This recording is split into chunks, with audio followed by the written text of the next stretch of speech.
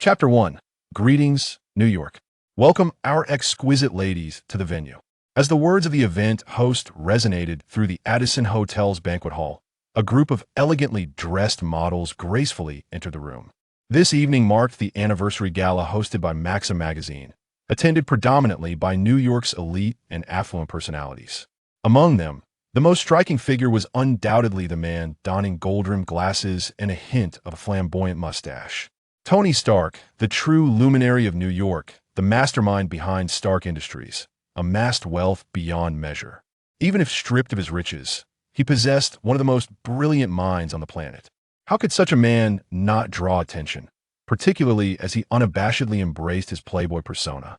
Amidst the throng, models in revealing attire flitted about, yet their gazes converged on Stark's position. "I knew I shouldn't have come to a gathering where you're present." "Hey, Rhodey, that's charisma." Without a hint of modesty, Tony clinked his glass with Rhodey, who was impeccably dressed. He then sauntered toward the model with the most captivating figure. "Do you truly not mind at all, Pepper?" Observing Pepper's silence, yet fixated gaze on Tony's retreating figure, her fingers clutched the wine glass tightly, turning pale. Rhodey chuckled softly, wisely choosing not to pursue the topic further. Just as the ambience of the gala reached a crescendo, a group of uninvited guests stood outside the door. With a sharp crack, the banquet hall doors swung open, revealing a man clad in a purple suit, with 2 scars marking his pale complexion. Chewing gum, he strode in with an erratic demeanor, flanked by a group of henchmen adorned in clown masks. "Ladies and gentlemen, tonight, let me enliven the atmosphere." As he spoke, he made his way to the center of the stage, casually plucking a rose from a vase and inhaling its fragrance. Despite the presence of numerous influential figures, the sight of the makeshift weapon held by the clown's accomplices cast a pall of silence over the crowd. "All right, everyone is quite cooperative. This is splendid. Now, may I inquire? Where's Tony Stark?" The hall fell into a hushed stillness. It was evident that not everyone could tolerate the clown's erratic demeanor. Although the attendees harbored a tinge of fear towards this madman, their unfamiliarity with the clown's tactics left them only mildly apprehensive. The gathering comprised New York's elite. Any rational individual would not pose a genuine threat to their lives. They merely sought wealth, and it was unnecessary to antagonize someone like Tony Stark. While most of the men present found Tony rather insufferable. Oh, oh, oh. Noticing the crowd's complete disregard for him, the clown downed his drink in one gulp and seized a firearm from one of his clownish minions. Staggering, he approached a woman, pressing the gun against her cheek, tilting his head as he softly inquired, "Do you know where Tony Stark is?" No. He left with a model earlier. I truly don't know where he is." "This is true. Please don't harm me." Witnessing the woman's trembling form, the clown shrugged in resignation. "It seems you genuinely do not know." With that, he redirected the weapon towards a well-dressed gentleman nearby. "Well, sir, I believe you would not disappoint me, would you?" "Sir, I truly do not know." He trembled as he responded, fully aware that any intelligent person would recognize the significance of the gathering and refrain from reckless actions. Yet the clown's manic expression deterred him from taking such risks. A wise individual would never target someone as prominent as Tony Stark. Should danger arise, the response time of the New York police would be astonishingly swift. As he anticipated, Sheriff George Stacy, having returned home to enjoy dinner with his family, now held his phone in shock. "What? The clown gang is attacking the Addison Hotel? These lunatics!" With anger etched on his face, George abruptly hung up, hastily grabbing his coat from the rack, preparing to depart. The clown gang, a recently emerged faction from Hell's Kitchen. Though not numerous, their actions were exceedingly reckless, displaying a blatant disregard for consequences. Their criminal endeavors lacked any discernible goal, merely reveling in chaos. It was precisely this reckless nature that allowed the clown gang to rise rapidly in Hell's Kitchen. The first time George Stacy laid eyes on the clown's image, he instinctively knew chaos was imminent in New York. This individual was the very embodiment of madness. "Dad, be careful." Seeing George's anxious expression, Gwen refrained from inquiring about the clown gang and instead gathered his belongings. Yet the name clown resonated deeply in her mind. For a father to display such concern, this was undoubtedly no ordinary adversary. Watching George leave, Gwen returned to her room and opened her computer, hoping to search for information about the clown. However, upon entering clown, all that surfaced was Crazy Thursday VME 50.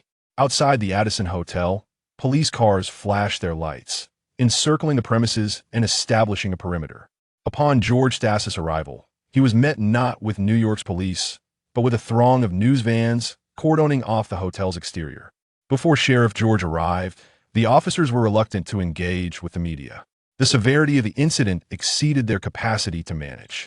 Even their sheriff might struggle to navigate the current circumstances unscathed. Within the Addison Hotel, this gala comprised the creme de la creme of New York's elite, including patrons of their police department, whose connections could even rattle Congress. Even without considering others, the mere mention of Tony Stark was enough to give them headaches. Sheriff George, what are your thoughts on this terror incident? Will you be able to rescue those kidnapped by the clown gang? Have you previously gathered any information about this criminal known as the clown? Chapter 2. The Emotion Demon. In the void of space beyond Earth, a transparent humanoid entity sat cross-legged, cheerfully observing the chaos unfolding in New York. His name was Chu He, in his past life, merely a corporate drone struggling to survive in Blue Star. Unexpectedly, a twist of fate transported him to the Marvel Universe, where he was fortunate enough to acquire a system. His initial boon placed him in this realm of nothingness, allowing him to transcend into a dimensional deity upon his arrival. However, this dimensional deity was rather feeble, limited to movement within this void. Due to his status, he was effectively barred from Earth by the Sanctum's barrier. Given his current power, not even the likes of the Sorcerer Supreme would find it challenging to subdue him. Fortunately, all was not lost. The system's capabilities allowed him to infinitely upgrade through the power of emotions. Whether through love, hatred, joy, or sorrow, as long as he could evoke emotional responses from others regarding himself or his kin, he could siphon strength from those emotions. This power, through systematic transformation, not only enables him to enhance space, but also allows him to shape various characters from his past life. In the event that he cannot enter Earth, the first action he undertakes is to create his initial persona, the Joker, and utilizing the capabilities of the system, he dispatches this character to New York. The Joker's actions do not disappoint him. In fact, the incident significantly elevates his emotional quotient. The experience of gaining rewards without labor is utterly intoxicating. At the Edison Hotel in New York, while the arrival of Sheriff George calms the officers present, restoring order as they begin their infiltration of the hotel, the sharp crack of a gunshot from the banquet hall escalates the tension to a perilous level. No one knows whether that gunshot has claimed lives. Those on the upper floors are far from ordinary individuals. Regardless of who may have perished, the New York Police Department cannot bear the burden of such a calamity. Sheriff George, we must expedite our efforts, a young officer in military attire asserts sternly. Anyone can have issues, but Tony Stark must not be harmed. At this juncture, the incident transcends mere criminality. Upon discovering that among those attacked by the Joker was indeed Tony Stark, it has been classified as an act of terrorism. Concurrently, the military dispatches special forces to provide assistance, recognizing Tony Stark, the head of Stark Industries, as their most significant ally. The Jericho missile, the military's most advanced weaponry, is a product of Stark Industries' research. More precisely, it is a testament to Tony Stark's genius. Despite his often irksome demeanor, even some high-ranking military officials harbor disdain for him. Yet the benefits he provides far outweigh these trifling grievances. For the military, Tony Stark's importance is undeniable. Let us pause. We must first ascertain the situation on the ground. George Stacy gazes vacantly toward the banquet hall. The officer's words elucidate a vital truth. The Special Forces' arrival is solely to ensure Tony Stark's safety. The lives of others hold little significance to them. For the military, the backgrounds of the individuals present are of little concern, yet the New York Police Department cannot afford such indifference. Many of those individuals are, after all, their benefactors. The military can overlook them, but the police cannot dismiss them lightly. Let us hope the situation does not deteriorate further. Burdened by concern for those above and fueled by fury toward the Joker's madness, George lowers his head. His gaze returns to the banquet hall as he hears the man's incomprehensible words. In a sudden and shocking turn, the Joker fires a shot that shatters the illusions of all present. As the man collapses, blood flowing, terror dawns upon the eyes of everyone in attendance. This madman truly dares to act. He genuinely intends to kill. In an instant, the once boisterous banquet hall is engulfed in silence, only to erupt into a cacophony of screams. In that moment, regardless of whether they were once poised ladies or gentlemen maintaining their decorum, the specter of death makes them acutely aware of a grim truth. In this world, the most equitable reality is that regardless of wealth or social standing, everyone possesses but a single life, and now, their lives rest precariously in the hands of this lunatic. Now, does anyone remember where Tony Stark is? I need to discuss something with him. Under the looming threat of the bloodstained floor, the crowd realizes their precarious position. Each individual trembles beneath the menacing gaze of the Joker. Yet regrettably, they remain ignorant of Tony's whereabouts. However, unbeknownst to the crowd, among them stands someone whom Tony trusts implicitly. In the face of danger, they tacitly direct their gaze toward a specific spot in the crowd, where two figures stand out ominously. Offending Stark Industries is a most unwise endeavor, yet the instinct for self-preservation takes precedence. The potential repercussions seem trivial in comparison. Retribution is a luxury reserved for the living. Pepper, be cautious. They'll handle him. Realizing the crowd's attention has turned toward them, Rhodey knows that he and Pepper can no longer remain bystanders. With that, he steps forward, shielding Pepper from view, and confronts the Joker directly. What business do you have with Tony? If it suits you, I could assist in scheduling an appointment. You must understand, he is quite the busy man. Wow, look at what I found. A hero, and a black-skinned hero at that. The Joker, brandishing a shotgun, strides deliberately toward Rhodey, taunting him with every step.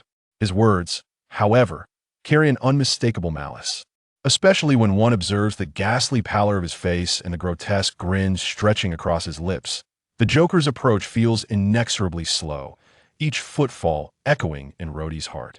Only by confronting the Joker directly can one truly grasp the depth of his terror.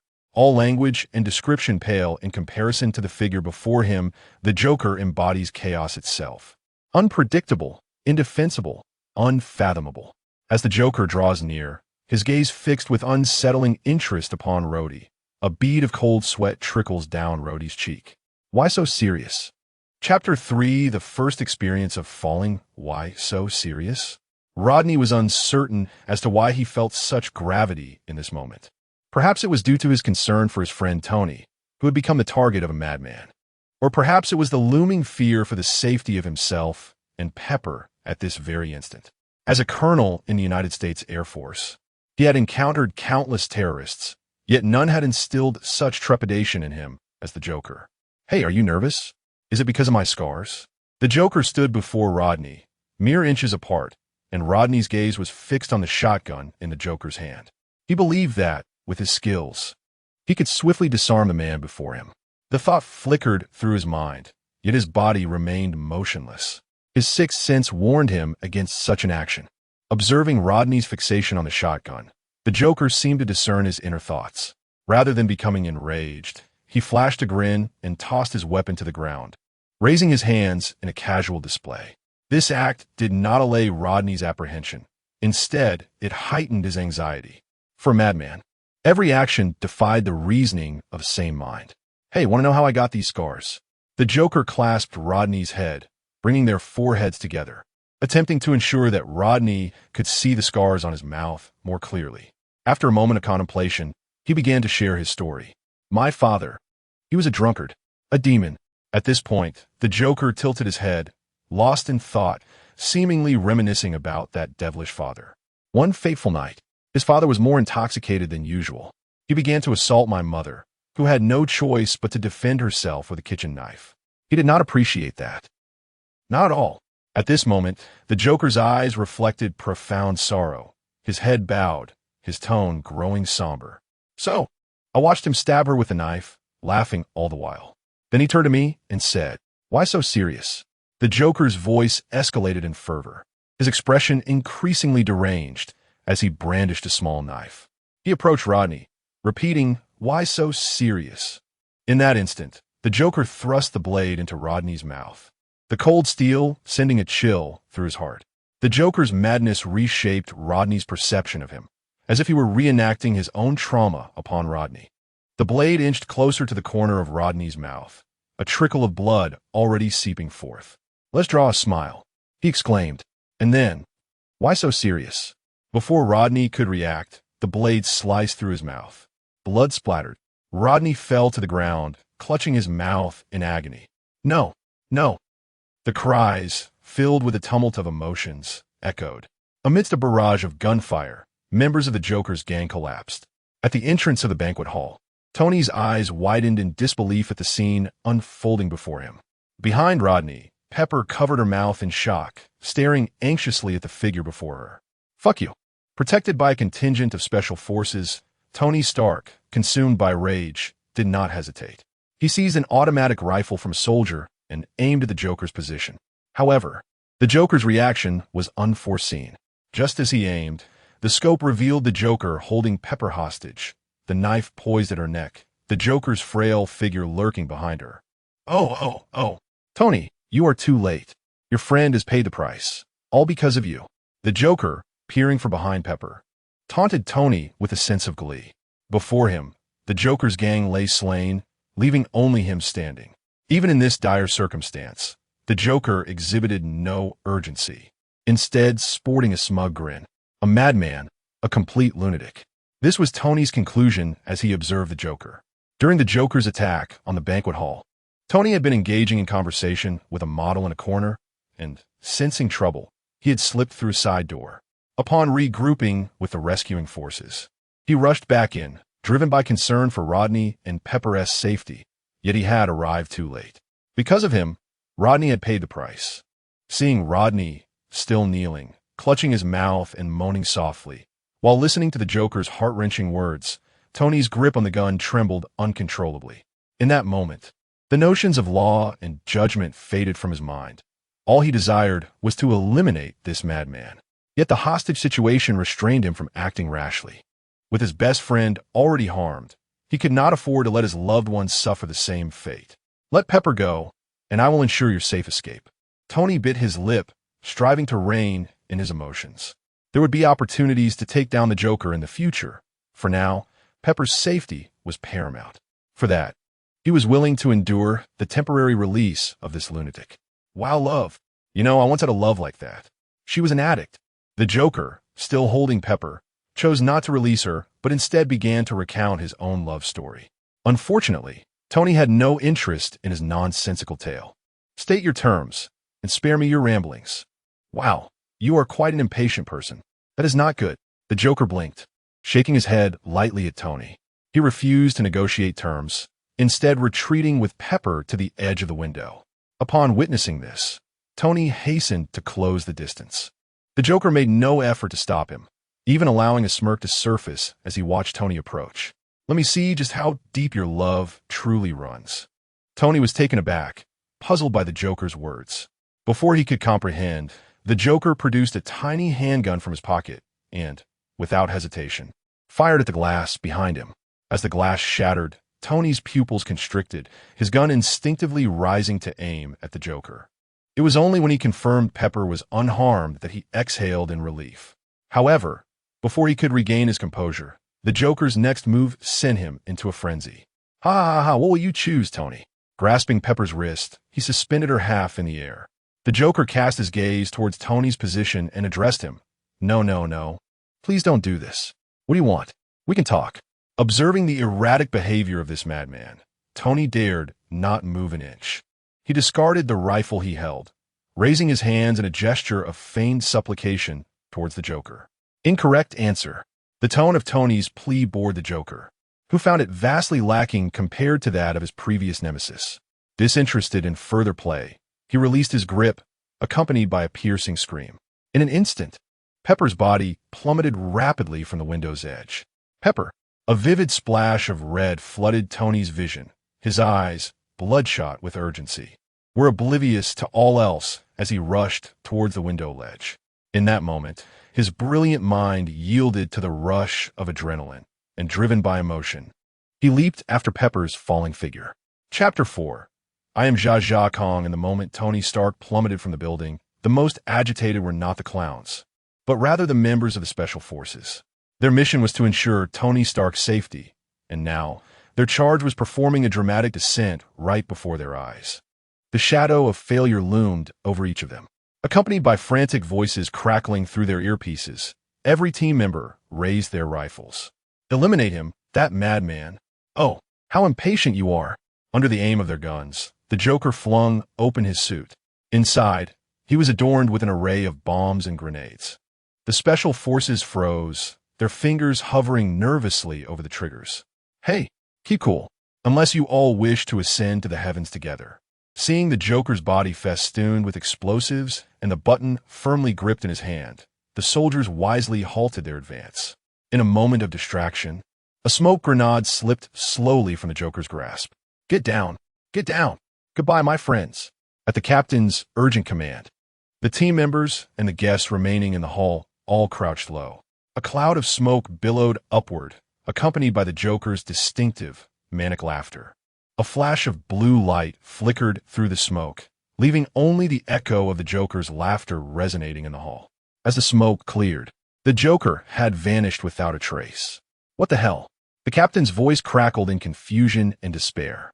Outside, as the wind howled, Tony's rationality returned. He quickly gathered himself and rushed to Pepper's side, embracing her tightly. The banquet hall was situated on the 50th floor, and due to the time of day, there were no protective measures in place below. He was uncertain whether he and Pepper would survive, but in what could be their final moments. He hoped to be with her. Hey, don't worry, I'm here. We might be about to die. There's something I feel I must say. I love you, Pepper. In that fleeting moment of impending doom, the usually carefree Tony Stark spoke to Pepper with a depth of emotion he had never expressed before. Tears welled in Pepper's eyes, and though she had not shed a tear during their fall, her gaze was now filled with emotion. She looked deeply into Tony's eyes, wordlessly tightening her embrace, an unspoken affection floating between them.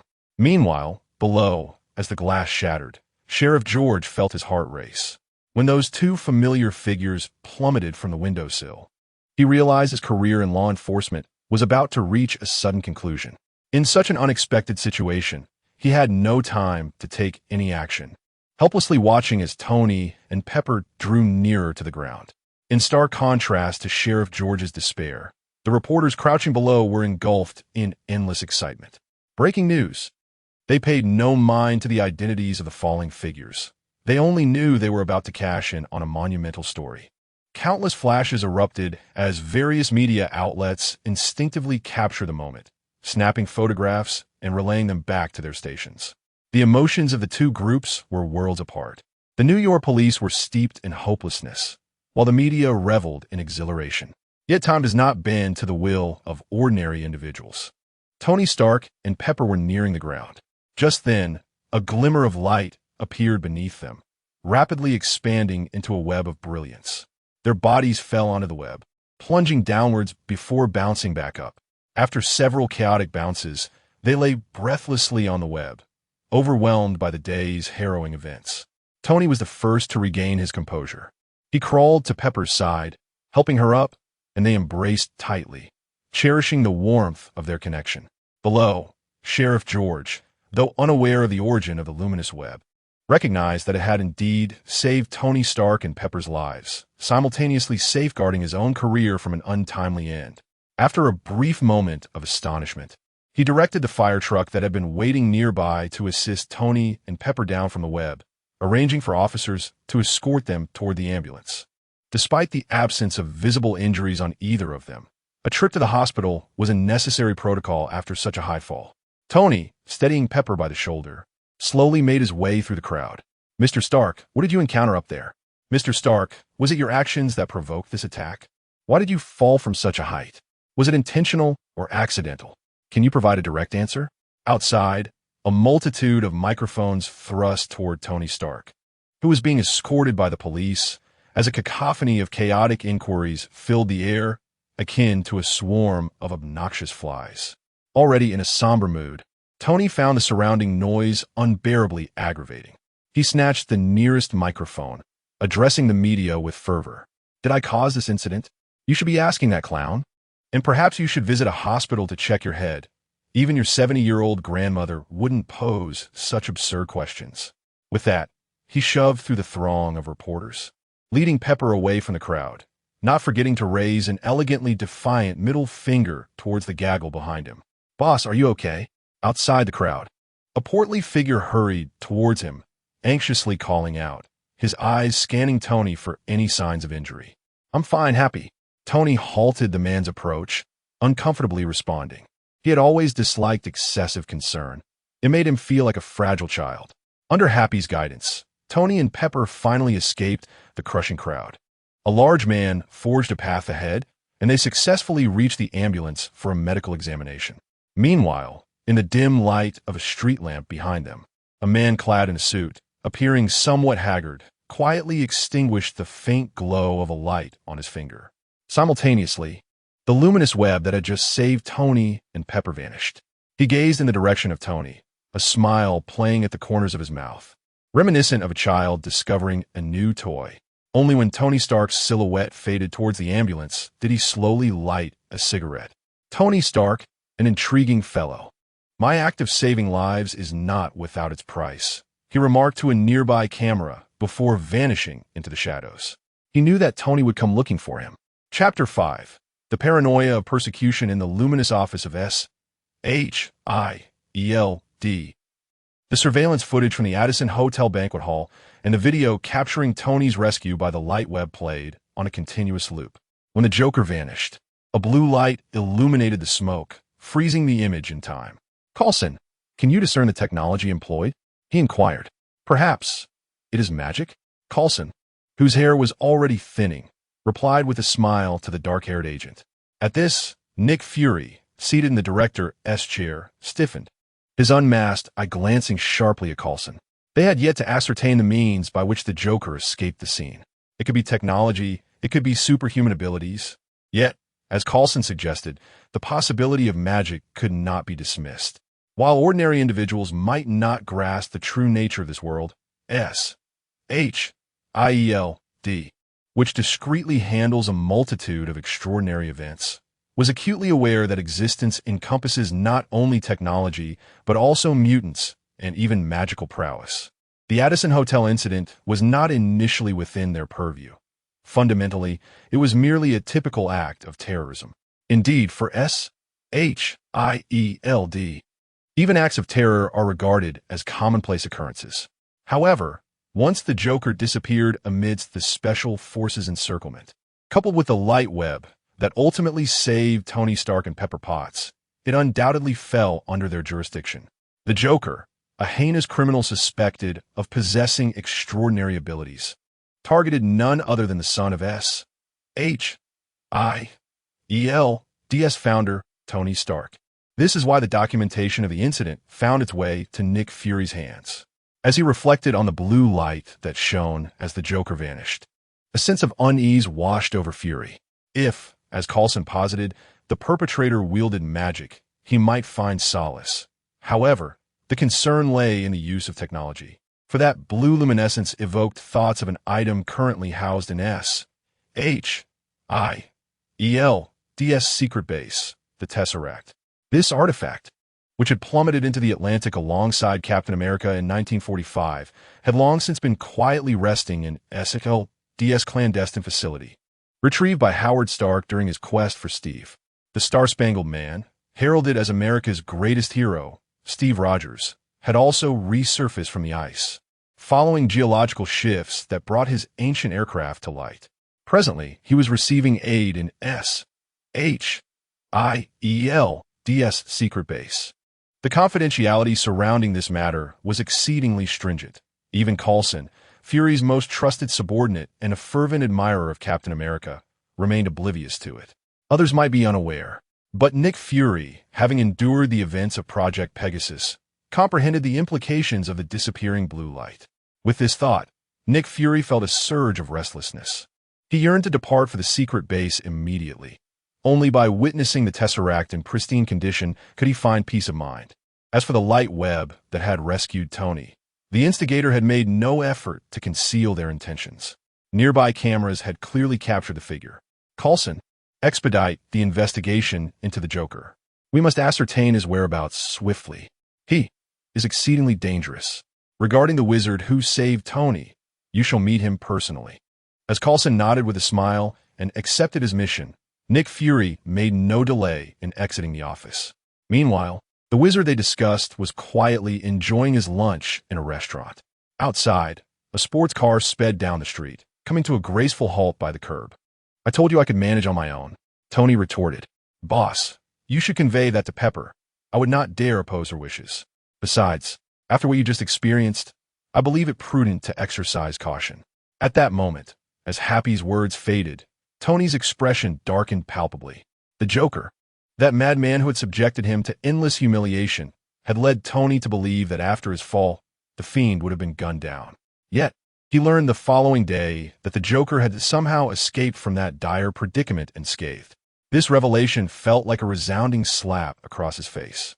As the head of Stark Industries, the most brilliant man on the planet, he found himself forced to the brink, while the instigator faced no consequences. Such an outcome was utterly intolerable. It was not merely a matter of psychological humiliation, but the awareness of being surveilled by a reckless lunatic left him devoid of security. Though he did not fear for his own safety, he was profoundly concerned for the well-being of his friends and loved ones, especially after confessing his feelings to Pepper, with whom he had officially entered into a relationship. The Joker's presence posed an extreme threat to those around him. He was not the kind to abide by rules. Had it not been for Rhodey's assistance, Pepper might have suffered immeasurably. Consequently, he arranged for the finest security in New York for Pepper and publicly placed a bounty of $10 million on the Joker's head. His visit to the restaurant was not solely to express gratitude for the rescue of himself and Pepper. It was also because he believed the wizard's abilities might assist him in addressing the threat the Joker posed. "Who are you?" Tony demanded as he entered the restaurant alongside Happy, his intent clear as he approached a table by the window. Without preamble, he seated himself opposite a fair-skinned man clad in an elegant British style. "You arrived rather promptly. You have not disappointed me. You knew I would seek you out." John's words did not catch Tony by surprise, given the obviousness of his actions under surveillance. If he were oblivious, he would not truly be the brightest mind on this planet. "Speak, what is your purpose?" Seated opposite John Constantine, Tony reclined on the sofa, his expression grave as he inquired. Indeed, John had saved him and Pepper, yet the timing of his appearance seemed too coincidental. In Tony's investigations, John's emergence in New York was abrupt, with a prior history that remained a void. This outcome instilled a sense of vigilance. The man was shrouded in mystery, and until Tony unraveled his origins, he could not afford to place complete trust in him. After all, like the Joker, he was a man without a past. Chapter 6. The Exorcist, no, scoundrel. Yes, John Constantine, a recently unemployed exorcist turned part-time detective, sat with an air of nonchalance, unfazed by Tony's somewhat aggressive demeanor. John leisurely set down his coffee, retrieved a pack of cigarettes from his pocket, and lit one, disregarding the no-smoking signs plastered around the restaurant. "Happy, please escort all guests out. I have reserved this establishment for today," John declared, his languid attitude suggesting to Tony that he might not leave empty-handed. Once Happy departed, the previously tense atmosphere dissolved, and Tony, now relaxed, crossed his legs casually and addressed John. "You haven't yet disclosed your purpose. Also, what is your connection to the Joker?" Upon mentioning the Joker, Tony's posture remained relaxed, yet his gaze sharpened noticeably. The coincidence of two individuals with no past colliding in his presence was an affront to Tony Stark's intellect. "Provide me with legitimate identification and assist me in establishing a detective agency. That is the due reward for saving you. As for the Joker, we can discuss that in detail after I receive my payment," John replied, taking a deep drag from his cigarette before extinguishing it on the plate before him. He glanced at Tony, then slowly rose to depart. "Wait." John turned back at the call of Tony Stark, raising an eyebrow in puzzled silence. Without hesitation, Tony continued, "I can provide your identification by tomorrow. As for the detective agency, that can be arranged immediately." "Happy, take care of it." Happy, who had just returned to their table, shot Tony a resentful glance, but offered no rebuttal as he departed once more. "I need to know about the Joker now." Tony, having risen from his seat, leaned over the table, fixated on John Constantine. $5 million, John stated flatly. "Pardon?" Tony responded, incredulous. "I believe I mentioned that I am a detective. A part-time detective, perhaps, but still a detective. As such, I must charge for my services." John extended his palm toward Tony, unfazed by the evident displeasure etched on his face. Although irritated, Tony was compelled to hastily write a check, handing it over begrudgingly. Let us hope your information is worth the price. Do you grasp the significance of 5 million? That amount could procure a yacht and a model for a delightful evening, John remarked, his tone dripping with sarcasm. It's merely 5 million. Why the reluctance? Is our illustrious New York mogul, Tony Stark, nearing bankruptcy? Their verbal sparring demonstrated an equal measure of wit and acerbity. Aside from the infernal joker, John Constantine had successfully earned the distinction of being Tony's second most despised individual. Now that you've accepted the payment, can we discuss the information? Tony pressed. Hold on. It seems we have guests, John interjected, his focus shifting as he observed an approaching figure. A balding man, accompanied by several sharply dressed subordinates, was making his way from outside the restaurant. Upon catching sight of them, he smiled and greeted the pair. Moments later, this man, guided by Happy, approached them. I am with the Department of Homeland Strategic Defense and Logistics, he introduced. The identification appeared genuine, leaving Happy with no choice but to escort them over.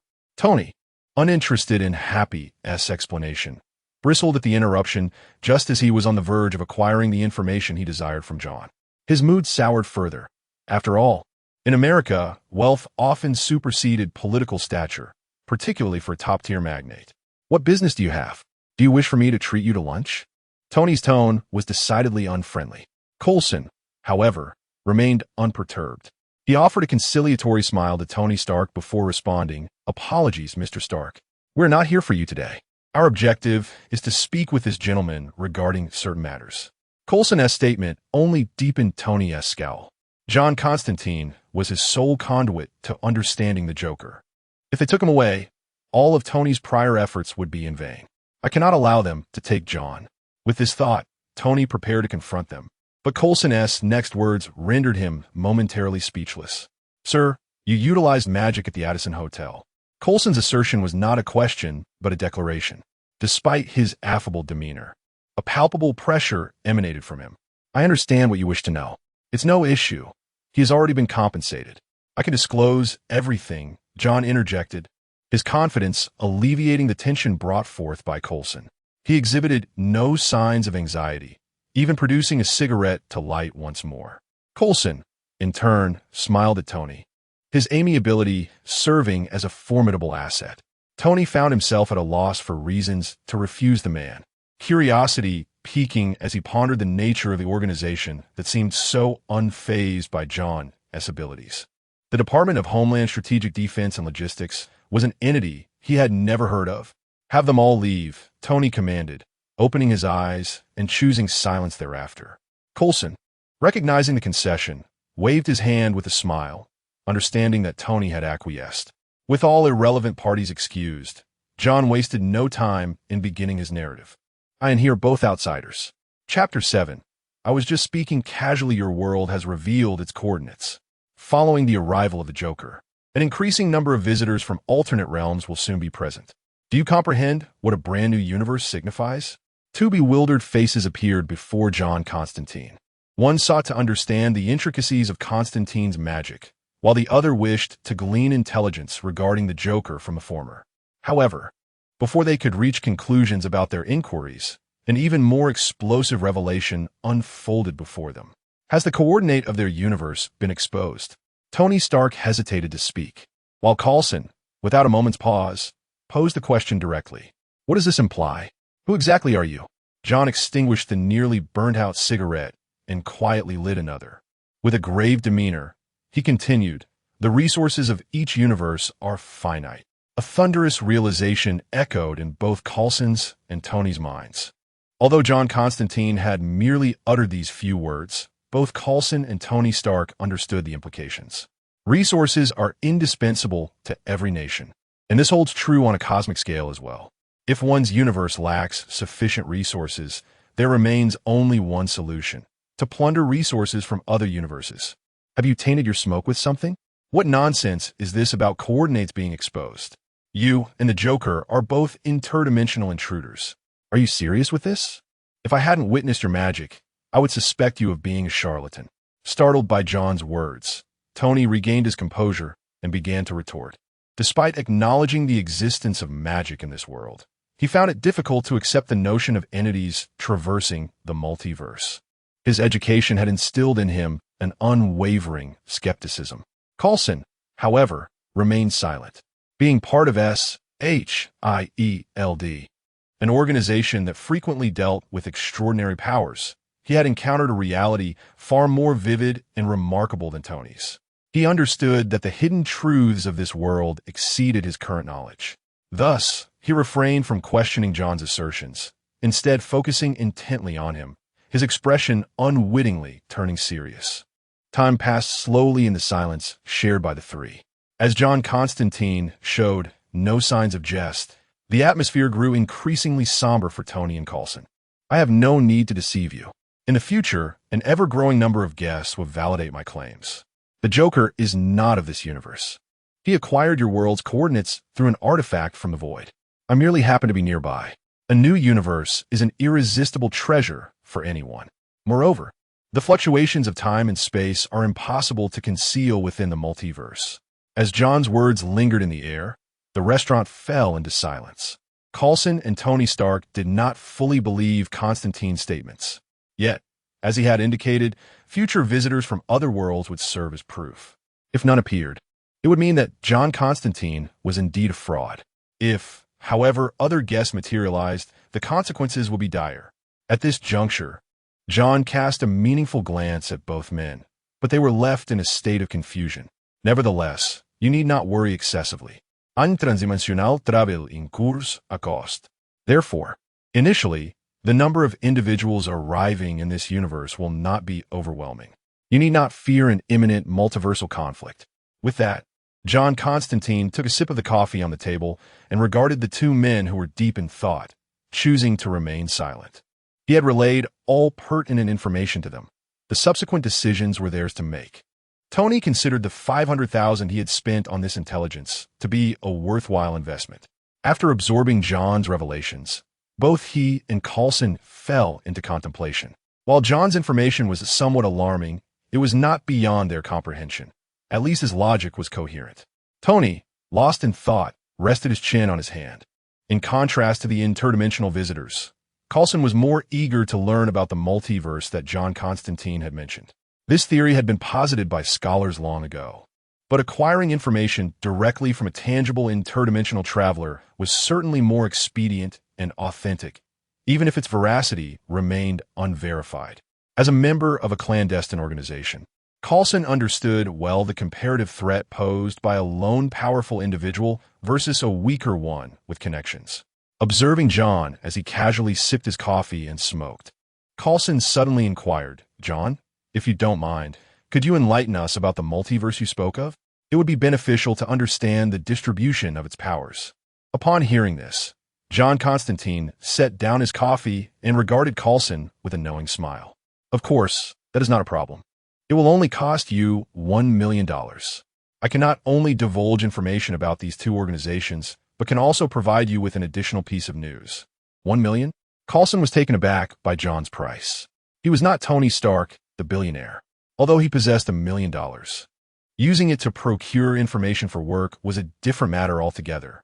At a loss for words, Coulson dialed director Nick Fury's number in the presence of the two men. $1 million? Give it to him. Without hesitation, Fury agreed to Coulson's funding request after listening to his summary. If what John said was true, then $1 million was a modest price. As for the possibility of John being a fraud, he had no concerns. DS funds were not easily acquired. After hanging up, Coulson handed a check to John. He then awkwardly took a seat, met with Tony Stark's amused expression. "We are not billionaires like you," Coulson offered with a smile, sensing Tony's playful demeanor. The two then turned their attention back to John Constantine. "Are you familiar with the primordial universe?" Chapter 8. I have spoken much, but not necessarily truthfully. The primordial universe, a realm situated above the multiverse, is where all multiverses have diverged from and exist independently. Naturally, I am not entirely certain of this conclusion's veracity. However, the existence of the multiverse is indeed a reality. After John's earlier discourse, both Coulson and Tony found their psychological resilience fortified, as they no longer flinched at the mention of the primordial universe theory. Observing their reactions, John Constantine wasted no time and delved directly into the crux of the matter. Within the multiverse, the distribution of power among various factions remains largely unknown. After all, even a singular universe harbors countless forces akin to stars in the sky. I can only share with you fragments of knowledge regarding certain factions and their formidable individuals. At this juncture, John paused momentarily, seemingly lost in recollection. The most powerful entity in our universe is undoubtedly the Justice League. During my travels through the multiverse, I have also heard whispers of other factions. The Kingdom of Light boasts a cadre of luminous giants skilled in the art of justice. Hades, the ruler of the fifth parallel universe, is currently waging war against other universes. The mightiest being I have encountered is none other than the All-King, the creator of 28 universes. Upon hearing John's narrative, both Coulson and Tony felt a wave of dismay. They yearned to comprehend the chasm between themselves and other universes. Yet, Constantine's casual mention of giants and cosmic rulers, culminating in the mention of a deity of creation, left them reeling. A question simultaneously arose in their minds. Why do those who traverse universes appear to be individuals like the Joker and Constantine, seemingly of ordinary power, rather than the titans he described? Sensing their bewilderment, John Constantine elucidated, stating that the greater one's inherent power, the more formidable the resistance encountered while traversing space. Moreover, for time travelers, the acquisition of power can manifest in various forms: artifacts, divine patronage, sorcery, and more. In contrast to raw power, we place greater emphasis on intellect. The force of thought cannot be conferred by others. It must be cultivated within oneself. The Joker, as the harbinger of chaos, embodies this principle. In our universe, there is a saying, "The Joker is immortal. Those influenced by him ultimately become him." As John concluded his exposition, Coulson remained stoic, but Tony's countenance darkened, as if a realization struck him. Those he influences ultimately become him. A familiar figure surged into his mind: James Rhodes, his closest friend. In an effort to protect Pepper, he had suffered at the hands of the Joker. Following the incident at the Addison Hotel, he had been swiftly transferred to the hospital, and Tony had yet to visit him. In that instant, a sense of foreboding enveloped him. "Happy, quickly, connect me to Rhodes Hospital," Tony Stark exclaimed urgently, calling out to Happy from afar. At this juncture, if anything were amiss, rushing over would be futile. Calling the hospital was undoubtedly the swiftest means to ascertain the situation. Moments later, Happy approached Tony, holding a phone that displayed surveillance footage sent from the hospital.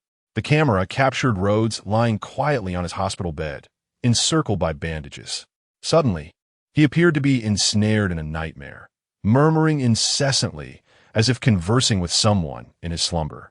Initially, his expression was one of resistance, but as time passed, that defiance gradually faded, replaced by a burgeoning madness. In an instant, his eyes burst open, and he erupted into maniacal laughter.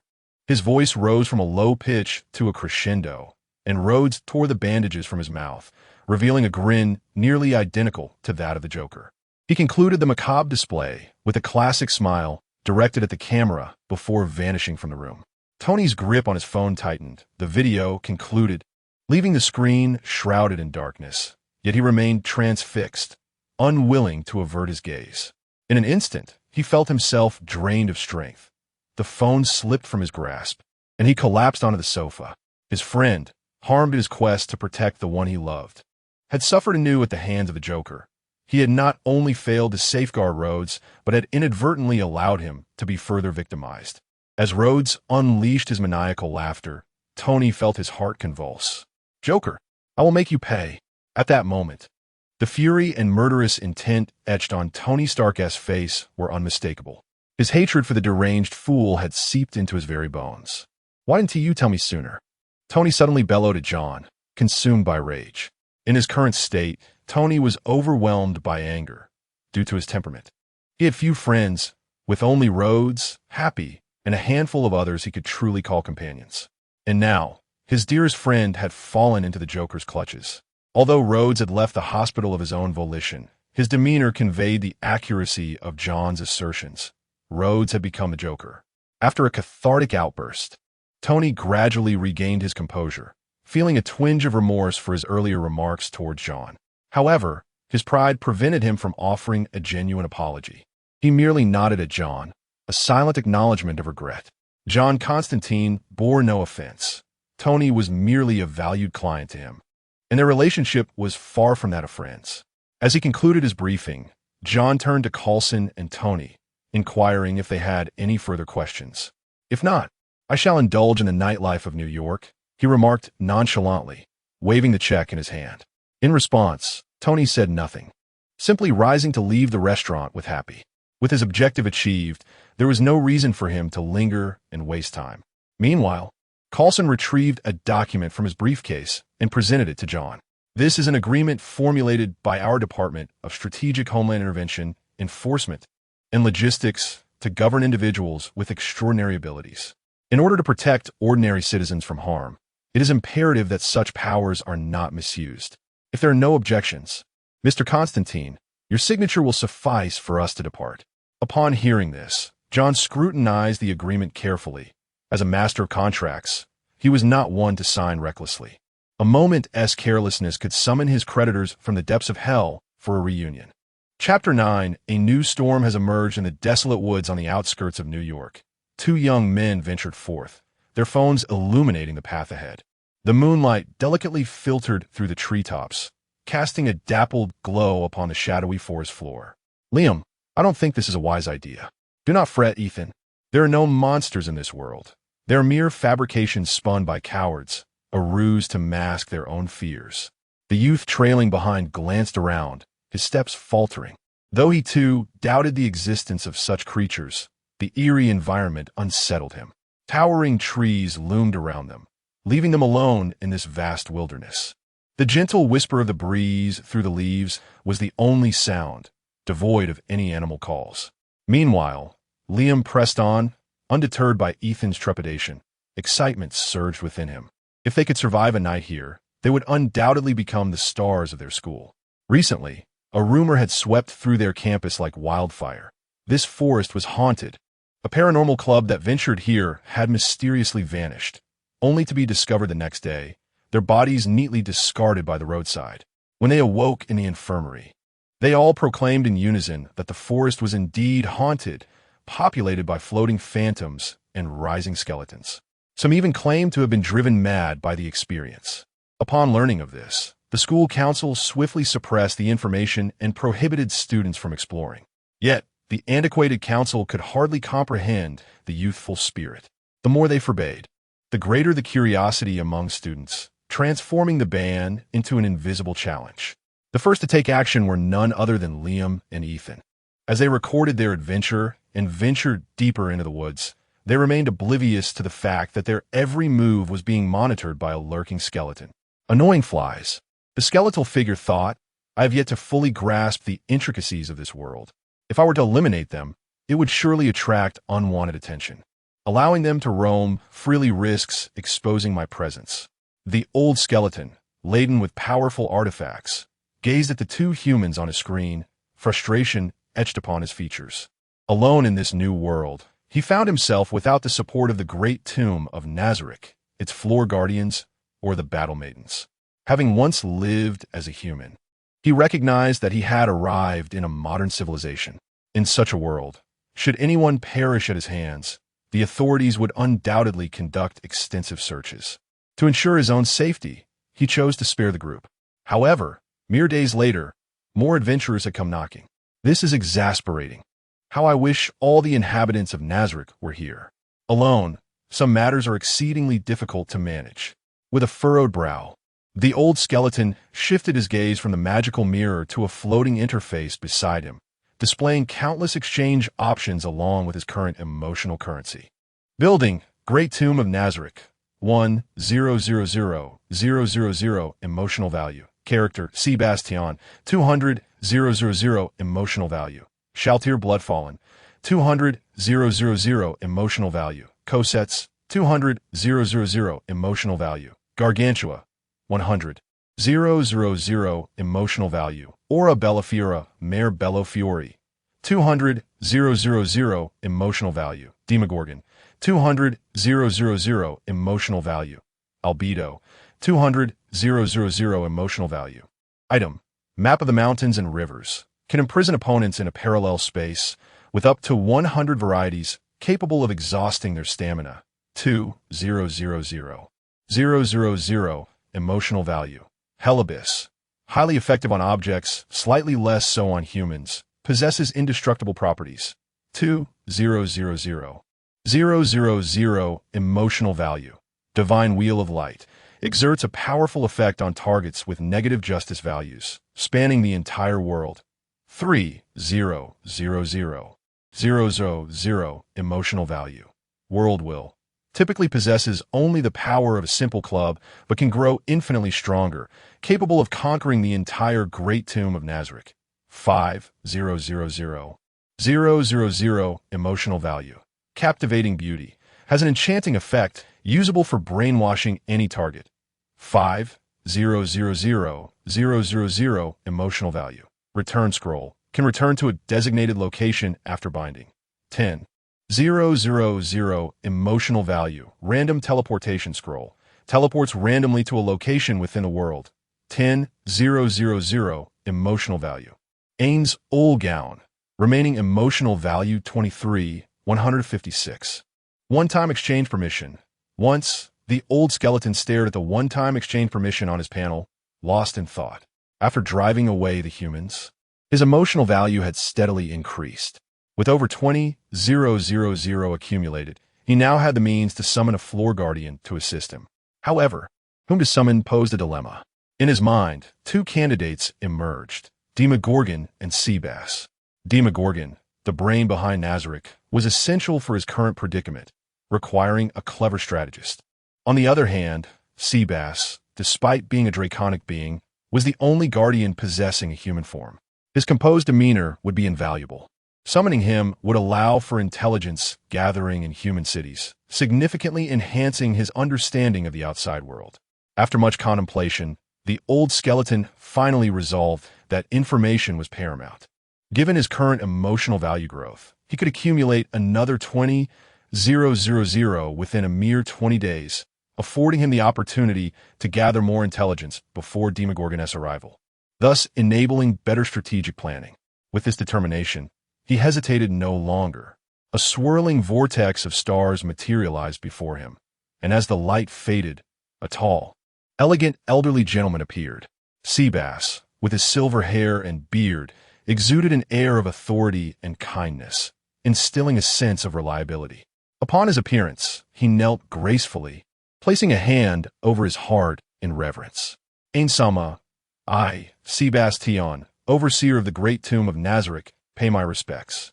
To the supreme and unparalleled one, I pledge my loyalty. The name of Nazarick shall resound throughout the world. Chapter 10, Mother. There's a ghost. At long last, upon Seabass's return, I shall no longer be oblivious to this world. Now it is time to deal with these two bothersome flies. Old Bone gently pinched his chin with his sharp fingers, murmuring to his reflection in the magical screen. After summoning Seabass, he issued a command for him to gather intelligence in the human city. Once Seabass departed, he remembered that there were still two human flies flitting about in his territory. While it was not yet time to eliminate them, instilling a sense of fear in these two flies would pose no issue.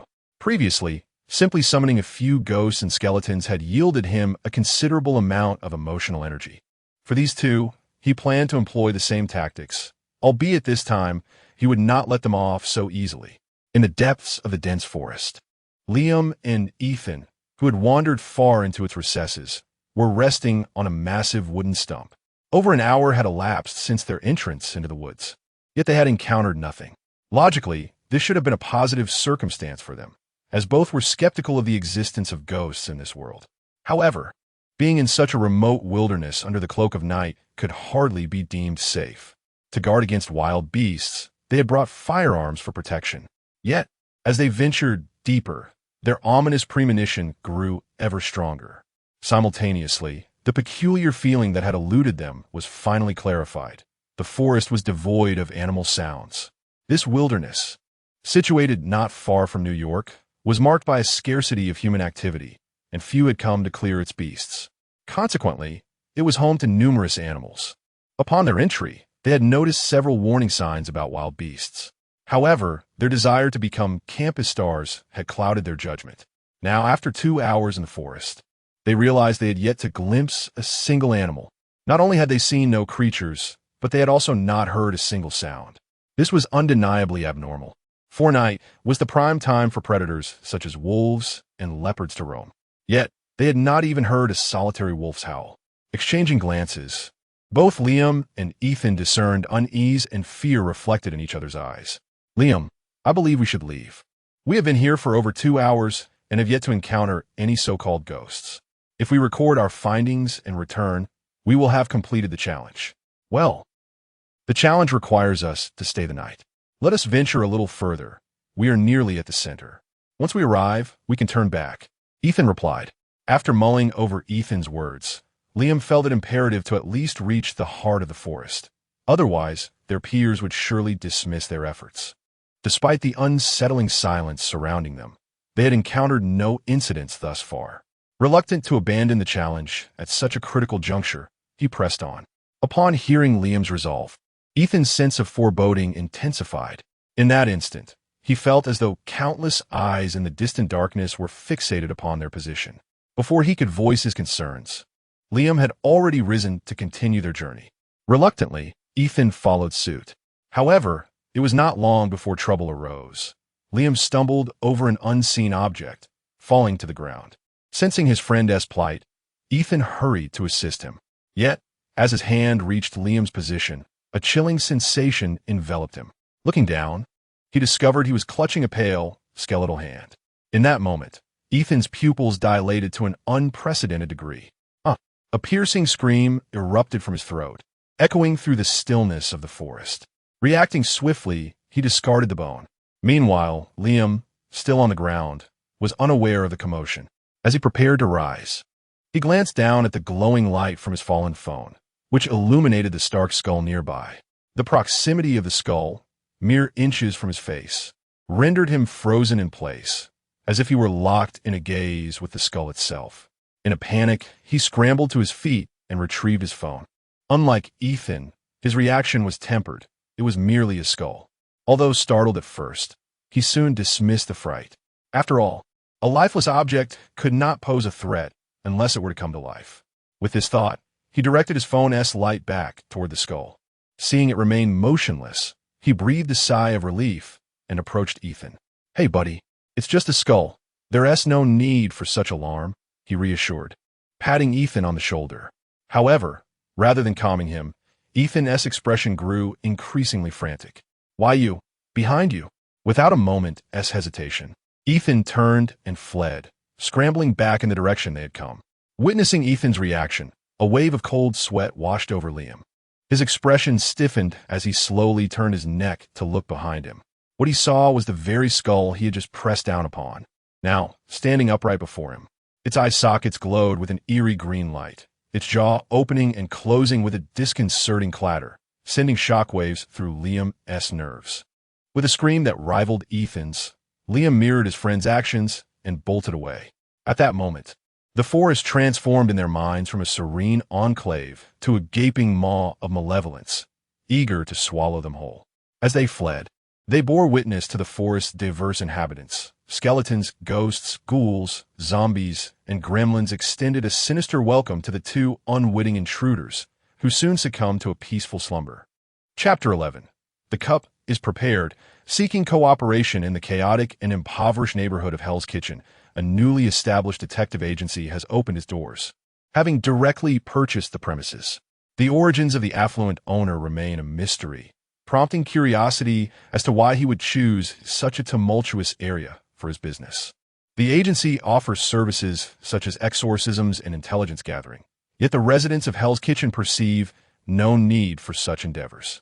In this neighborhood, the human heart can be more terrifying than any demon. Suspicion alone can provoke gunfire, with no requirement for evidence or intelligence. Naturally, The local gangs would not overlook a wealthy proprietor who could afford to buy a storefront outright. One by one, gang members armed with weapons enter the premises. Yet none emerged. It was evident that the owner was not to be trifled with. The gangsters had encountered formidable resistance. In a bid to eliminate his troubles once and for all, John sought out the local gang leader, facilitating a first encounter between the man and the demons of this world. Consequently, gang members ceased to frequent the vicinity of his agency, bringing tranquility to his life. Inside the detective agency, John Constantine languidly reclined in his chair, indulging in cigarettes and spirits. He bore no grievances regarding Tony Stark's decision to establish his detective agency in this neighborhood.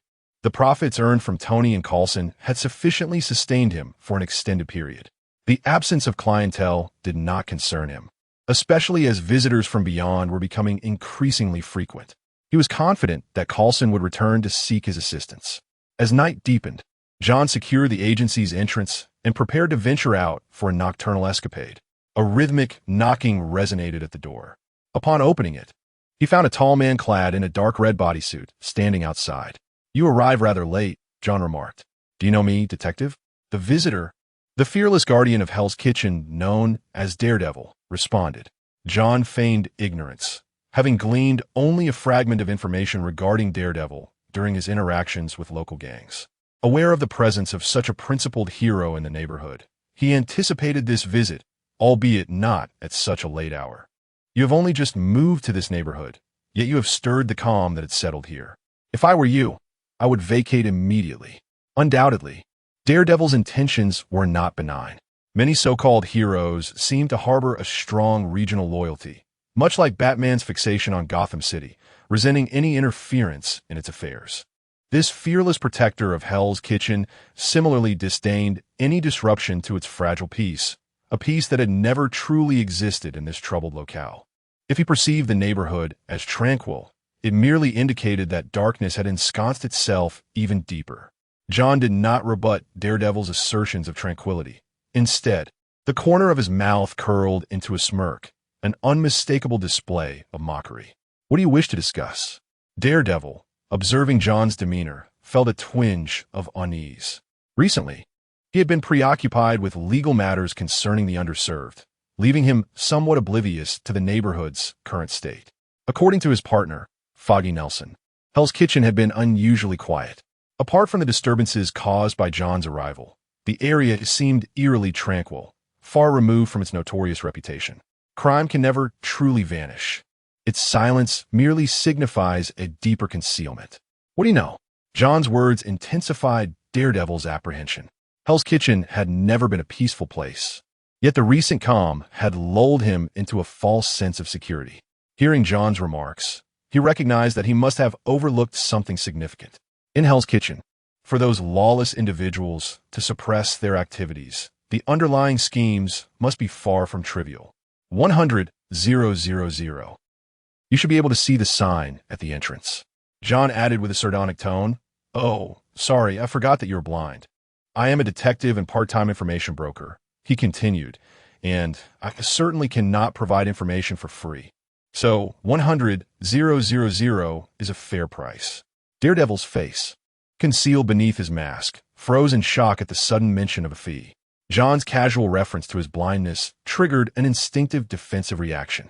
While the sum of money was significant, he was far more concerned about how John had discerned his blindness. In a neighborhood teeming with the visually impaired, he was the only one living independently.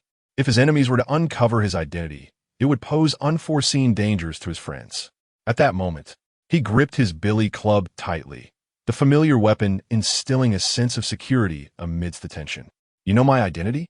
The identity Daredevil spoke of was not that of the hero he embodied, but rather the man concealed beneath the spandex. The wait for an answer felt interminable, and he sensed time dragging on. Sweat beaded on his resolute face, but he dared not let his focus waver. "Which identity do you refer to?" John inquired. "Matt Murdock, attorney." As John's words echoed, Daredevil pressed his club against John's chest. "Tell me who you are and what your purpose in Hell's Kitchen is." "Hey, calm down. I had no idea that a hero's weapon could be aimed at an ordinary person." "You are no ordinary person," Matt whispered through gritted teeth, suppressing his rage. He understood how despised he was in the eyes of the gangs due to his past actions. Thus, he had always concealed his identity well. Apart from his mentor and former allies, he had disclosed his true self to no one, not even his close friend Foggy. Yet now, a stranger had uttered his name. "What do you want? How did you find out about me?" If you had truly paid attention to my words, you would know that I am a detective and a part-time information broker. Your identity is not particularly difficult to uncover. Chapter 12. Merely Human. Directly overwhelmed upon hearing John's words, Matt retracted his baton and seized the collar of his adversary. "Let us not divert the topic. You are aware of what I yearn to uncover." All right, since you are so eager to know," John replied. "Melvin, I believe that name rings a bell for you. Your attire is rather conspicuous, and individuals with such skills in this neighborhood are exceedingly rare. A simple inquiry would suffice to unveil your identity, Mr. Matt." With that, John raised his arm, prying Matt's hand away from his collar and gently smoothing out the creases in his shirt. "Mr. Matt, do you still require intelligence services? If not, I shall take my leave to relish the pleasures of life. The delightful night belongs to the ladies, not to dreary men." Casting a glance at the vigilante before him, John spoke with a hint of irritation. Noticing Matt's lack of response, he chose to disregard him and departed. As John's figure vanished at the street's end, Matt finally diverted his gaze. He found himself at a loss with John. As the latter had stated, a hero's weapon must not be aimed at the ordinary. John was merely an information broker, devoid of any criminal records, and Matt could not resort to violence against him. Moreover, upon realizing how his identity had been compromised, his immediate priority was to seek out Melvin Porter. Simultaneously, he needed to expedite his investigation into the recent occurrences in Hell's Kitchen. The oppressive calm before the impending storm left him breathless. Meanwhile, an elegant gentleman arrived in Hell's Kitchen. Upon his arrival in New York, Seabass did not immediately venture into affluent areas. Instead, after a period of observation, he made his way to Hell's Kitchen. Only in chaotic locales could he gain a more straightforward understanding of this world. His timing was fortuitous, as ordinary residents had long since returned home, locking their doors tight. The gang members, having received orders recently, had restrained their actions, resulting in eerily empty streets at night. He strolled casually through the streets of Hell's Kitchen until he reached a secluded corner. This desolate area, devoid of life, was marked by the presence of abandoned factories. Inside the factory, anguished cries echoed in his ears. For an ordinary person, the sound would have been muffled by the factory walls. Yet beneath Seabass's human facade flowed the blood of a dragon.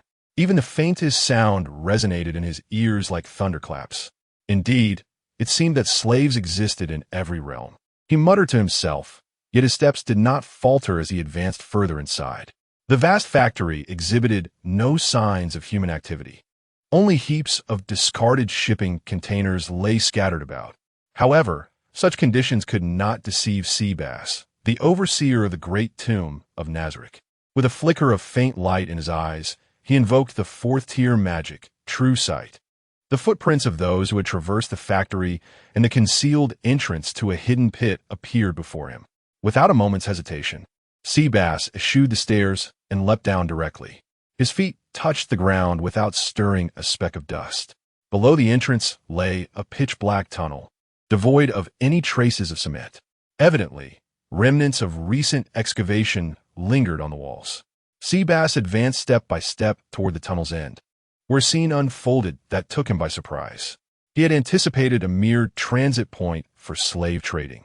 Yet what lay before him resembled a hellish tableau. Emaciated humans, their eyes gouged out and eardrums punctured, were bathed in blood.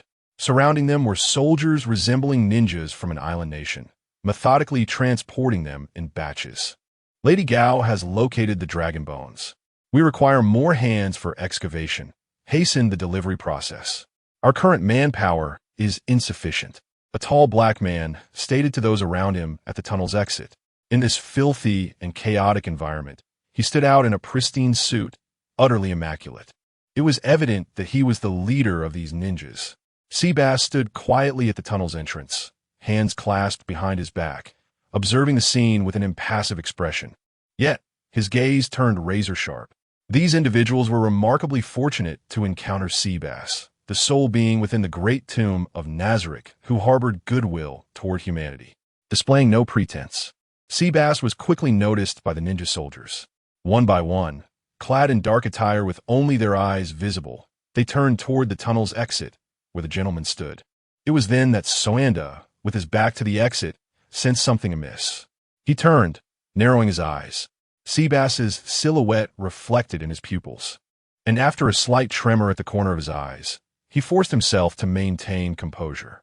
The ability to approach him without detection signified that this individual was no weakling. Since he had not attacked first, perhaps there was room for negotiation. "Sir, it seems you have lost your way." "No, I may require your assistance, sir." Though Seabass's words were exceedingly courteous, they carried an undeniable air of superiority, stemming from the disparity between his own power and that of humanity. This was evident in his tone and demeanor. At the very least, upon hearing his words, a flicker of anger ignited in Soanda's eyes. As a prominent figure within the Hand Association, he had never encountered such arrogance. Since the individual showed no inclination to accept his goodwill, then, "Attack!" Soanda commanded, and the ninja soldiers surged forward like drawn blades. The sound of their swift movements reverberated across the battlefield, their shadows darting with the swiftness of the wind, yet they made no sound as they advanced. In the realm of assassination, the ninjas of the Hand Association possessed unique prowess. However, they were not facing an ordinary street hero, but rather one of the foremost guardians of the great tomb of Nazarick. As the ninja soldiers charged towards Seabass, his figure vanished in an instant. Blood erupted into the air, and the headless corpses of the ninjas stood frozen for a moment before crashing to the ground, stirring up clouds of dust. Chapter 13. What deception! I merely borrowed it for a moment. In an instant, the harrowing scene of the ninja soldiers' annihilation flashed before Soanda's eyes, instilling within him an overwhelming terror that compelled an involuntary scream from his lips. Where could they be? As he witnessed the disappearance of Seabass's figure, Soanda's body instinctively assumed a defensive posture. With a flicker of shadow, accompanied by a sharp pain in his neck, he realized that his feet had left the ground. Seabass had seized him by the throat with one hand, lifting him effortlessly into the air. He gazed upward, uttering not a single word, his demeanor unchanged, still composed and unflappable. For Seabass, exterminating those ninja soldiers was as trivial as squashing a few ants. Soanda observed no trace of pleasure or guilt in his eyes, only an overwhelming indifference that filled him with profound dread. "I surrender," Soanda stammered, his hands gripping Seabass's wrist tightly without him realizing it. Upon hearing this, Seabass released his grip, allowing Soanda to fall unceremoniously to the ground. Sitting on the floor, Soanda was now too preoccupied with his predicament to care about his appearance. He clutched his neck, coughing deeply before raising his head to face Seabass. "What is your objective? I will cooperate with you." In that moment, he resembled a wild dog begging a passerby for food. Just as Seabass parted his lips to speak, Soanda, bowing his head, stealthily grasped the dagger at his waist. A swift whoosh pierced the air as the dagger lunged upwards towards Seabass's heart. As the distance between them lessened, a smile crept upon Soanda's lips. Yet, in the blink of an eye, that smile froze in place. A hand grasped the blade tightly, drawing forth no blood, and with a sharp crack, Seabass crushed the dagger in his grip. Flecks of silver glimmered as they slipped from his hand, shattering Soanda's fleeting hope. Seeing that Soanda was utterly uncooperative, Seabass lost all patience for conversation. He invoked a fourth-tier spell, Domination. Within the great tomb of Nazarick, Seabass was unrivaled in close combat. Yet that did not preclude him from employing magic. Although he was not particularly adept at high-tier spells, he wielded low-tier magic with ease. As the hexagram shimmered, Soanda's eyes instantly lost their luster. The two then engaged in an exchange of questions and answers. When Soanda regained consciousness, he felt as if he had merely awoken from a nightmare. His mind remained clouded until he beheld the figure before him, the horrific memories flooding back into his consciousness. "What have you done to me?" he questioned. In response, Seabass withdrew his gaze from the wretched slaves and directed it toward Soanda. with no desire to offer an explanation. He simply delivered a powerful punch. Sawanda's head vanished, blood spraying from his severed neck to the ceiling. One of the 5 fingers of the hand association had thus met its demise. Seabass's attention returned to the group of slaves, his brow furrowing slightly. These unfortunate souls had been deprived of their eyes and had their eardrums destroyed. Even he could not restore them to their former selves. Ultimately, he was a warrior, not a priest. With a 6-tier spell, group domination of humanoids, Seabass invoked the hexagram once more, causing all the remaining humans present to fall under his control. The blind and deaf individuals, under his guidance, began to move orderly towards the tunnel's exit. Upon reaching the factory above the tunnel, Seabass unleashed a powerful punch, demolishing the wall with a thunderous crash that reverberated throughout the district. In the pitch-black night, countless individuals were roused from their slumber by the deafening noise, only to succumb to sleep once more. Yet, the fearless soul of the Hell-S Kitchen continued his midnight patrol. Upon hearing the resounding crash, he did not hesitate, sprinting towards the source of the sound. Meanwhile, the night demon swung through the air with a multifunctional baton, and below him, Seabass strolled leisurely down the street. Their gazes met in the void before they each departed in opposite directions. At Middle City High School, before the previous victims had even been discharged, 2 new patients had been added to their ranks. This time, the condition of the victims was more severe than that of the previous ones. When discovered, the 2 were already in a state of prolonged unconsciousness. The earlier victims had primarily exhibited symptoms such as accelerated heart rate, elevated blood pressure, and anxiety.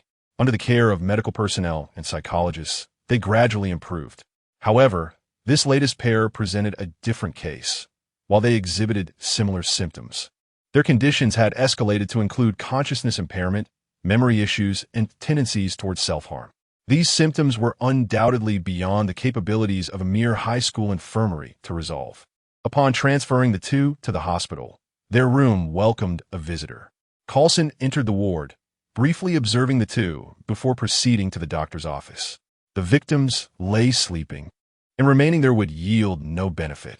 Arriving at the doctor's office, Coulson first produced the emblem favored by S.H.I.L. The FBI, sir. Dr. Wilson, I require information regarding the conditions of the 2 patients in that room. After scrutinizing Coulson's appearance and glancing at the credentials in his hand, Oliver Wilson chuckled and shook his head. Wow, the FBI has begun offering child psychological counseling? They are merely 2 frightened children. As he spoke, Oliver handed over the diagnosis report to Coulson. It was evident that the doctor held no fondness for the FBI. This sentiment was not surprising, as the FBI's reputation was far from stellar, compounded by the numerous agencies that misused its credentials. Coulson offered an awkward smile in response to the remarks and refrained from further comment, instead perusing the diagnosis report with care.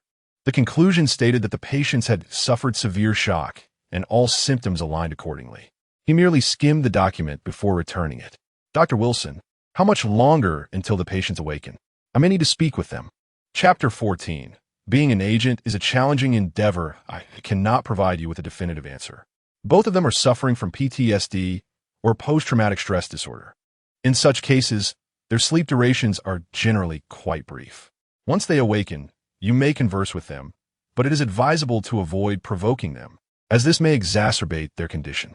After receiving Dr. Wilson's response, Coulson graciously expressed his gratitude and then proceeded to wait quietly outside the hospital room for the 2 to regain consciousness. As an agent of S.H.I.E.L.D.,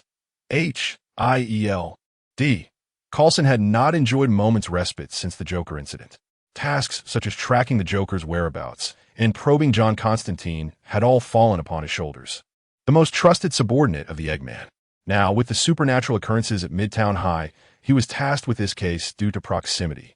Sitting on a chair outside the hospital room, Coulson closed his eyes, relishing a long-forgotten sense of relaxation until a piercing scream from within the room shattered his thoughts.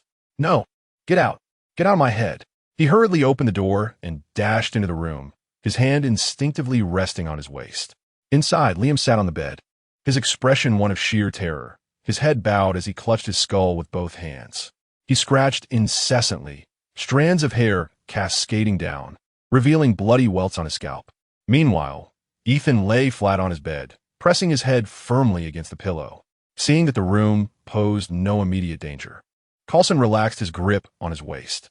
He quickly approached Ethan's bedside and forcefully removed the pillow from his face.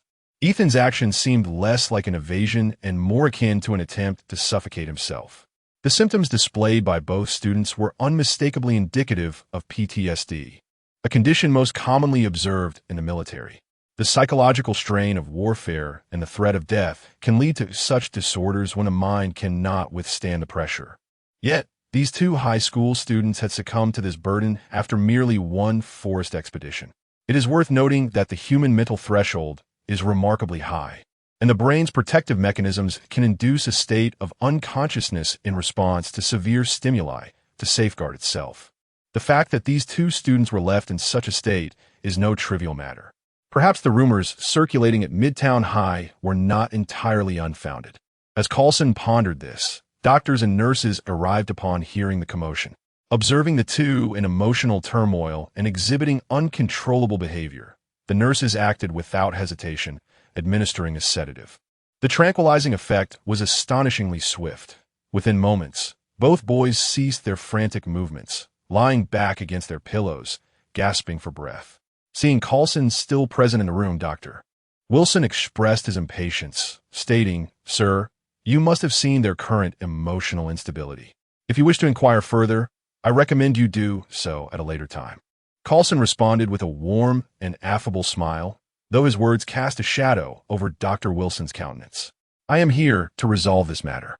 If left unaddressed, there will be more victims." Coulson's position rendered Dr. Wilson unable to voice any refusal. He merely shot Coulson a displeased glance before turning to leave. Recognizing that the boy's emotions had begun to stabilize, he signaled to the nurses, and they exited the room, gently closing the door behind them. Once alone, Coulson retrieved a small signal jamming device from his bag before shifting his focus back to Liam and Ethan. He pulled up a chair and positioned it between their beds, addressing them with a friendly demeanor. "I am Agent Coulson from the Department of Homeland Strategic Defense and Logistics, responsible for extraordinary events worldwide. I believe we should have a conversation."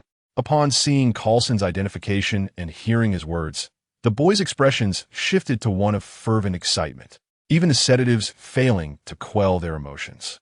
"Please save us, sir. It hasn't left us alone. Even now, it haunts us," they exclaimed, tears streaming down their frightened faces. After a moment, they struggled to suppress their terror and began to recount their harrowing experiences to Coulson. They spoke of their ill-fated venture into the forest, encountering skeletons, the chaos of their escape, and the myriad of monsters that obstructed their path. Even upon returning to school, the monsters invaded their dreams the moment they closed their eyes. They relayed every detail to Coulson, though regrettably, they had lost the phone that recorded their ordeal in their flight. Otherwise, it would have spared him considerable effort. Yet from their words, Coulson could sense their honesty. This realization only heightened his concerns. A forest teeming with supernatural entities lurked not far from New York City, posing a significant safety hazard for its inhabitants. However, on a positive note, he gleaned from their accounts that these entities did not harbor intentions to harm them. Otherwise, neither the initial group that ventured into the forest nor these two brave souls would have emerged alive. Clearly, it seemed the entities were issuing a warning. This also implied that they possessed a form of intelligence, perhaps even leadership, capable of orchestrating various creatures to intimidate humans without inflicting harm. This strongly suggested a higher echelon guiding them. Such circumstances presented a challenging dilemma for Coulson. He was likely dealing with an extraordinary organization, a matter that extended beyond his solitary jurisdiction. Having managed to calm the agitated boys, Coulson left the hospital alone and promptly dialed Director Nick Fury's number, reporting all the intelligence he had gathered. He sat quietly in his vehicle, awaiting the director's instructions. Nick Fury did not keep him waiting long. Shortly after, the phone rang again. "I've arranged for an assistant for you. She is currently in New York." Chapter 15. It is well known that you are my favorite one. Hell's Kitchen, the notoriously chaotic district, has recently made headlines once again. Nearly 50 individuals have been horrifically deprived of their eyesight and their eardrums irrevocably destroyed. According to the diagnosis from the Elder Council Hospital, All victims are beyond salvation and destined to dwell in perpetual darkness and silence. This incident has plunged us into a profound abyss of fear and outrage. What manner of inhumane atrocity could inflict such torment upon so many innocent lives? We cannot help but inquire, to what depths has New York security deteriorated? Where are the police's preventive measures? Citizens have taken to the streets, demanding a reasonable explanation from Congress, their faces etched with unease and anxiety. Simultaneously, we await the results of the BYPD investigation. We once believed that living in this city was safe, but now, such a terrifying event has obliterated even our most fundamental sense of security. Beside the news vans, numerous residents of Hell's Kitchen are passionately recounting their anguish. On television, major New York media outlets have not overlooked this sensational story. News vans line the periphery of a warehouse, surrounded by residents who are continually expressing their sorrow to the cameras. Away from the throng, Matt Murdock and his friend and colleague, Foggy Nelson, stand quietly on the steps, observing the distraught crowd. At this moment, Matt clutches his cane tightly, the veins on the back of his hand visibly bulging, a testament to his fury. Matt was the first to discover these victims. On that fateful night, upon hearing a sound deafening to his ears, he rushed to the warehouse. What met his eyes was the sight of those tragic victims. When nearly 50 individuals, bloodied and unable to move, appear before him, Matt's heart bled for them. Confronted with such horror, the man known as the fearless protector of Hell's Kitchen found himself powerless to assist. All he could do was call his former girlfriend and ally.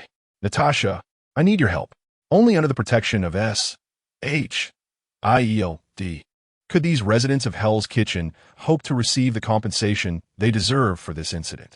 The harsh reality is that if not for S.H.I.E.L.D.'s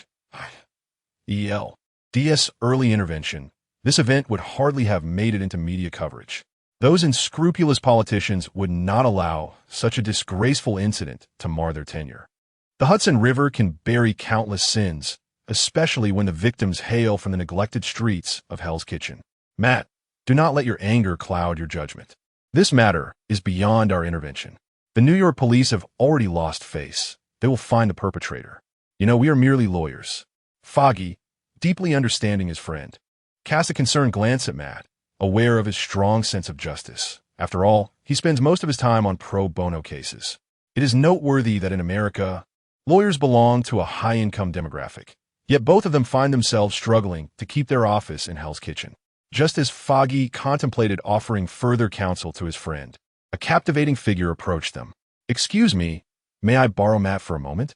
With striking red hair and an alluring figure, Natasha stepped closer, smiling at Foggy. Taken aback, Foggy nodded in response, and with a knowing shrug, he patted Matt's shoulder, making space for the two. For some reason, Matt always seemed to attract beautiful women.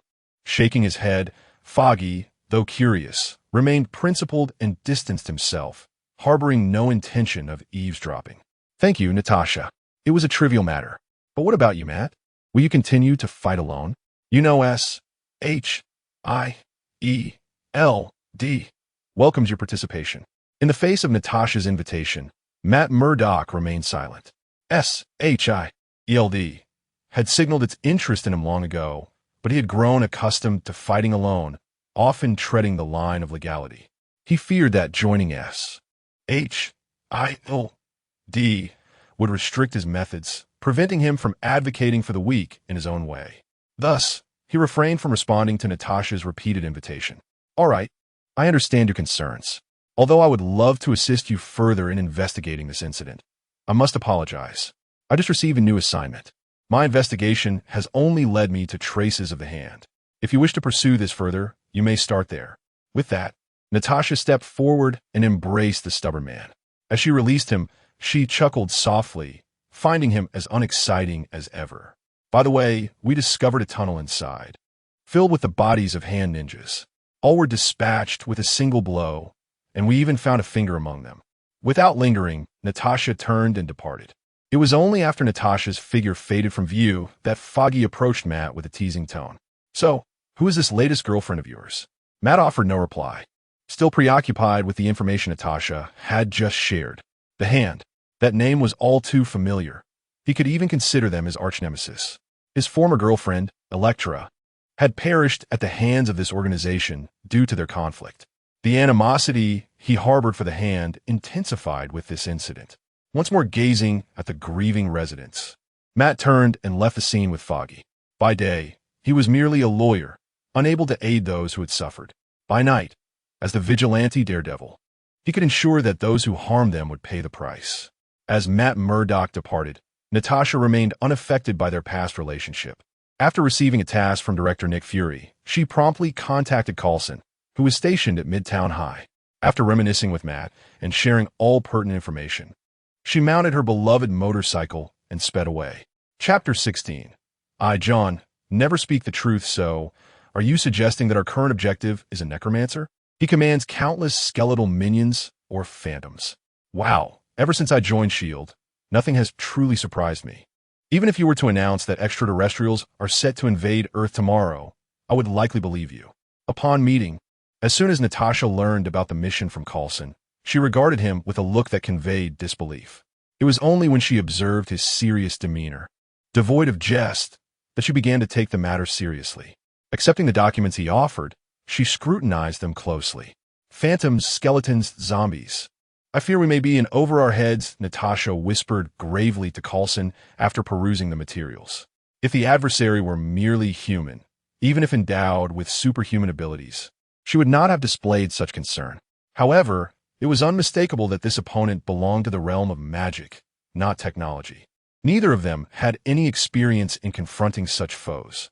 In all her extensive career as an agent, she had never encountered such an enemy. While she felt little trepidation regarding the skeletons and zombies, the incorporeal ghost caused her a measure of anxiety. The inability to physically confront it implied that their reliance on firearms would prove ineffective against the enemy. Completely surrendering her fate to the opponent was a notion she found difficult to accept. On the bright side, at least the adversary harbored no intention to harm anyone. Even if those young men had trespassed upon his territory, the necromancer only sought to intimidate them, sparing their lives, did he not? I believe our camping trip will not entail excessive peril. Coulson's optimistic remarks did little to alleviate Natasha's apprehension. Rather, they heightened her unease. She was not as sanguine as Coulson, lacking any means of defense. They felt akin to lambs destined for slaughter. Actually, we are not entirely powerless. I recently made the acquaintance of an exorcist. I believe he could provide us with some assistance. Under Natasha's serious gaze, Coulson smiled and assured her. His lack of concern regarding the mission stemmed, in part, from his perception that the target exhibited a degree of restraint. As long as their demeanor was not overtly malevolent, their lives should remain unthreatened. Furthermore, there was the exorcist he had only recently parted ways with, John Constantine. Since their separation, S.H.I.E.L.D. had maintained vigilant surveillance over him. A newly emerged individual with extraordinary abilities could not simply be allowed to sign a mere contract. Following their parting, S.H.I.E.L.D. assigned agents to closely monitor John's daily activities. His summoning of demons to intimidate gangsters was reported to director Nick Fury the very next day. Fortunately, John had never utilized his powers against ordinary people, which had allowed for their continued peace. In Natasha's exasperated eyes, the two entered Coulson's beloved vehicle, Laura. So, you mean to say I just came from Hell's Kitchen, and now you're taking me back there? Inside the car, confronted with Natasha's question, Coulson offered an awkward smile, but remained silent. Nick Fury had merely informed him that an assistant would be dispatched to aid him with this mission, without specifying that the individual would be from Hell's Kitchen. Upon arriving at John's detective agency, Coulson and Natasha stepped inside, only to be greeted by the sight of John Constantine sprawled on the sofa, sound asleep. This is the exorcist you speak of? Had you not brought me here, I would have thought him a charlatan, Natasha whispered to Coulson. At that moment, John's appearance was indeed less than flattering. The previous night's interruption by a certain spandex-clad hero had left him in a foul mood. His nocturnal escapades had not gone particularly well, and he had returned to the office without freshening up, falling asleep on the sofa until now. The noise of their entrance roused him, and though Natasha spoke softly, her words were perfectly audible to him. She was a beautiful woman and also his client. He certainly didn't care for her judgment. Under their watchful gaze, John sat up and casually stretched. He gestured for Coulson and Natasha to take a seat. My apologies. I stayed up a bit late last night. Please, have a seat while I freshen up. With that, he ambled towards the back room, leaving the two to settle in as they pleased. When John emerged, having dried his damp hair, he found Coulson and Natasha seated at the visitors' table, casually sipping coffee. So, what is it that you require of me? John plopped down onto the sofa, allowing his wet locks to cascade over his shoulders, addressing them languidly. Coulson bypassed any pleasantries and directly informed John of the mission at hand, articulating their need for some defensive weaponry. Weapons capable of inflicting harm upon souls? John rested his chin on his hand, his gaze vacant as he stared into the void. To Coulson and Natasha, it appeared as if he were contemplating, yet only John was aware that he was perusing his exchange panel, searching for items that would satisfy them while also bringing him substantial profit. What are your specifications? Cold weapons? Hot weapons? Do you require any defensive gear? John's inquiries ignited a spark of excitement in both Natasha and Coulson. His intent was unmistakable. He possessed the weapons they needed and could even curate options tailored to their requirements. They exchanged glances, both recognizing the thrill in each other's eyes. For weaponry, the optimal choice would be handguns for their portability. As for defensive gear, something compact would be ideal. We are only two individuals and cannot carry an excess of equipment. After contemplating their requests briefly, John quickly identified suitable gear. He stepped in the back room, lit a cigarette, and feigned a delay before returning to present 2 boxes to Coulson. For the modest sum of $2 million, I offer single-use psychic pulse handgun, magazine capacity of 10, no need to reload. It autonomously draws psychic energy from the air to replenish ammunition every 10 minutes. Single-use ice crystal shield bracelet and necklace. Upon activation, it forms a layer of crystalline magical shield around the wearer, capable of absorbing and dispersing energy from magical attacks. Chapter 17. An unpleasant first encounter to her surprise. Nick Fury was remarkably forthcoming this time. The price was not exorbitant, and these items possessed considerable research value. Once the mission was completed, they would no longer be able to retain these items. Natasha and Coulson walked side by side outside, taken aback by Fury's unexpected generosity. Coulson's explanation clarified the matter well. The psionic weapons in their possession represented an entirely different energy system from the arms they currently wielded. This indicated that these items were no longer merely for self-defense, but also held significant scientific merit. With all preparations complete and dusk settling in, the two wasted no time, swiftly getting into their vehicle and heading toward the mysterious forest.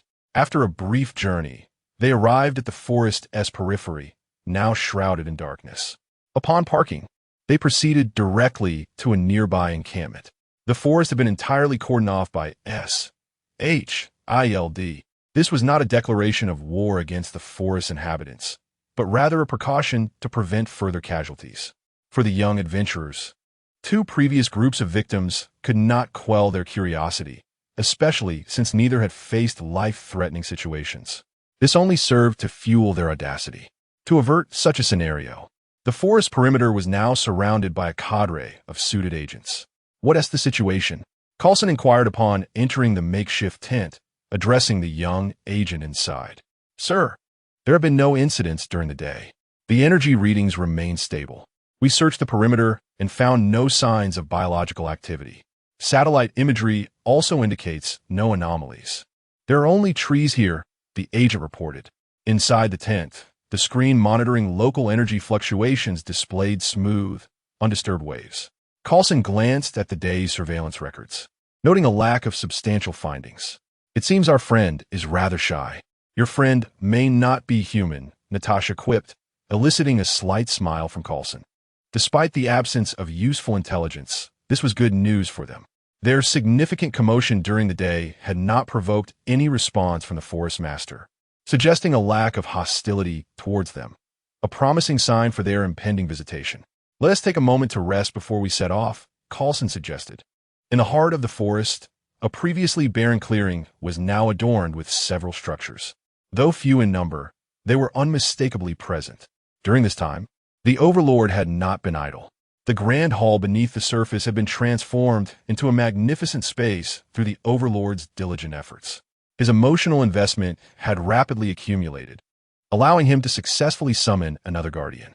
At this moment, a slender figure clad in a dark yellow suit and glasses stood beside him, Demiurge, the seventh-layer guardian of the great tomb of Nazarick.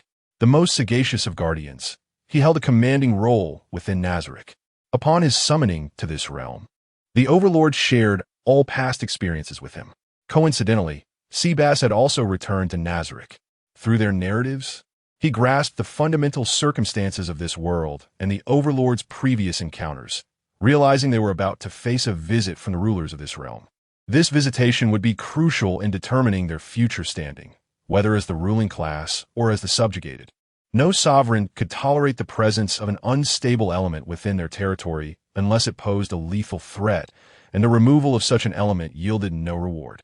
Only then could the great tomb of Nazarick navigate through its most vulnerable phase.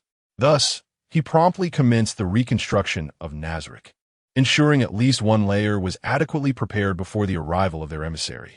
An organization with a dilapidated headquarters could not command respect from adversaries.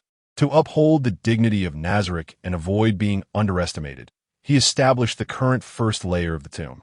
From exterior perspective, it exuded an aura of solemnity and grandeur, entirely suitable as the venue for their inaugural meeting. Within the grand hall, seated upon the throne, was the supreme Overlord, Ainz Ooal Gown. Flanking him stood Seabass Tion, the steward, and Demiurge, the commander. The three gazed intently at the floating magical screen in the hall's center, displaying the figures of a man and a woman gradually approaching from the forest's edge. Demiurge, you have performed admirably. As you anticipated, they have indeed sent an envoy. Ainz remarked. The next step is to ensure they understand that the power of Nazarick will crush all who dare to offend us. His skeletal hand clenched into a fist, his deep, authoritative voice resonating through the chamber. You shall be revered, great supreme one, the two guardians affirmed. Meanwhile, having traversed a considerable distance, Coulson and Natasha found themselves surrounded by an unchanging environment, prompting a shift in their mental states. They understood, well, that surroundings could influence one's mindset, and, as agents, they possessed unique techniques to regulate their emotions. However, as they delved deeper into the forest, an unsettling sensation began to envelop them. Despite their attempts to adjust their emotions through controlled breathing, this disquietude lingered. It was the aura of a dragon. Even the unintentional presence of such a creature was enough to impose pressure on ordinary individuals. As they neared the central area, their breaths grew increasingly rapid, and their heartbeats quickened. Unbeknownst to them, a flush had appeared on their faces, a sign that adrenaline was surging through their veins. Are we truly destined to perish without even encountering the master? Coulson mused. This hardly aligns with your description of a shy friend. Chapter 18. The Pretentious Wind. I believe this may be a test imposed by our adversaries. If we cannot endure even this, are we truly worthy of meeting them? Just a little longer, Natasha. The two continued onward, their breaths labored. The closer they drew to the heart of the forest, the more oppressive the atmosphere became. Though the night air in New York was mild, they were drenched in sweat. Coulson, burdened by the mounting pressure, felt his vision beginning to blur as sweat cascaded down his brow.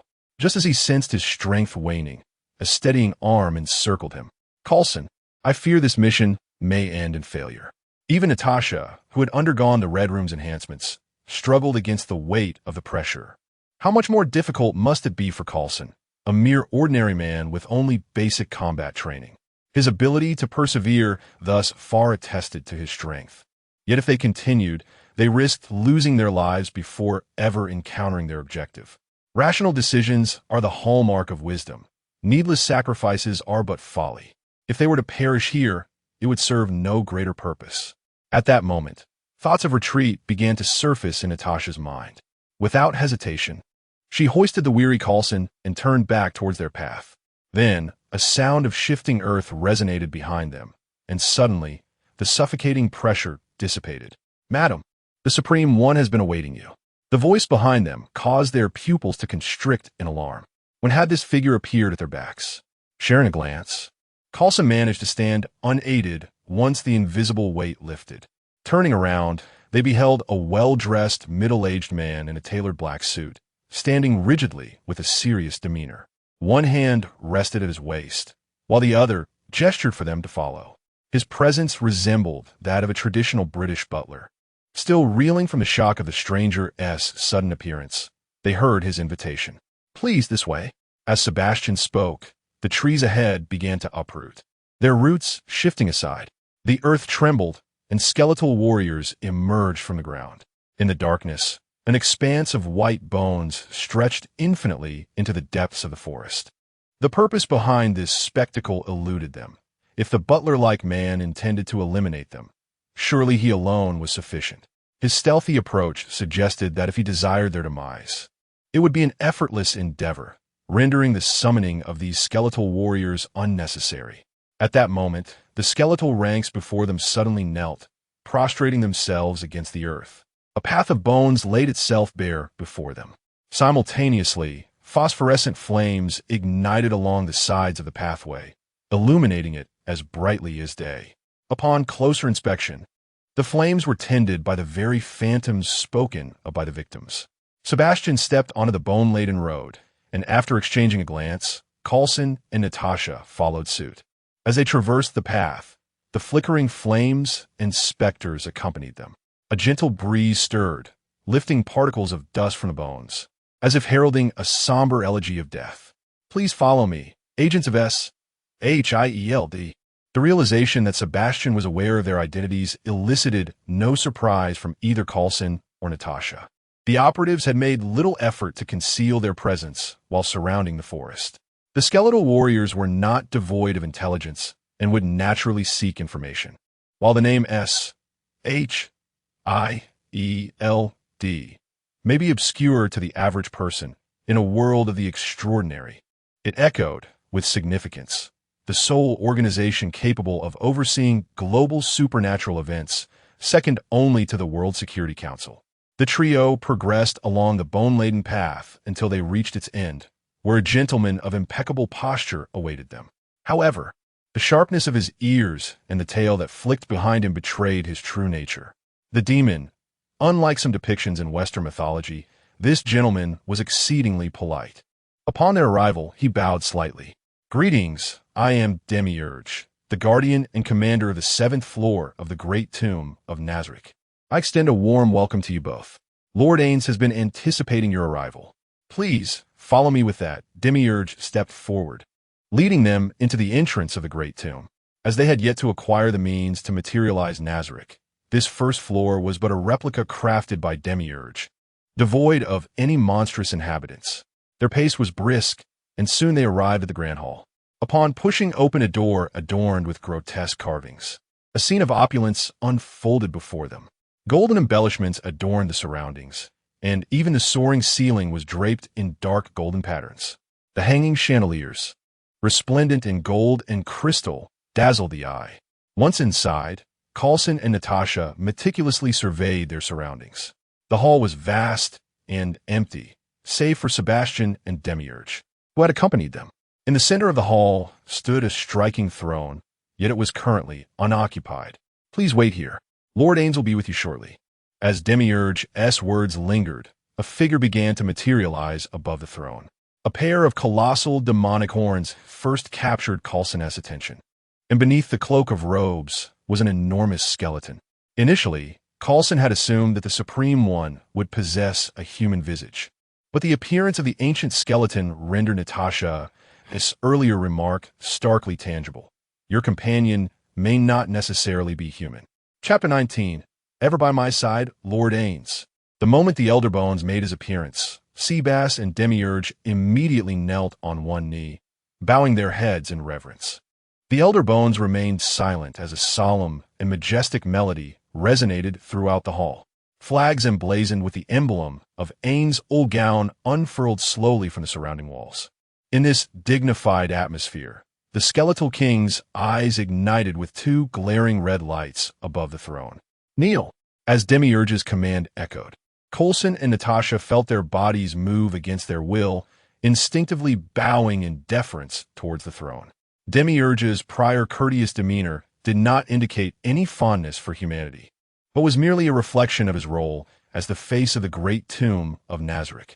Witnessing the two's apparent disrespect towards the Supreme One, he quickly utilized his authority to compel them into submission. Do not be disrespectful, Demiurge. Understood. Rise. Just as Coulson and Natasha had knelt, the Skeletal King's words interrupted Demiurge's actions. Upon hearing the command, he immediately retracted his magic, allowing the two to stand once more. Throughout the ordeal, they resembled marionettes, their minds alert, yet their bodies entirely under foreign control. At that moment, even Coulson could not maintain his previous optimistic outlook. It seemed he had misjudged the situation. The ruler of this forest was decidedly unfriendly. This visit had proven to be a miscalculation. Their initial objective was to observe the other's attitude towards humanity and to gauge their strength. If the response was amicable, they would proceed to negotiate an agreement while monitoring the situation.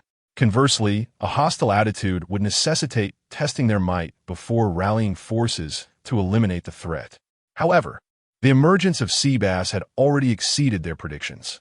They were not merely facing an extraordinary individual, but an entire extraordinary organization. Furthermore, this organization appeared to possess not only formidable strength, but also a well-structured hierarchy. They vividly recalled Demiurge's self-introduction during their first encounter. As the guardian of the 7th floor of the Great Tomb of Nazarick, he indicated that at least 6 others stood equal to or above him. The position of butler held by Sea Bass suggested the existence of additional entities beneath him. Otherwise, the title would be rendered meaningless. The weight of their observations had already cast a shadow over their spirits. Of course, it was also possible that everything was merely a grand performance stage for their benefit. Yet, given the power displayed thus far, Coulson found more reason to trust his instincts. Thus, for this mission, their only goal was to return alive with valuable intelligence, a victory in itself. Agent Coulson and Natasha, it is an honor to meet you, Mr. Ainz. The manner in which they referred to the Skeletal King caused Demiurge to clench his fists tightly. Unbeknownst to them, the title of Lord had long since been cast aside in the annals of history. Moreover, they represented S.H.I.E.L.D., and although it placed their lives at risk, they felt compelled to showcase humanity's courage. Welcome, S.H.I.E.L.D. agents. I am Ainz Ooal Gown, the master of the Great Tomb of Nazarick. Thank you for your warm reception. Thank you, Lord Ainz Ooal Gown. Coulson exhaled in relief. The exchange had been a simple dialogue, based on the Skeletal King's demeanor. It appeared to be at least cordial towards them. Despite the terror he evoked, his tone bore a hint of condescension that was less pronounced than Demiurge's attitude. At that moment, however, Demiurge began to assail them. Lord Ainz, how dare these inferior beings, mere humans, presume to converse with you as equals? To my subordinates. This is utter disrespect. Silence, Demiurge. My apologies, esteemed guests. My subordinate has overstepped. A furious command interrupted Demiurge, as the Skeletal King extended his apologies to Coulson and Natasha. Regardless of the sincerity behind the king's words, the two could only accept them for the time being, suppressing any sign of dissatisfaction. The term inferior beings made it abundantly clear to Coulson that Demiurge harbored a deep disdain for humanity. Although currently restrained by the Skeletal King, the potential for harm loomed. Should Ainz relent, Demiurge would undoubtedly become a harbinger of chaos. With this concern weighing heavily on his mind, Coulson addressed the Skeletal King regarding their purpose for visiting. Lord Ainz, we have come primarily to inquire about your arrival here. Arrival? I merely sensed a disturbance in the void, not realizing it was a cosmic coordinate. Upon hearing the phrase cosmic coordinate, Coulson was struck by an indescribable wave of emotion. Neither S.H.I.E.L.D. nor Tony Stark had fully embraced John Constantine's theories regarding the primordial universe until now, as yet another interdimensional visitor had arrived in New York. Are you familiar with the Joker? The Joker? I have no recollection. Coulson cautiously probed the Skeletal King, who, after a brief moment of reflection, provided a definitive negative response. The multiverse is vast, yet to possess a cosmic coordinate is no trivial matter. The Skeletal King's reply plunged Coulson into silence. He had not anticipated that the skeletal king hailed from an entirely new universe. The validity of John Constantine's intel was confirmed in that instant, yet simultaneously, the future of Earth grew increasingly elusive. As for whether the skeletal king and John Constantine were connected, Coulson surveyed the Grand Hall. The skeletal king, the demon demiurge, and the only figure resembling a human, Seabass, stood rigidly by. Under such circumstances, the likelihood of collusion between the two was exceedingly low.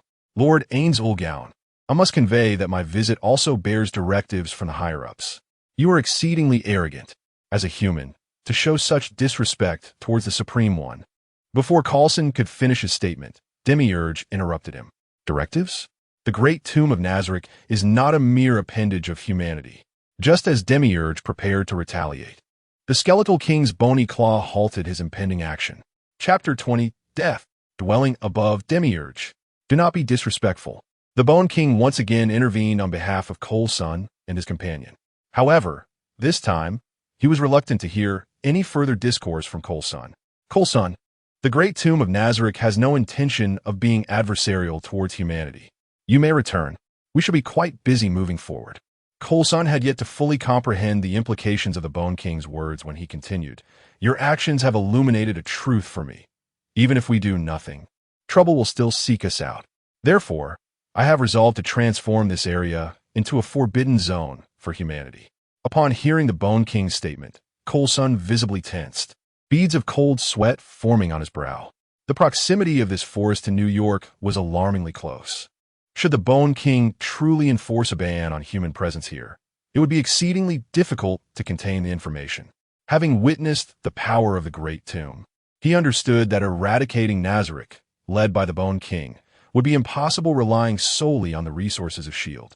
Mobilizing an army for such a large-scale conflict in the vicinity of a major city like New York would yield repercussions too grave for even S.H.I.E.L.D. to bear.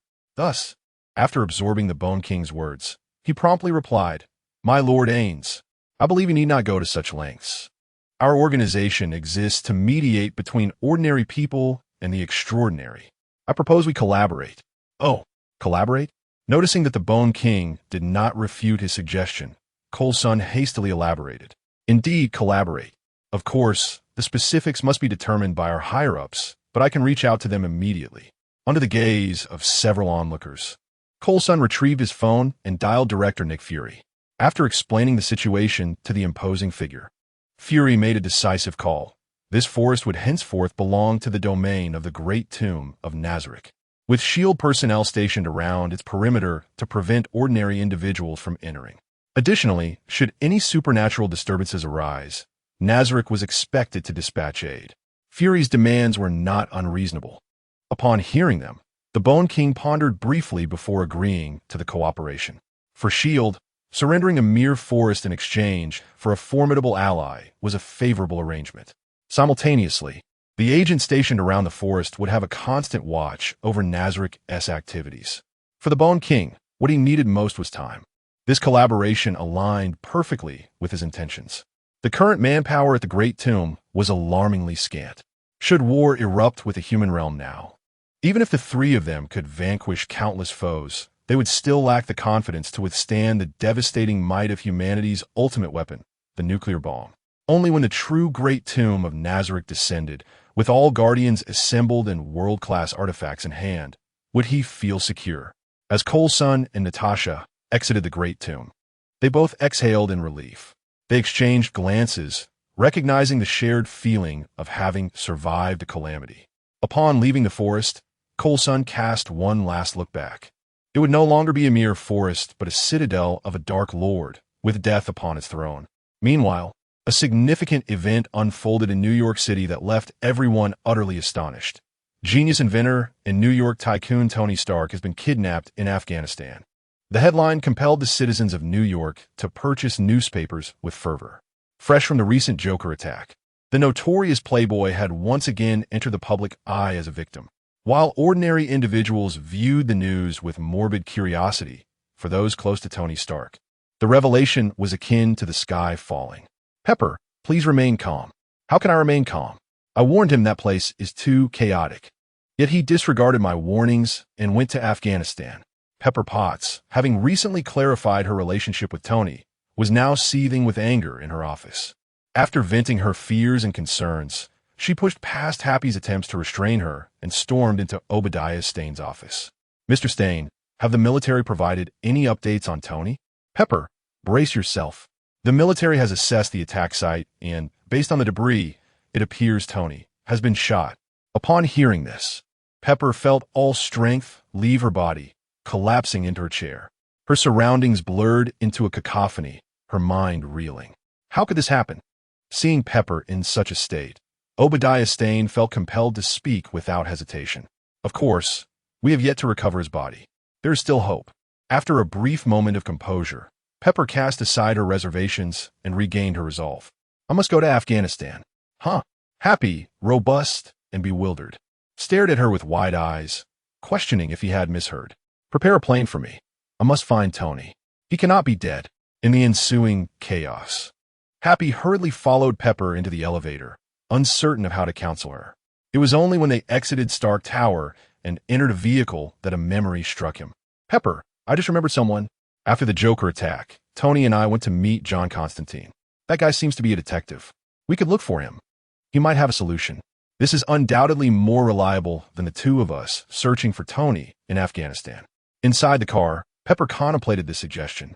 Her initial impulse to rush to Afghanistan had been fueled by emotion, but her mind had now settled. She recognized that their efforts would likely yield little result. Such matters should be entrusted to professionals. What she truly needed to do was stabilize Stark Industries from the rear. "Do you know where he is? We must find him now." Chapter 21, Help. I've encountered someone more depraved than myself. Nightfall enveloped New York, transforming it into a haven for debauchery as the late hours approached. Inside the Margaret Bar, John found himself seated with a peculiar individual clad in a skin-tight outfit, even in the midst of drinking. "Wade, you seem rather idle these days," John remarked. With a swift motion, John seized the hand that was intruding into his pocket, twisting it to present it before its owner. "Ouch, that hurts. I was merely jesting. You know how it is, John." Amid Wade's comical expression, John released the grip on his wrist and turned back to his drink. "Why is it that after so many years as a mercenary, you still can't secure a legitimate job? Hey, that's a personal affront." "An affront, I say." In an instant, Wade appeared greatly agitated. Leaping from his seat and leaning into John's face, his voice raised. Despite the mask obscuring Wade's features, John felt a twinge of concern that Wade's spittle might land upon him. "I helped Granny Lisa find her missing ex-cup the other day. And just yesterday, I rescued a dimwit-esque cat stuck in a tree." "Stop. All right, I was going to tell you about today's events." Faced with the drink that John had pushed toward him, Wade contemplated and ultimately chose to refrain from further irritating his companion. At that moment, two figures entered the tavern, capturing everyone's attention. Pepper and Happy, both impeccably dressed in suits, stood in stark contrast to the bar's ambience. The Margaret Bar, situated in the Hell's Kitchen slum, catered primarily to local drunks who could hardly afford such lavish attire. Moreover, among the newcomers was a striking lady. Upon entering, the duo surveyed the surroundings, quickly spotting John Constantine. As they walked in his direction, the surrounding patrons averted their gazes, acutely aware that these two were not to be trifled with. Anyone who incited Constantine's ire would find their body and soul bartered to demons. Wade, however, was different. He was a madman. "John Constantine?" As John turned to acknowledge him, Happy nodded to Pepper, signaling that he was indeed the one. "I have a commission I wish to discuss with you." Before John could respond, the moment he heard the word commission, Wade darted between John and Pepper, blocking John's view while playfully nudging him aside with his alluring curves, successfully diverting Constantine's attention. "Hey, lady, you should know that I'm the most renowned mercenary in this neighborhood. No matter how challenging your commission may be, I can handle it." Even the local grannies know that Wade Wilson never misses. As he spoke, Wade swayed his hips suggestively and theatrically gestured with his hands, even winking at Pepper through his mask.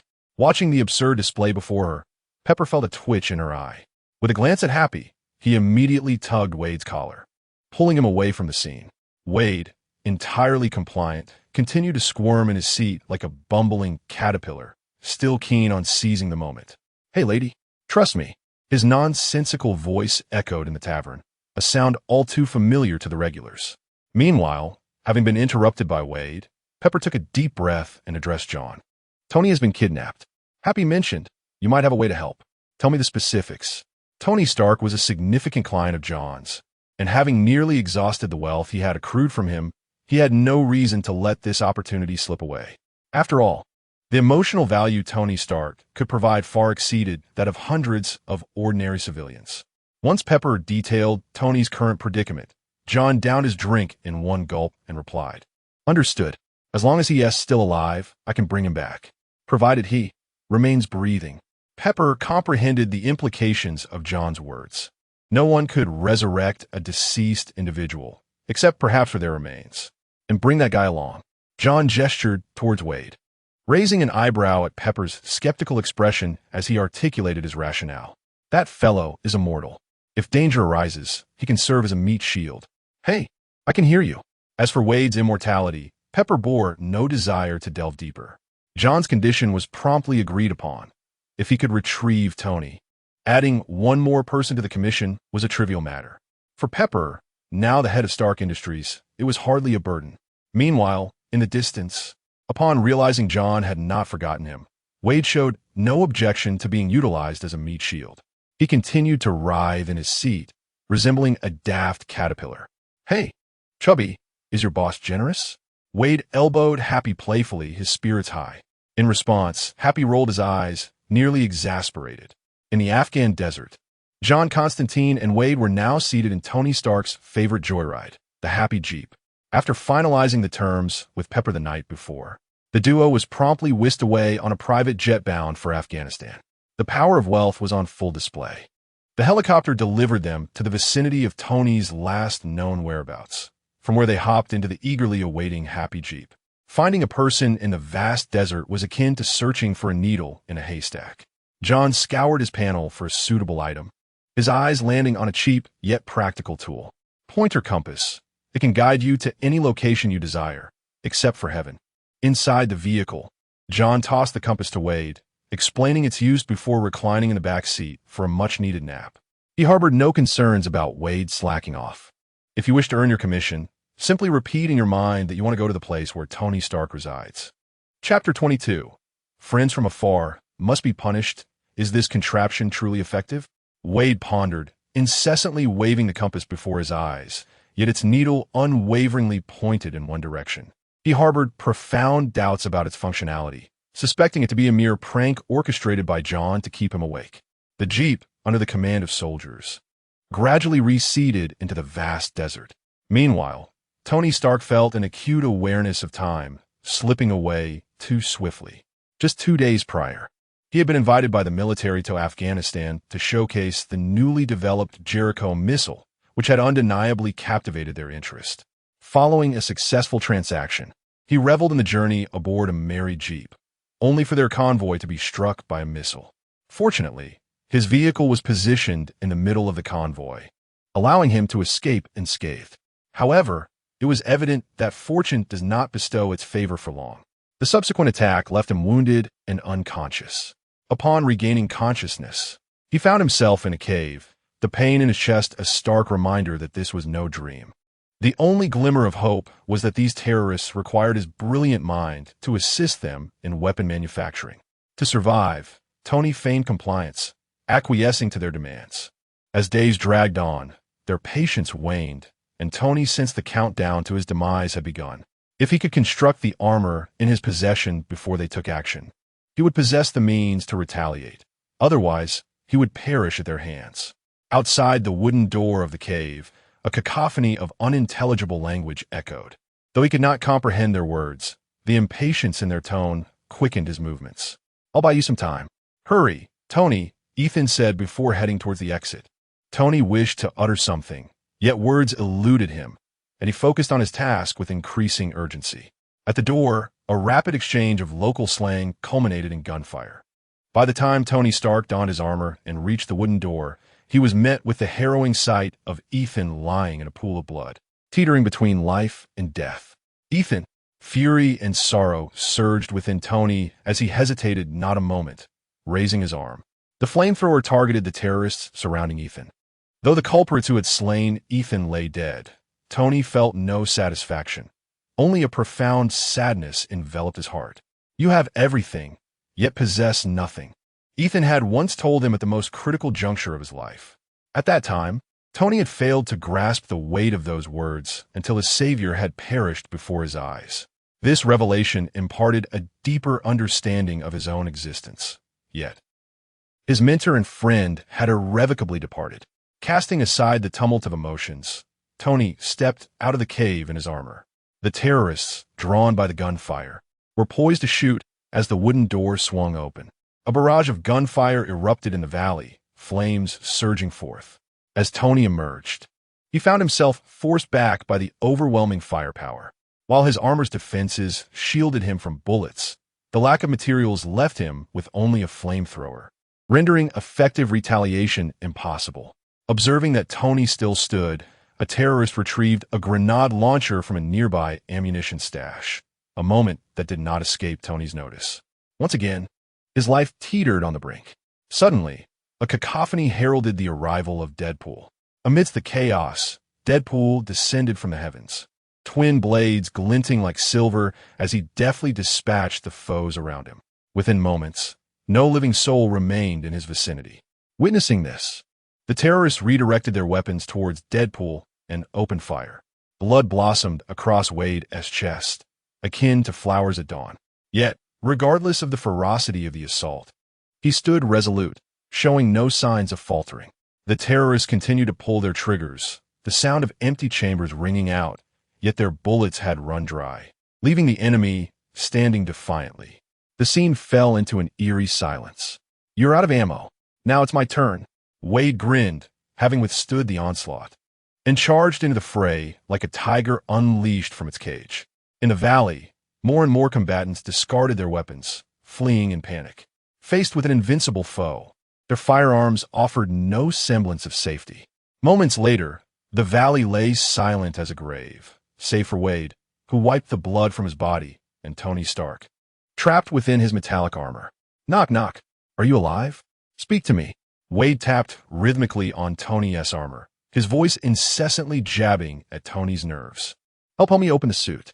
Tony, exasperated by Wade's antics, weakly implored. Did you say something? What was that?" Wade pressed his ear against the steel shell, inquiring eagerly. Upon hearing Tony's repetition, he snapped to attention and saluted the armor with exaggerated formality before hurriedly searching for the release mechanism. I almost suffocated in there. Next time, I need to prepare a one-button escape system." With Wade's assistance, Tony finally extricated himself from the armor, gasping for breath. Once his breathing steadied, he turned his gaze upon the individual who had just rescued him. Clad in a snug, dark red costume, Wade's demeanor was utterly unconventional. As Tony prepared to ask why Wade had come to his aid, a familiar voice resonated in his ear. "Long time no see, Tony." Chapter 23, You Kill, I Collect. A pleasant cooperation. "It has been a long time, Tony." The sunlight in Afghanistan is particularly blinding. At the entrance of the cave, under the sun's rays, a familiar figure gradually materializes in Tony Stark's eyes. "John, it's been a while. Has our esteemed celebrity forgotten me?" That is rather disheartening. As John Constantine uttered these words, his expression betrayed no hint of sorrow. Instead, he gazed at the once proud Tony Stark, now in a state of disarray, and his delight was unmistakable. "You scoundrel. What a jerk." Tony was unperturbed by John's teasing. The mere presence of his old acquaintance alleviated the tension that had gripped him. Although Wade had just rescued him, his unpredictable demeanor left Tony with no inclination to trust him. After this harrowing experience, he was no longer the carefree playboy he once was. The motives of those who come to his aid could be far from pure. He had no desire to leap from the wolf's den into the tiger's lair. John's appearance was the reassurance he needed. Though John Constantine was a rogue, driven by greed and lust, at least he posed no threat to Tony. After resting on the ground for a moment, Tony did not immediately leave this perilous place. Instead, he led John and Wade deeper into the cave. Standing before the lifeless body of Dr. Ethan, sorrow crossed Tony's face. "Help me take it back, John." Dr. Ethan had successfully escaped from this war-torn realm rife with terrorism.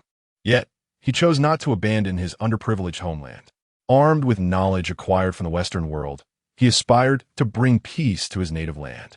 Such a pure and simple individual, who had sacrificed everything to save Tony, had now departed from this world forever. His dreams and ambitions remained unrealized. Now, all Tony could do was ensure that Ethan's remains were treated with respect. At the very least, he could prevent Ethan from being disturbed in death. HM, why are you looking at me? Am I to bear this burden? John displayed no desire to assist as he observed the body on the ground. Smoking a cigarette, he tilted his head toward Wade. Noticing John's gaze, Wade hesitantly pointed to himself, tilting his head in confusion as he spoke to John. Of course. Why not? Deadpool only handles the killing, this kind of task. Before Wade could finish his sentence, John's swift movement silenced him, plunging him into a frenzy. John Constantine, you will surely go to hell. Wade realized that John was threatening him with the promise of commission. It was evident that this threat was remarkably effective. Wade, in a fit of rage, clawed at his mask, cursing incessantly. Unfortunately for him, John's grasp left him with no recourse but impotent fury. This vividly illustrated the weight of a well-known adage. He who owes money is the master. With the commission still in John's possession, Wade, in tears, reluctantly hoisted Ethan's corpse. The trio exited the cave and climbed into the cheerful jeep. The wheels stirred up a cloud of dust as the vehicle sped away. As Tony sat in the car, he gazed at the accumulated weapons and equipment in the valley. The Stark Industries insignia emblazoned on them made him painfully shut his eyes. He had never imagined that the weapons he developed would one day end up in the hands of terrorists. The plane descended slowly at New York Airport. Having tidied himself up, Tony Stark returned to the city he knew so well. As the plane's door opened, he descended the steps with John's assistance. Your eyes are red. Are you shedding tears for your long-lost boss? They're tears of joy. Promise me, no more dangerous escapades. With reddened eyes, Pepper managed a smile as she looked at Tony, who could still joke with her while leaning on John. Wow, there's a whiff of romance in the air. In the midst of their joyful reunion, a playful voice interrupted the atmosphere. Wade had always excelled at deflating the mood. After expressing her gratitude to John, Pepper took Tony from him, and the two made their way to the car. With the mission accomplished, John and Wade made their exit from the airport. Where to, boss? The plump driver, happy, wearing sunglasses, turned to inquire of Tony Stark in the back seat. To the hospital. No. Why? Pepper, I have something more important to attend to. Help me organize a press conference. As the vehicle began to move, they arrived at the hotel, where a throng of reporters awaited, having received advance notice. The car door swung open, and Obadiah Stane, the second-in-command at Stark Industries, was the first to reach Tony. Look who's here. Tony, I was planning to visit you in the hospital. Welcomed by Obadiah, the two entered the freshly erected press conference venue. At the forefront, Tony Stark casually sat on the steps, a burger in hand. Could you all take your seats? This way, I can see you, and you can see me. He nonchalantly munched on his burger while addressing the reporters. Once he finished, he began his formal address. I witnessed the slaughter of young lives, and those who perpetrated these acts were armed with the weapons I manufactured in their defense. Moreover, I have garnered a new title, the greatest murderer of this century. At this point, Tony failed to notice that Obadiah Stane's expression had turned grave. What did you experience there? Under the persistent inquiries of the reporters, Tony approached the microphone at the podium. I gained a new perspective. I realized I could contribute more to this world than merely creating explosions. Tony's words ignited excitement among the reporters below, and they sensed that he was about to unveil a significant revelation. Among the crowd, Obadiah Stane was the only one whose mood had soured. The Tony who returned from Afghanistan was becoming a stranger to him. In the fervent gaze of the reporters, without hesitation, Tony announced a bombshell. Effective immediately, Stark Industries will cease all weapons production. Chapter 24. You Better Be the Dark King. Hell's Kitchen, a notorious neighborhood in Manhattan, is a chaotic realm where gangs abound, and the residents fiercely guard their freedom with firearms. Amid this turmoil stands a figure known as the Dark King, a man whose authority is unchallenged by any gang in the area. The mere mention of his name, Wilson Fisk, sends shivers down the spines of all who hear it, save for a handful of audacious street heroes. At this moment, within the confines of the Wilson building, The Dark King gazes down upon his territory from the floor-to-ceiling window. Recently, Daredevil's attention has been focused entirely on the hand, allowing Fisk's operations to proceed unhindered. In a dimly lit room, a man with a target design on his forehead observes Fisk's silhouette with rapt attention. "Boss, the hand has extended its reach into our territory. Should I eliminate them?" he inquires. Fisk, however, remains unperturbed, continuing to contemplate the street scene below. After a lengthy pause, he finally turns to address the man known as Bullseye. "The hand has recently drawn away those annoying flies for us. There is no need to take action against them. However, do investigate their intentions. Madame Gao is a clever individual. She would not provoke us without reason." Bullseye, feeling a twinge of irritation from not receiving the answer he sought, is less interested in the hand's motives and more in satisfying his own bloodlust. Nevertheless, he acknowledges Fisk's command with a nod and accepts the task assigned to him. As the door locks securely behind him, Fisk approaches his desk and retrieves a picture frame from the drawer, gazing tenderly at the figure captured within. Vanessa. At this moment, Fisk's demeanor softens, a stark contrast to the ruthless Dark King known throughout New York's underworld. If he could restore his wife's life, he would gladly forsake his power and live as an ordinary man.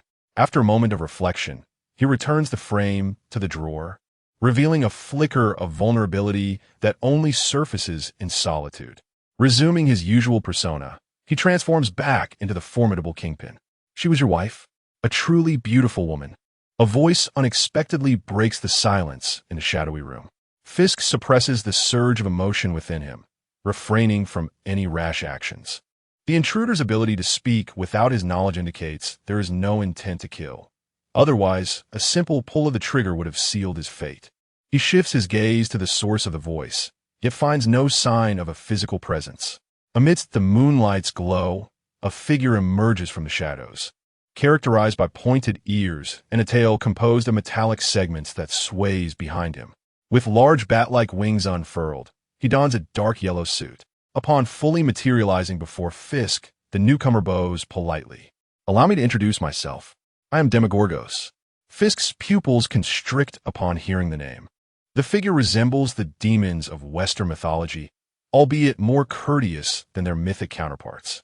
This is not reassuring, as it indicates a certain level of intelligence in his opponent. "What business do you have with me, demon?" Fisk inquires directly, realizing avoidance is futile. Demogorgos does not answer immediately, but instead raises his hand, revealing a picture frame cradled in his palm. Unbeknownst to Fisk, the frame he had placed in the drawer now rests in Demogorgos' grasp. The act of ethereal retrieval is a trivial feat for a great demon, demonstrating his extraordinary abilities. However, such an affront ignites Fisk's fury. "Your magic is quite fascinating, but does not warrant your insolence." Fisk strides forth from his chair, confronting Demogorgos with a resolute demeanor. Despite the demon's imposing figure, Fisk harbors no fear. His lack of reverence for life was solidified the moment he took a life with a hammer. Through relentless training, he has forged his body into a weapon, comprising over 90% muscle and a mere 2% fat. Even in the face of a demon, he is confident in his ability to prevail. As Fisk approaches with clenched fists, a smirk creeps across Demogorgos' lips. The audacity of a mere human attempting to defy him intrigues the demon, who decides to indulge in this unexpected entertainment.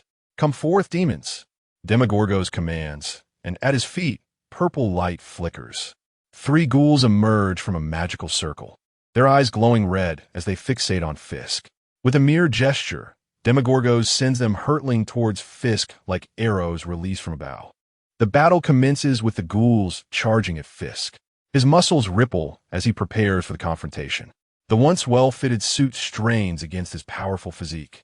With a swift motion, he seizes the head of the foremost ghoul, delivering a forceful strike that sends its skull crashing against the polished floor, echoing throughout the room. Releasing his grip, Fisk crouches momentarily, announcing a number to Demogorgos. He then rises, fixing his gaze on the remaining 2 ghouls. Instead of launching an immediate attack, he reaches for his collar. As the fabric tears, he discards the remnants, revealing his formidable musculature. With veins bulging, he swings his arm, sending a punch towards one of the airborne ghouls. In a fleeting moment, he captures its throat with one hand and tears, severing its wings in a single motion. Blood splatters across Fisk's face, and instead of repulsion, he lets out a hearty laugh. Chapter 25. Humanity ultimately has its limits, only a solitary ghoul remained. Flitting through the air. In this fierce conflict, Jean cast aside the struggling creature in his grasp. With a powerful leap, he soared upward, his arms enveloping the ghoul tightly against his chest. As he descended, the room trembled beneath him. He exerted his strength, his muscles bulging with effort. The ghoul he held writhed incessantly, emitting a mournful wail. Accompanied by the gradual force in Jin's arms, the sound of bones fracturing echoed within his embrace. The creature, once resisting, had by now let its head droop. Jin's arms slightly released, and the once defiant body of the ghoul collapsed into a lifeless heap. Having dispatched the three-headed demon summoned by Demiurge, Jin bore only minor scratches upon his skin, aside from the splattered blood of the monsters that marred his appearance. He emerged nearly unscathed. This battle had not even disturbed his breathing. Was the demon merely this insignificant? Approaching the coat rack in the office, Jin casually draped a coat over his shoulders. With a tone laden with disdain, he addressed Demiurge. The response was not one of furious retort from the demon, but rather a light-hearted applause. Indeed, very commendable. Without employing any martial skills or magical enhancements, you have managed to confront 3 ghouls solely with your physical prowess. Though they're the weakest of demons, as a human, your capabilities have truly impressed me. Jin found himself unable to discern whether the demon was merely posturing or genuinely confident. After he had eradicated the creatures Demiurge summoned, the demon displayed no sign of anger, swiftly dissipating the flicker of pride that had momentarily ignited within him. An unsettling sensation washed over him once more. Kneel. Hear the call of Nazarick. An overwhelming pressure enveloped Jin's entire being, compelling him to lower himself before Demiurge. As his knees met the ground, shards of the floor scattered. In that instant, Jin disregarded the searing pain radiating from his knees, striving instead to raise his head and gaze upon the frail figure before him. He had never anticipated that this demon, devoid of any aura of strength, could so easily bring him, the kingpin of New York's underworld, to his knees without a hint of resistance. Jin's mind was razor-sharp, his brain desperately attempting to command his limbs to rise, to salvage some semblance of dignity.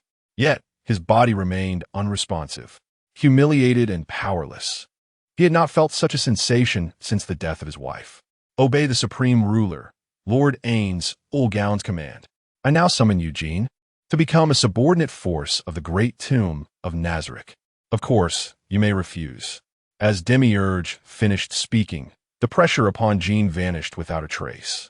He struggled to rise, but despite the overwhelming display of power from Demiurge, he harbored no intentions of submission.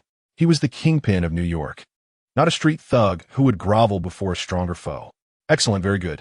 If it were Cosette's, he would surely admire you. But I am not that kind.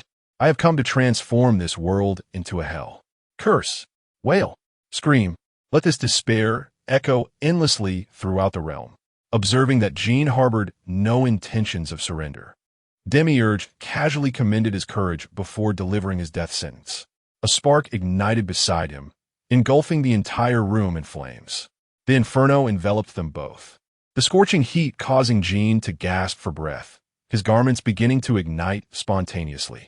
The residual warmth alone was nearly unbearable for a man pushed to the limits of human endurance. Ultimately, humanity has its limits. Lord Ainz had initially intended to resurrect your wife and child. However, foolish human, you have betrayed the supreme ruler's expectations. Thus, descend into hell and repent. Wait. A few crucial words fell upon Jin's ears. Even in the face of death, he felt no fear, but rather an overwhelming excitement. You said you could revive Vanessa and Richard. Human, the supreme ruler's grace can only be bestowed upon the loyal. I can offer my loyalty to the supreme ruler. I am willing to become a subordinate of Nazarick. In that moment, Jin transformed entirely, the defiance that once characterized him fading into oblivion. For the sake of his wife and child, pride held no value. Vanessa, in his pursuit of a method to resurrect his wife and child, he had once sought help from the Hand Association, even relinquishing several blocks of territory. Unfortunately, their method of resurrection through dragon bones had significant flaws, and he held little trust in Lady Gao. He feared that should his loved ones return, they might be controlled by others. Now, hope had reemerged before him. How could he let it slip away? Upon witnessing Jean's newfound demeanor, Demiurge extinguished the flames in the room with a wave of his hand. Simultaneously, a flash of purple light swept through, restoring the previously dilapidated space to its original pristine condition. Having laid the bait and demonstrated an insurmountable strength, Demiurge nodded in satisfaction, pleased with his performance. Once Jean had composed himself, Demiurge appraised him before ensuring that he would not disgrace himself before Lord Ainz. He then began to cast a teleportation spell. As the magic circle shimmered, the two figures vanished from the room. Meanwhile, within the grand hall of the great tomb of Nazarick, Demiurge materialized alongside Jean in the central chamber. Jean felt the scenery shift, finding himself in an unfamiliar environment. The imposing figure of the skeletal king, clad in a robe, immediately captured his attention. Human, do not be disrespectful. This time, Demiurge refrained from invoking his power of command, simply articulating that Jean should kneel before the ancient skeleton. Ainz Ooal Gown, this was the closest Jean had ever been to the hope of resurrecting his wife and child. The concept of dignity paled in comparison to the resurrection of Vanessa. Chapter 26. The Alliance of Defenders begins. Thank you for your summons, Lord Ainz. Although Jean Bing remained somewhat skeptical about whether the Bone King could truly resurrect Vanessa, it was clear that, given the strength of his adversary, there was no compelling reason for deception. The sheer prowess of his subordinate rendered any attempt at trickery superfluous. At that moment, the elder skeleton seemed to perceive the doubts swirling within Jean Bing's mind. With a deliberate motion, he extended his bony hand to the right, and, in an instant, a black void emerged. The skeletal claws delved into the darkness, pulling forth a struggling wolf. With a flick of his wrist, the wolf soared through the air and landed at Jean Bing's feet. Kill it. With a hint of bewilderment in his gaze, Jean Bing looked up at the elder skeleton, who nodded in silent encouragement for him to act. Though Jean Bing was momentarily taken aback, he soon realized that it was merely a wolf he was tasked to slay, an effortless endeavor for him. He grasped the creature by its neck, applying pressure, and the sound of cracking bones echoed in his palm. The wolf's head drooped lifelessly, and Jean Bing discarded the still twitching body onto the floor. The three observers watched as the wolf's labored breaths ceased entirely. None of them were benevolent souls. Indeed, they were stained with the blood of countless deeds. The demise of the wolf stirred no emotional response among them. Only when the creature showed no further signs of life did Jean Bing finally lift his smooth head to regard the Supreme being seated upon the throne. Utilize the magic card Premature Burial. A card transformed into a radiant light in the Bone King's grasp, enveloping the lifeless wolf's corpse. The illumination surrounded it, and under Jean Bing's anxious gaze, the wounds on the wolf's body vanished in an instant. The sound of its heart resuming its rhythm, though faint, resonated in his ears like a thunderous proclamation. A flawless resurrection. The perfect method he had long yearned for now unfolded before his very eyes. Undoubtedly, this spectacle was far more persuasive than mere words. In that moment, all doubt regarding the Bone King dissipated. The visages of his wife, Vanessa, and his son, Richard, floated in his mind, their forms closer to him now than ever before. Esteemed Supreme One, Lord Ainz Ooal Gown, whatever you require, I shall devote myself entirely to fulfill your wishes. There is no need for coercion or threats. Jean Bing lowered his once proud head with a newfound humility. Everything felt remarkably natural. Ah, it is fortunate to have this panel. The Bone King sighed with relief. Although he had expended 1,000 emotional points, the establishment of a stable intelligence network was a worthy trade. As an undead, mastering resurrection magic was virtually impossible.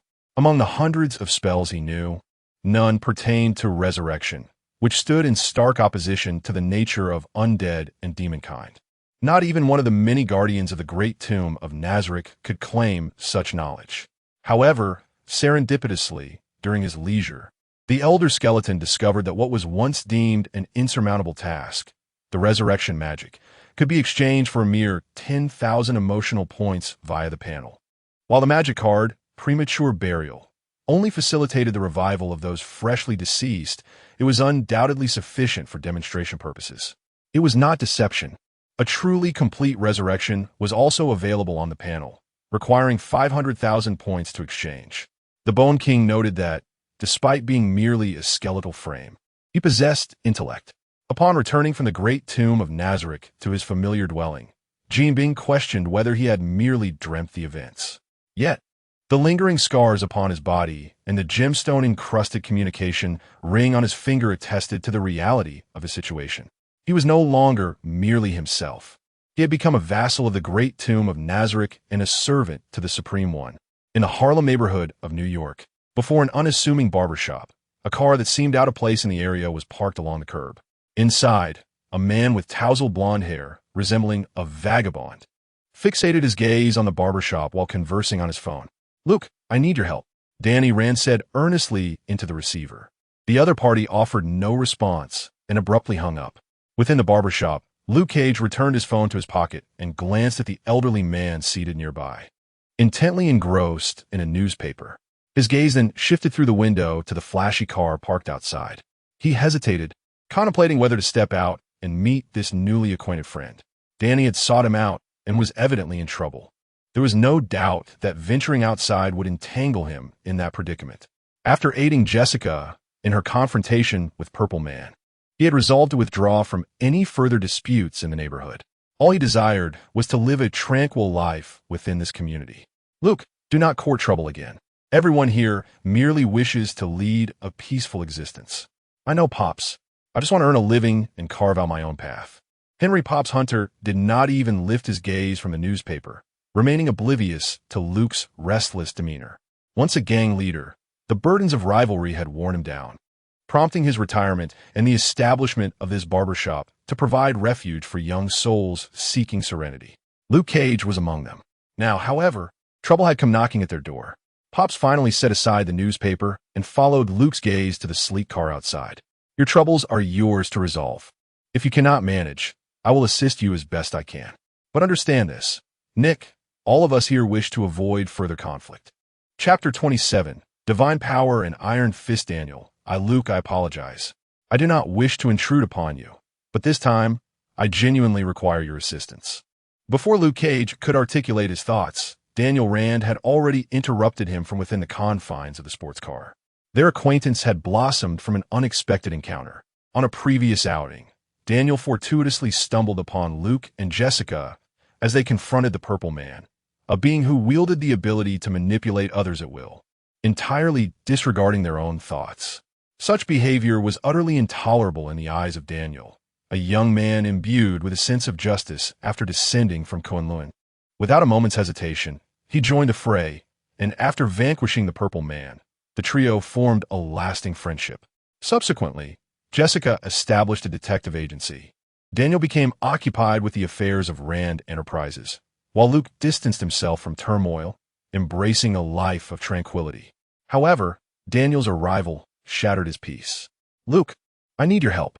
During your investigation of the Purple Man, did you not uncover a shadowy organization known as the Hand? In my inquiries regarding the developments of Rand Enterprises during my absence, I have discovered that a pair of unseen hands has been steering the direction of the company. They have also exploited the pharmaceutical channels of Rand Enterprises to clandestinely traffic DP. Could these hands belong to the Hand?" Daniel's words undoubtedly caused a shift in Luke Cage's demeanor. Once again, the specter of the Hand loomed over him.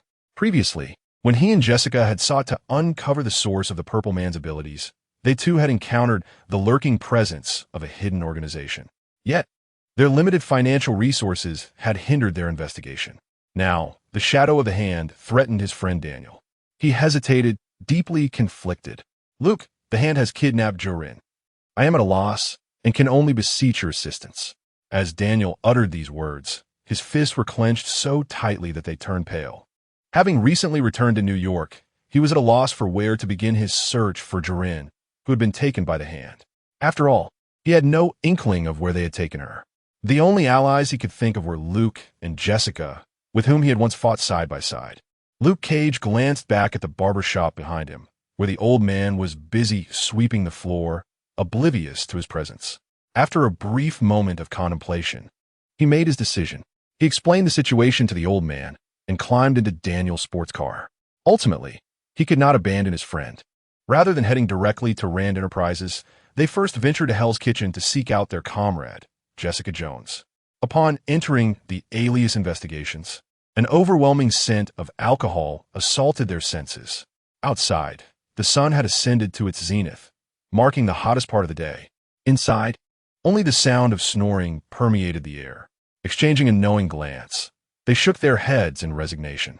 Luke approached Jessica, gently rousing her from slumber. Given their past intimacy, it was only fitting that he take on this minor task. Jessica's involvement was hardly surprising. She was inherently a benevolent and justice-driven individual. Moreover, the request for her aid came from a friend she had once helped. With the support of Luke Cage and Jessica Jones, the trio made their way to Rand Enterprises. After scrutinizing various surveillance feeds, they finally uncovered a lead. The vehicle that had abducted Jorin came into view. They split up, each searching for clues regarding the car, ultimately convening at the entrance of an estate. Entering the estate, they encountered no obstacles, proceeding directly to a wrought iron gate. Upon opening it, they found Jorin bound to a chair. Beside her stood an elderly woman clad in white, leaning on a cane. "I have awaited your arrival for quite some time." Daniel, the words of Madame Gao elucidated their unimpeded passage thus far. She had no intention of obstructing them. Daniel surveyed Jorin, who bore no visible injuries. Upon seeing him, she began to struggle against her bonds. Relieved that she was unharmed, Daniel felt a weight lift from his shoulders. Their task would be complete once they rescued her. He dismissed the old woman, intent on freeing Jorin without a word. "You're far too hasty and lacking in manners. This generation of Iron Fist has left me somewhat disappointed." With one hand resting on her cane, Madame Gao delivered a gentle yet powerful strike toward Daniel. It felt as though an invisible force had struck him, sending him hurtling backward to crash onto the floor. Luke and Jessica rushed to his side, helping him to his feet.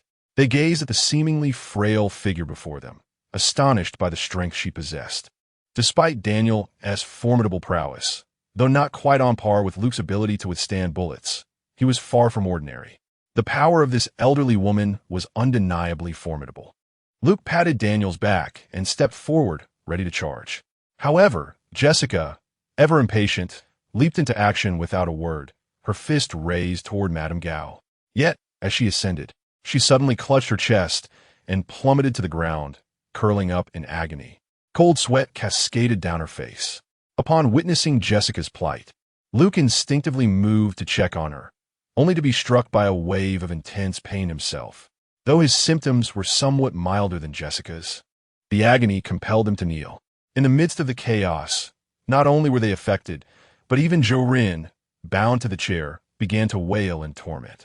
The only one unaffected was Daniel, who had been sent sprawling by Madame Gao's initial blow. "Did your teacher in Kunlun not instruct you that one should never tread upon another's territory without caution?" Chapter 28. Does anyone truly believe that Lady Gao only knows how to fight? What have you done to them? Daniel seethed with impotent rage, his clenched fist shimmering with a golden light. Yet, he hesitated to strike, his gaze fixed on his two comrades writhing in agony on the ground. The fury in his eyes was on the verge of overflowing as he glared at Lady Gao. "If you sign this, they will be safe." Lady Gao showed no intention of addressing Daniel's query. Instead, she produced a land transfer agreement from her belongings and offered it to him with an air of haughty confidence, untroubled by the prospect of his refusal to sign. As Daniel took the document, his grip tightened, crumpling the paper with each passing moment. "You want Rand Manor?" Rand Manor, the ancestral home of the Daniel family, had been a cherished haven for over 3 generations. Despite the tragic loss of his parents 15 years prior and his subsequent 15-year confinement in Kunlun, the manor had remained abandoned. He had been preoccupied with countless matters since his return and had not yet set foot in the estate. Now, the lengths to which they had gone were for the sake of Rand Manor, the place of his childhood. Was it concealing secrets unknown to him? Think it over. Your friends may not endure much longer. Lady Gao interrupted Daniel's thoughts. Her smile radiated a false benevolence, yet it appeared utterly detestable in Daniel's eyes. The dire circumstances of Luke Cage and the others left him no room for further contemplation. For the safety of his friends, he had no choice but to comply. With a heavy heart, he inscribed his name on the agreement, closing his eyes in anguish. Handing the document back to Lady Gao, he fixed her with a fierce glare. Now, remove whatever binds my friends. In exchange for his ancestral home, Daniel felt no sense of inequity. However, watching Lady Gao accept the signed agreement, he noted the continued suffering of his comrades, who showed no signs of relief. Golden light began to radiate from his clenched fists as the iron fist of his generation. Not only do you lack wisdom, but you also lack patience. After scrutinizing the agreement, Lady Gao noticed the golden light emanating from Daniel's hands. With a perceptive gesture, she retrieved several pills from her pocket and extended them to him. To confront the iron fist directly? That would be a foolhardy decision. Having only dabbled in Qigong, her prior advantage had been merely fortuitous. To face the iron fist head-on would require a lapse in her faculties. Rather than relying on the power of Qigong, she placed her faith in the meticulously concocted poisons she wielded. The current situation was, without a doubt, the most compelling evidence of her theory. Even if the iron fist's strength surpassed her own, what could it accomplish when ensnared by various constraints?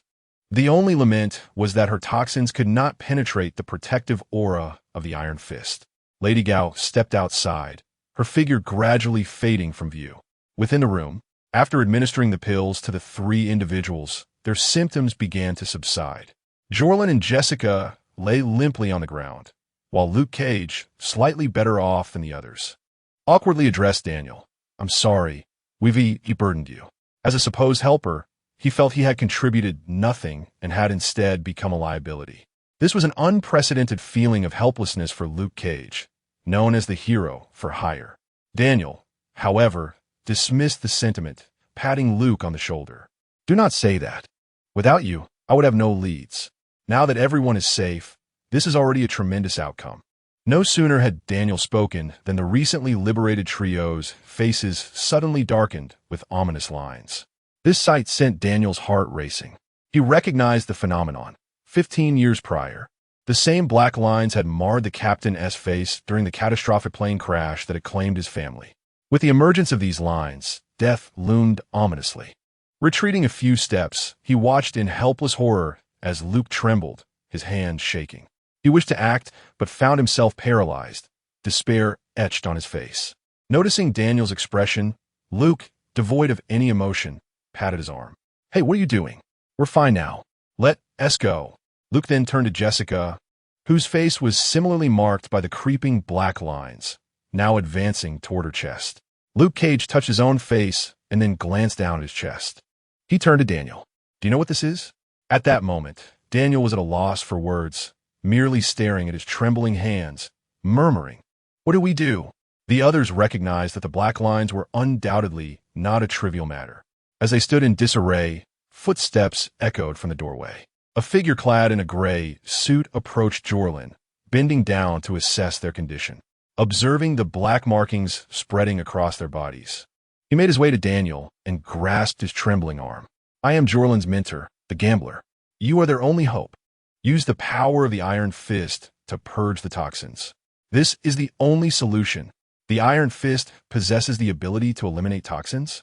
In response to Daniel's bewildered gaze, the gambler offered no explanation, instructing him to concentrate his inner energy in his fists and transfer it into Jorlin's body.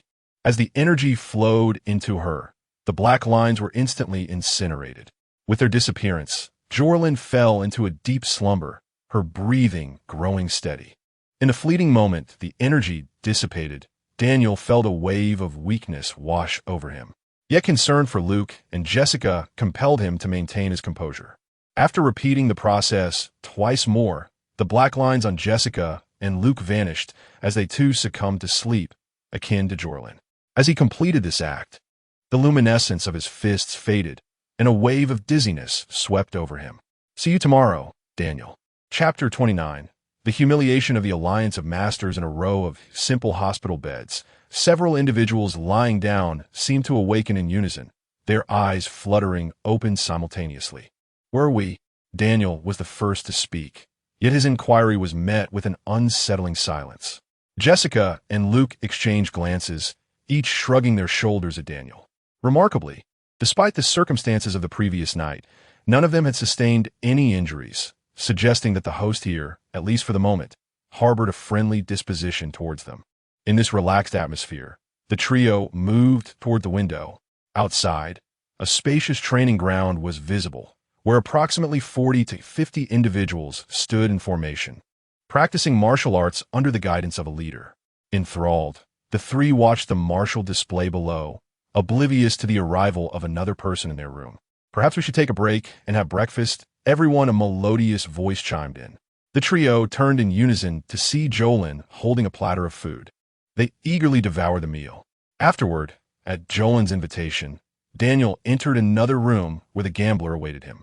Daniel had numerous questions to pose, especially since upon returning to New York, he realized that everyone seemed eager to learn about the Iron Fist. He himself could not harness the fighting spirit within his body, while the gambler appeared to possess a deeper understanding of its application. As the gambler elucidated, Daniel discovered that he was not the first to wield the power of the Iron Fist.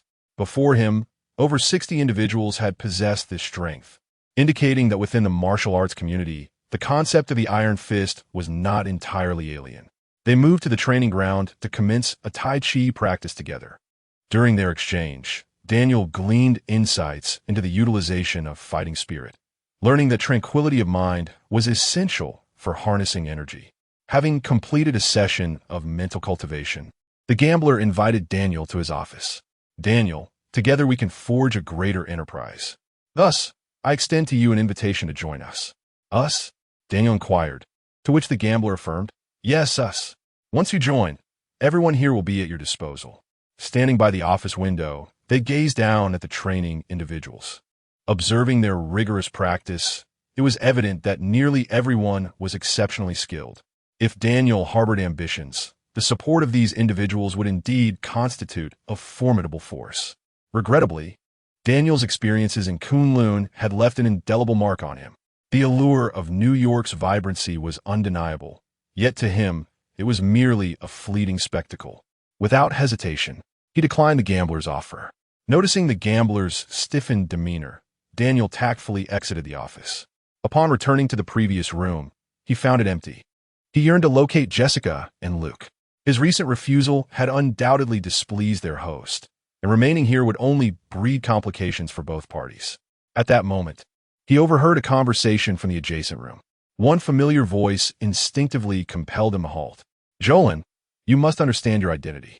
Do not get too deeply involved. But there are no buts. His existence obstructs the path of the Alliance of Masters. If he does not join, he will become our enemy. As the words hung in the air, footsteps approached the door. With a heavy heart, Daniel concealed himself around the corner. Once the figure departed, he pushed open the door. Why did you deceive me? In that moment, Daniel felt as though he had plummeted from paradise to the depths of despair. The person he loved had merely been a lurking adversary all along, a truth he had failed to perceive until now. Upon seeing Daniel burst into the room, Jolin's expression turned awkward as she attempted to explain, Daniel, I am a member of the Alliance of Masters, but we are not like Lady Gao. At that instant, Daniel had no desire to engage in dialogue. Rage consumed him, overshadowing everything he had learned during training. Amidst their heated exchange, a cacophony of footsteps echoed from outside the door. Clearly, Daniel's attempt to hide had not been particularly adept. Surrounded, he wasted no time and leaped through the window. The height of the third floor posed no challenge for a man bearing the title of Iron Fist. He landed firmly on the ground, and in an instant, two figures appeared at his side, Luke Cage and Jessica Jones. I knew this guy, didn't he look like a good person? Jessica remarked without a hint of fear, instead addressing the gambler at the forefront of the crowd with keen interest. Tension surged as combat loomed on the horizon. The gambler's students, devoid of expression, brandished knives and charged at the trio. However, against these three extraordinary individuals, their attacks posed little threat. Luke Cage calmly extended his arm to deflect a knife, producing a sharp sound as the blade shattered upon impact. The assailant's expression turned vacant, yet Luke remained unfazed. With a simple punch, he felled several opponents. Realizing their blades were ineffective, the attackers quickly sought a new target, Jessica. Upon witnessing this, Jessica merely smiled, her eyes ignited with fury. She detested being underestimated, and these individuals had successfully struck her nerve. Without warning, she leapt into the air, descending with tremendous force into the midst of the crowd, clearing a space in an instant. Among the trio, Daniel's combat style was the most unadorned. As the current Iron Fist, he struggled to fully control his own power. Thus, he relied on the various martial arts he had learned in Kunlun to strike at his foes, yet his effectiveness paled in comparison to his companions. Not one to be underestimated, the gambler recognized that Daniel's friends were extraordinary. He turned to one of his associates and nodded. The individual promptly retreated inside, only to return shortly with a group of armed students. Run. Chapter 30. The Secrets of the Rand Manor for Luke Cage. Confronting firearms with mere physicality is no formidable challenge. However, on this battlefield, he is not alone. Alongside him are Daniel and Jessica. Though both possess their own extraordinary abilities, their corporeal forms are undoubtedly ill-equipped to withstand gunfire. Under Luke's protection, Jessica and Daniel utilize him as a shield, gradually making their escape from the school amidst a barrage of bullets. Once they distance themselves from the institution, the gunfire begins to wane. It is evident that even the Hand, a notorious criminal organization, dares not wield firearms recklessly within these city blocks, for they are already a thorn in the NYPD side. To draw undue attention would be tantamount to courting death. At the pinnacle of Rand Tower lies a chamber that belongs to Daniel. Upon their return, the trio sinks into the comfort of the sofa, fatigue evident in their demeanor after the tumultuous events of the past few days. Jessica, ever the familiar spirit, roams the room until she discovers the liquor cabinet. With a mischievous glint in her eye, she hands a glass to Luke, undeterred by his hesitant gaze. "I don't wish to discuss this," Luke sighs, shaking his head. He takes a sip from the glass before turning his attention to Daniel. Unlike the mere weariness experienced by the others, Daniel bears the brunt of emotional turmoil. He now perceives the happenings in New York as a surreal illusion. The person he cherished was merely an undercover operative for the Hand. What of all he had done for her? Was it all part of her intricate design? Had he been nothing more than a foolish jester in this grand scheme? The weight of these revelations is almost unbearable for Daniel. Slumped on the sofa, cradling his head in despair, Daniel's state elicits concern from Luke. However, matters of the heart are not his forte. In the midst of his hesitation, Jessica seizes a bottle and takes a seat beside Daniel. "Just have a drink. It's merely a heartbreak. Don't be so despondent." Daniel remains silent, drowning his sorrows in alcohol. His sorrow stems not solely from lost love, but from the disorientation that clouds his path. He sought assistance from Luke and Jessica to save Jorlin, only to realize that she requires no rescue. Their intent was solely to seize Rand Manor. Wait, Rand Manor? The meticulous planning initiated upon his return to New York was all for the sake of his estate. What secrets lie within this place, warranting such effort from a Hand? The fog of inebriation dissipates, leaving Daniel's mind startlingly lucid. After sharing his suspicions with Jessica and Luke, the trio resolves upon their next destination. Rand Manor, situated on the outskirts of Manhattan, occupies a sizable expanse of land, a testament to the former glory of the Rand family. Upon arriving at the manor, they discover that a perimeter of electrified fencing now encircles the estate. The grand entrance is tightly shut, monitored by 4 cameras that leave no blind spots. Upon witnessing the surveillance, the trio halts their advance. This manor no longer belongs to Daniel. Their appearance would be tantamount to alarming the very snakes they seek to avoid. Concealing their vehicle in a discreet corner, Daniel leads Jessica and Luke to a long-forgotten secret hideout. A narrow path provides direct access to the manor's interior. Every child harbors dreams of creating secret lairs, and Daniel is no exception.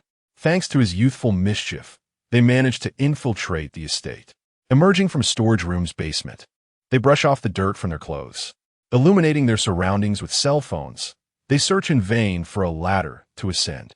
Under the scrutinizing gazes of Jessica and Luke, Daniel shrugs helplessly.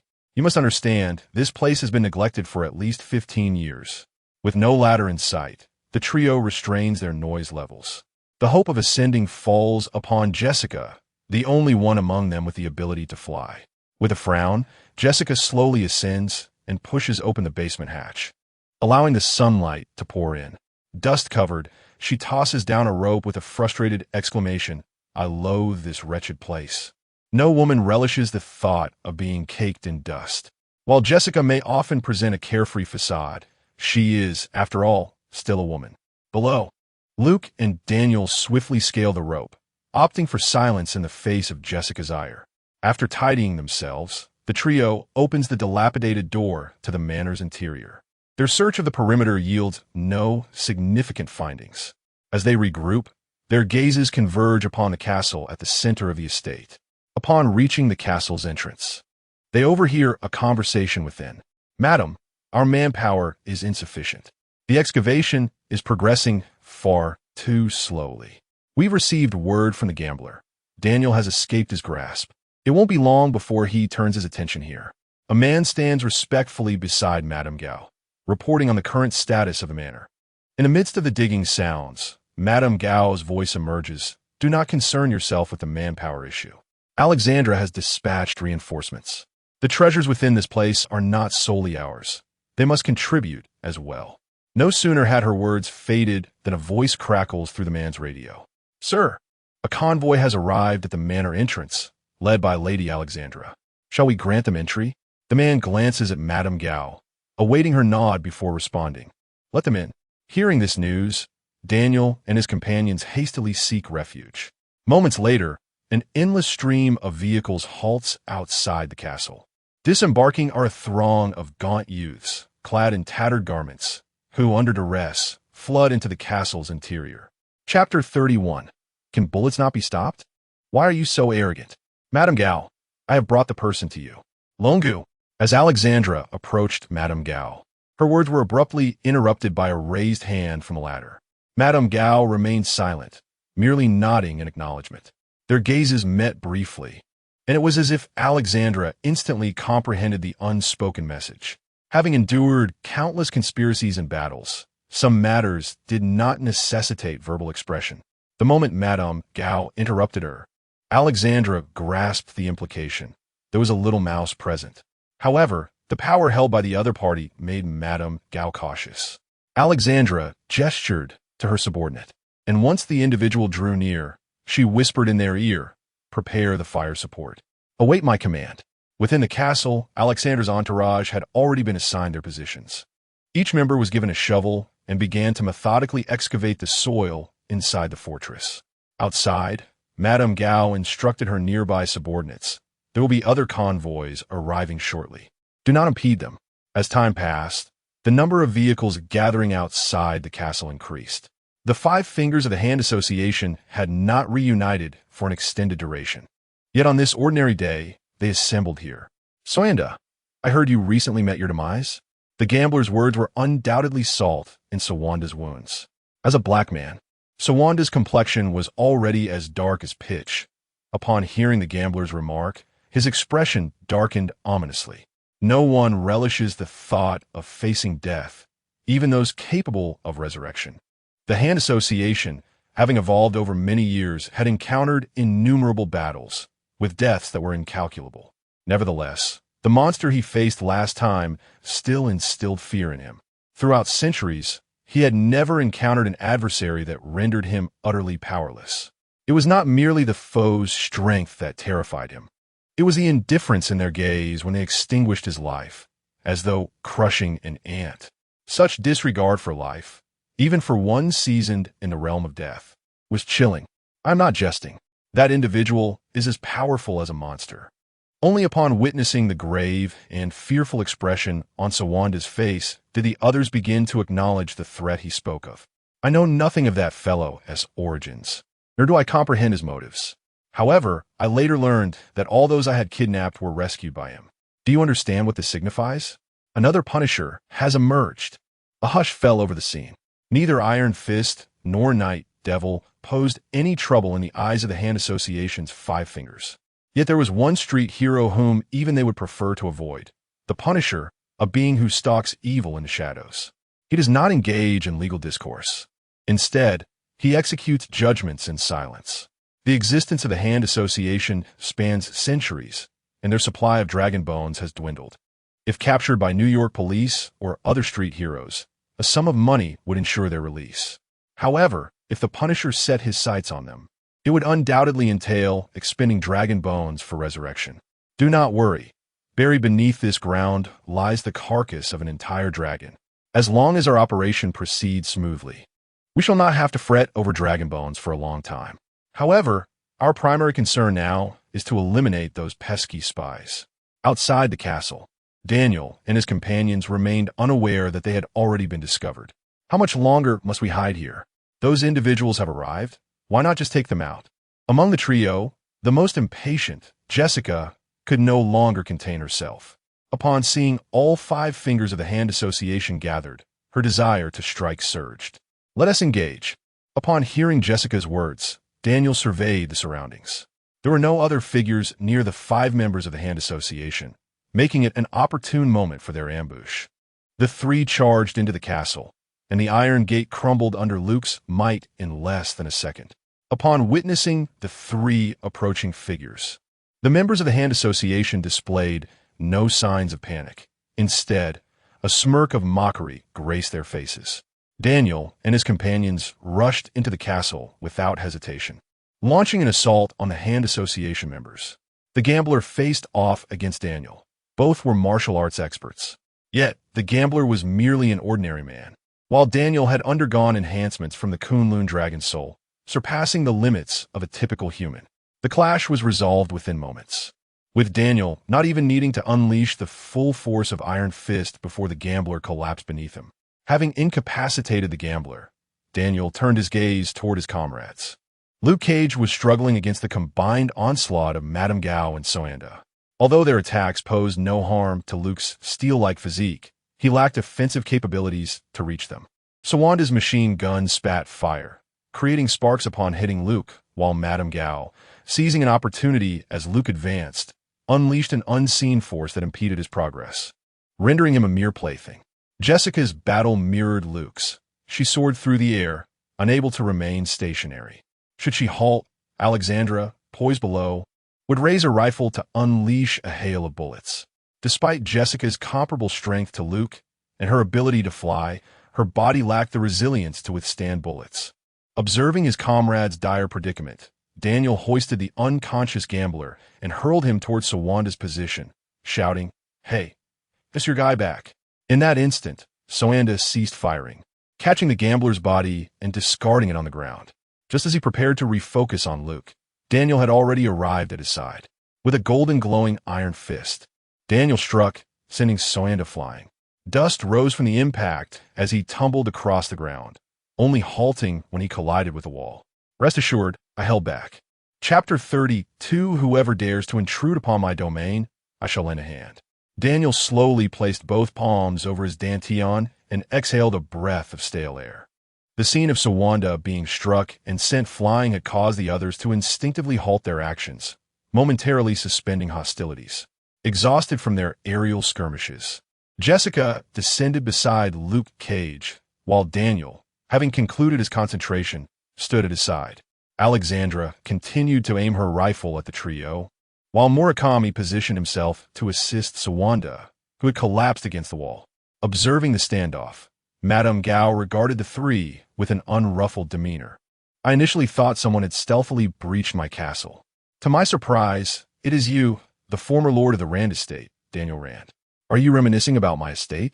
In this verbal sparring, the 3 young men, collectively younger than Madame Gao, stood no chance against her seasoned wit. A mere exchange of words ignited an inferno of rage within Daniel, who seethed at the audacity of flaunting the estate he had lost to such underhanded tactics. Deceit is the passport of the unscrupulous. Raised in an elite environment, Daniel had never been taught how to maintain composure in such situations. His years in Kunlun had not acquainted him with someone as vile as Madame Gao. In stark contrast, Jessica and Luke remained unfazed by her words. Having navigated the treacherous streets for years, they had become accustomed to the wretchedness of humanity, rendering her taunts ineffective. Calm down, Daniel. Your current state is precisely what she desires to witness. Let us not lose sight of our objective. Luke's voice anchored Daniel's tumultuous emotions. Verbal exchanges were not his forte, and they had not come to engage in a quarrel. Regardless of Madame Gao's intentions with the estate, their mission was simply to thwart her plans, thereby deeming their endeavor success. Luke Cage displayed a level of rationality that surpassed Daniel's. The adversaries outnumbered them significantly, and although they currently held the upper hand, the tide could turn if reinforcements arrived. Firearms posed a substantial threat, and they could only secure victory by subduing their foes before they could retaliate. Stop hesitating. Subdue them. Luke's command rang out, and he charged forward. Yet, before he could cover much ground, he froze in place. The castle's balcony and windows had become crowded with figures, their weapons trained ominously on Luke and his companions. Oh, I had no idea. It appears your castle is equipped with such dungeons. I only hope we are not the first to occupy this chamber. In the castle's dungeon, Daniel and his companions found themselves bound by ropes. Amid the dire circumstances, it was Jessica who maintained a light-hearted demeanor, teasing her comrades. I had no clue that Rand Castle harbored such a dungeon. My apologies for dragging you into this predicament. Daniel dismissed Jessica's jest, feeling remorseful for once again endangering his friends. Since they had accepted his invitation, their journey had been fraught with misfortunes, culminating in their capture for the second time. I wonder why they haven't simply killed us. Is there any difference between this and execution? Luke's inquiry lingered unanswered, provoking an eye roll from Jessica. After their capture, Madame Gao had administered a pill, more accurately, a creature, to the three. Aware that Iron Fist's chi could neutralize any toxin, she had not resorted to poisoning them directly. Instead, she employed a mysterious method from the East. The Iron Fist could purge toxins, yet it could not annihilate living entities within the body. At this moment, each of them harbored a creature within their hearts. Having previously endured the agony of the creature's activation, none dared to tempt fate again. Are they planning to confine us until we perish? Certainly not. Your lives are of great value. Daniel, let us engage in another transaction. The iron door swung open, and before the figure materialized, it answered the trio's unspoken questions. Madame Gao sauntered to the dungeon's entrance, looking down at the three with an air of superiority. Daniel, you are utterly oblivious to your own worth. I would never kill you so casually. I am aware that the gambler has extended an invitation to you once. However, I now formally invite you to join the hand. Daniel's disdainful gaze met her offer, his refined upbringing forbidding him from uttering any profanities. Faced with such a despicable adversary, he chose to ignore her, closing his eyes in defiance. Ah, it seems you are unwilling to accept my generosity. Daniel's rejection was entirely anticipated by Madame Gao. The Iron Fist held significant importance to the hand, yet he was not the first to spurn their overtures. Over the years, more than 60 Iron Fists had emerged from Kunlun, all of whom had steadfastly refused to align with these traitors.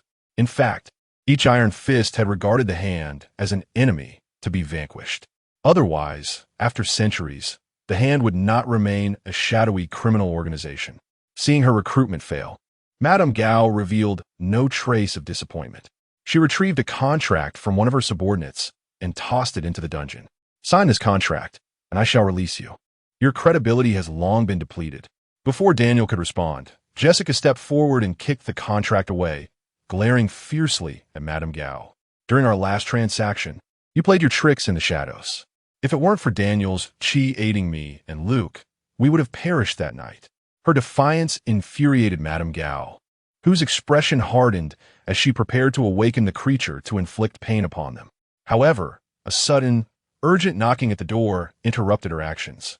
An individual hurried to Madame Gao's side and whispered in her ear, Madame Gao, we have intruders. Chapter 33. The Defenders Assemble. Lady Gao received news and, without a glance at the three individuals in the dungeon, departed the premises with her entourage. Although the messenger's voice was barely audible, Daniel, having secretly enhanced his senses through the use of his fighting spirit, heard every word distinctly. An intrusion had occurred. Undoubtedly, the perfect opportunity for the three of them to escape. Lady Gao believed that by threatening their lives with her sorcery, Daniel and his companions would be too intimidated to flee. Yet, she was oblivious to the fact that some birds are destined never to be caged. Every feather on their wings glistens with the brilliance of freedom. Night had fallen. The Rand Manor, dilapidated from years of neglect, had electrical circuits long past their prime. The passageway was dimly lit only by hastily prepared oil lamps. The freshly excavated underground tunnel was shrouded in complete darkness. At that moment, Lady Gao, guided by her subordinates, arrived at a temporary stronghold of the Hand Association. Inside, numerous associates lay unconscious, their lives not in jeopardy, merely suffering from blunt force injuries likely inflicted by clubs. The assailants were presumed to be the Night Devil, an old adversary well known among the small leaders of the Hand Association, who were already familiar with his tactics. From the injuries sustained by their comrades, they deduced the identity of their foe. Lady Gao nodded in acknowledgement. Currently, 5 of her fingers, Soanda, and the gambler were injured, leaving only 3 to command the operation. She and Murakami were responsible for the exterior, while Alexandra and the Hand Association's secret weapon, Black Void, operated within. Regardless of the side, there was no need for concern when confronting the Night Devil, for both factions possessed members capable of wielding force. The Night Devil's strength was not formidable. Neither Murakami nor Black Void would face defeat in such an encounter. Notify everyone. We must locate the Night Devil.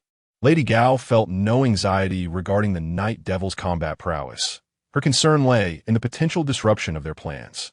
Should the enemy become aware of the situation here and disseminate the information, the NYPD would undoubtedly be the first to arrive, employing the city's homeless as their manpower. With so many individuals suddenly missing from the streets, the police would undoubtedly commence an investigation. Such news could not remain concealed for long, though they had no intention of hiding it for an extended period. Once the bones of the dragon were excavated, those individuals would lose their value. Extracting the dragon's bones was an imperative task. Without them, relying solely on their current stock would leave future resurrections severely constrained. The Hand Association faced numerous enemies, and without means of revival, their lives would undeniably be on borrowed time. The longer one lived, the more one feared death. A sentiment shared among the 5 fingers of the Hand Association. We found him. He.S. in the basement. Suddenly, a voice crackled through the radio before Lady Gao. Upon hearing the content, she rose without hesitation. Inform Murakami. Head to the basement. A sense of foreboding flashed through her mind. Why would the enemy be in the basement? Could it be that Daniel had summoned reinforcements? The dungeon was situated within the basement, hence her suspicions. Meanwhile, within the basement corridor, Daniel and his companions stood in confrontation with the Night Devil, clad in dark crimson attire. In the dimly lit passage, Daniel and his allies could not discern who stood before them, only adopting defensive stances. For Matt, the encroaching darkness was not a hindrance, but rather a cloak of protection. It is said that when God closes a door, he opens a window. Blinded, Matt's hearing was exceptionally acute. The mere defensive postures of the trio painted a vivid picture in his mind. The 4 adversaries gradually inched closer, none willing to lower their guard. As they drew nearer, Jessica, among the trio, seemed to recognize the figure before them. The Night Devil? Is it you? What are you doing here? Wait, he is not the enemy. Seeing the opposing party adopt a threatening stance, Jessica quickly intervened, wanting to halt the impending confrontation. Having roamed Hell's Kitchen, she had long been aware of the Night Devil's reputation, intrigued by his clandestine war against evil. However, he had meticulously concealed his identity, eluding her inquiries.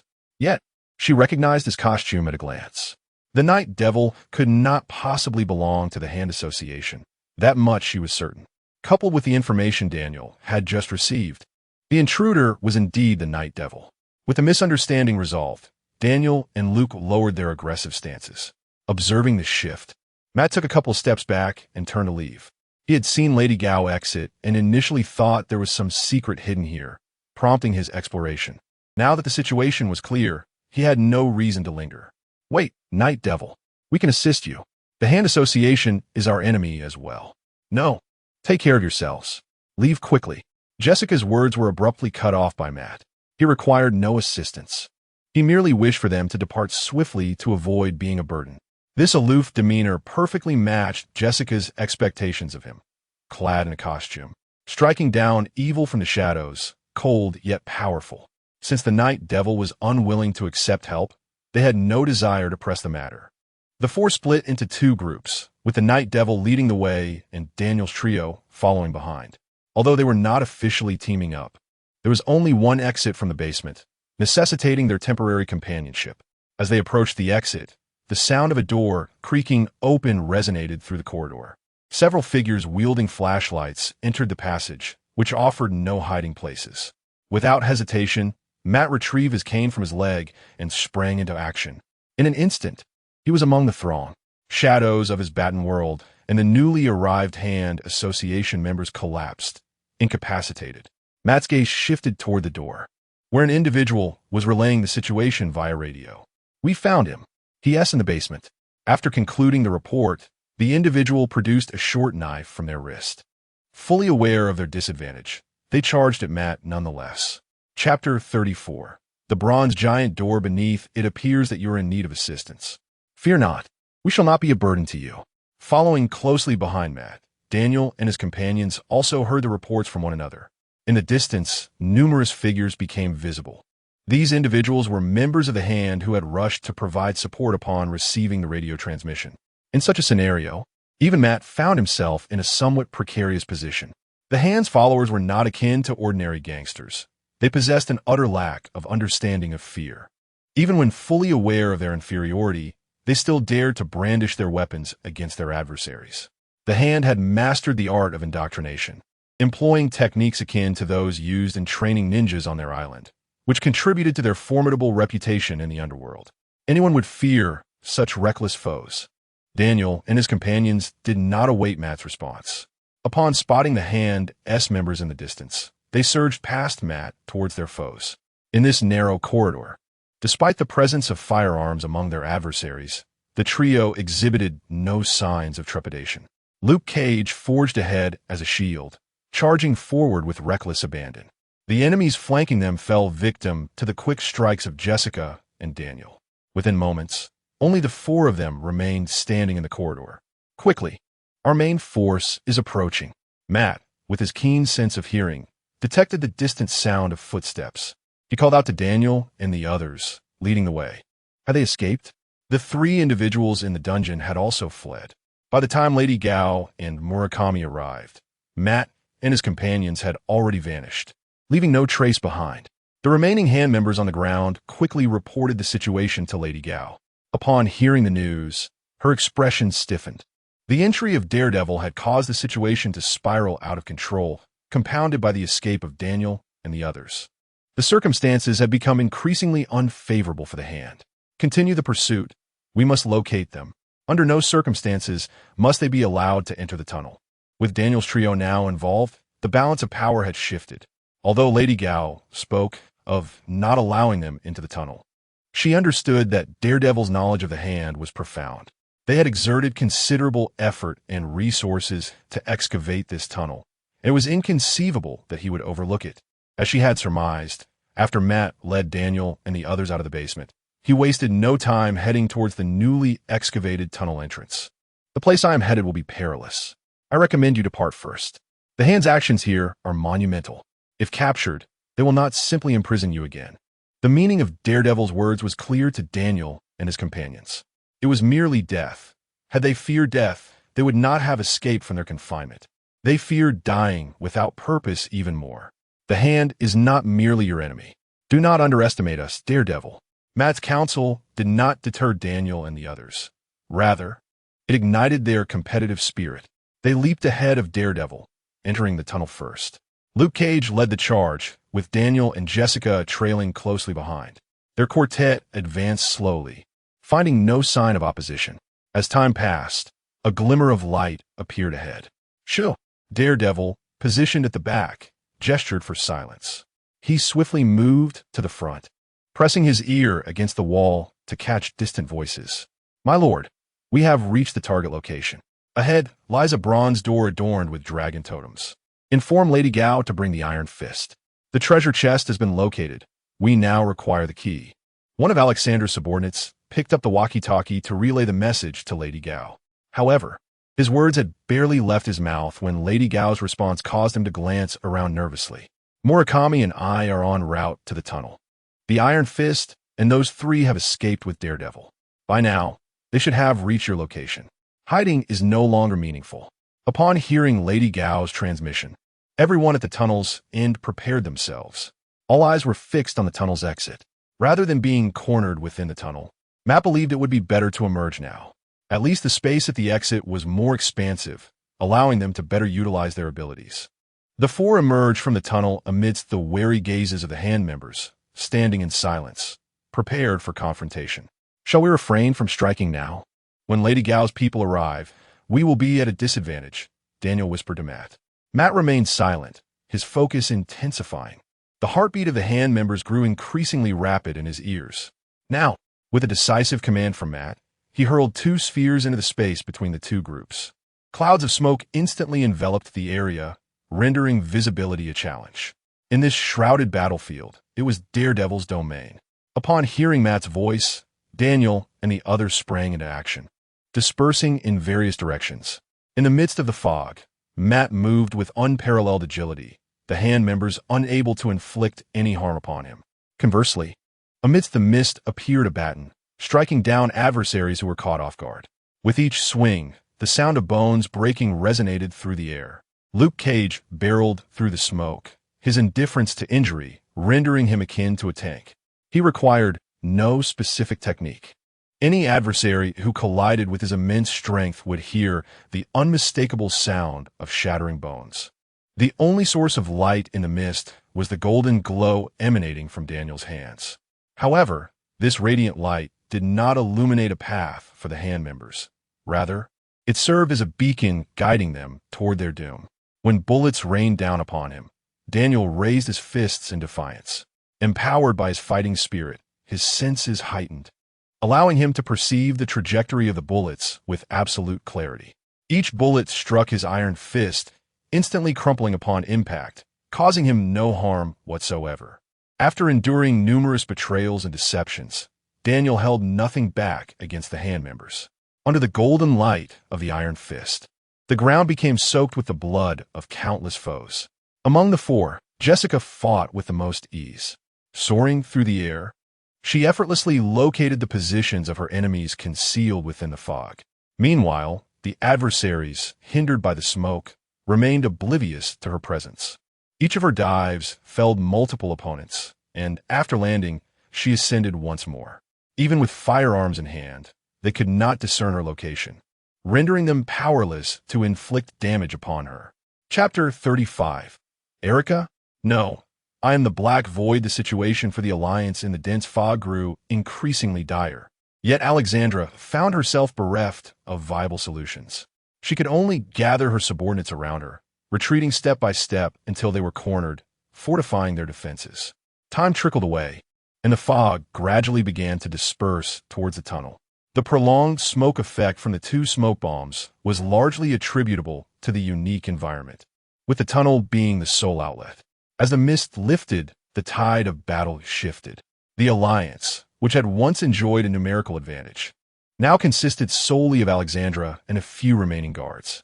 In stark contrast, Daniel and his companions, having expended only a modicum of energy, bore no injuries whatsoever. Yield. You have lost, Daniel urged, advancing toward Alexandra's position.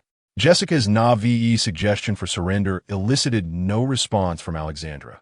Her expression remained inscrutable. The members of the Alliance guarding her exhibited no signs of distress, their faces impassive. However, Matt, with a keen awareness of the Alliance's nature, turned to look at them with surprise. He knew well that the Alliance members feared not death. Surrender was an alien concept to them. Those who had undergone the Alliance's training were akin to death warriors. Do you believe you have already won? The battle has only just begun. Surrounded by Daniel and his companions, Alexandra seemed to receive some news, and a smile unexpectedly broke across her previously stoic face. Matt's ears perked up. and his expression shifted dramatically. "Be careful.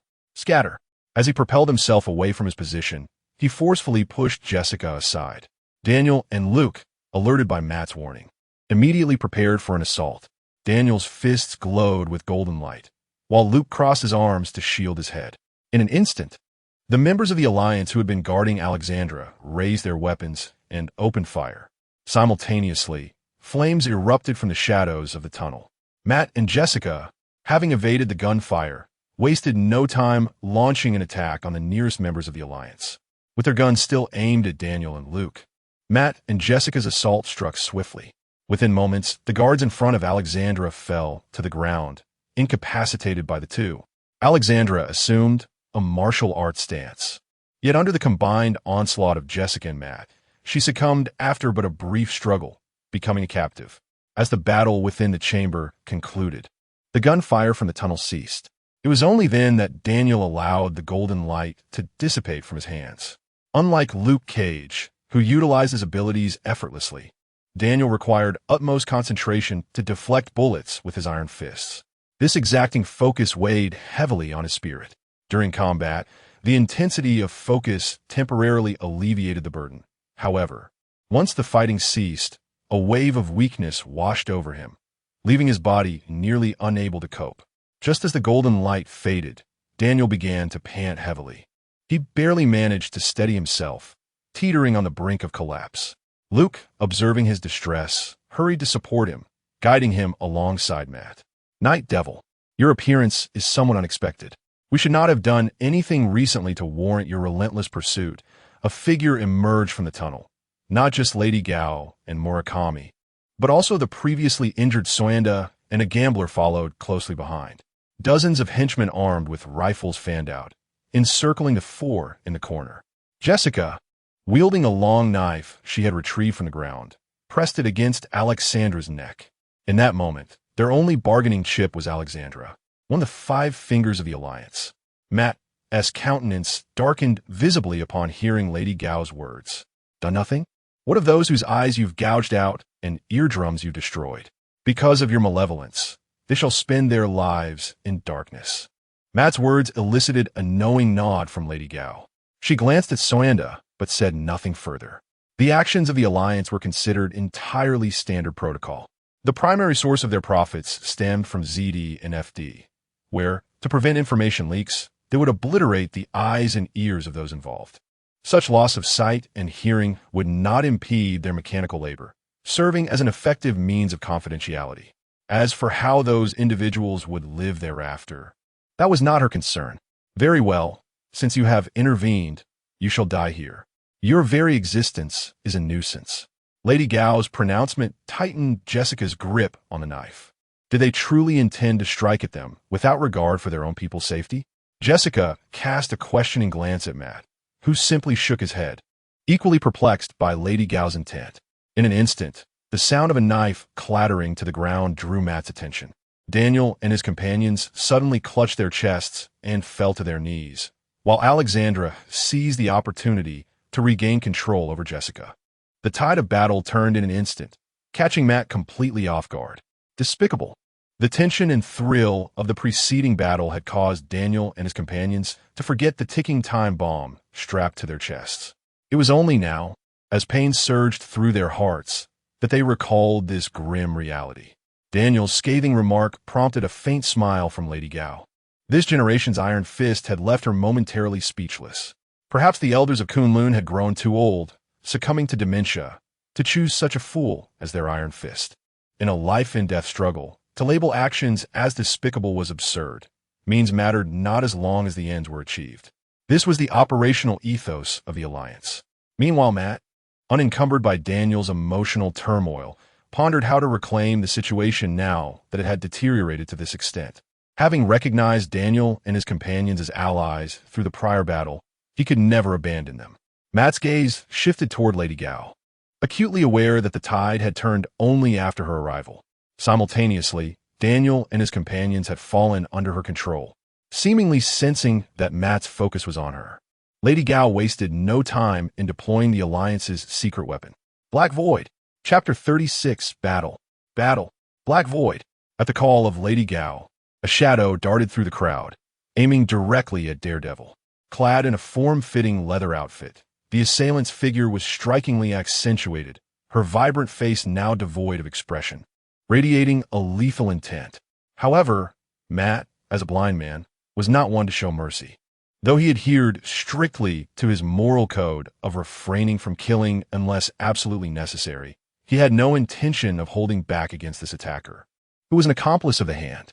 With his white cane dancing in his hands, he clashed with the short knife wielded by Black Void, sparks flying at their first contact. They both instinctively retreated, maintaining their distance. Black Void's impassive face scanned Matt, and after a brief pause, she lunged forward, her knife sweeping horizontally. Matt merely tilted his head slightly, envisioning her movements in his mind.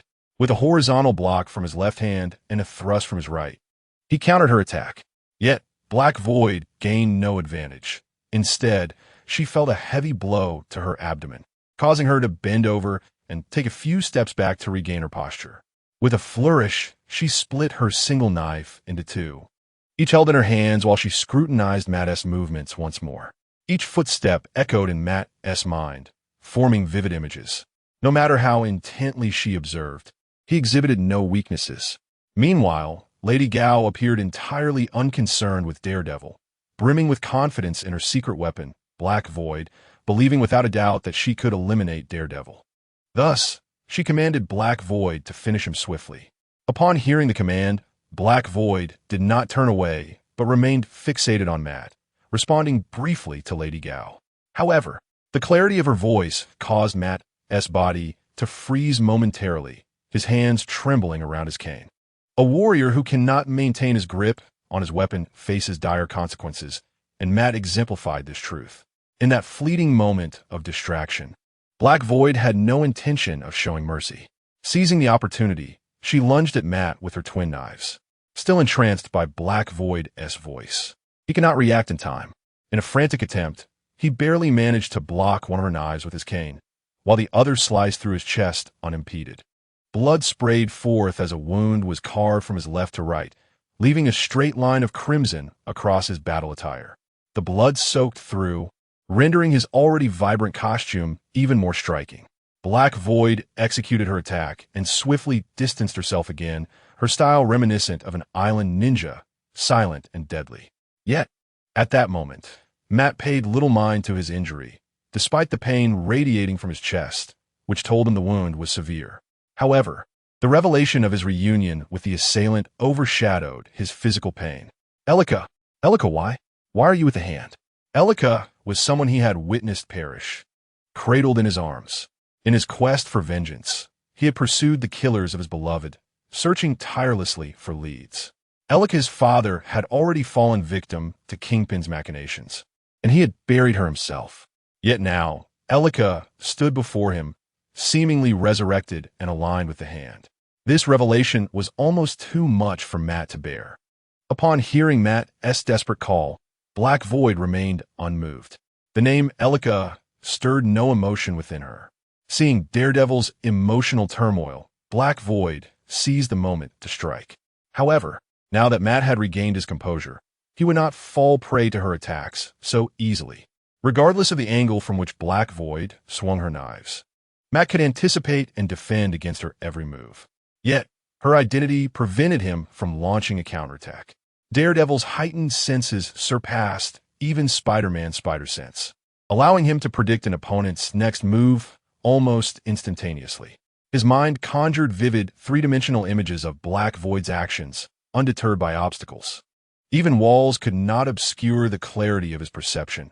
It was as if a super radar resided within his mind. At this moment, every action taken by Black Void met with futility against Matt, even in his wounded state. Their battle intensified, with Black Void relentlessly attacking while Matt defended, unable to retaliate. He called out Elika's name repeatedly, though his pleas yielded little effect. Meanwhile, witnessing Black Void ensnare Daredevil, Lady Gao led her followers to confront Daniel and his companions.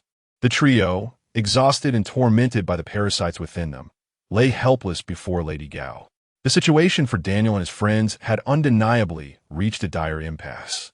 Yet, despite their predicament. None of them harbored intentions of surrender. A brief exchange of glances solidified their silent resolve to face death together. You need not wear such expressions. My friends, I harbor no intent to kill you. Upon hearing Lady Gao's words, Daniel and his companions offered no reaction. Their faith in her integrity had long been extinguished. Lady Gao, seemingly aware of her tarnished reputation in their eyes, ceased her words and instead moved to the next phase of her plan. She approached Jessica, crouching before her, her hand gliding over Jessica's heart. A surge of agony coursed through Jessica's body, causing beads of cold sweat to form on her brow as she gritted her teeth and exclaimed, "If you have the ability, kill me, bitch." Jessica's taunts did not faze Lady Gao in the least. Her hand moved from Jessica's heart to her throat, then to her mouth.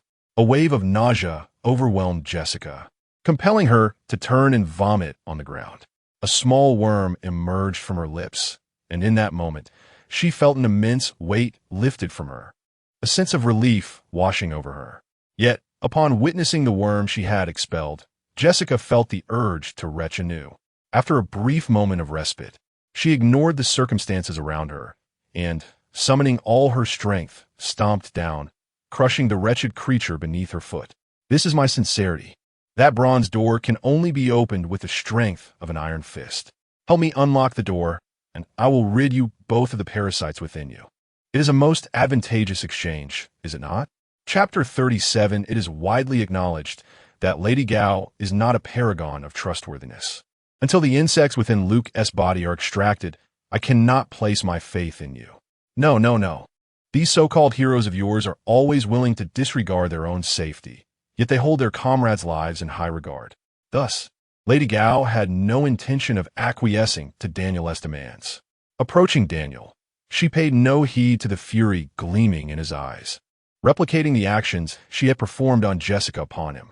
Daniel rose, his gaze fixed upon the wicked old woman beside him, her smile inciting a desire to shatter her skull with a single blow, his fists clenched tightly, shimmering with golden light.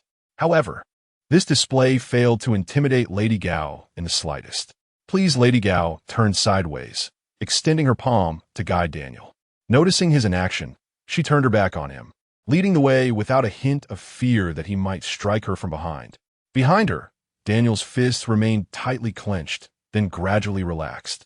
After repeating this motion several times, he exhaled a resigned sigh, following Lady Gao with a sense of obligation.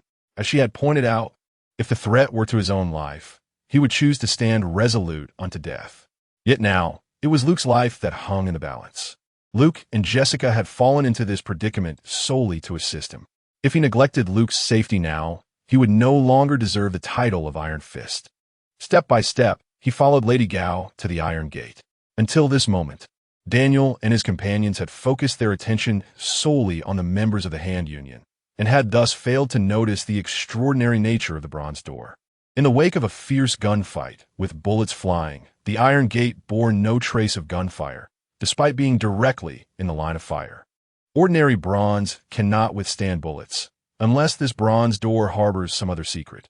Observing intently, Daniel scrutinized the door, recognizing the various reliefs that seemed to tell story. Compelled, he extended his fist, golden light radiating forth. Without any conscious effort, the power of the Iron Fist ignited, resonating with the lingering energy of the bronze door. In an instant, he was engulfed in dizziness. When he opened his eyes again, he found himself in a palace encircled by bronze. Countless bronze figures adorned the throne, above which loomed a shadow exuding an aura of terror. Merely gazing upon it left Daniel breathless. You possess the power of the Dragon Clan. A commanding voice echoed within the palace, lingering long after its utterance. The shadow above the throne cast its gaze downward in disappointment. This was not the individual it awaited. Under its draconic authority, Daniel found himself unable to articulate a single word. As the shadow's eyes closed, the oppressive atmosphere of the palace dissipated. Daniel gasped for air, a mixture of fear and awe directed toward the throne. He offered no reply, yet his fists glimmered with golden light. Simultaneously, the totem bestowed upon him by the venerable elder began to heat against his chest. I am the 66th Iron Fist of Kunlun. I have come to pay my respects." Having regained his composure, Daniel bowed towards the shadow above the throne. Judging by its demeanor, it seemed to harbor no malice. Noticing its fatigue, he respectfully offered his name. "I have sensed the power of the Dragon Clan. While I know not how one as weak as you has gained the recognition of the dragons, you are the first to arrive here in many years. I require your assistance to convey a message to the outside world. The Black King is about to return." Before Daniel could inquire further about this so-called Black King, the shadow began to fade, leaving only its final words echoing through the palace. Will the war come to an end? As the shadow vanished, the bronze palace began to crumble. Daniel stumbled, as if falling into an infinitely extending tunnel. When he regained consciousness, he found himself once again before the bronze door. As he watched, the great door slowly swung open. Before he could discern what lay beyond, a sharp pain shot through the nape of his neck, plunging him into a haze of dizziness. Damn it! Clutching his neck, he turned his head just in time to see Lady Gao retracting her hand. This was a moment of realization. He should never have trusted her. As this thought flickered through his mind, Daniel collapsed unconscious onto the ground. In the distance, Jessica sprang into action upon witnessing this. However, a pained wail quickly drew her attention.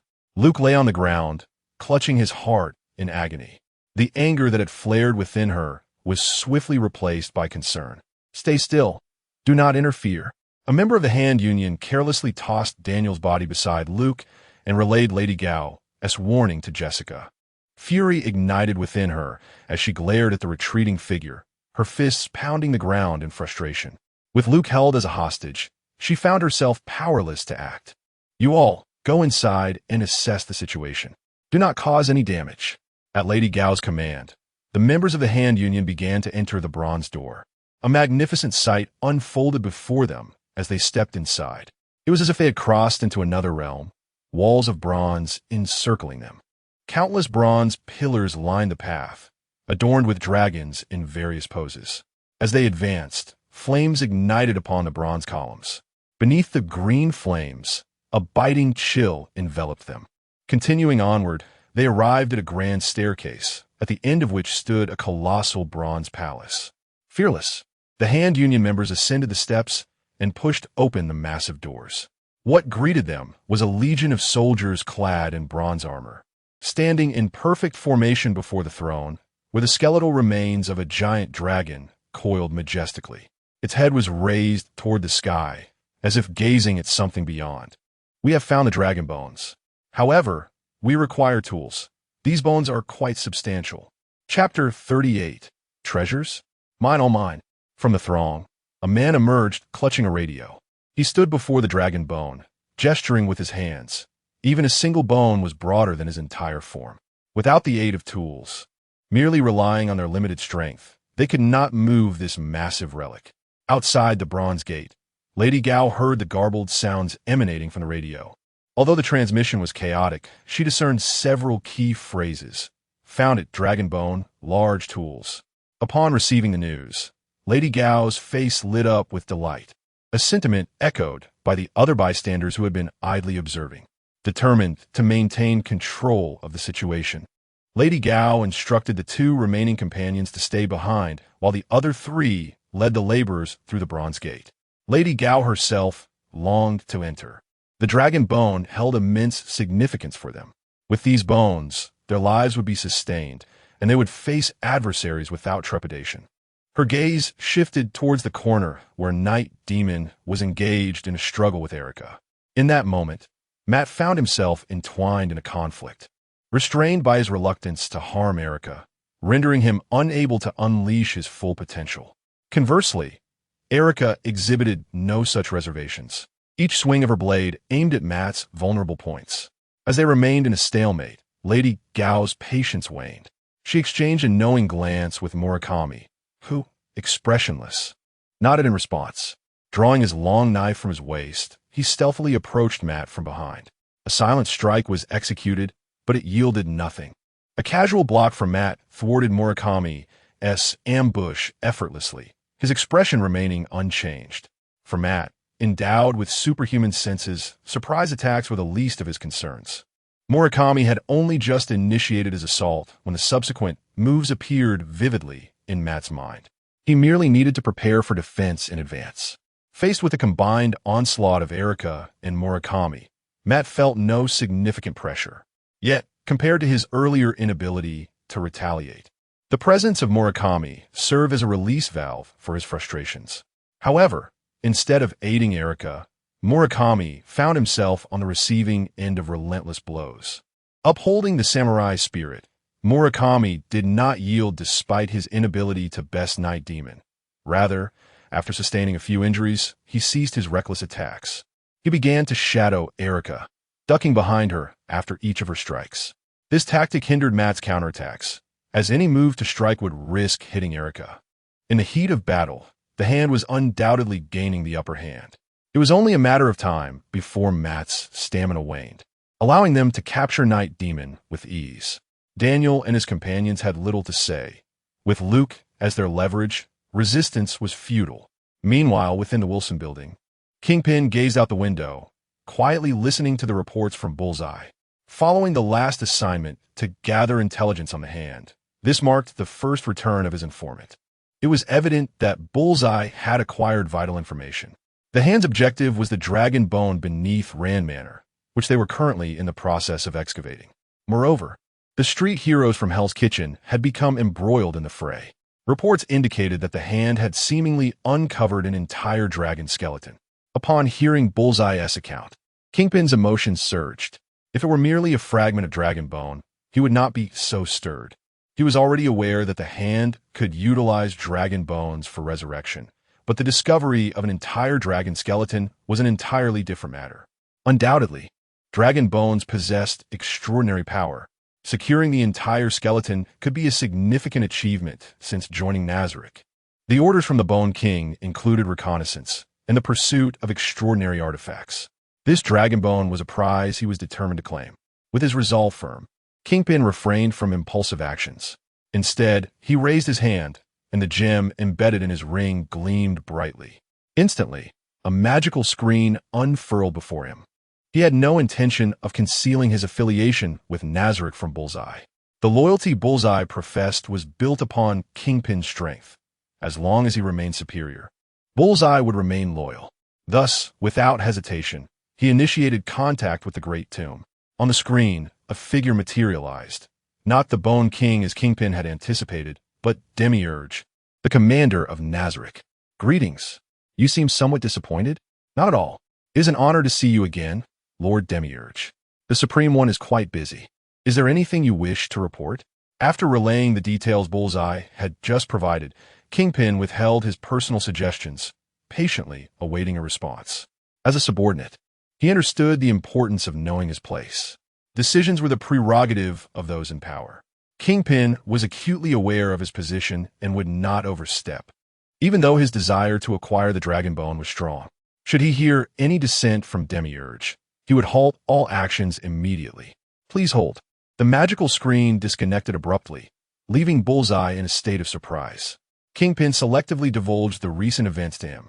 Upon learning of Kingpin's status as a subordinate of an extraordinary organization, Bullseye fell silent, pondering the implications.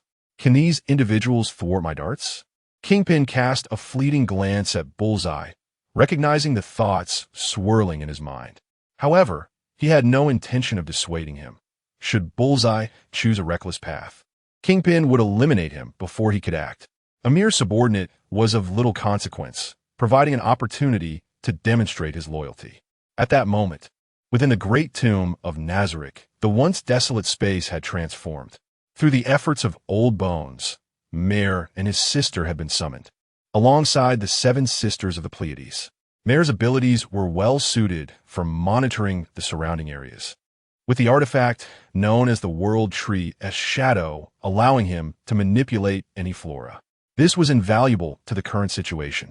The battle maids, possessing human forms, were also well equipped for external tasks. Demiurge entered the Grand Hall, bowing elegantly to the Bone King, despite the urgency of the matters at hand. "Ansama, our vassals have brought forth a message." Chapter 39, I too shall become the Iron Fist. A message arrived from our human vassal, Ainz Ooal. He discovered a complete dragon skeleton and inquired whether we required his assistance in acquiring it. After Nidhogg conveyed this to the Bone King, he instinctively retreated to the side. In the past, a mere dragon skeleton would have been of no consequence to them. The great tomb of Nazarick was littered with dragon remains, and the Bone King's usage of the Summon Bone Dragon spell was merely a means to summon the bones from within the tomb. However, the tomb now lay desolate. Apart from a few guardians and the recently summoned Pleiades, no other creatures were present. A complete dragon carcass could provide them with at least a 7th-tier ally. It is worth noting that even among the Pleiades, only a few surpassed level 70, specifically Yuri Alpha and Narble Gamma. This operation will be overseen by the two of you. Yuri, you shall lead. Ensure Narble does not cause any trouble. Simultaneously, I will dispatch Seabass to remain nearby and provide support as needed. The Bone King pondered for a moment before selecting the participants for this mission. Yuri, the vice-captain of the battle-made squad, was diligent and bore no ill will towards humans. Narble, meanwhile, was the strongest among the battle-maids, second only to Captain Aura Omega. Although she was direct and lacked adaptability, she was far preferable to the others who harbored a singular desire for destruction. The two accepting the task stepped out from the maid squad. Narble remained expressionless, while Yuri respectfully expressed her gratitude for the Supreme One's trust. With the personnel confirmed, the ring in Nidhogg's hand glowed. The magical screen unfolded once more. In accordance with the Supreme One, Lord Ainz Ooal Gown's command, Goldbeard, retrieve the dragon bones intact for Nazarick. Ainz has dispatched 2 aides for you.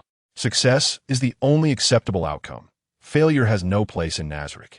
As the light of the teleportation magic illuminated Nidhogg's hand, Yuri and Narble vanished from the Great Hall. Concurrently, within the Wilson building, the teleportation magic array flared to life beneath Goldbeard's feet, and 2 figures clad in maid attire appeared beside him. So, they merely sent over 2 women? As the light of the magic circle faded, a voice laced with disdain resonated within the room. Just after their arrival, the irritated Narble furrowed her brow, directing her gaze towards the source of the sound. A bald man with a target symbol on his forehead came into her view. Pest.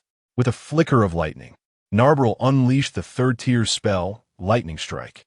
The once arrogant figure crumpled to the ground, enveloped in smoke, his eyes rolling back. I knew it. Narble, Yuri exclaimed, rubbing her forehead in exasperation. At this moment, Narble had already turned away, her expression unchanged. Who strikes their teammates upon first meeting? Though the man's words were indeed somewhat offensive, Yuri turned her attention to Goldbeard, offering him a slight, apologetic smile. Just as she was about to speak, Goldbeard raised his hand to interrupt her. Do not mind him. This fellow is simply rude by nature. I implore you, ladies, do not take offense. Ladies Yuri's brow twitched slightly, but she refrained from reprimanding him, knowing he was oblivious to their true nature. The term ladies indeed conveys politeness among humans, yet it felt somewhat misplaced for them. After all, she was a headless horseman, and Narble was a doppelganger. Seeing lightning flicker once more in Narble's hand, Yuri grasped her arm firmly. Narble, obey the command. With a click of her tongue, Narble extinguished the lightning at Yuri's earnest gaze. Let us discuss the matter at hand. Where are the dragon bones? Noting that Narble had ceased her actions, Yuri inquired of Goldbeard. Goldbeard gestured for them to follow him as he led them out of the elevator and into a vehicle that awaited them. Only then did he begin to share the intelligence he possessed. Upon learning that others had entered the lair of the dragon bones before them, both Yuri and Narble frowned in unison. However, the situation was now set in motion, and their only recourse was to hasten towards their destination. Meanwhile, within the Bronze Palace, members of the Hand Association had begun to dismantle the dragon bones piece by piece. Through their seamless cooperation, each bone was retrieved intact and unharmed. At that moment, one of the members appeared to have discovered something significant. He called out loudly, "Master, there is something here." Immediately, Swanda, who was directing the operation, rushed over. At the base of the dragon bones, a bronze vial rested securely upon the throne. He stepped back a few paces, scrutinizing the arrangement of the bones. The corpse of the divine dragon coiled upward from the throne, its head raised in a plaintive roar, as though lamenting to the heavens. In Swanda's view, The bronze vial seemed to be an object of great significance, likely treasured by the dragon before its demise. With such an assumption, Swanda cautiously maneuvered through the dragon bones. Approaching the throne, he lifted the bronze vial with both hands, becoming entranced by its surface. However, the moment the vial departed from the throne, the bronze soldiers within the palace simultaneously ignited with a crimson glow in their eyes. Such a widespread illumination could not escape the notice of the Hand Association members, who watched in confusion as the bronze soldiers raised their weapons. Despite their cumbersome forms, they moved with an agility that belied their size. A one-sided massacre commenced within the palace. The Hand Association's members showed no fear of death, confronting the encroaching monsters with their daggers. Yet, their efforts were ultimately futile. The red-eyed bronze soldiers were beings of an entirely different realm. Blood stained the palace as the bronze soldiers dispatched every intruder, then turned to face the bronze doors. At that moment, within the tunnel behind the bronze doors, 3 figures fled frantically. "What have you done, Swanda?" Among them, Alexandrina glared at the bronze vial in Swanda's grasp, demanding an explanation. Their previous dismantling of the dragon bones had gone smoothly until Swanda had picked up the vial, at which point the horrifying scene unfolded. Without a doubt, everything was linked to the bronze vial in Swanda's possession. Swanda merely continued to run, offering no response to Alexandrina. He himself was unaware of the reasons behind the chaos. However, one thing was clear. The vial held great significance. The 3 hastily exited the bronze doors. "Hurry! Close the bronze doors. There are monsters inside," all 3 shouted in unison, successfully drawing the attention of Madame Gao. Observing their disheveled state, Madame Gao felt an inexplicable unease. Though she could not comprehend the cause, the tension radiating from the trio compelled her to immediately summon help to close the doors. She approached the 3 individuals, her expression grave as she inquired, "What transpired within? Where's the dragon bone?" Swanda clutched the bronze vial tightly, while the gambler lay sprawled on the ground, gasping for breath. Conversely, it was the woman, Alexandrina, who still possessed the strength to respond. She panted heavily, gradually recounting to Lady Gao all that had occurred behind the bronze door. With each detail revealed, Lady Gao's complexion grew increasingly pallid. "Fool, what have you done?" She scolded harshly, stepping closer to Swanda. In the Hand Association, the 5 fingers were considered equal, and matters were typically resolved through discussion. Yet, Swanda's actions today were utterly intolerable. What treasure could possibly surpass the dragon bone, which held the power to prolong their lives? Within this vial resides the strength of a dragon. Chapter 40. This is my strategy. Fleeing within this vessel lies the power of a dragon. The 5 fingers of the Hand Association are all forsaken disciples of Kunlun. They have once felt the might of the Elder of Longevity up close. It is inconceivable that they did not covet the strength of the Iron Fist. However, having been cast out by Kunlun, they can no longer hope for the dragon's approval. Thus, when Swanda sensed the dragon's power within the bronze bottle, he became reckless, willing to abandon the dragon bones just to escape with the bottle. Upon hearing Swanda's words, the other 4 members of the Hand Association instantly fixed their gaze upon the bronze vessel. If what he said was true, then the bronze bottle was indeed of utmost importance to them. The dragon bones could still be found in other corners of the world. They simply needed to continue their search. Yet the power of the dragon had eluded the Hand Association for centuries. Perhaps this bronze bottle could elevate the 5 of them to the status of Iron Fist. At that moment, a tremendous noise erupted from within the bronze gates, interrupting their thoughts. Outside, members of the Hand Association strained against the massive door, while within, bronze soldiers relentlessly advanced. The door opened and closed, and despite the endurance of the human body, it would eventually tire, whereas the bronze soldiers showed no signs of fatigue. Even the most rigorously trained members of the Hand Association began to grow weary amidst the unending struggle. They needed to move quickly. They could not hold out much longer. As the gap in the great door widened, Lady Gao urgently called to the others. Swanda, clutching the bronze bottle, rose, while Murakami stepped back to disengage from his battle with the night demon. In unison, the 5 fingers made a break for the tunnel. Just as they entered, The exhausted members of the Hand Association collapsed. The massive door swung open, and a horde of bronze soldiers, their eyes glowing red, surged forth. In a flash, blades gleamed, and heads rolled to the ground. These bronze soldiers were devoid of mercy. All living beings in their sights were enemies. The humans at the entrance were swiftly dispatched, their crimson-eyed gaze shifting to Daniel and Matt, who remained within. Without hesitation, Jessica struck Daniel across the face. His bewildered eyes snapped open, searching for the anxious expression on Jessica's face. "Run," she urged, offering no explanation as the bronze soldiers zeroed in on them. She helped Luke to his feet and shouted at Daniel before sprinting toward the tunnel. Still dazed from his recent awakening, Daniel followed Jessica's line of sight and turned to see a pair of blood-red eyes, causing his pupils to constrict. The blood dripping from their weapons instinctively made him turn and keep pace with Jessica. "What are those things?" he asked, panic evident in his voice. Jessica, preoccupied with escaping, offered no response. Meanwhile, Matt mirrored Jessica's choice, unwilling to engage the bronze soldiers. He understood their terrifying nature more than she did. In his heightened senses, he perceived their terrifying speed of attack. The short blades of the Hand Association merely grazed the bronze soldier's armor, leaving no mark. Fast and formidable in defense. The most alarming aspect was that he had not heard their heartbeat. Matt was merely an ordinary human, and the notion of confronting a legion of monsters with nothing but a short stick was beyond arrogance. The 5 fingers of the Hand Association fled, leaving Black Void behind to continue its entanglement with the Night Demon. Perhaps they intended to use the bronze soldiers to eliminate the troublesome Night Demon, or perhaps they regarded Black Void as an expendable asset. For Matt, however, it was different. Erica was his beloved. Even if he had to leave, he would take her with him. Resolute, he saw that Daniel and the others had begun to flee and wasted no time in acting against Erica, who was still entangled with him. His short stick slipped through the gaps of Erica's dual blades with the finesse of a snake, catching her off balance. Seizing the opportunity, Matt swiftly maneuvered behind her and struck forcefully at the nape of her neck. In an instant, she collapsed into his arms.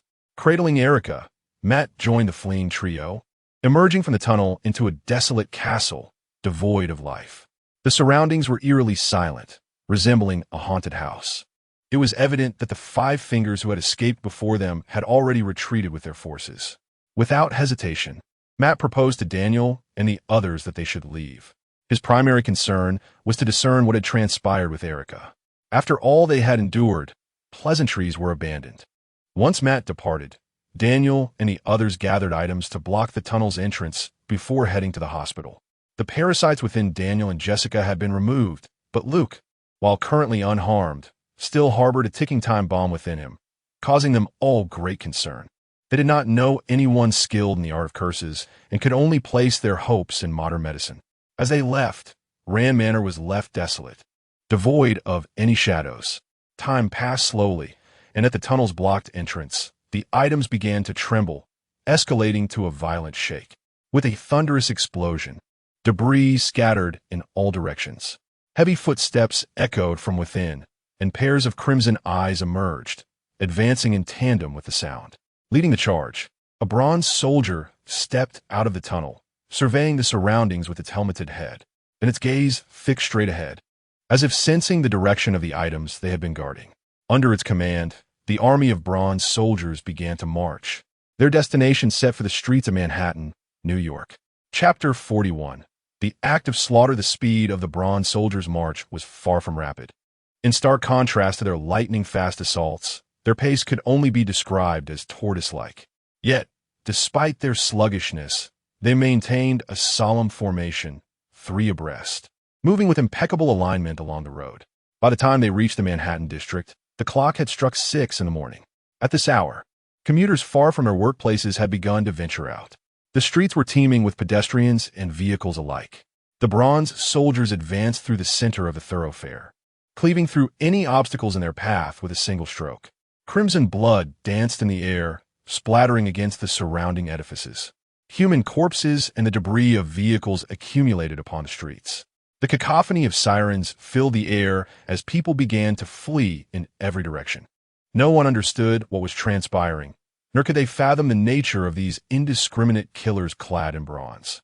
All they knew was to escape. In the face of such a calamitous event, the NYPD arrived with commendable swiftness. As the piercing wail of sirens echoed, the crowd was promptly dispersed, and barriers were erected at the street's end. Officers in uniform sought refuge behind their patrol cars, raising their weapons to aim at the approaching bronze soldiers. NYPD, regardless of who you are, lower your weapons. Halt your advance. This is your first warning. At the forefront, Officer George Stacy brandished a megaphone, directing his warning at the soldiers clad in bronze armor. Behind him, a gathering of onlookers and reporters flashed their cameras in eager anticipation. Sighing, George lowered the megaphone and glanced back at the crowd, feeling helpless to disperse them. Since the previous chaos involving the Joker, the New York Police Department had become the subject of public derision. This time, the city government had issued him a dire mandate to restore the reputation of the NYPD and to rectify its ill fame through this incident. George felt a throbbing headache as he observed the bronze soldiers, who appeared utterly unfazed by his warnings. A foreboding sense washed over him. Were these truly human? Towering at around 2 meters, the bronze soldiers wielded an array of bronze weaponry. When he witnessed one of them effortlessly cleave an obstructing car in two, George inhaled sharply. Instead of issuing another warning, he turned to his team. Fire! As his command echoed, a rapid volley of gunfire erupted. Countless tongues of flame spewed forth from the officers' firearms.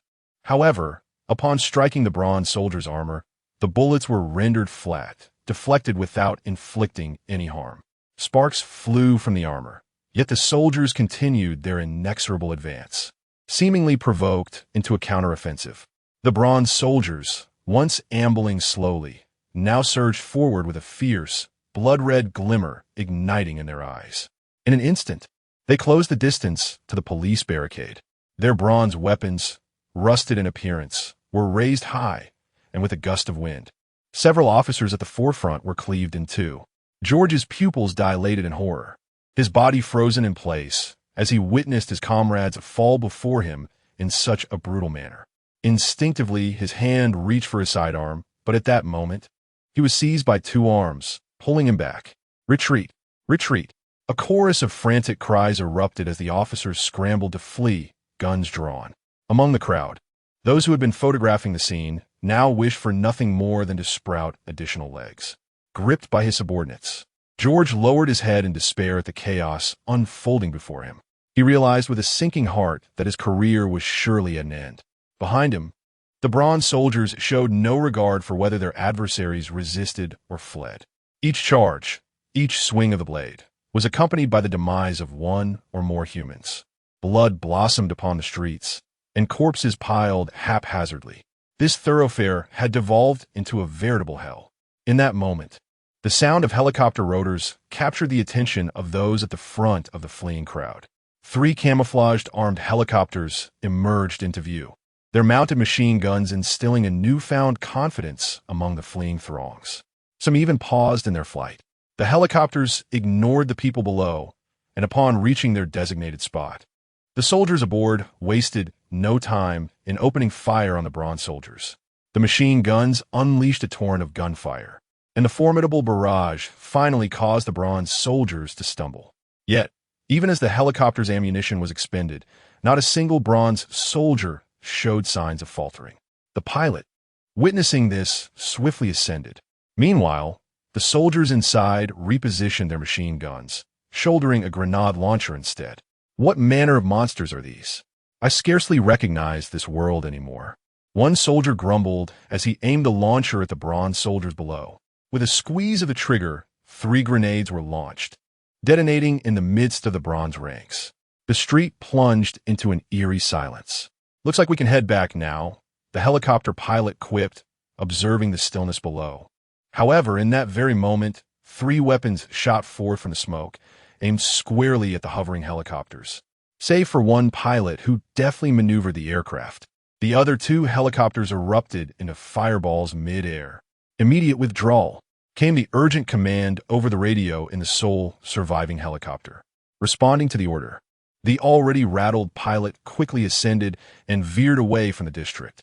The fireworks of destruction in the sky reignited the panic among the previously halted crowd, sending them into a frantic flight once more.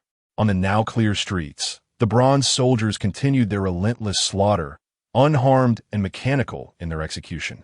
Chapter 42. The S.H.I.L.D. Director always likes to intervene. Director, I believe you need to take a look at this. In the office of the director of S.H.I.L.D., Coulson entered with his tablet in hand. So pressing was the urgency that he forgot to knock. The one-eyed director merely glanced at the contents displayed on Coulson's device. I am already aware of this matter. The Security Council has issued an order for us to engage. However, General Ross is rather impatient and has sent his men to probe the situation. As Coulson paced to the director's side, he noticed the live satellite feed on the director's computer, showcasing the chaotic battlefield in Manhattan. The image of a lone helicopter making a hasty escape prompted a shared glance between the two men, each reflecting a glimmer of amusement. Historically, S.H.I.L.D. had a contentious relationship with the military, particularly since the Hulk incident. General Ross believed the Hulk was a military asset, while S.H.I.L.D. contended that his extraordinary powers fell under their jurisdiction. This disagreement had created a rift that remained unresolved. Now, although the Security Council had authorized S.H.I.L.D. to act in Manhattan, the fact remained that the incident was unfolding in New York City. A global organization like S.H.I.L.D. could hardly rival the stature of General Ross, a four-star general in the U.S. Army, especially in the White House. It was akin to the difference between a biological son and an adopted one. With Ross's forces now retreating in defeat, S.H.I.L.D. could finally step in with rightful authority. Coulson, I have already dispatched personnel to Manhattan. Your current task is to extend an invitation to him. Nick Fury gestured toward a photograph on the computer desktop. The figure captured was none other than their old acquaintance, Tony Stark. Yet, in contrast to his former self, he now exuded an air of maturity and composure. Having endured the betrayal of his most trusted uncle, Stark had evolved both psychologically and behaviorally to embody the title of Iron Man. Coulson had previously interacted with him when he first declared himself as Iron Man, making him the ideal candidate for this task. New York, Manhattan. While some choose to retreat in the face of adversity, others bravely forge ahead. Amid the chaos of the bronze soldiers rampaging through the streets, a group of individuals defied the tide of fleeing crowds, moving resolutely toward the epicenter of the conflict. Captain, are you certain you wish to engage those brutes in hand-to-hand combat?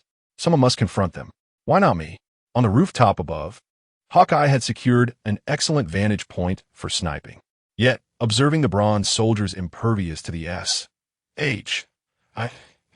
agent's gunfire left him somewhat vexed. His arrows, while versatile, lacked the destructive power of a grenade launcher. If those soldiers could withstand such explosive force, how could his attacks pose any threat to them? He released arrows one after another, their explosions merely buying time for the civilians to escape. Below him, the captain, whom he had just mentioned, was preparing his shield. With a powerful throw, the shield adorned with the American flag spiraled from his hand, crashing into a bronze soldier before ricocheting back. Instantly, the struck soldier surged forward, appearing before Captain America in a flash and launching a downward strike with his blade. Anticipating the assault, Steve Rogers raised his shield in defense. The vibranium shield absorbed the impact with ease, immediately rebounding the force back at the attacker. The bronze soldier stumbled back, his weapon flying from his grasp. Seizing the opportunity, Steve advanced and executed a sweeping kick, toppling the soldier to the ground. His shield was already poised to strike, the sharp edge meeting the soldier's helmet with a shower of sparks.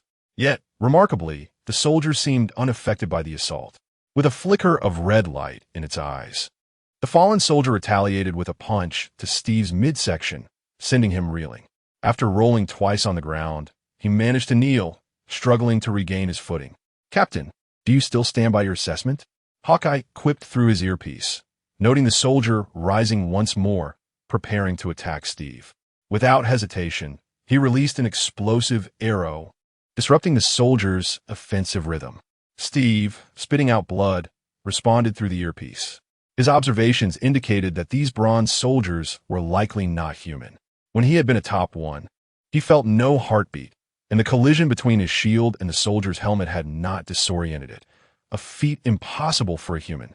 Realizing their non-human nature, Steve's approach shifted to a more aggressive strategy, targeting the joints and vulnerable points with precision, leveraging his extensive combat experience to identify their weaknesses. Communicating his insights to Hawkeye, he coordinated their efforts. Once more, Steve charged forward, delivering a powerful punch to the soldier's helmet. The bronze soldier staggered slightly, retaliating with a punch of its own. Steve adeptly raised his shield, angling it to deflect the blow, then swiftly inserted the edge into the gap between the soldier's helmet and armor. The bronze soldier, rigidly raising its arms in an attempt to dislodge the shield, found itself at a disadvantage. Steve had already released the shield, stepping back to deliver a powerful kick, severing the soldier's head from its body. After a prolonged battle, the Bronze Army had finally begun to suffer losses. This is my combat style. Chapter 43. Unparalleled mowing. As Steve observed the crimson glow in the eyes of the bronze soldier gradually fading, he finally exhaled a sigh of relief. At long last, they were no longer aimlessly striking in confusion. Simultaneously, this scene invigorated the confidence of the S.H.I.E.L.D. agents. As long as the adversary had a weakness and could be vanquished, victory would ultimately belong to humanity. After such a prolonged rescue effort, the streets were now devoid of any civilians, save for the personnel of S.H.I.E.L.D. Many agents had fallen under the relentless assault of the bronze soldiers. Yet this moment had at least emboldened the remaining agents, prompting them to fight with fervor. The agents began to zero in on the necks of the bronze soldiers. Hawkeye exchanged his explosive arrows for smoother blade-tipped ones. With everyone working in unison, the number of bronze soldiers on the street began to diminish in an orderly fashion. Although there was still a considerable distance to go before the streets were cleared, and their comrades continued to fall, at least the glimmer of victory had begun to shine. Just as they collectively confronted the bronze soldiers, the sound of rock music reverberated through the air. Accompanying the melody was none other than New York's most popular star hero, Iron Man, Tony Stark. Wow, what do I see? A man in a star-spangled banner. Who brought this old fellow out of the museum? Tony teased Captain America while simultaneously launching his assault. He had long been aware of the situation in Manhattan through the news. However, due to recent troubles and the military's interest in his armor, he had been unable to slip away unnoticed, being closely monitored by Pepper. It was only with Coulson's arrival, presenting an official invitation, that he was able to arrive and join the fray. The laser cannon in his palm fired at the bronze soldier's armor, scattering a mere dust without inflicting any harm. Fortunately for Tony, the bronze soldiers had no means of ranged attack and could only strike at the airborne Iron Man with projectile weapons. Such attacks posed no threat to him. He unleashed a barrage of palm-mounted blasts, simultaneously launching missiles from his shoulder-mounted Jericho. Yet, as the dust settled, none of the bronze soldiers had been eliminated. How is this possible? Tony muttered in disbelief within his armor, witnessing the ineffectiveness of all his attacks. JARVIS analyzed these foes' weaknesses. The suit's optical sensors emitted several infrared beams to scan the block. Based on the attacking positions of ground troops and the corpses of fallen enemies, it concluded that the bronze soldiers' weakness lay in the unarmored gaps around their necks. Recommend focusing energy for a cutting attack. JARVIS. Deploy the laser sword. Upon hearing the conclusion from his artificial intelligence, Tony renewed his offensive. This time, he did not rely on range palm blasts. Instead, he flew close to the bronze soldiers, extending the laser emitters in his arms to unleash a razor-sharp beam. As he soared down the street, every bronze soldier in his path was cleaved in two. The efforts of the SHIELD agents and Captain America, who had toiled for so long, paled in comparison to Iron Man's swift success. Meanwhile, in a car at the corner of the street, three individuals watched Iron Man's display of prowess. "You were just about to help those insects, weren't you?" said Nape, her expression impassive as she turned to Yuli sitting beside her. Coldly, she reprimanded her.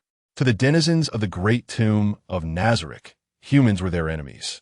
Assisting humanity without the supreme command was considered a betrayal of the tomb. At least, this was how Nave viewed it. However, among the few individuals in Nazarick possessing a modicum of righteousness, this sentiment was not so absolute. Yuli Alpha happened to be one of them.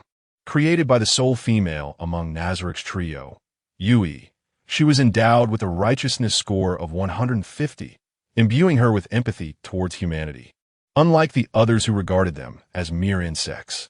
Indeed, she had felt the impulse to assist humanity moments ago, but recollecting Bone King's orders, she had restrained her actions. Nabe's irreverent remarks did not bother her in the slightest. "We should depart," Yuli said, glancing at the driver, Jean, indicating it was time to leave. The conflict among humans was of no concern to them. They were merely halted by the rampage of the bronze soldiers obstructing their path. Thus, the car smoothly maneuvered onto the street, slipping away beneath the gaze of S.H. A.L.D. personnel and Tony Stark. The bronze soldiers in between provided a natural barrier, preventing the agents and Stark from intervening to halt their escape. At that moment, the roar of motorcycle engines filled the air. On the ground, Steve, with his shield now secured on his back, revved the throttle of his bike. "Stark, I've got this. I'm going after that vehicle. That individual might be the mastermind behind this." With that, Steve released the brake, kicking up a cloud of dust as he sped away. "What a sprightly old man," Tony Stark mused, shaking his head as he continued to eliminate the bronze soldiers. Meanwhile, Steve successfully evaded the battlefield, tailing the fleeing car. "Someone's following us. Should we eliminate him?" Nabe recalled their mission, realizing Yuli was the leader. Upon hearing Yuli's response, she extended her hand out the window. Third-tier magic, lightning sphere. 3 crackling orbs of lightning materialized in her hand. With a flick of her finger, the spheres shot toward the rear. Steve, riding the motorcycle, had no time to react. In his line of sight, the 3 glowing orbs appeared instantaneously, followed by a wave of paralysis coursing through his body. Stiffened, he and the motorcycle toppled onto the roadside. By the time the paralysis subsided and he stood up, the road was devoid of any trace of the car. Chapter 44. Steve is the Avatar. The shield is my true self. With a fierce punch, Steve struck the ground, yet his resolve to persevere remained unshaken. He dragged his motorcycle onto the roadway, continuing the pursuit by following the trail left by the fleeing vehicle. For Steve, fortune smiled upon him as he noted the blood smeared on the tires when the enemy's vehicle had exited the street. Even though he momentarily lost sight of his adversary, the bloodstains would guide him onward. How much longer? Inside the vehicle, Nabe, her expression frigid, inquired of Jean. The already irritable Nabe found herself cramped in a vehicle with a mere human, and her impatience grew as she yearned to complete the mission and return to the tomb. Jean glanced outside to assess their location before responding to Nabe. "Miss Nabe, we have approximately 10 minutes left." His address triggered irritation in both of the women behind him. However, Jin's identity rendered them unable to retaliate against him. Nabe and Yuli exchanged glances, both recognizing the mutual annoyance reflected in their eyes. They turned their gazes toward the window just as a sudden gust of wind swept through, causing the trees by the roadside to bend and even threatening to overturn the vehicle they occupied. The trio inside sensed something amiss with the wind, but Jean, as a mere human, failed to perceive its peculiarity, unlike Nabe and Yuli. That wasn't just wind. It was a reaction caused by the speed of the enemy. That fellow must be the leader of the bronze soldiers, Nabe deduced from their conversation. Jean, catching the last remark, sensed a concealed glee in Nabe's tone. The car continued its journey and soon arrived at their destination, Rand Manor. The gates of the estate stood wide open, allowing the trio to pass unimpeded. Under Jin's lead, they approached the towering bronze doors, where the ground was strewn with blood and human corpses, rendering the scene rather macabre. Yet, none of the 3 were inclined to fear such sights. They traversed the blood-soaked ground without obstruction, making their way to the bronze palace. Inside the palace, not a single bronze soldier remained. Only the bodies of Hand Association members and disordered dragon bones littered the floor. Upon finally locating their target, Yuli and Nabe hesitated not a moment to activate their storage rings, swiftly collecting the dragon bones until the palace lay empty of its treasures. The ease of their task surprised both women. Aside from the extended travel time, they encountered no obstacles. Wasn't it said that the dragon bones had already been claimed? Yuli shot Jean a sidelong glance, but refrained from voicing her thoughts.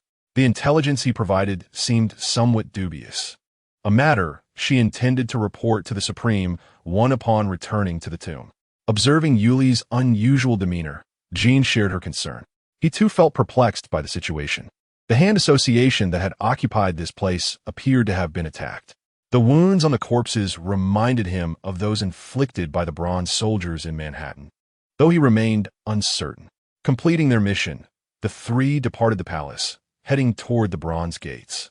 However, just as they stepped outside, an unexpected figure emerged in their view. Clad in the American flag's colors, Captain America stood, shield raised, his gaze fixed intently upon them. "Who are you? What does everything here have to do with you?"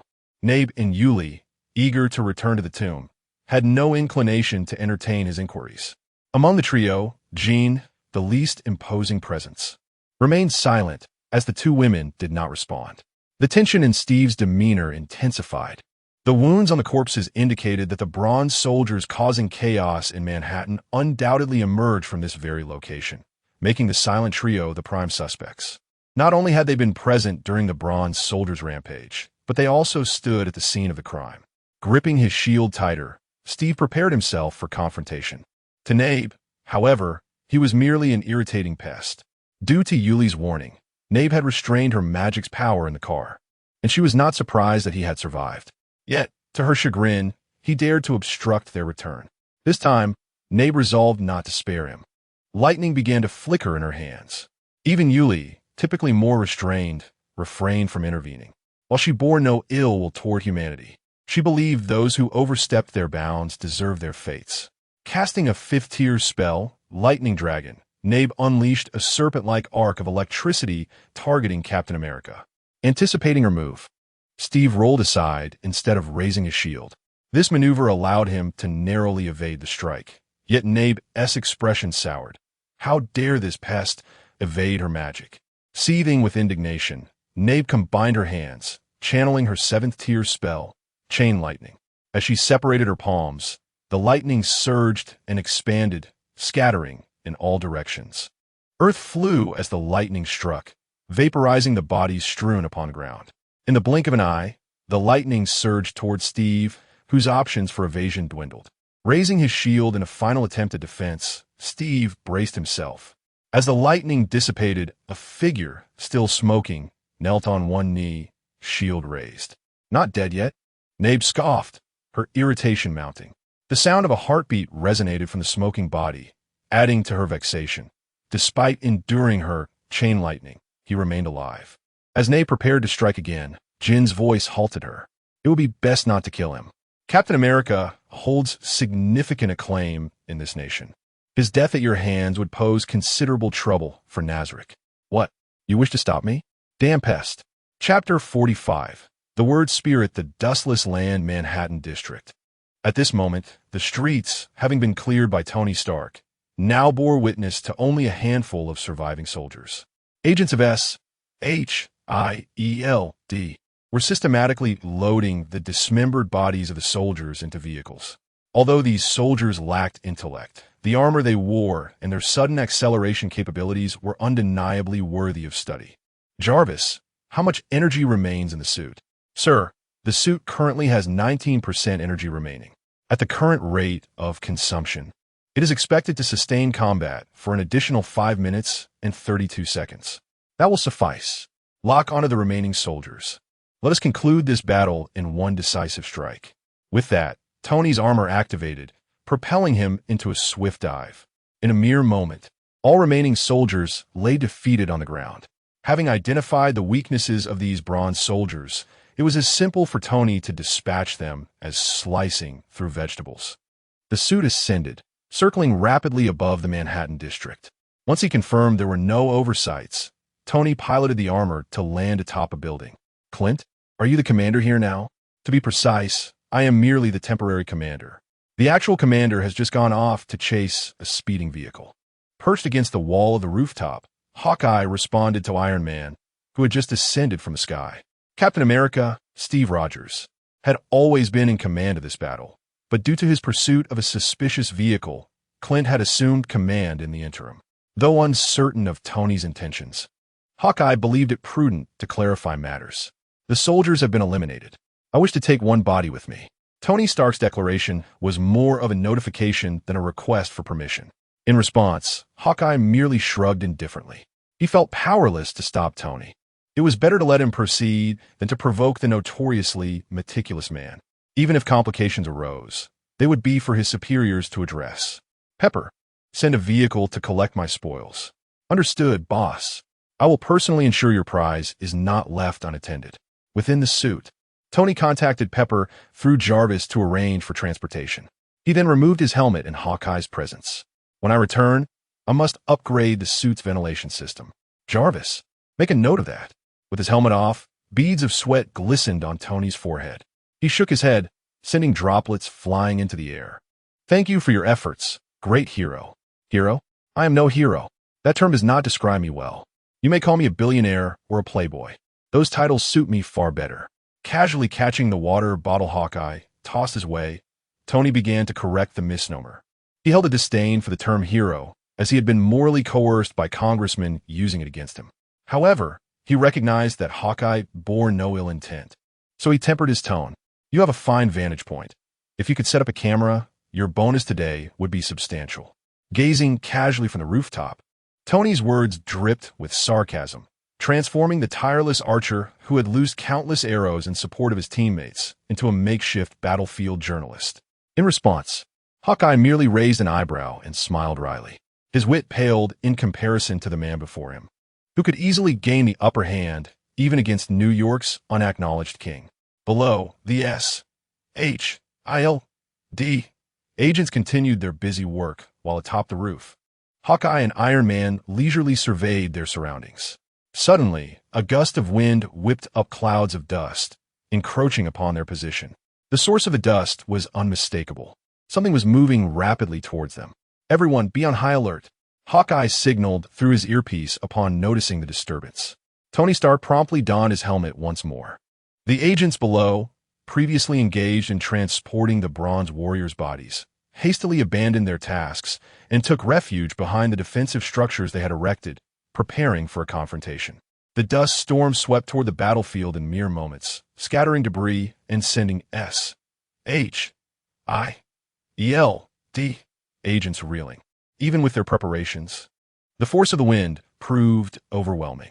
As the swirling dust began to settle, the agents lowered their arms and gazed upwards, where a figure resembling the bronze soldiers hovered in midair.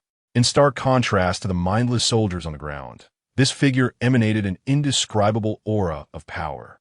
The wind roared around him, yet he remained motionless, merely surveying the battlefield with a sweeping glance. Those caught in his gaze felt an involuntary chill run down their spines, as if the very essence of life was being crushed beneath his scrutiny. Not only the agents on the ground, but also Hawkeye and Tony atop the building experienced the same chilling sensation. This oppressive presence bore no regard for status or rank, akin to a rabbit frozen in place under the gaze of a lion. The battleground's inhabitants were engulfed in this shared feeling of dread. I fear we may be in trouble. Once the figure's gaze shifted away from them, Tony exhaled heavily within his suit. The pressure felt by Hawkeye and Tony, closest to this ominous being, was even more terrifying. The intensity of the figure's stare made their breaths come in rapid gasps. Most troubling was the implication of his observation. Unlike the bronze soldiers, this entity possessed intelligence. The word spirit, the dustless land. The bronze figure in the air suddenly spoke, and upon hearing his words, Hawkeye and Tony's pupils constricted in unison. Their earlier suspicions were confirmed. This being was indeed endowed with intellect. The capacity for thought and wisdom signified that he was not merely a more formidable adversary. It implied the possibility of other entities lurking behind the bronze soldiers. As the two worried about the figure's origins, a cacophony of bodies falling to the ground echoed from below. Hawkeye dashed to the wall, followed closely by Tony. The sight that greeted them from the ground was enough to make their hearts race in alarm. No. Chapter 46. Humanity merely Ainz no. What have you done? Hawkeye's furious shout resonated, his eyes within the armor beginning to redden. Any human, as long as there remains a flicker of conscience within their heart, would find it impossible to remain indifferent upon witnessing this scene. The agents who had just moments ago sought refuge behind defensive fortifications now lay scattered upon the ground. Their pallid or purplish faces spoke volumes. They had, in that moment, succumbed to the grip of death. The desperate struggles they exhibited before their demise undoubtedly indicated that they had faced one of the most agonizing forms of death known to humanity, suffocation. Though Tony was not intimately familiar with these agents, they were, in truth, strangers to him. Yet, death has never been a thing of beauty. Observing their unblinking eyes, a wave of dread washed over Tony's mind and spirit. At that moment, a thought struck him. Pepper, don't come over. Go back. Go back. He had recently contacted Pepper, requesting her to send a vehicle to collect his spoils. She had mentioned that she would accompany the vehicle. The streets had returned to calm, devoid of danger, and thus Tony had paid little heed. However, the present circumstances were starkly different. A far greater peril now enveloped the area. Silence emanated from Pepper's end of the communication, and anxiety mingled with fear surged within Tony. While he continued to call out for Pepper, Hawkeye had already rolled into the rooftop's blind spot. Swiftly drawing an arrow from his quiver, he aimed at the demon hovering in midair. The arrow flew from his hand, but halted mere 2 meters from the bronze figure. It simply floated in the air. His attack had successfully drawn the creature's gaze. The bronze figure remained motionless, yet the arrow suspended in the air seemed to be pulled by an invisible force. In an instant, it redirected itself, hurtling back towards Hawkeye's original position. A violent explosion erupted where Hawkeye once stood. Having already moved, he remained unscathed but felt a sense of helplessness as he lowered his bow. The creature's abilities countered his own far too effectively. He couldn't even touch it with his arrows. At that moment, Tony's voice crackled through his earpiece. I will take the lead. You focus on support. That creature cannot maintain its defensive barrier indefinitely. No sooner had he finished speaking than Iron Man's armor surged into the air. The palm-mounted repulsors unleashed a barrage of energy blasts, each charged with intensity, aimed at the bronze figure suspended above. Instantly, the air was filled with smoke and debris. It was only amidst the swirling fog that Tony and Hawkeye discerned the nature of the defenses surrounding their foe. It was wind. The very air encircling the figure was a tempest. Tony maneuvered the armor swiftly backward. His recent repulsor blasts were entirely thwarted by the winds encircling their adversary, failing to inflict any damage. Simultaneously, Jarvis's voice resonated within the armor. Sir, the armor's energy reserves are down to 8%. I advise you to adjust your combat strategy to conserve energy. Jarvis, switch to close combat mode. Clinton, prepare yourself. Given that energy attacks could not breach the defenses and the armor's energy was nearly depleted, they must resort to melee combat. If they could close the distance, an opportunity to exploit a weakness might arise. Through the visor of his armor, Tony's eyes fixated on the gaps in the helmet and armor of the bronze figure. As the armored suit hovered in the air, energy erupted beneath it, drastically increasing its speed. The air exploded around the armor, creating a deafening sonic boom. A ripple formed in the atmosphere as the armor surged toward the bronze figure. The wind wall that had previously obstructed the repulsor blasts was utterly insufficient against the now supersonic speed of the armor. Inside the armor, Tony could distinctly feel the mounting resistance as the two figures drew closer. Now was the moment. Jarvis calculated that the distance was finally adequate. A concentrated beam of laser energy erupted from the armor's arm, aimed directly at the foe's neck.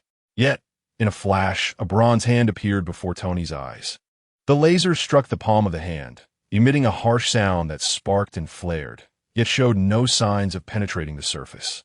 Peering through the visor, Tony felt a rising urgency. Jarvis, increase the output power. Sir, the armor's energy is critically low. If we increase the output further, it will only sustain itself for 5 more seconds. Proceed. As Tony's command fell, Jarvis dutifully executed his orders. In an instant, the laser beams became even more dazzling. However, despite this, they failed to inflict any damage upon the bronze hand. The fleeting 5 seconds passed in an instant, and with a bittersweet smile, the armor automatically disabled the laser emitter. He silently lowered his arm, yet the bronze hand showed no intention of relenting. The arm reached out, firmly grasping the armor by the neck, lifting Iron Man effortlessly before him. Is this the extent of humanity's weaponry? In comparison to a millennium ago, you have made significant advancements. A voice laced with praise emanated from within the bronze armor. Tony, surprised, gazed at his opponent. Though he had known that this bronze warrior was unlike the others on the ground, possessing intelligence, it was only now that he heard a complete sentence from the creature. If communication is possible, why resort to such lethal measures? With this question weighing heavily on his mind, Tony wasted no time in voicing it. Since you possess intelligence, why not communicate with us instead of directly slaying those individuals? His voice was laced with unabashed anger. Yet, the bronze figure appeared unfazed by his words. It inspected the Iron Man's suit, turning the armored figure in its grasp. It then responded to Tony, asking, before crushing an ant, "Do you count how many there are?" Viewing humanity as mere ants, this being could only be an enemy. There was no other possibility. The bronze figure's words extinguished Tony's interest in further dialogue. He discreetly signaled to Hawkeye through Jarvis, indicating that he should prepare for action. Meanwhile, the arc reactor in the chest of the armor began to flicker. The light from the arc reactor grew blindingly bright, and in an instant, a tremendous surge of energy erupted from Iron Man's chest. Chapter 47. Are you cleaning the dust for me? This was Tony's final offensive maneuver, the last vestige of energy remaining in his armor. As the energy surged from the chest of his suit, the illumination within began to dwindle gradually. Sir, energy is about to be depleted. The armor will soon lose power. With Jarvis's final utterance, darkness enveloped the interior of the suit. Pepper, I may be letting you down once again. The last remnants of energy from the chest cannon merely allowed Tony's armor to drift aimlessly in the air, failing to even cause the bronze figure to waver.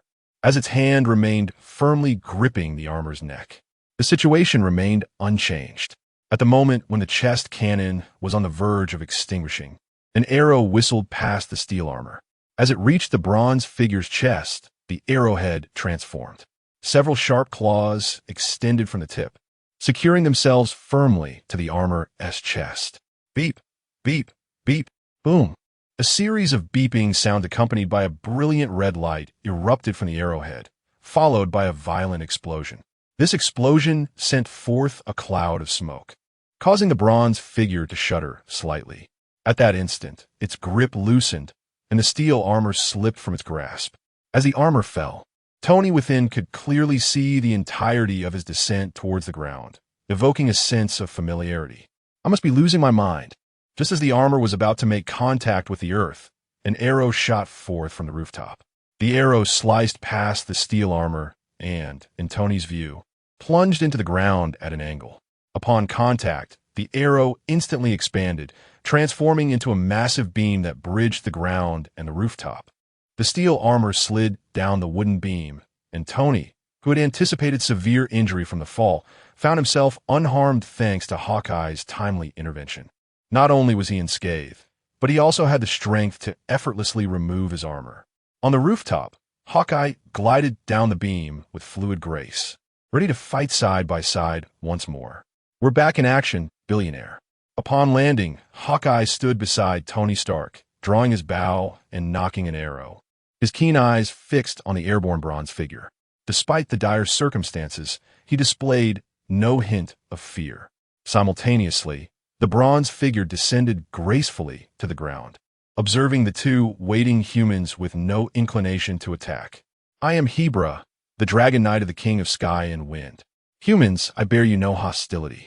There is no need to regard me with such disdain. Hebra approached Tony and Hawkeye, hands clasped behind his back, his mere presence exuding an immense pressure. As he stood before them, the sensation of oppression intensified. Return the Dragon King's bone vessel. Otherwise, your world will be consumed by flames of war. The bone vessel? What is that? Under the weight of Hebra's presence, Tony struggled to maintain his composure, raising his gaze in inquiry. It dawned on him that someone had stolen this so-called vessel, prompting Hebra to send soldiers, leading to the emergence of this formidable being. Hebra opened his palm, and a breeze swirled within it. Soon, a bottle formed from wind appeared before their eyes. You humans have pilfered the Dragon King's bone vessel. Anyone who obstructs our retrieval will face annihilation. Tony and Hawkeye scrutinized the vessel in Hebra's hand, firmly convinced that they had not encountered such an object on the battlefield. Hawkeye retrieved his phone, capturing an image and sending it to SHIELD headquarters. They then turned their attention back to Hebra. Humans are not afraid of war, nor is this a justification for the slaughter you incite in the city, Tony retorted defiantly. Perhaps someone had indeed stolen Hebra's possession, but that did not excuse the devastation wrought upon the city's inhabitants. The ground around them still bore the remnants of the fallen. Relay this message to your rulers. Do not impede our course. This is my final act of goodwill. Hebra paid no heed to Tony's defiance. To him, humans were merely a species that cowered beneath the dragon's might. The loss of a few humans was insufficient to warrant forgiveness for the theft of the Dragon King's bone vessel. With that declaration, Hebra ascended once more, an ominous pressure radiating from him. This time, he was not inclined to restrain his power. A tempest roared around him, shattering the windows of nearby buildings and causing them to tremble. With a resounding blast, Hebra surged forward, and as the winds howled around him, Hawkeye and Tony hastily retreated indoors. Even then, the sheer force displayed by Hebra left them in awe. The residual power alone forced them against the walls, gripping the railings tightly, fearful of being swept away by the tempest outside. As the winds outside gradually subsided, they managed to stumble out of the building. A creature capable of controlling the wind. This is no ordinary foe. I must return to upgrade my armor. Next time, I cannot afford to be so powerless. Seeing that Hebra had departed and his armor had depleted its energy, Tony realized he could no longer contribute meaningfully to the situation. He exchanged a brief farewell with Hawkeye, observing the Stark Industries vehicle approaching, and waved goodbye. Thank goodness you arrived in time. Otherwise, your boss would have had to walk home. Settling into the vehicle, Tony jested with Pepper, who sat in the back seat. However, Pepper was not in a playful mood. She knew she could not prevent Tony from facing these dangers and did not want to burden him with her own emotions. She forced back tears, managing a faint smile. I'm still waiting to see your spoils, Chapter 48. The second visit, each with hidden intentions. Regrettably, the spoils spoken of by Tony had already been swept away by the tempest at the moment of Hebra's departure. Of course, the vehicle he summoned was not entirely without merit, as it could at least assist in transporting the lifeless iron armor from the ground. Moments after Tony's departure, a Harrier jet descended upon the street. The rear door swung open, revealing none other than the ever-busy Agent Coulson of SHIELD. I expected someone else to come for me. Are you referring to me as someone else? Natasha. Hawkeye stepped into the cabin, jesting towards Coulson. It was common knowledge within SHIELD that Coulson was perpetually the most occupied individual. So much so that he had begun to develop a receding hairline in his early 40s. His playful remark, however, prompted the woman in the pilot's seat to turn her head towards him. Friends meeting again elicits a special warmth, particularly between two long-separated companions. Natasha, once a Red Room operative, had joined SHIELD at Hawkeye's invitation. Despite the demands of SHIELD missions, their bond had not waned in the slightest. The jet ascended slowly and soon vanished into the sky. Inside the cabin, Coulson handed his tablet to Hawkeye. The screen displayed the tempest unleashed by Heber after leaving the neighborhood. Upon departing Manhattan, he did not disappear, but instead roamed the city, seemingly in search of something. Hawkeye relayed all the intelligence he had gathered from Heber to Coulson. It was then that he noticed a familiar figure lying within the cabin. Captain, what happened to him? Hawkeye turned to Coulson, his gaze filled with concern. Coulson had no intention of concealing the truth and explained directly. While you were engaged in battle with the Bronze Soldier, SHIELD D was working diligently as well. We reviewed surveillance footage along the route and discovered the initial appearance of these soldiers originated from Ram Manor. Coulson gestured toward a photograph displayed on the jet's wall, showcasing the ravaged Rand Manor, a victim of both the Hand and the Bronze Soldier. Upon entering, Natasha and I discovered a tunnel. Venturing through it, we found the captain in his current state. I quickly brought him aboard the jet and utilized the emergency stabilization device. Do not worry. Although it appears severe, it is merely superficial damage. The captain's skin is badly burned, yet his internal organs remain unscathed. After recounting their experiences, Hawkeye exhaled in relief. The captain lay within the emergency device, his exterior charred black. Were it not for Coulson's explanation, Hawkeye might have assumed the worst. Shifting his gaze from the captain, the two once again focused on the tablet. The screen revealed no sign of Herbert, only the rampaging hurricane through the city. Crowds of terrified citizens were seen being escorted to shelters by the police. Are we to simply allow this to continue? Did Nick provide no solutions? Hawkeye inquired, his expression grave as he observed the fleeing populace. Coulson's demeanor was similarly serious, though he appeared more composed than Hawkeye. This individual has been wandering the city. Ordinary weaponry cannot even breach the outer layer of his tempest. As for more lethal missiles, we cannot dare to deploy them in the heart of New York City. Coulson's words carried an immense weight, reflecting the dire situation that everyone was acutely aware of. The stark reality was laid bare before them, and no other options remained. The sole solution lay in the destination of their journey. Are we to do nothing? Do nothing? No. The place we are heading is indeed the key to resolving this incident. That location, in fact, has not been revisited since our last departure. Neither Coulson nor Natasha had any desire to return, as the forest had left a lasting impression that had yet to fade. However, they had no choice. Among those they knew, only the great tomb of Nazarick might possess the power to confront Herbert. The jet soared swiftly towards its destination, situated on the outskirts of New York and not far from their current location. Throughout their conversation, the aircraft soon arrived at its goal. Upon disembarking, they were greeted by a forest enveloped in barbed wire. The S.H.I.E.L.D.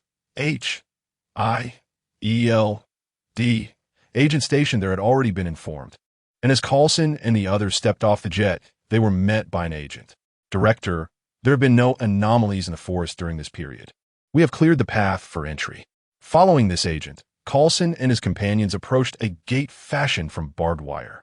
The gate stood open, awaiting their arrival. Upon entering, refrain from speaking. Leave everything to me. With a hint of confusion in his expression, Hawkeye watched as Coulson and Natasha proceeded into the forest, with Clinton following closely behind. The interior of the forest remained unchanged, devoid of any animal sounds. More accurately, there were no signs of life whatsoever. Their visit proceeded smoothly, and the trio encountered no obstacles as they arrived at the heart of the forest. Coulson stood at the forefront, calling out towards the palace of the Great Tomb. Lord Ainz, this is Agent Coulson of S.H.I.L.D. I apologize for the intrusion. I hope you will forgive us. As his voice echoed, the palace doors swung open. Inside stood a lady clad in a maid's outfit, her nose adorned with spectacles, her hands clasped before her in a welcoming gesture.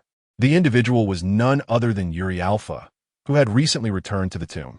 As a most polite and amiable member of the Battle-Maid Brigade, her presence was clearly intentional on Ainz's part. Esteemed guests, please come this way. Lord Ainz has been awaiting your arrival. Traversing the familiar passage, Coulson and Natasha were returning for the second time. Compared to their initial visit filled with tension, both were undeniably more relaxed this time, even engaging in light conversation with Yuri along the way. Of course, it was also possible they sought to glean some intelligence. My lady, during our last visit, I believe we did not have the pleasure of your acquaintance. Perhaps Lord Ainz deemed your first visit required a more formal reception, which is why our presence was not arranged. After all, we are merely maids. Chapter 48. The innocent are always caught, as Coulson and his companions revisited the great tomb of Nazarick. Other agents of S.H.D. commenced their own operations. Their investigation into the surveillance footage revealed not only the origins of the Bronze Soldiers, but also the movements of the Hand and the Defenders. Meanwhile, the masterminds behind the recent calamity were actively plotting. In New York's Elder Council Hospital, Daniel and his companions, who had escaped from Rand Manor, stood vigil by Luke's bedside. After several hours of surgery, modern medicine triumphed over the curse. Luke lay weakly on the bed, a surgical incision above his heart. "You don't need to stay here with me. Head to the streets. That is where you're truly needed." "This is all because of us," Luke said, his voice tinged with frustration as he watched the news on the hospital television. The streets of New York were in chaos, with citizens frantically searching for refuge. Despite the police's best efforts to maintain order, their numbers were woefully insufficient to manage the situation. The cause of this turmoil was inextricably linked to the three of them. "But you," Jessica began, only to be interrupted by Luke. "Enough. The people on the streets need you far more than I do." Daniel, who had been lost in thought while fixated on the television, finally cast aside his indecision. "Luke, take care of yourself." "Jessica, that is our battlefield," he declared, pointing toward the screen that displayed not scenes of hurricane devastation, but rather individuals seeking shelter, subjected to the bullying of thugs. The hurricane posed a threat to the city primarily through collapsing structures, which led to disorder. For most citizens, the greater peril lay with those who, in the absence of order, unleashed their inner malevolence. At that moment, New York was besieged by a rampant hurricane above, while the streets were overrun by masked criminals. Exploiting the police's lack of manpower, they began to loot, vandalize, and incite chaos. "We must restore order to the streets. This is too great a harm to bear," Daniel stated resolutely, his gaze fixed on the screen where tearful citizens faced the wrath of the thugs. With determination, he flung open the hospital door, only to find it blocked by a contingent of heavily armed soldiers. As Daniel opened the door, he was instantly met with a multitude of gun barrels trained on him. The resolve on his face faltered, replaced by confusion. "Department of Strategic Homeland Defense and Logistics," said a soldier as Sharon Carter stepped forward, clad in black tactical gear. Flashing her credentials at Daniel, she casually walked past him and extended an invitation to the others in the room. A squad quickly moved to restrain Daniel and Jessica, while others began to transport Luke S. bed. Meanwhile, in Hell's Kitchen, Matt's efforts led to Erica's awakening of her memories. The two shared a tender moment in Matt's home when a knock echoed from the door. "Matt, are you there? I need to talk to you," came the voice of Foggy Nelson, Matt Murdoch's law partner.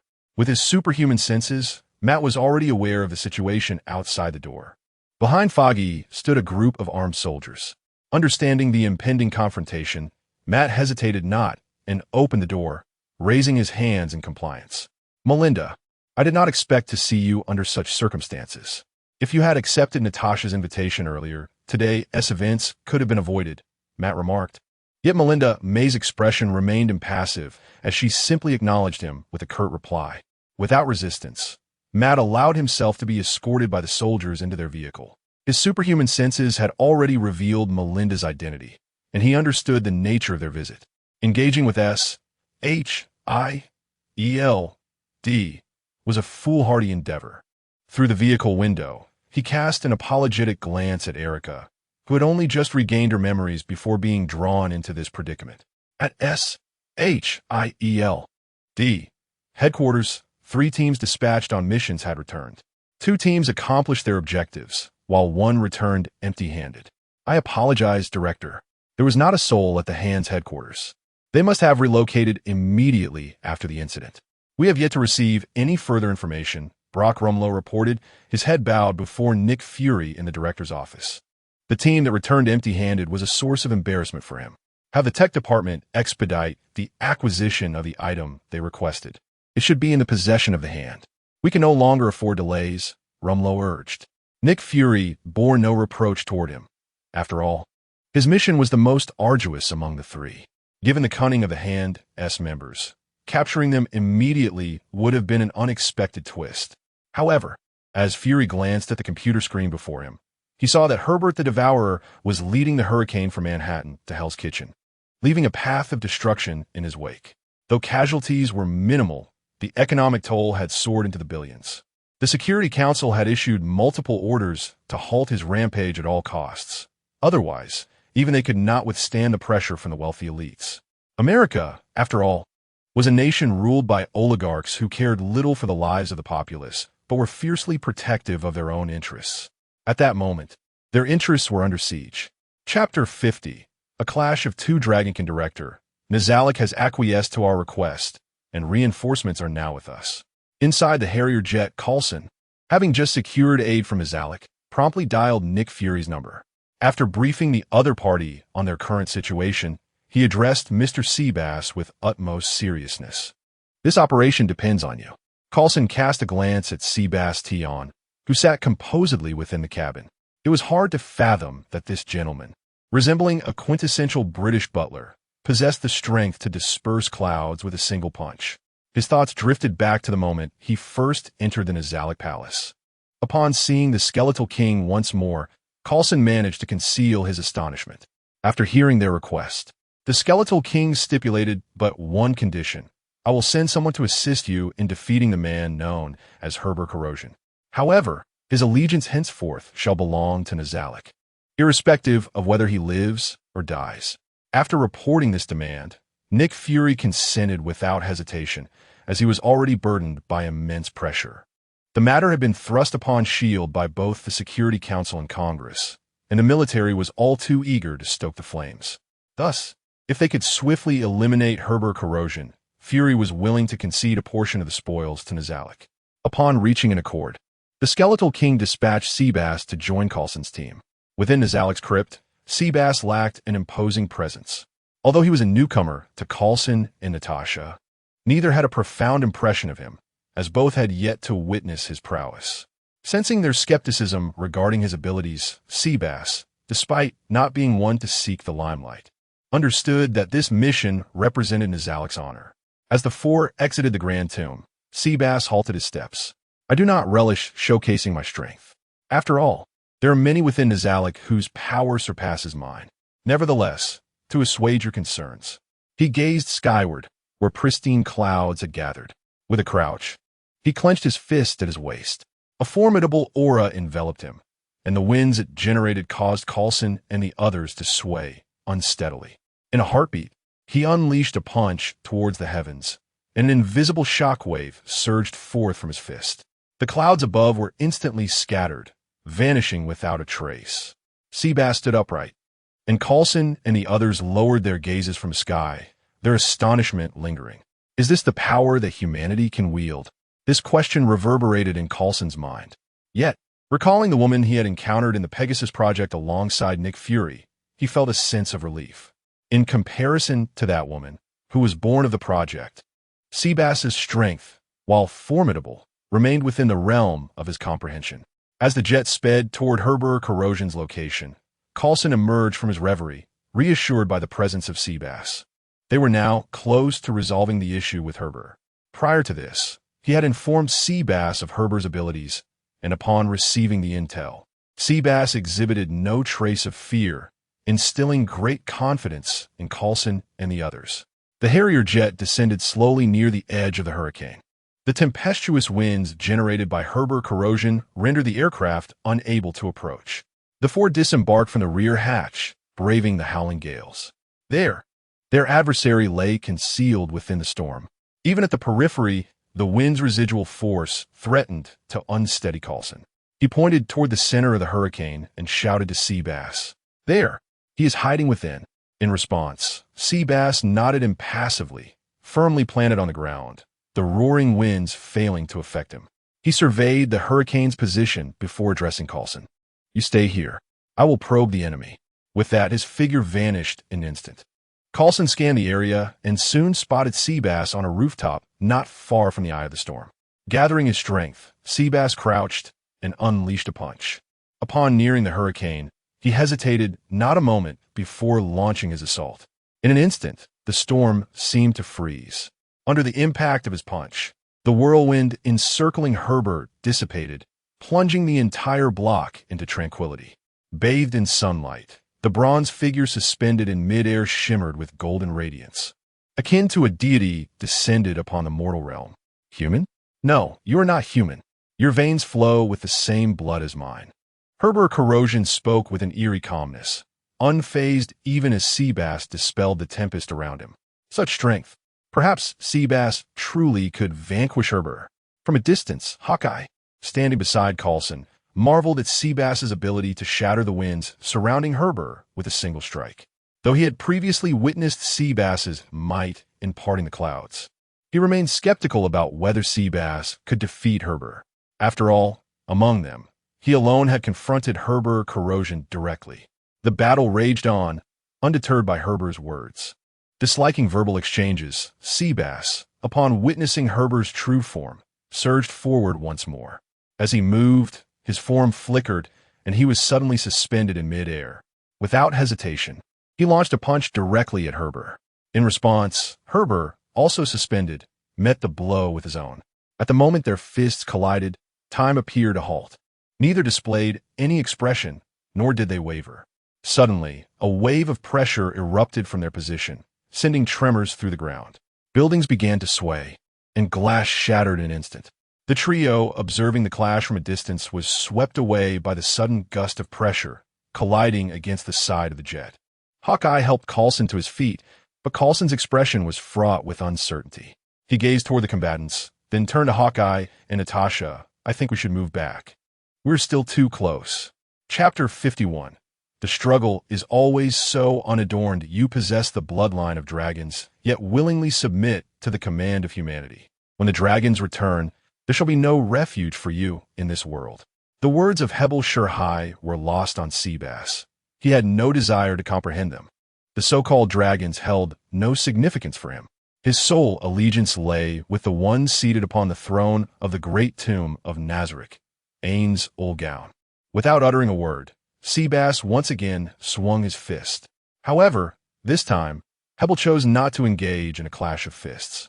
Clad in armor forged by the king of bronze and fire, which amplified his strength, Hebel nonetheless found himself at a disadvantage against Seabass.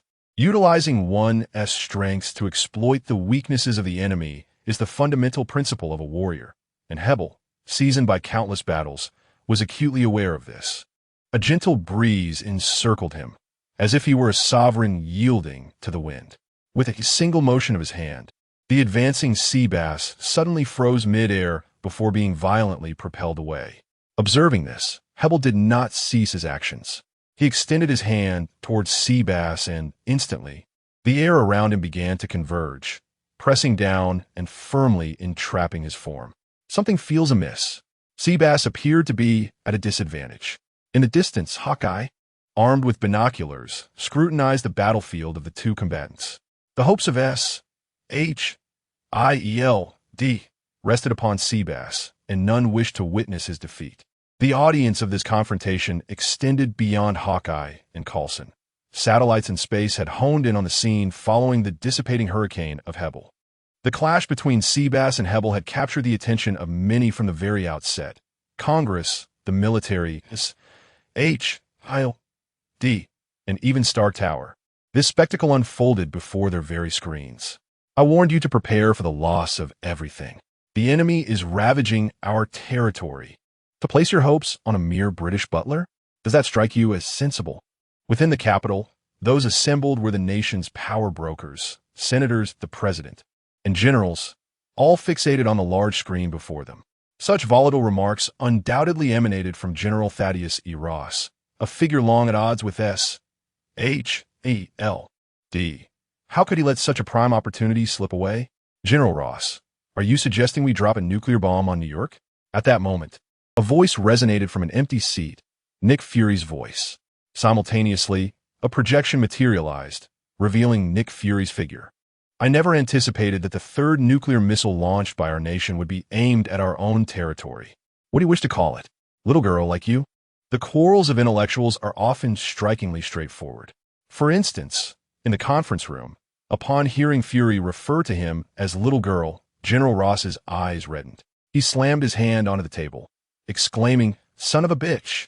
From the way he rolled up his sleeves, it was clear that had Nick Fury been present, he would not have hesitated to engage in a brutal, no-holds-barred confrontation. As the politicians attempted to placate the two, the battlefield experienced a new turn of events. After trapping Seabass with an air wall, Hebel unhesitatingly vacated the air surrounding him. A vacuum formed near Seabass's head, causing him to struggle for breath, his chest heaving in distress. At that critical moment, a flash of purple light enveloped Seabass, and he vanished from his previous location. Not far away, Seabass reappeared on the ground, greedily inhaling the long-lost air into his lungs. Upon looking up at the figure hovering above, a trace of gravity settled upon Seabass's face. In close combat, he was not inferior to his adversary. He had sensed during their earlier exchanges that Hebel's strength was lesser than his own. However, once Hebel invoked the power of his words, the tide had turned against Seabass. Seabass, the strongest hand-to-hand combatant within the great tomb of Nazarick, found himself lacking in alternative offensive capabilities. He possessed only a few low-tier spells meant for aiding in combat. Now, he sought to unearth a glimmer of hope to triumph over his opponent from amongst these spells.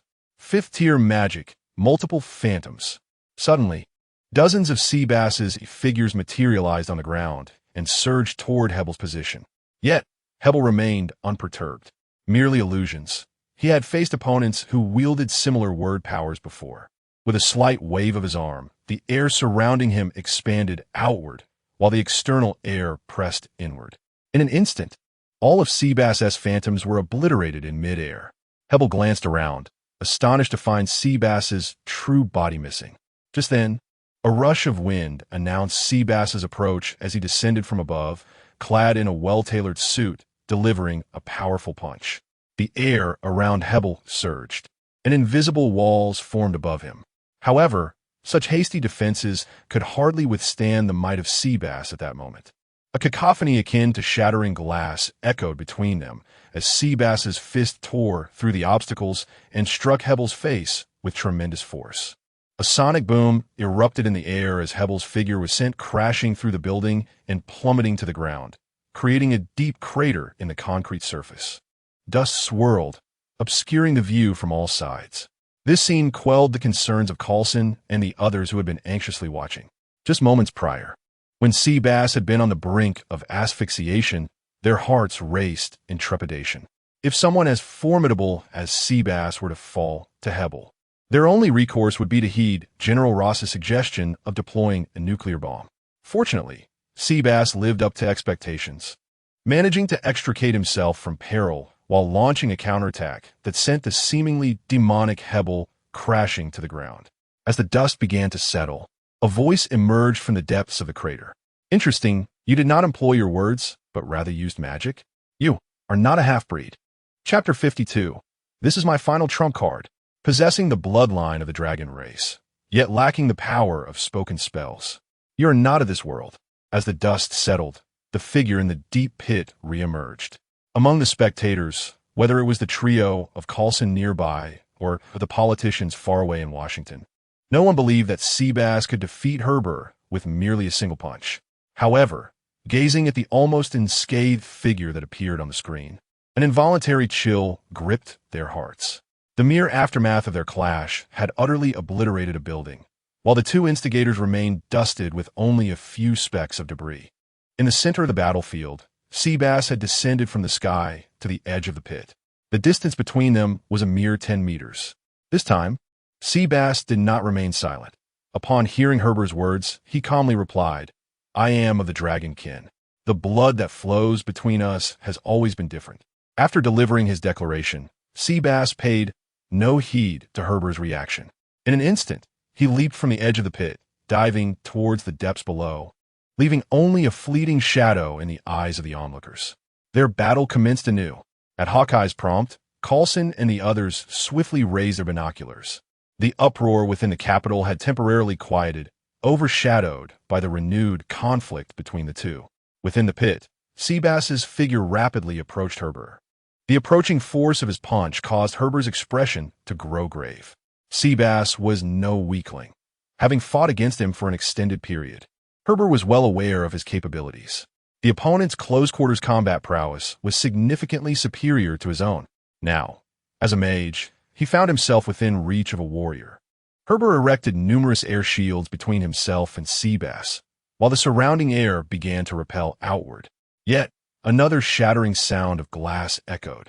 The repelling force only slightly diminished Seabass's speed. His fist, accompanied by a fierce wind, struck Herber's chest, sending him flying hundreds of meters. As he crashed through buildings along the way, everything in his path was reduced to rubble. This time, Seabass did not afford Herber a moment's respite. Even as Herber was propelled backward, Seabass was already in pursuit. Countless punches rained down upon Herber's armor.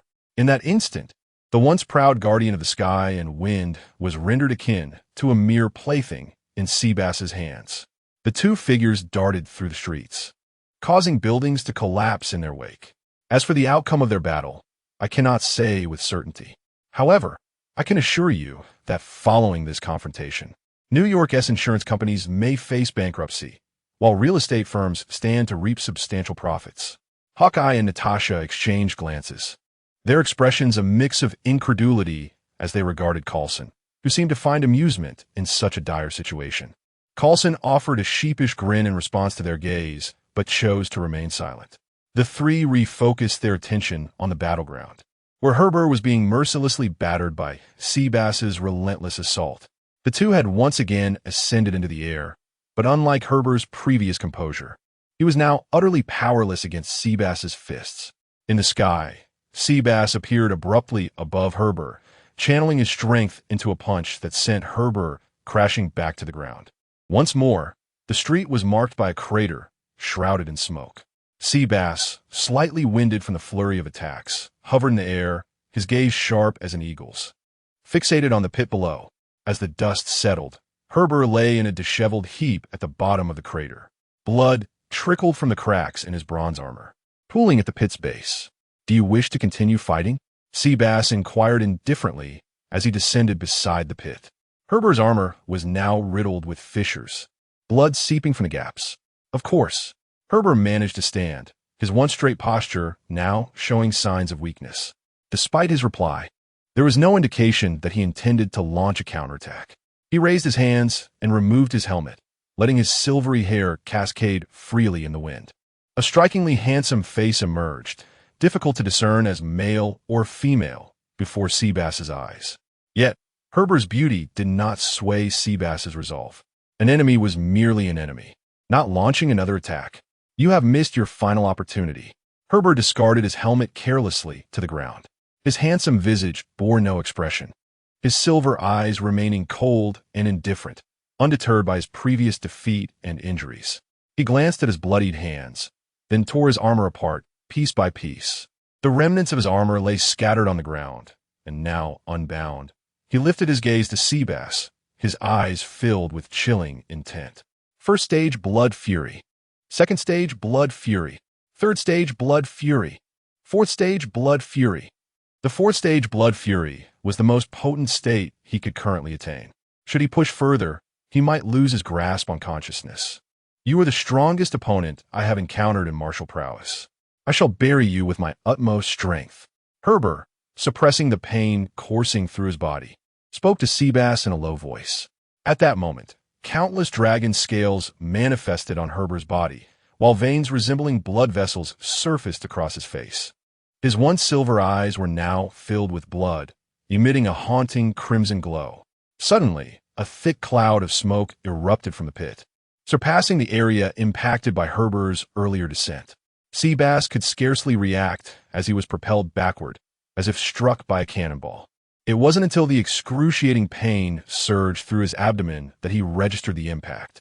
While still airborne, a hand covered in dragon scales appeared before him, seizing his face with a vice-like grip. How is this possible?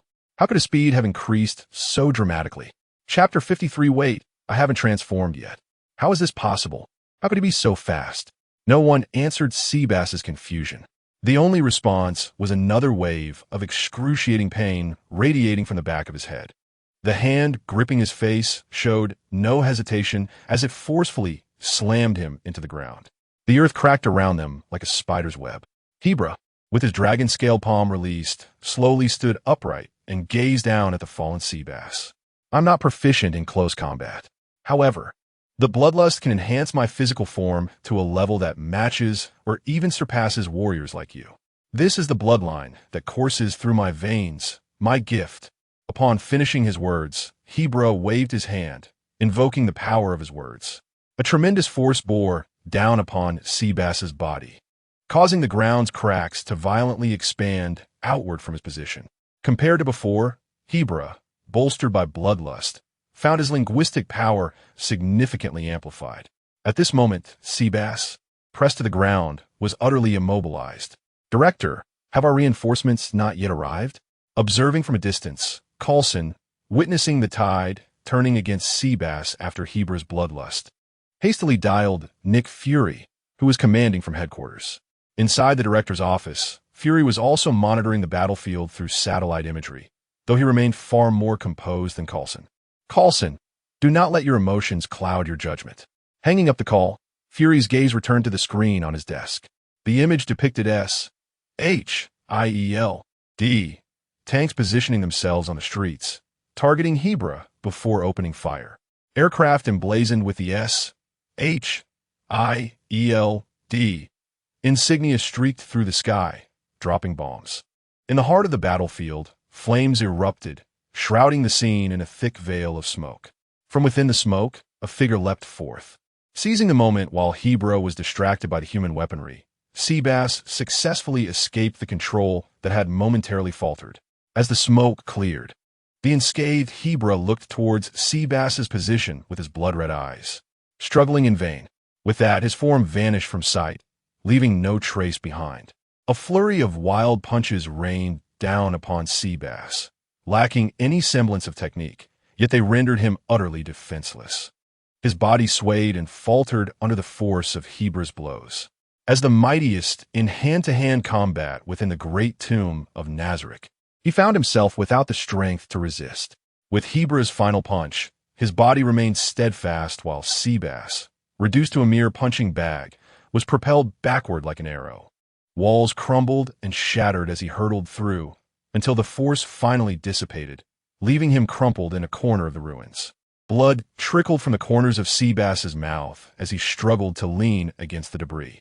He raised his trembling head to meet Hebra's gaze, unwavering even in his grievous state. It seems only death can close your eyes. Witnessing the determination in Seabass's eyes, Hebra abandoned any thoughts of urging his opponent to surrender. The fate of a warrior is to perish upon the battlefield.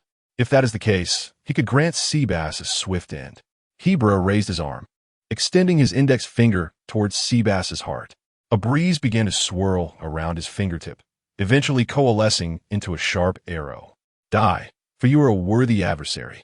The arrow formed of wind was released, but just then, several missiles detonated before him, dissipating the arrow that had just left his hand. The pressure from the explosions forced him to take 2 steps back. "We did it. Let's go." On board the Harrier jet, all missiles were launched from the wings. Inside the cockpit, Hawkeye, seeing the attack succeed, urgently beckoned Natasha to hasten their departure. Meanwhile, on the ground, as the smoke cleared, Hebra, who had been focused on Seabass, now turned his gaze toward the aircraft soaring above. Their eyes locked. Hebra's were devoid of emotion, while Hawkeye felt a cold sweat break out. He turned to Natasha, ready to urge her, only to see her frantically maneuvering the jet's controls. "I can't move. The aircraft is out of control." Her words struck like thunder in the ears of Clinton and Coulson. As they moved to investigate, the aircraft began to tilt unexpectedly, plunging rapidly toward the ground. The three inside struggled to maintain their balance amidst the chaos, let alone effect their own rescue. In mere seconds, the jet plummeted from the sky, igniting a massive fireball upon impact. Only when the aircraft was engulfed in flames did Hebra lower his arm. The sky was his domain. To attack him from above was to prepare for utter destruction. Hebra turned his attention back to Seabass. Only he remained a true opponent. After a brief respite, Seabass had risen from the ground. Facing Hebra's renewed gaze, he spread his legs and raised his hands, adopting a martial arts stance directly in front of him. The opponent's strength had transcended what Seabass could contend with. Continuing this battle would lead to his demise. "Lord Ainz, please allow me to intervene. I will reclaim the dignity that Seabass has lost. The majesty of the great tomb of Nazarick shall not be desecrated by anyone." Within the great tomb of Nazarick, the Skeletal King's magical mirror hovered above the palace.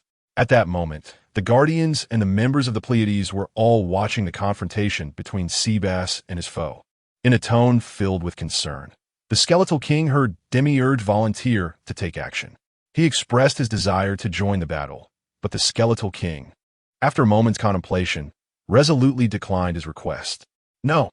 The Skeletal King looked at Demiurge, who, despite his unique ruling magic that allowed him to command spells with a mere word, was not a guardian known for his physical prowess.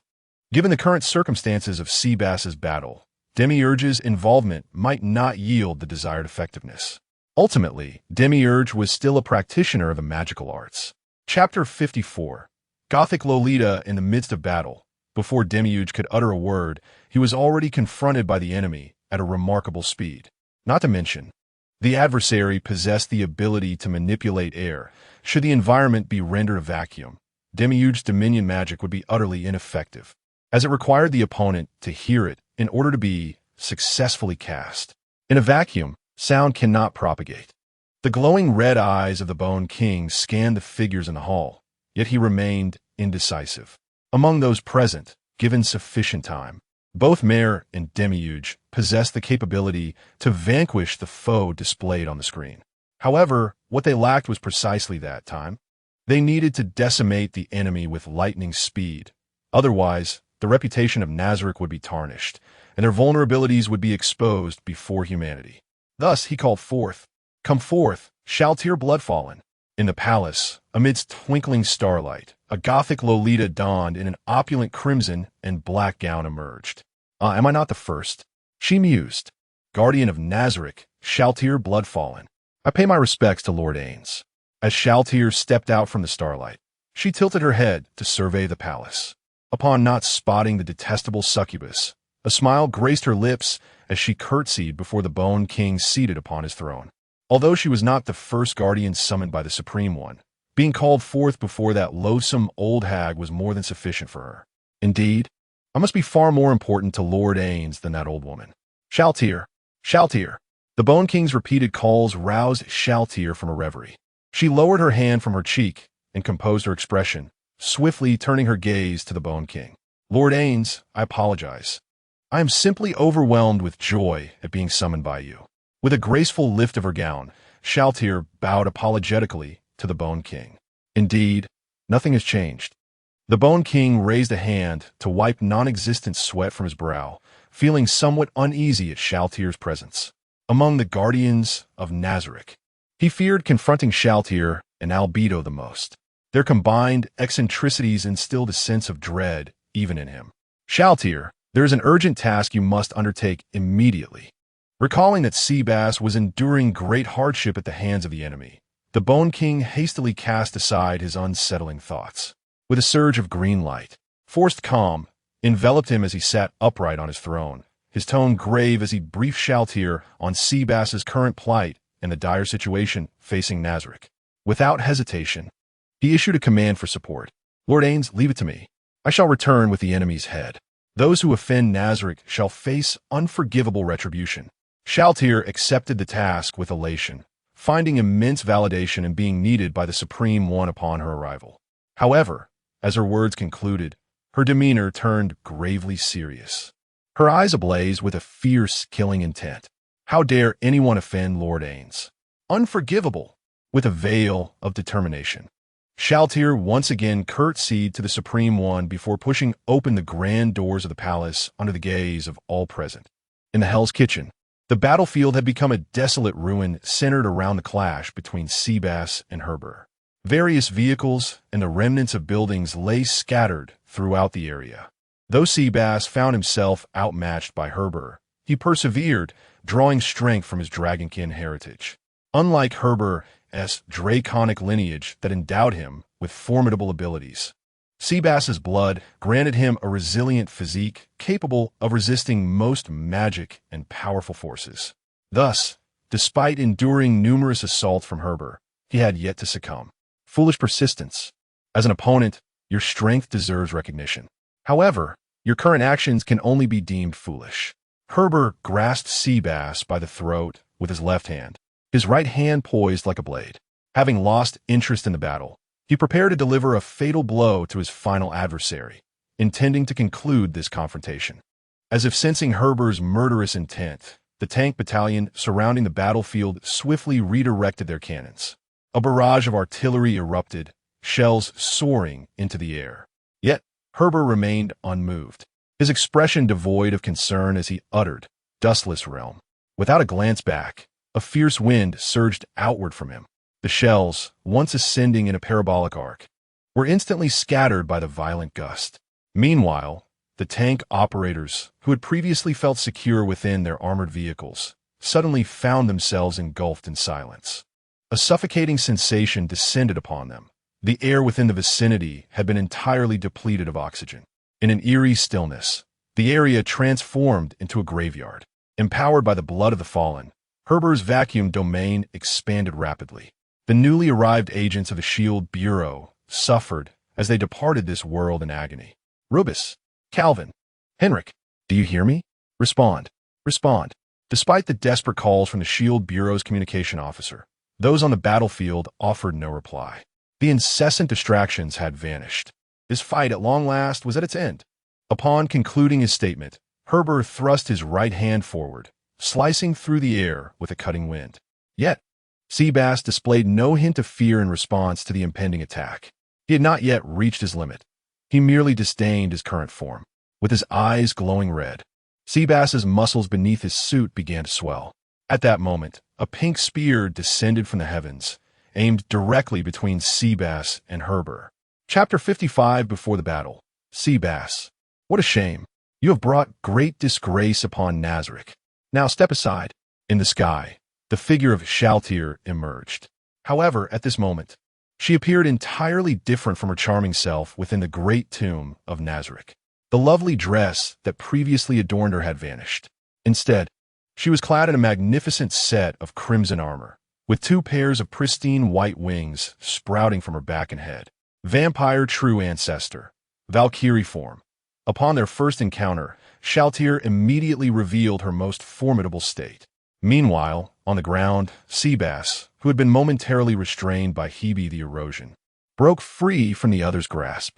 The moment he saw Shaltir's arrival, his desire to transform dissipated like mist. Shaltir gracefully descended from the sky, standing beside Seabass. Summon minions. Vampire Bride. 2 scantily clad vampire brides materialized behind her. Shaltir cast a glance at Seabass, who was frozen in place. Considering that he was her ally and that everything was under the watchful gaze of the Supreme One, she did not neglect him, but instead summoned her minions to assist him, guiding him away from the battlefield.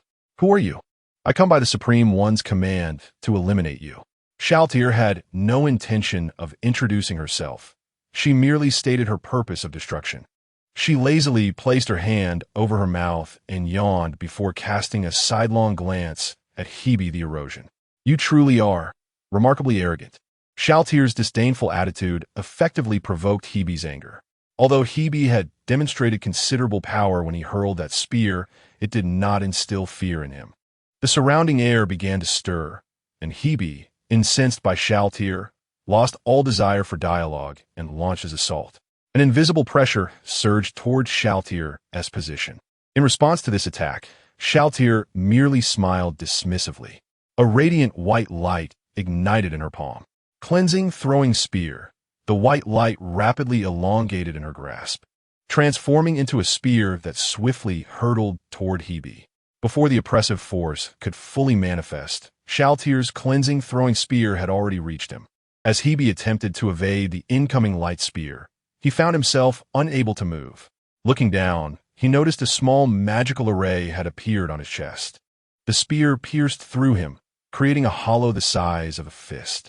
Even with the protection of dragon scales, the penetration power of the cleansing throwing spear remained formidable. Hebe staggered, and the wound on his chest began to heal slowly.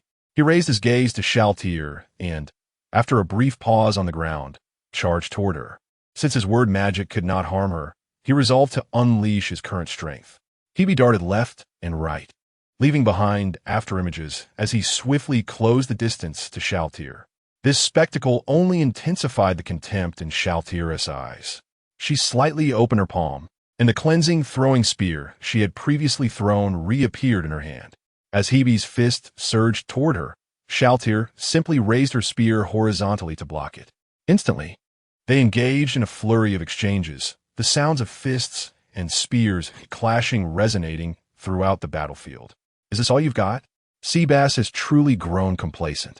A foe like you, and he has failed to vanquish you. Shaltir casually twirled her spear, even finding the strength to taunt Hebe. Upon hearing this, Hebe retreated, momentarily creating distance between them. It had been quite some time since he had activated his blood rage, and now fatigue began to wash over him. However, a significantly stronger adversary loomed before him. Hebe could feel his physical capabilities waning. To defeat this foe, there is only one method. 5th-tier blood rage. Hebe, standing on the ground, clenched his fists and bent forward, his muscles rapidly swelling. Standing at 2 meters tall, he began to grow uncontrollably under this surge of power. A figure, 5 meters tall, covered in dragon scales and adorned with horns, began to materialize. But that was not all. As Hebe continued to roar, 2 massive bat wings erupted from his back, unfurling against the wind. At this moment, Hebe resembled a diminutive dragon. Yet, compared to his former self, it was evident that this increasingly bestial creature was driven more by instinct than reason. A beast? Forsaking reason for power? Shaltir regarded Hebe's form with displeasure. His irrational appearance reminded her of her second form, which was also her least favorite state. A sudden gust of wind swept through, and Hebe, who had just been in her line of sight, vanished. Instantly, a blur appeared before Shaltir. With her vast combat experience, Shaltir instinctively spread her arms in front of her chest. Impure impact shield. Just as the blood shield took shape, a thunderous sound erupted before her. A fist, forged from 5 razor-sharp dragon claws, struck Shaltir's blood shield with tremendous force. A shockwave erupted, scattering debris in all directions. Shaltir's freshly conjured impure impact shield cracked and shattered into luminous particles. The impact forced her to retreat until her wings flapped, lifting her into the air and dissipating the force entirely. When insolent beast, floating in midair, Shaltir recalled the humiliating scene that had likely unfolded before the Bone King. Her eyes blazed with anger. I have only just emerged, and you dare treat me so disrespectfully. Minions summon Hero's soul. Before Shaltir, a stream of white liquid materialized, twisting in the air until it formed a figure identical to her. The only difference lay in their coloration. Aside from that, Shaltir's powers, skills, and Hero's soul could be perfectly replicated. From the shadows behind her, the minions of the vampire true ancestor began to emerge. Chapter 56. A heart that soars with coolness. It appears that Shaltir is more than capable of confronting her adversaries. However, this world is indeed as I had anticipated. Beyond humanity, there exist other extraordinary forces. Within the palace of the great tomb of Nazarick, all the core members are gathered, observing the battlefield. Just as Shaltir had surmised, her performance on the battlefield has captured the attention of the Bone King. Yet, contrary to her expectations of embarrassment, the strength of the enemy is evident from the current state of Seabass. Shaltir has managed to gain the upper hand in her confrontation with the foe. The Bone King is exceedingly pleased with her performance. Lord Ainz, truly the supreme sovereign. It seems all of this was foreseen by you. First, establish good relations with humanity. When they encounter insurmountable foes, they will naturally seek our aid. Then, we shall dispatch the Guardians to probe the hidden powers of this world, leveraging humanity's position. Upon hearing the Bone King's remarks, Demiurge stepped forward from the shadows, ready to elucidate for those still in confusion. He lavished praise upon the Bone King, declaring, indeed, your wisdom is an apex we can never hope to attain. Amidst Demiurge's flattery, the Bone King felt a flicker of embarrassment, scratching the back of his head. However, when confronted with the adoring gazes of the maids from the Pleiades and Mare, he found himself speechless, tacitly accepting Demiurge's conjecture. Meanwhile, on the battlefield, numerous minions leaped from the shadows at Shaltir's back, engaging fiercely with the rampaging Hebe. Thanks to the distractions from the minions and the defensive spirit of the hero, the enemy found it impossible to strike at Shaltir's true form. Hovering in the air, Shaltir continued her assault, her spears flying forth unceasingly, piercing Hebe's form. Circular wounds appeared upon the dragon's body. Despite his augmented healing abilities in his human dragon form, the relentless onslaught severely strained his regenerative powers, blood seeping profusely from his injuries. What a vexatious creature! Despite such grievous wounds, he remained standing. Shaltir mused, her impatience growing as she observed the wounded Hebe below. She had accepted the Bone King's orders to eliminate this foe, intending to do so with overwhelming force. This would not only fulfill the Supreme Sovereign's command, but also restore the dignity lost by Seabass. Yet, Hebe proved to be more resilient than anticipated. Determined to conclude the battle swiftly, Shaltir ceased her aerial maneuvers and began her descent, her black bat-like wings unfurling behind her. She was now poised to launch a direct attack. It seemed that S.H.I.E.L.D. had dispatched new forces to the fray. Angels? Were they not supposed to be a faction of undead? Could this young girl truly contend with such beings? She appeared rather unimposing. In the capital, as Shaltir's silhouette graced the screen, a cacophony of discussions erupted. Among them, General Ross's gaze remained fixed upon Seabass. Upon seeing the relief in Seabass's eyes, he quickly grasped the situation. This newly arrived girl must possess formidable strength to inspire such confidence in Seabass. Consequently, he moved aside to place a call to his subordinates. Dispatch the troops. We must head to the battlefield immediately. Regardless of the victor, we must secure the defeated's remains. The spoils of war must belong to our military. Ross was indifferent to where Nick Fury had recruited these individuals. What mattered to him was the display of power before him, which ignited his desire. If such power could be harnessed by the military, S.H.I.E.L.D. would pose no further threat. As for whether the spoils from this incident rightfully belonged to them, Ross asserted that in America, aside from the top-tier magnates, the military was the true authority over all organizations. In the heart of the battlefield, each illumination of the spear indicated victory, inching closer to Shaltir. Hebe's wild dragon form was slowly being drained of its strength.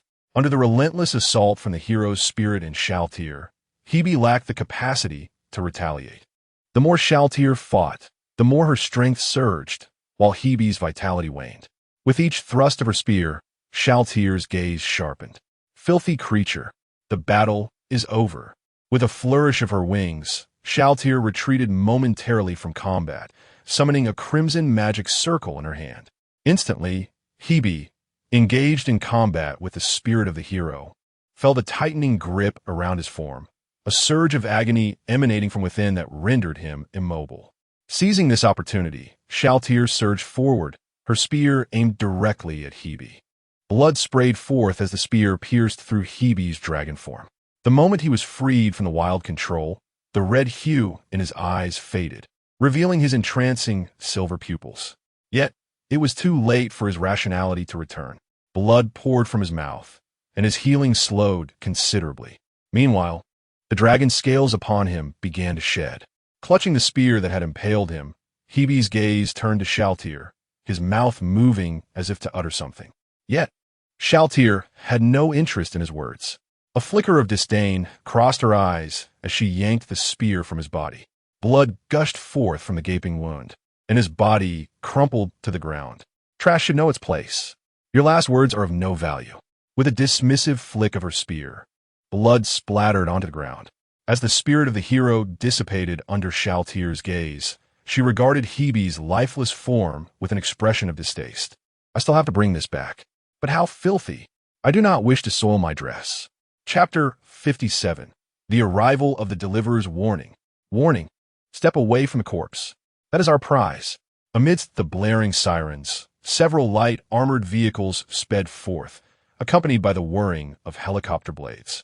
With an air of impatience in her gaze, Shaltir watched as a contingent of American soldiers disembarked from the vehicles. We have received military orders to retrieve the assailants from this incident. Please vacate your position to avoid any unnecessary misunderstandings. Upon hearing the spokesperson's words, Shaltir could hardly contain her amusement, her anger bubbling just beneath the surface. Before departing from Nazareth, The great king had informed her that enemy corpses were the spoils of Nazarick. Now, how audacious it was for these humans to attempt to seize what rightfully belonged to her.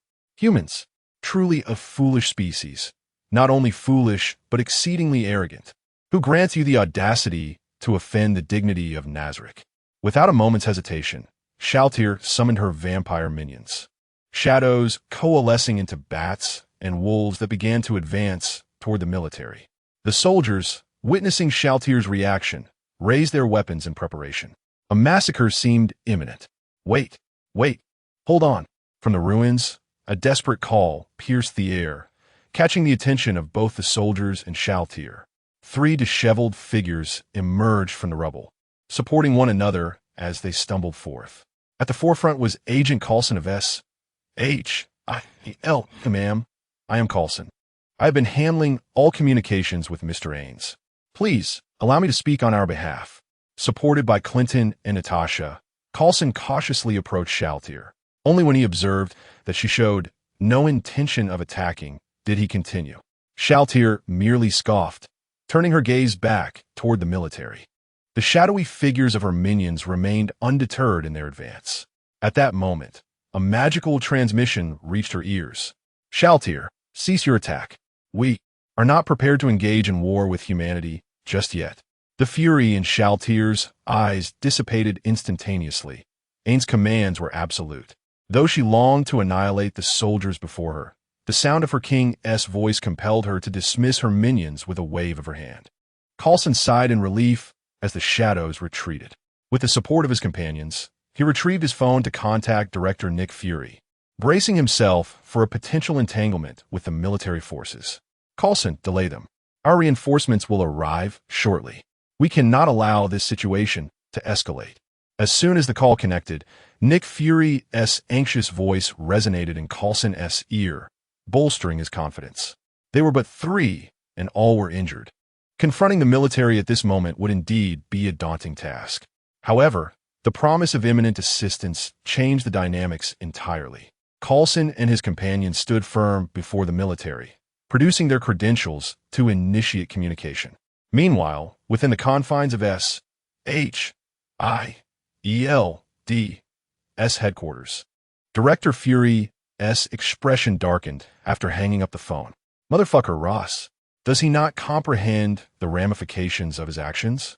Fury cursed vehemently before hastily dialing the U.S. representative within the council. Ross was oblivious to the identities of Shaltir and her associates on the battlefield, making his reckless actions unsurprising. However, the council members were well aware of Nazarick's significance. They needed to exert pressure on the military to prevent further escalation. Fury had no desire to confront an even greater calamity after just resolving one. To him, the great tomb of Nazarick represented that looming threat. The havoc wrought by a single Heber was already taxing. If Nazarick were to launch another assault, New York would require complete reconstruction. With Heber's destruction resulting in 2 city blocks reduced to ruins, Fury pondered the devastation that Nazarick could inflict. He was resolute in preventing such an occurrence. At the battlefield, as Coulson negotiated with the military, S.H.I.E.L.D. reinforcements arrived swiftly. Their first action was to encircle the military personnel. Amidst the soldiers' seething anger, Coulson smiled and shook his head, signaling that negotiations were concluded and the outcome was predetermined. Returning to Shaltir's side, the atmosphere between both parties had noticeably improved. Before Coulson could speak, Shaltir, having changed into her beloved dress, seized the opportunity to address him. I am Shaltir Bloodfallen, guardian of the 1st through 3rd floors of the great tomb of Nazarick. Lord Ainz has informed me of your situation. Now, I wish to take this corpse back with me. Could you assist me in this matter?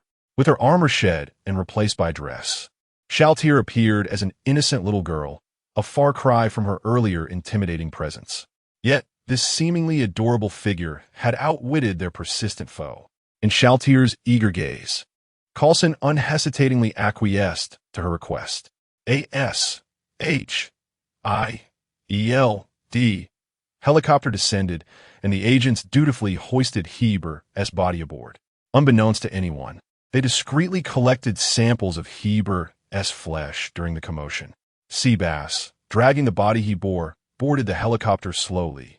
Shaltier smiled at Coulson in gratitude before casting her spell. High-level teleportation. At last, I can be with Lord Ainz again. Old woman, your time is up. Chapter 58. A new tale begins. New York, Stark Tower. A month has elapsed since the events in Manhattan. During this time, Tony Stark has sequestered himself in his laboratory. If it weren't for the empty plates that were left at his door after each meal delivery, Pepper would have assumed he had vanished again, perhaps cavorting with some young model. Jarvis, open the laboratory door. I need to enter. Miss Potts. The sir has instructed that no one is to disturb him. The camera at the laboratory entrance pivoted to Pepper, relaying Jarvis's voice. But he has been in there for an entire month. A month. Do you understand? Pepper's voice, filled with frustration, echoed as she pounded on the door. Tony, I know you're in there. Come out. You cannot abandon everything and focus solely on your armor.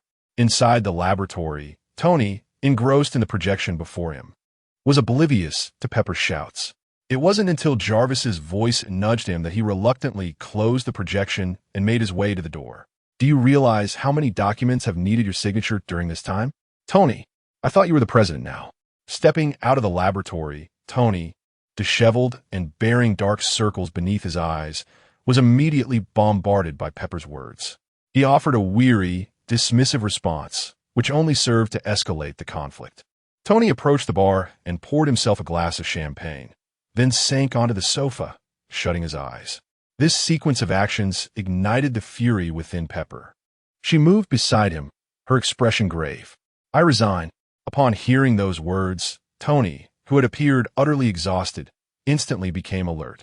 He opened his eyes to see Pepper's serious face, devoid of any hint of jest. At that moment, Tony comprehended the extent of the turmoil he had caused her over the past month. He quickly rose from the sofa and embraced her from behind. I'm sorry, Pepper. I was just a bit worried. Through satellites, Tony had witnessed the battle between Hela, Sebastian, and Shuri during the Manhattan incident. In comparison to their display of power, his armor felt like mere scrap metal. If another being like Hela were to threaten him or those he cared for, what could he possibly do? This urgency gnawed at him, compelling him to upgrade his armor. He could not afford to be sidelined again. Seeing the vulnerability in Tony, Pepper's stoic demeanor began to soften. She had always known that Tony was not as strong as he appeared. Deep down, he remained a child. Turning to embrace him, she rested her head on his shoulder. You know you're not alone. You can share anything with me. If you continue to bottle everything up, you'll drive yourself mad. In this moment of tenderness, with Pepper's comforting presence, the utterly fatigued Tony drifted into a deep slumber. As she gazed at the sleeping figure of Tony, fatigue etched upon his face, she noted that even in sleep, his brow remained furrowed. Having taken care of Tony, their conflict melted away. Pepper opened the door and departed. Though twilight had descended, as the president of Stark Industries, she found it impossible to leave for the day. Happy, take me back to the office. After that, you may return home. I might not be back tonight. Seated in the car, Pepper addressed Happy, who was at the wheel. Throughout Tony's month-long seclusion, Pepper had managed all affairs of Stark Industries.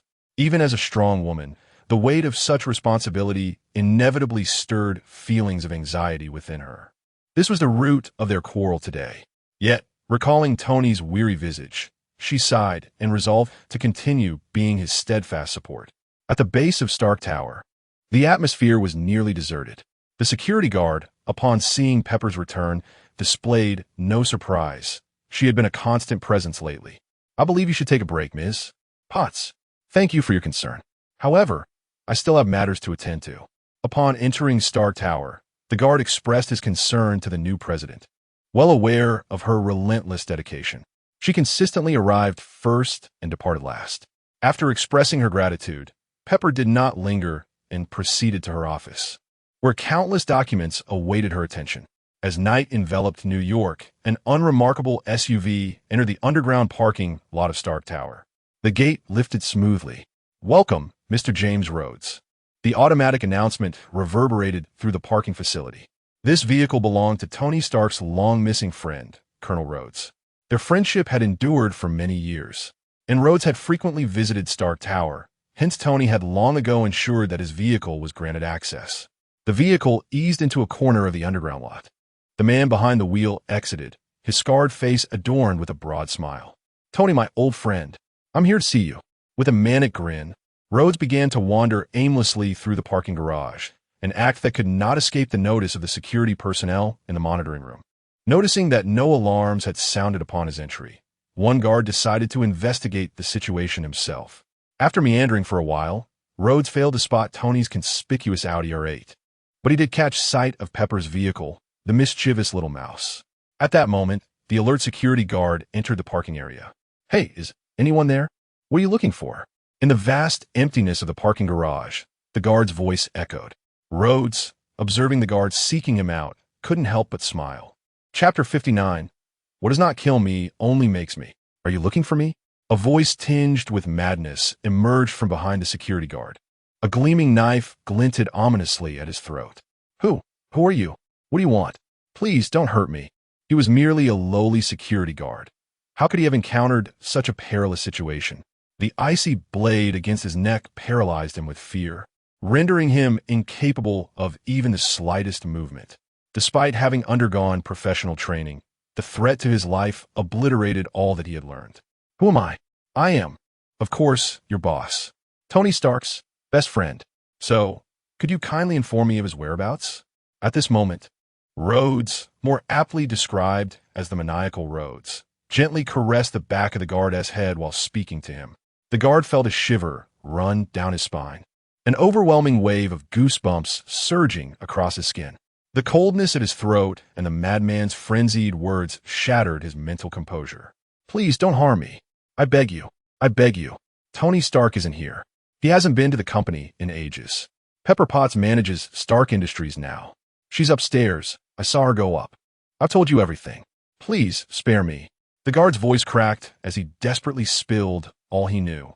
His high-paying job, a trivial concern compared to the instinct for survival. Rhodes withdrew the knife from the guard's neck, placing his hands on the man's shoulders and turning him to face him. "I appreciate intelligence. Clearly you possess it. Would you like to join my team?" Rhodes smoothed the guard's suit collar, stepping back to admire his handiwork. A satisfied grin crept across his face, marred only by the scars at the corners of his mouth. At that moment, the guard finally recognized the identity of his tormentor. The face of the Joker was hauntingly familiar. His boss, Tony Stark, had previously fallen victim to this very madman. While the name Joker may have faded from the public eye, the employees of Stark Industries bore vivid memories of the lunatic who dared to target Tony Stark. Aside from his hairstyle, clothing, and the Joker's signature smile, Rhodes was an uncanny replica of the villain, with his painted face, exaggerated scars, and manic laughter. "Hey, can you hear me? Want to join me?" Rhodes waved his hands in front of the dazed security guard, who was too petrified to respond. You see, no one enjoys rejection. The knife flashed once more in Rhodes's hand. In an instant, he lunged, plunging the dagger into the guard's heart, while his other hand pressed firmly against the back of the man's head, cradling him in an embrace. The searing pain in his chest jolted the guard's senses, but it was too late. He had lost all means of resistance. "Mr. Stark will never forgive you." Having already lowered the guard's body to the ground, Rhodes paused upon hearing the guard's dying words. He leaned down, whispering into the man's ear, "Those things that do not kill me will only make me peculiar." As the guard's eyes fluttered, Rhodes erupted into laughter. Inside Stark Tower, using the guard's identity card, Rhodes strolled leisurely through the corridors until he reached the office marked CEO. A grin began to form on his lips. "Pepper, dear Pepper, though he had not found Stark as long as you were here." Suppressing the urge to laugh, Rhodes approached the office door and knocked. Meanwhile, Pepper, engrossed in her paperwork, mistook the footsteps for the security guard's evening rounds. When a knocking echoed at her door, she thought, "It's me. No need for patrol. I still have work to do." Without lifting her head, she casually replied to the door, assuming it was merely the guard. "Knock, knock, knock." The knocking persisted. Irritated by the interruption, Pepper raised her gaze, noticing that the person outside continued to knock without asking who it was. Rising, she marched towards the door and flung it open. "Seal, please, Pepper." The sudden appearance of the Joker sent her stumbling backward until she collided with the edge of her desk, halting her retreat. "What? You're not happy to see me?" Pepper, stepping into the office, Rhodes advanced toward her, his painted face displaying an exaggerated sorrow. "You don't recognize me? I am Rhodes." Rhodes. Upon hearing the name, Pepper's face, once filled with fear, morphed into shock. As she recalled Rhodes's familiar features and voice, confusion washed over her. Why? Why have you become this way? Become this way? Rhodes echoed her words, lowering his gaze as he inched closer to her, their proximity shrinking to mere inches. Suddenly, he lifted his head, thrusting his grotesque smile toward her face. "You don't know why I've become this way? Of course, it's because of you, Pepper." With a swift motion, Rhodes raised his arm, pressing a cloth over Pepper's face. In an instant, she collapsed, unconscious. Chapter 60. Swift rescue inside the vehicle. Rhodes glanced at the mirror. In the back seat, a woman lay peacefully. "Pepper, it is because of you that I have become this way. Yet you all remain utterly indifferent to my plight. If that is the case, let's adorn our faces with smiles." Rhodes withdrew his gaze from the mirror, his palm caressing his cheek as he murmured to himself. The thought of soon transforming Pepper into his own likeness made the corners of his grotesque mouth curl upwards. On the desolate street, a common SUV erupted with a fit of maniacal laughter before speeding away at an alarming pace. "Sir, Miss Pepper's movements are erratic." Tony Stark, immersed in his experimental endeavors, was jolted from his focus by Jarvis's alert. Under normal circumstances, he might have disregarded it, especially at such a critical juncture. However, the mention of Pepper compelled him to shut off the projection before checking her location. Since the Joker incident, he had installed tracking devices in everyone's phones, ensuring he could respond promptly should anything happen to them. As Tony approached the laboratory exit, he activated the wrist-mounted projector.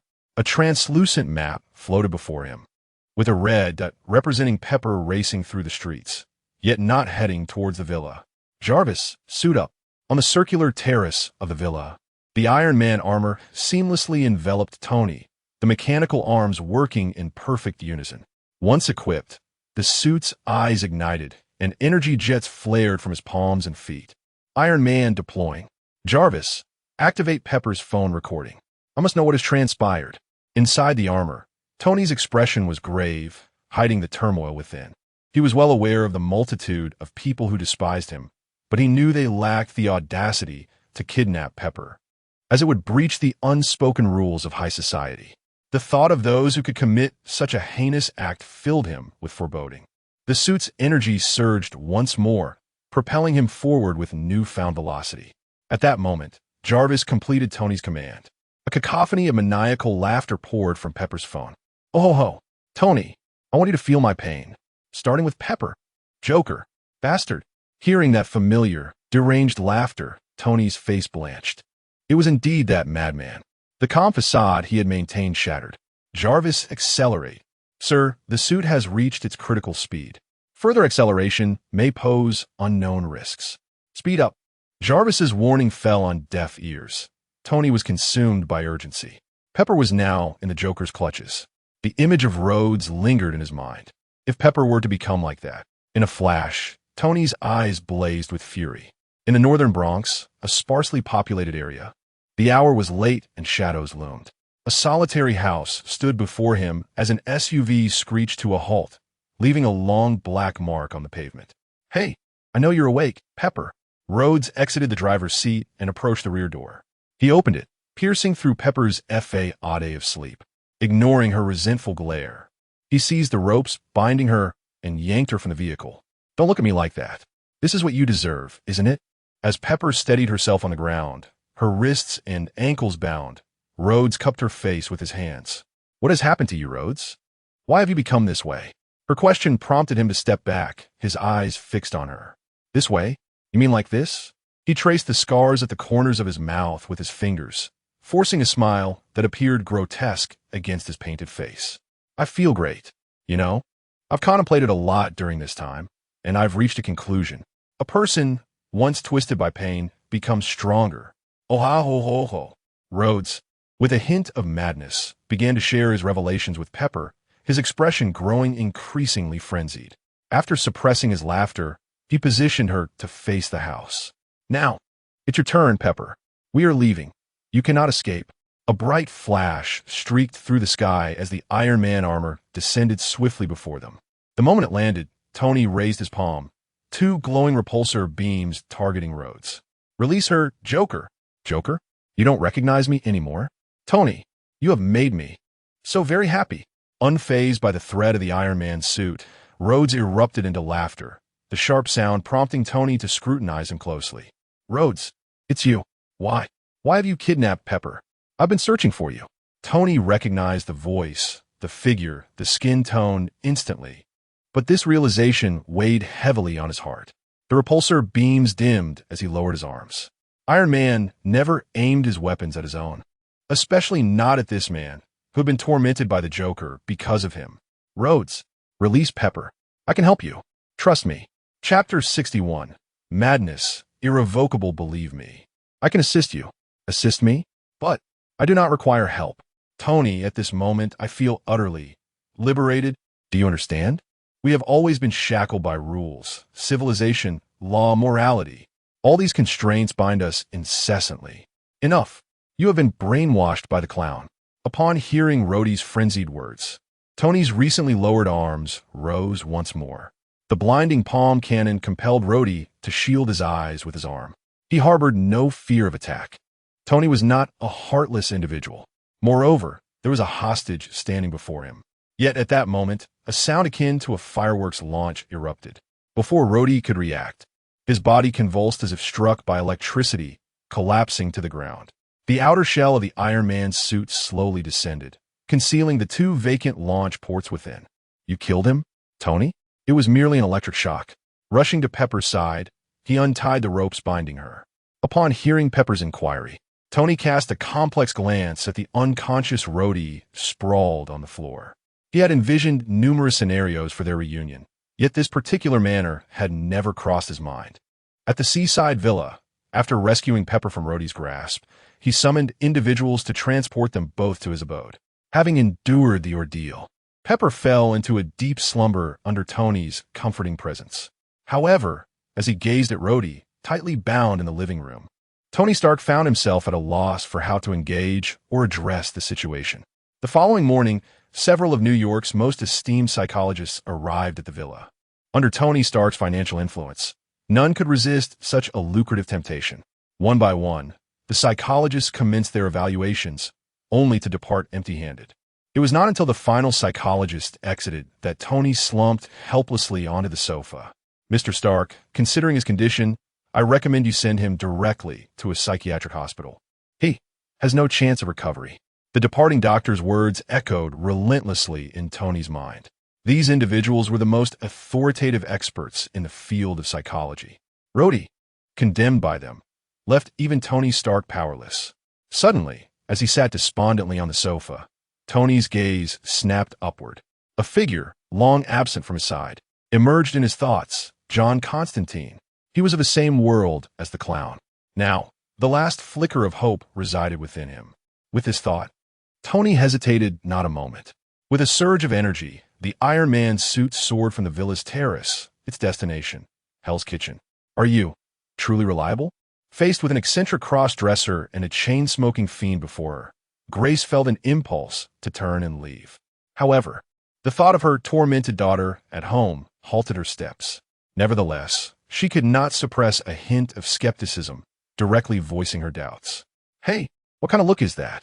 We are, after all, the most renowned detectives in this neighborhood.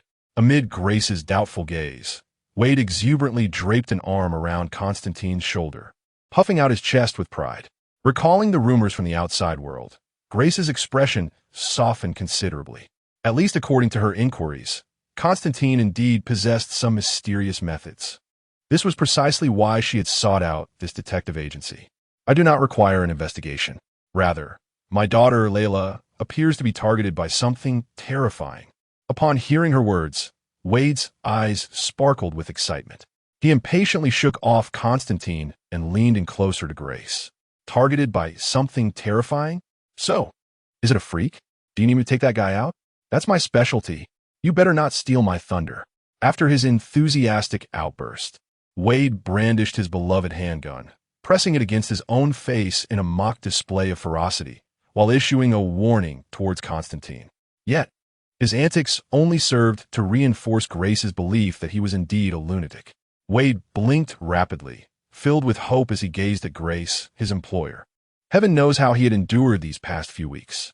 Ever since the incident involving the rescue of Tony Stark, he had not received a single assignment. Every day spent in bars with Constantine made this agency feel like his second home. Unlike the perpetually single Constantine, Wade had a girlfriend to support and watched in dismay as his wallet grew ever lighter. He yearned for a commission to arrive. Confronted with the peculiar cross-dresser before her, Grace felt a sense of safety with the chain smoker. She took a step back, distancing herself from Wade, and approached Constantine instead. Indeed, when will this superficial world ever show me kindness? As Grace walked toward John, Wade's body seemed to lose all vigor. He slouched, his arms hanging limply at his sides. John Constantine's appearance undoubtedly surpassed Wade's by a considerable margin. At least Grace's anxious heart began to settle upon seeing the stories reflected in his eyes. Hell's detective, John Constantine, I have inquired about your reputation and learned of your methods for combating demons. My purpose for coming here is precisely that. Grace seated herself across from Constantine, producing a photograph from her pocket and placing it upon the table. John initially glanced at her, noting the unmasked concern on her face. He extinguished his cigarette and lifted the photograph to his eyes. 1 week ago, Layla went camping with her classmates. This was a common occurrence, having happened many times before. Thus, I had no cause for worry. But this time was different. As Grace spoke, her eyes began to glisten with tears. Unbeknownst to her, her voice had begun to quiver. Ever since her return home, Layla's behavior had grown increasingly strange. She often displayed unsettling smiles. It was only after a particular incident that she resolved to seek professional help. Chapter 62. The demon strikes. Until that fateful evening, I sensed a disturbance in the kitchen. As I stealthily descended the stairs, I was met with a shocking sight. Layla was gnawing on a stray cat. It was alive, a living cat. At this juncture, Grace trembled uncontrollably, unsure whether her distress stemmed from concern for her child or the terror that lurked within her heart. With tear-streaked cheeks, she lifted her gaze towards Constantine, who sat across from her. Though he remained silent, the glimmer of hope in his eyes threatened to overflow. I cannot provide you with a definitive answer based solely on a photograph.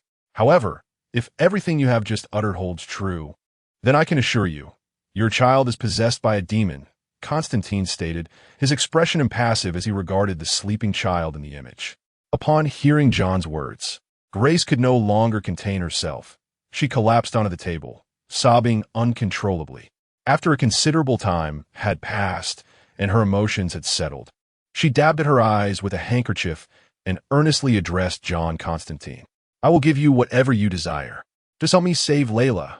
In response, John displayed no visible reaction. He scrutinized Grace's attire and jewelry, which were all high-end brands, affirming that she was not lacking in wealth. Just as he was about to state his commission, Grace interjected almost simultaneously, if you wish, 500,000. Constantine's glance had inadvertently led Mrs. Grace to misunderstand his intentions. However, John was unfazed. The two exchanged a knowing look, each discerning a familiar desire reflected in the other's eyes. As adults, some matters need not be articulated too explicitly. After Grace left her contact information and a deposit, she exited the office. Wade, witnessing this, rushed to John's side. This commission is as much mine. You know, without my relentless promotion, no one would even step foot in this dismal place. Amid Wade's incessant chatter, the office door swung open once more, revealing an old acquaintance, Tony Stark. Upon entering, Tony swiftly shed his armor and approached Constantine without taking a seat. I found Rhodes, but as you said, he has been brainwashed by the Joker. I have consulted every psychiatrist in New York, but to no avail. Now, you're my last hope. Their shared experiences in Afghanistan had forged a bond, yet at that moment, Tony Stark was devoid of any inclination for pleasantries. So what do you want me to do? Constantine, observing Tony's anxious demeanor, felt no desire for levity and directly inquired about his purpose. Save him. Give it up. This was the first time Tony Stark had displayed such a humble demeanor, pleading for assistance. Yet, the response he received was one that plunged him into despair. With an emotional outburst, Tony slammed his palms onto the table, directing his wrath at John Constantine. You come from the same place. You were the one who informed me of the Joker's dangers. Yet now you tell me to abandon Rhodes. You know why he has become this way, and you urge me to forsake him. Faced with Tony Stark's fury, John remained unperturbed, his gaze steady as he met Tony's anger with silence. Gradually, as Tony transitioned from rage to calmness, he perceived the helplessness in John's eyes, a deep-seated frustration of wanting to help yet being powerless to do so. The Joker is poison, irredeemable poison. In the stillness of John's composed gaze, Tony tossed down a check and donned his armor once more, taking flight. Is this your consultation fee? Or is it compensation for your emotional distress? Wade, noticing Tony's departure, quickly dashed to John, seizing the check from the table and waving it before him. Oh shit, damn, this big spender. Do you realize how much he gave? $1 million, a full $1 million. As Wade scrutinized the check, his excitement escalated. How many commissions must I undertake to earn $1 million? And this money is merely a casual consultation fee from Tony Stark. John Constantine rose and casually snatched the check from Wade's grip. This is not merely a consultation fee. It also represents that man's dignity. John flicked the check with his finger, fully aware that it was a hush payment from Tony Stark, unwilling to admit fault. After all, who would willingly endure a tirade of insults without cause? Gather your things. We must depart. Wade, you just earned $1 million. That trifling 50,000 commission should perhaps be left to me. Amid their banter, the office gradually fell silent. Later that evening, in Brooklyn, Wade and John disembarked from their vehicle, glancing at the address scrawled on the paper. You are asking far too little. I can assist you in appearing utterly defenseless, and you can then seize the opportunity to raise your price. What do you think? Isn't that a splendid idea? Wait, hear me out. As they stepped out of the car, they beheld a magnificent mansion before them. No wonder the client had not even flinched at the price of $500,000. For her, it was likely less than the cost of a handbag. Watching John gradually walk away, Wade sighed in resignation, abandoning his bright idea. After ringing the doorbell, the grand entrance swung open. The two entered, though while Constantine exuded calm, Wade trailed behind him, feeling more akin to a burglar than a guest. The expansive estate was eerily silent as they approached the villa's entrance, where Grace awaited their arrival. I have given all the servants the day off. You understand. If such matters were to be maliciously spread, it would not bode well for Layla's future. Chapter 63. The Black-Eyed Demon Under Grace's Guidance. The two entered the villa, where various luxuries shimmered under the lights, nearly blinding Wade. Please wait a moment. I shall summon Layla, and do refrain from revealing your identity. Mr. John, Layla is unaware of my visit. Grace offered John Constantine an apologetic smile before gracefully ascending the staircase, disappearing from their view. Damn it, John. Tell me, what did you two start this affair? Wade leaned towards John Constantine, casting a skeptical glance in his direction. Just moments ago, Grace had exhibited no acknowledgement of Deadpool's presence, almost dismissing him entirely. Yet, the glances exchanged between her and John were laced with a seductive allure. In response to Wade's inquiry, John merely raised an eyebrow, tacitly affirming Wade's suspicion.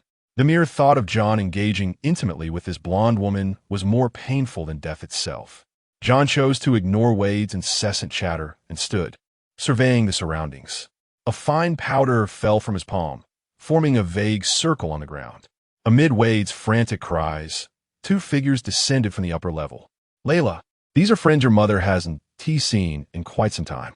Is he one of them? Grace began, only to be interrupted by Layla. Mom, I think your judgment in friends leaves much to be desired. Layla pointed directly at Wade, her disdain unmistakable. She was a strikingly rebellious girl, with blonde hair, heavy makeup, and a conspicuous nose ring. Wade, under the weight of her derision, erupted in anger. Calm down, Wade. As Wade's hands reached for the knife at his back, John swiftly intervened, obstructing his next move. Locking eyes with Layla, he noted the cold malice flickering in her gaze. At that moment, John lost all desire to feign civility. A tattered cloth had somehow found its way into his grasp, and without hesitation, he ignited it with his lighter. No! Layla's expression morphed into one of terror as the burial cloth in John's hands ignited in an instant, casting a blinding white light. To Grace and Wade, the light was merely dazzling, yet upon touching Layla, it unleashed an invisible inferno within her. Wisps of white smoke rose from her body, as if undergoing a sauna, accompanied by piercing screams. Once the brilliance faded, Layla glanced at John Constantine, breathless. The burial cloth of Jesus? Too bad you aren't a priest. You cannot wield its true power. The demon within Layla shed any pretense of concealment after John ignited the cloth. The innocence on Layla's face evaporated, replaced by the wicked grin of a demon. Her once bright eyes were now voids of darkness as she turned her gaze to Grace. "Mother, I'm deeply disappointed." "Get out." From within Layla, the demon commanded, "Get out."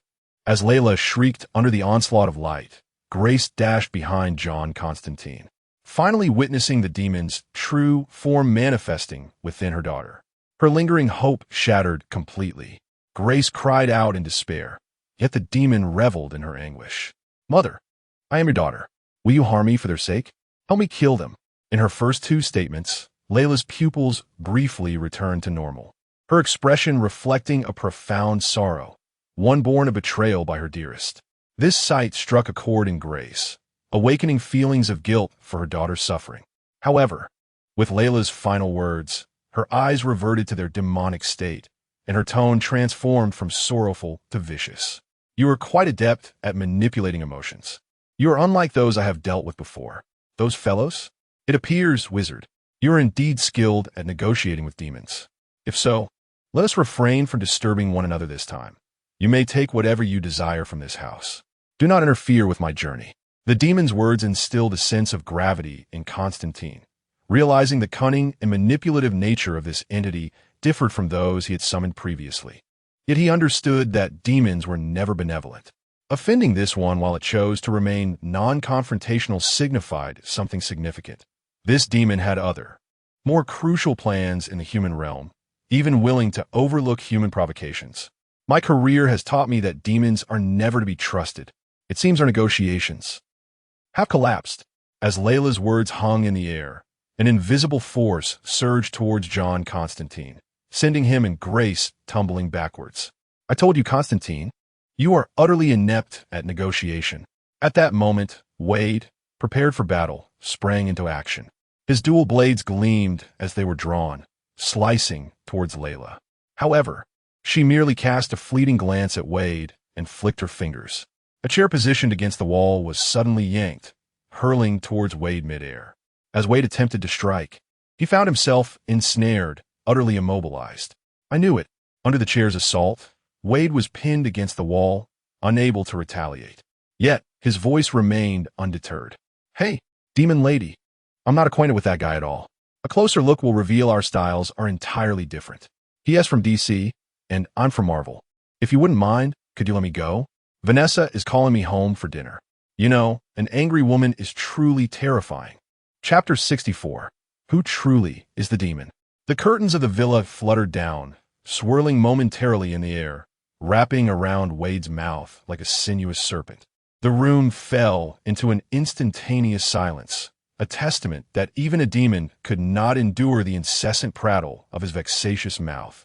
Layla cast a disdainful glance at Wade, who was rendered mute by her intervention, her gaze akin to that of a judge scrutinizing a defendant. Only when Wade was silenced did she relax her brow, which had been furrowed in irritation. "Mage, I'm yet to learn your name. Would you not introduce yourself before your impending demise? Perhaps in the afterlife, we could become colleagues," she mused, her fingers curling into claws as John, who had just been propelled away, began to levitate toward her grasp. Upon Layla's utterance, a smile flickered in Constantine's eyes as he expelled the holy water he had been holding in his mouth. Instantly, Layla's face was enveloped in a plume of steam, burning, scalding, and excruciating. In a moment of agony, she relinquished her hold on John, cradling her head with both hands and retreating in haste. "Despicable! You wretched scoundrel!" The efficacy of holy water, however, was limited. After enduring a brief period of torment, Layla, with wisps of smoke still rising from her visage, cast a furious glare at John Constantine. In that moment, her desire to toy with him evaporated, replaced by an urge to annihilate him completely. With a sweeping motion of her arm, all the cutlery in the hall levitated. The sharp tips of the utensils swiftly adjusted their positions, targeting John with lethal precision. Whether human or demon, one must always remain vigilant of their footing. John Constantine, undeterred by the multitude of weapons aimed at him, calmly retrieved a pack of cigarettes and lit one, taking a deep drag. Upon hearing his words, Layla's pupils constricted as she glanced down at her feet, where a diagram outlined in white powder came into view. She realized she was standing at the diagram's edge. With clenched fists, Constantine raised one hand to his chest and the other to the heavens. Almighty Lord, grant your faithful servants the means to the gates of heaven. In the name of the Father, the Son, and the Holy Spirit. Damn it, stop. Stop. As Constantine recited the incantation, flames of white ignited along the perimeter of the diagram. Enveloped in the sacred fire, Layla found herself utterly powerless. As the incantation spilled from Constantine's lips, the demon within her writhed in anguish, her mouth echoing furious curses demanding him to cease. Yet, witnessing the unfolding events, John not only persisted, but accelerated his recitation. Under the dual pressure of the incantation and the holy flames, the demon within Layla could no longer endure. She tilted her head back, mouth agape, releasing a thick cloud of black smoke that swirled in the air, desperately attempting to break free from her confines. Yet it was in vain. The sacred fire thwarted her every effort, leaving her more severely scorched, devoid of any hope of escape. Below, John had seized a silver vial, and the swirling smoke seemed to glimpse a glimmer of hope, diving down into the bottle. Once the black smoke was contained, John swiftly secured the cap, as if fearing the demon might escape. Fuck you. You damn bastard. How could you fill it with holy water? I barely left any space. I just took a sip. Ceaseless curses emanated from within the vial, but as John shook it, the curses morphed into wails of despair.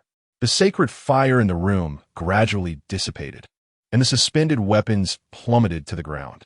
Freed from his constraints, Wade finally regained his voice. These demons are utterly revolting, more nauseating than that bald fellow who lurks in your mind. Let me have a go. John, just once. After liberating himself from the curtains, Wade hastened to John's side, his eyes gleaming at the bottle that emitted wails with a mere shake. Handing the bottle to Wade, John knelt beside Layla. As Wade shook the vial, the cries from within grew increasingly anguished. She is fine now. Do not allow her near those filthy corners again. Having been possessed, she is more susceptible to drawing the attention of demons. They relish such vessels.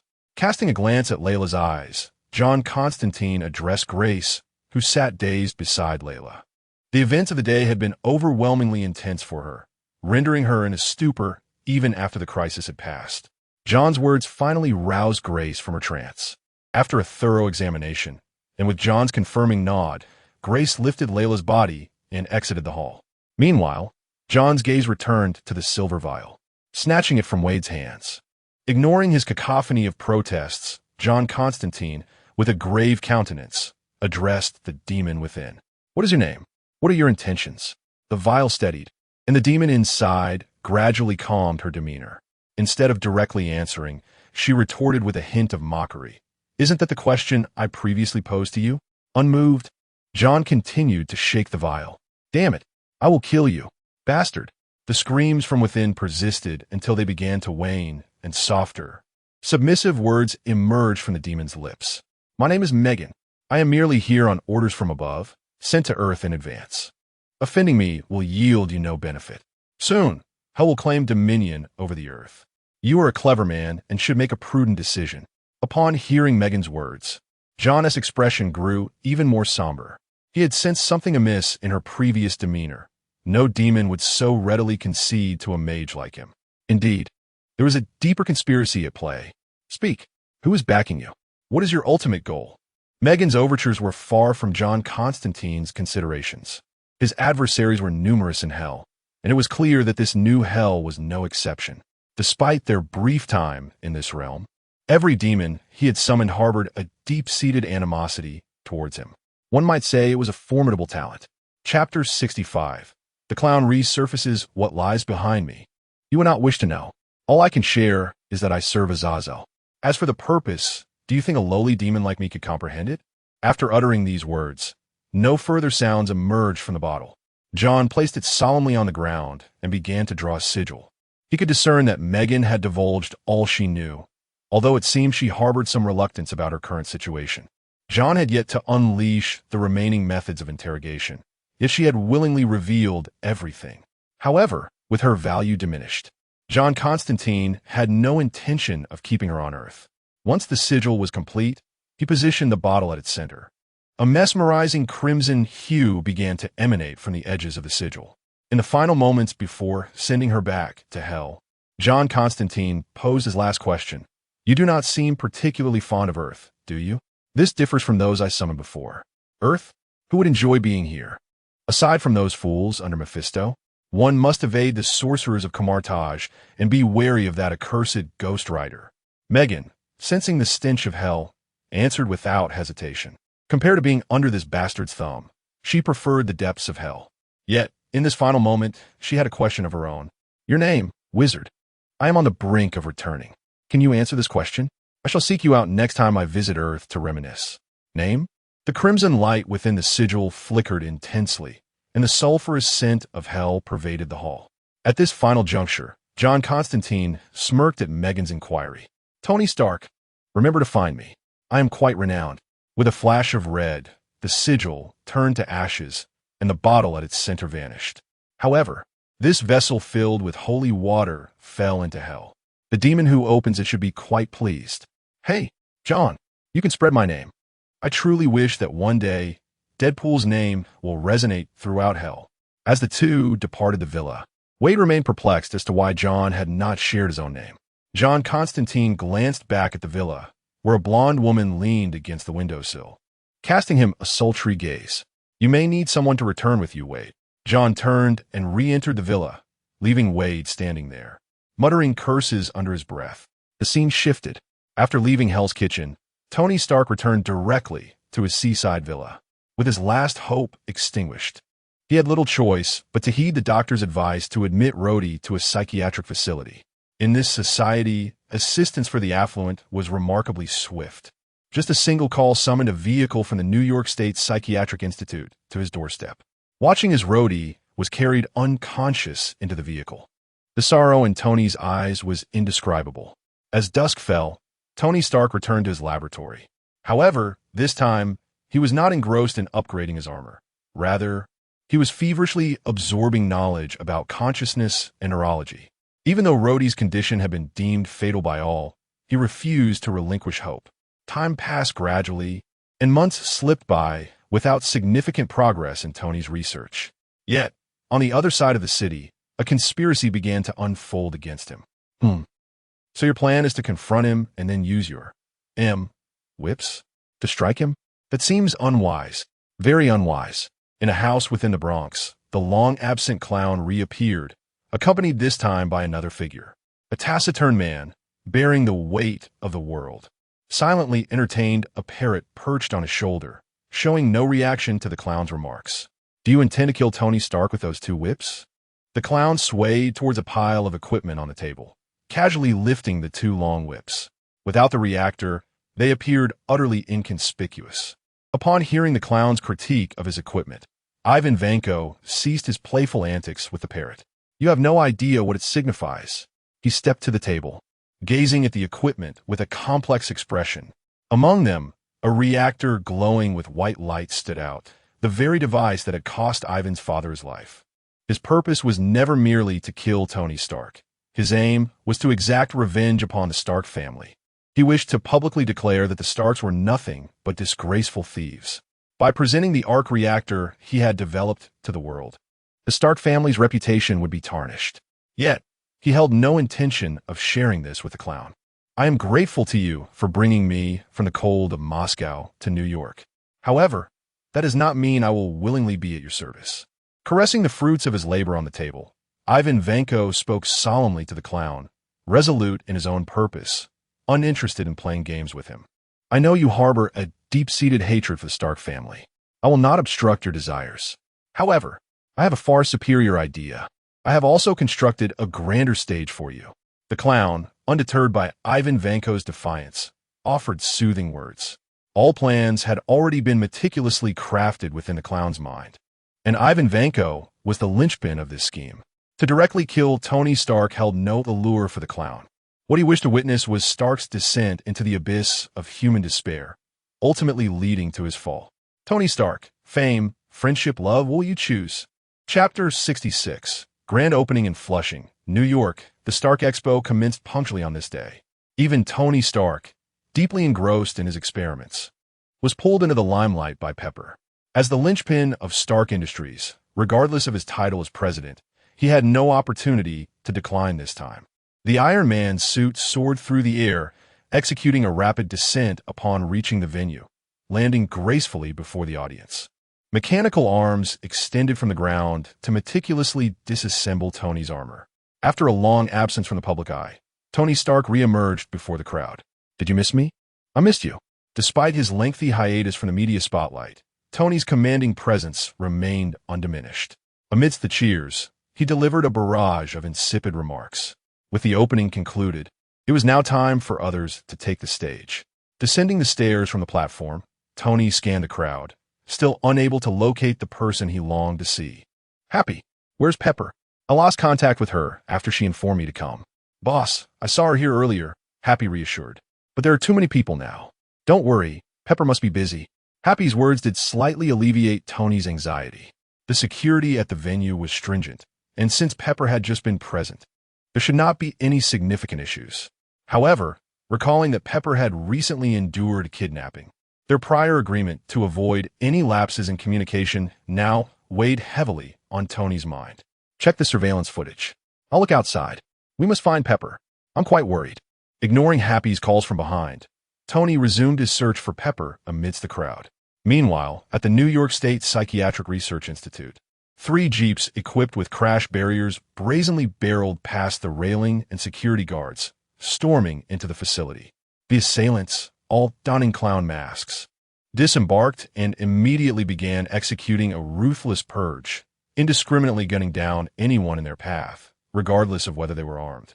Upon reaching the floor housing the luxurious patient rooms, they burst through the doors, systematically searching until they discovered a figure bound to a hospital bed. With a swift motion, a dagger was unsheathed to sever the restraints, and Rhodey was successfully liberated. Boss, do you have a grand plan?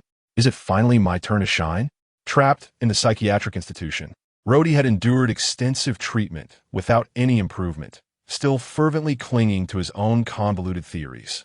Yet, upon seeing the members of the clown gang, a long-suppressed smile broke forth on his face. Yes, the stage is set. As Rhodey's maniacal laughter echoed, the leader of the group suddenly yanked off his mask, revealing himself as their boss, the Joker. Rhodey willingly followed the gang as they departed. Moments later, the NYPD arrived, albeit belatedly. However, the scene was one of chaos and carnage, with no sign of the perpetrators.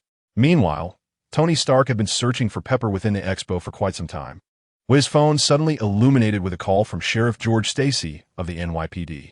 After enduring numerous tribulations, George, still holding the reins of his position, felt utterly drained. New York had just emerged from a period of relative calm, and now, that damn clown, that insane lunatic, had reappeared to wreak havoc once more. Upon arriving at the Psychiatric Institute, the police found no trace of the assailants. However, the surveillance cameras remained intact, indicating that the criminals had acted with brazen impunity.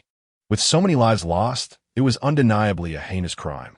As the footage was reviewed back at the precinct, George's fists clenched in anger at the Joker gang's atrocious actions. Each gunshot reverberated like a slap in the face to the NYPD. It was only when he observed the gang taking one of the patients away that he grasped the motive behind their operation. To annihilate an entire psychiatric hospital simply to rescue one person. How quintessentially Joker. Fueled by rage, George Stacy relentlessly pursued information about the abducted individual, soon stumbling upon a familiar name in the files, Tony Stark. What? Rhodey has been taken by the Joker gang? The already agitated Tony Stark felt his fury ignite upon hearing Sheriff George's grim news over the phone. The device in his palm creaked under the pressure of his grip as his unease reached a fever pitch. Was Pepper's disappearance also part of their scheme? Suppressing his rising dread, Tony made his way to the Expo's security center. "Have you found her?" he demanded. As he entered, his voice laced with palpable anger, rendering the security personnel silent. Only Happy, a constant presence at Tony's side, dared to speak in the tense atmosphere. "We Haven T located Pepper. However, we did uncover a clue. This individual seems to have been trailing her." Happy pointed towards the surveillance footage. Upon hearing this, Tony hastened to the screen. Happy quickly pulled up the footage they had previously scrutinized. As the images played, Tony's expression hardened with every passing moment. "Jarvis, take control of all surveillance cameras at the Expo. Identify that individual's location." Outside the Expo, every camera flickered to life, scanning the surroundings. Within 3 minutes, Jarvis relayed the location of the suspect. Yet, instead of rushing directly to confront the individual, Tony proceeded to the designated area for his armor. Once suited up, he ascended into the air, the Iron Man's suit hovering motionless. Only the formidable glow of his eyes scanned the coordinates Jarvis had provided. "I found you." Tony's voice, seething with suppressed rage, resonated within the suit as he plunged towards the ground. The audience, witnessing this spectacle, felt no fear. Instead, they erupted into excited cheers, believing it to be yet another performance by Tony Stark. Among the crowd, however, there stood Ivan Vanko, waiting patiently. Chapter 67. A difficult choice. The armored suit descended abruptly, causing the surrounding crowd to scatter. Amidst the applause, the suit's arms raised and the repulsor began to charge. In an instant, silence enveloped the area. Even the dimmest minds sensed the shift in atmosphere. "Pepper, where are you?" The repulsor's light blazed momentarily, yet no attack was unleashed. After all, the presence of onlookers restrained Tony Stark from launching an offensive. Nevertheless, within the suit, Tony's gaze had sharpened to a keen edge. Before him stood Ivan Vanko, unperturbed by the looming threat of the armored suit. Tony's inquiry met with silence, as Vanko showed no inclination to respond. Witnessing this dismissive attitude, Tony Stark's anxiety surged, prompting him to lower his arms. The suit advanced swiftly towards Ivan Vanko, fists clenched tightly. At that moment, a blue light ignited around Vanko, reducing his outer garments to ashes. With the barrier of clothing removed, his equipment was starkly revealed to Tony Stark's eyes. The suit halted, and the two men locked eyes. The reactor on Vanko's chest glowed, and 2 whips dangled to the ground, emanating a fierce light. "You thief! Where did you acquire that reactor?" In Tony Stark's mind, Pepper was paramount, followed closely by the arc reactor. Vanko's audacity was palpable. As the prime suspect in Pepper's disappearance, the reactor now adorned him. At that instant, Tony Stark erupted. The repulsor discharged from the suit, hurtling towards Vanko. Vanko's response was equally straightforward. He swung the whips towards the incoming repulsor, and the two forces met in the air, dissipating without a trace of explosion. As the confrontation began, the crowd scattered in alarm, clearly unprepared for such an event. The clash resumed. The armored suit's arm lifted once more as the repulsor charged.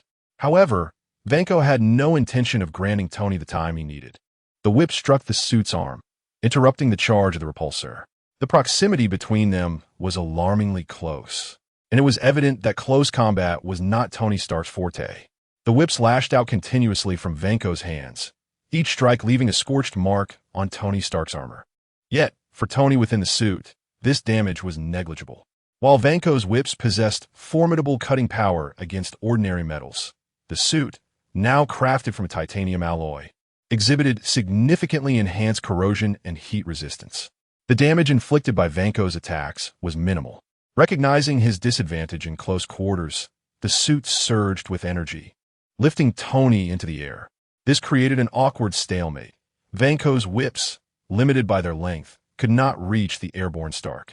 He could only swing the whips futilely against the ground, leaving behind a few scorch marks.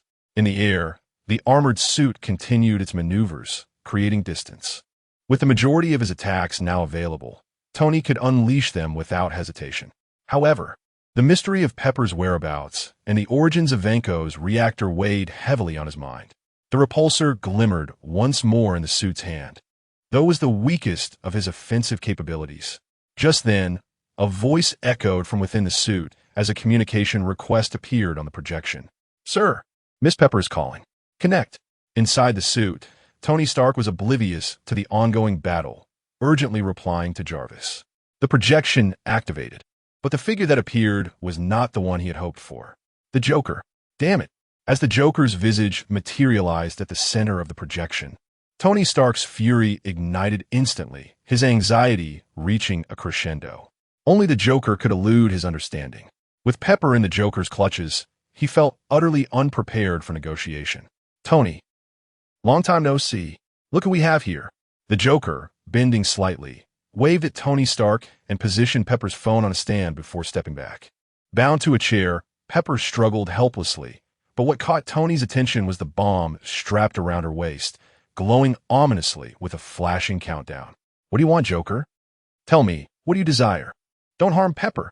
Tony Stark roared at the projection, desperation rising with the countdown. "Jarvis, locate her."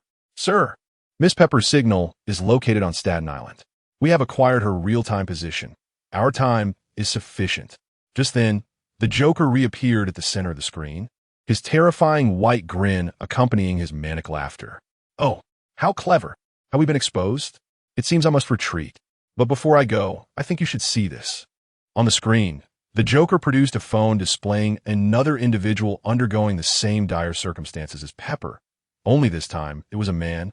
One Tony Stark recognized all too well. "Rhodey, damn it." Tony clenched his teeth, unable to fathom that the Joker had rescued Rhodey from the asylum only to subject him to such torment. The sight of the countdown flashing on Rhodey's chest filled Tony with an overwhelming sense of frustration, his rage threatening to erupt. "I've placed Rhodey in a warehouse in the Bronx. If you wish to save him, you must act quickly, my friend." Chapter 68. Death like a shadow, sir. Our time is running short. Rod's location was blatantly exposed, with prominent landmarks visible on the screen. Yet, after Jarvis's calculations, a grim revelation echoed through his voice. The Bronx lay at the northernmost point of New York, while Staten Island resided at its southernmost tip. From his current position, before the bomb detonated, he could only reach one of them for rescue. This meant he had to choose between Pepper and Rod. One of them had to be sacrificed. Flashes of memories featuring Rod flickered through Tony Stark's mind. He recalled his best friend, Rod, and Pepper Potts, who had silently supported him from behind, holding Stark Industries together for the sake of his research. Both individuals were the closest to him, and now he was compelled to abandon one. Inside the armor, Tony's thoughts raced as his gaze fixated on the countdown of the bomb strapped to Pepper's waist. Meanwhile, Jarvis's voice urged him persistently. "Sir, you must make a decision immediately." As time slipped away, a flicker of determination shone in Tony's eyes, yet the guilt etched on his face deepened. "We're going to Staten Island. Rod, I'm sorry," in his heart. Pepper's significance ultimately outweighed that of Rod. He understood that this choice would cost Rod his life, condemning him to a perpetual state of guilt. Nevertheless, Tony helplessly shut his eyes as the armor's thrusters surged with energy and Jarvis initiated autopilot. In that moment, the exhibition's large screen suddenly displayed the figure of Ivan Vanko. His voice resonated through the surrounding speakers. "Tony Stark, you are nothing but a thief, just like your father, Howard Stark, a despicable, shameless thief." Ivan's words echoed through the crowd, drawing everyone's attention toward the Iron Man's position. "You stole the research of my father, Anton Vanko, and this is the ultimate proof." Ivan pointed to the arc reactor embedded in his chest, shouting at Tony in the sky. This scene played out vividly on the large screen, and the audience anticipated a fierce debate between Tony and Ivan as he descended from the heavens. Yet, did Tony Stark truly have the luxury of time? Jarvis' voice grew increasingly urgent, while Ivan's tone became more forceful. A buzzing sensation enveloped Tony's head, plunging him into a state of dizziness. The consequences no longer occupied his thoughts. Saving Pepper became his paramount concern. The armor ascended, and 2 small missiles were launched from its rear. A plume of smoke erupted from Ivan's location as the ground was blasted into a deep crater. "Ivan, barely clinging to life, lay within the pit. With death imminent, he gazed at the swiftly departing Iron Man with a victorious smile. Tony Stark, you have lost. Jarvis, accelerate. 2 minutes slipped away in an instant, and upon reaching his destination, Tony crashed through the building. The moment he saw Pepper unharmed, a heavy weight lifted from his heart. He swiftly tore the time bomb from her, enveloping her in a tight embrace while relying on the armor's defenses to withstand the explosion's impact. Once the chaos subsided, Tony carefully inspected Pepper as they exited the building. Apart from being a bit dusty, she was unscathed. But Rod. Tony Stark silently regarded Pepper. Go, check on Rod. I'm fine here. With his helmet removed, the guilt in his eyes was almost overwhelming. Pepper, filled with concern, cupped his face in her hands and spoke tenderly. However, having just rescued her from peril, Tony could not bear to leave her alone. As the flashing lights of police cars arrived at the scene, Tony watched Pepper board one, escorted by officers. Their eyes met through the window, and as the helmet descended, the Iron Man soared into the sky once more. Upon reaching the Bronx, where Rod was located, the area was already surrounded by police and fire trucks. Iron Man's arrival sent the media into a frenzy. Mr. Stark, are you truly a thief? Stark, why did you not refute the claims, but instead kill him? You are no superhero. You are a murderer. How did the opponent acquire your technology? Are you silencing him? Ivan Vanko's death marked not an end, but a beginning. The media, oblivious to the urgency Tony faced at that moment, only perceived him as a man who had murdered someone wielding similar technology without offering any defense. The reputation he had built was now in tatters, and the possibility of imprisonment loomed as he had launched an attack in front of countless witnesses. Mr. Stark, you may need to come with us. Among the New York police maintaining order, an officer received a call and approached Tony Stark, speaking softly yet respectfully. The media cared only for their ratings and sales, indifferent to Tony's identity. However, the New York Police Department sought Stark industry sponsorship. Inside the armor, Tony remained silent in response to the officer's words until a body was lifted from the scene. Instantly, the armor activated, pushing through the crowd. The armor's infrared began scanning, revealing the lifeless form, Rod.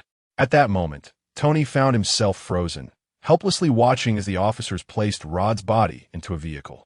Chapter 69. The first encounter between a man and a pig. Thor Odinson. In the name of my father and all my ancestors, I, Odin, king of the gods, hereby decree your banishment. In a flash of golden light, Thor's armor shattered instantaneously. His body tumbled into the spatial portal behind him, vanishing within the palace. Thus, he was cast away to Midgard, still a child, immature, and unrefined. After Thor's exile, Queen Frigga emerged from a corner of the palace, her gaze lost on the spot where Thor had stood. This was his trial. The king of Asgard cannot simply be a valiant warrior. I hope he can grow from this experience.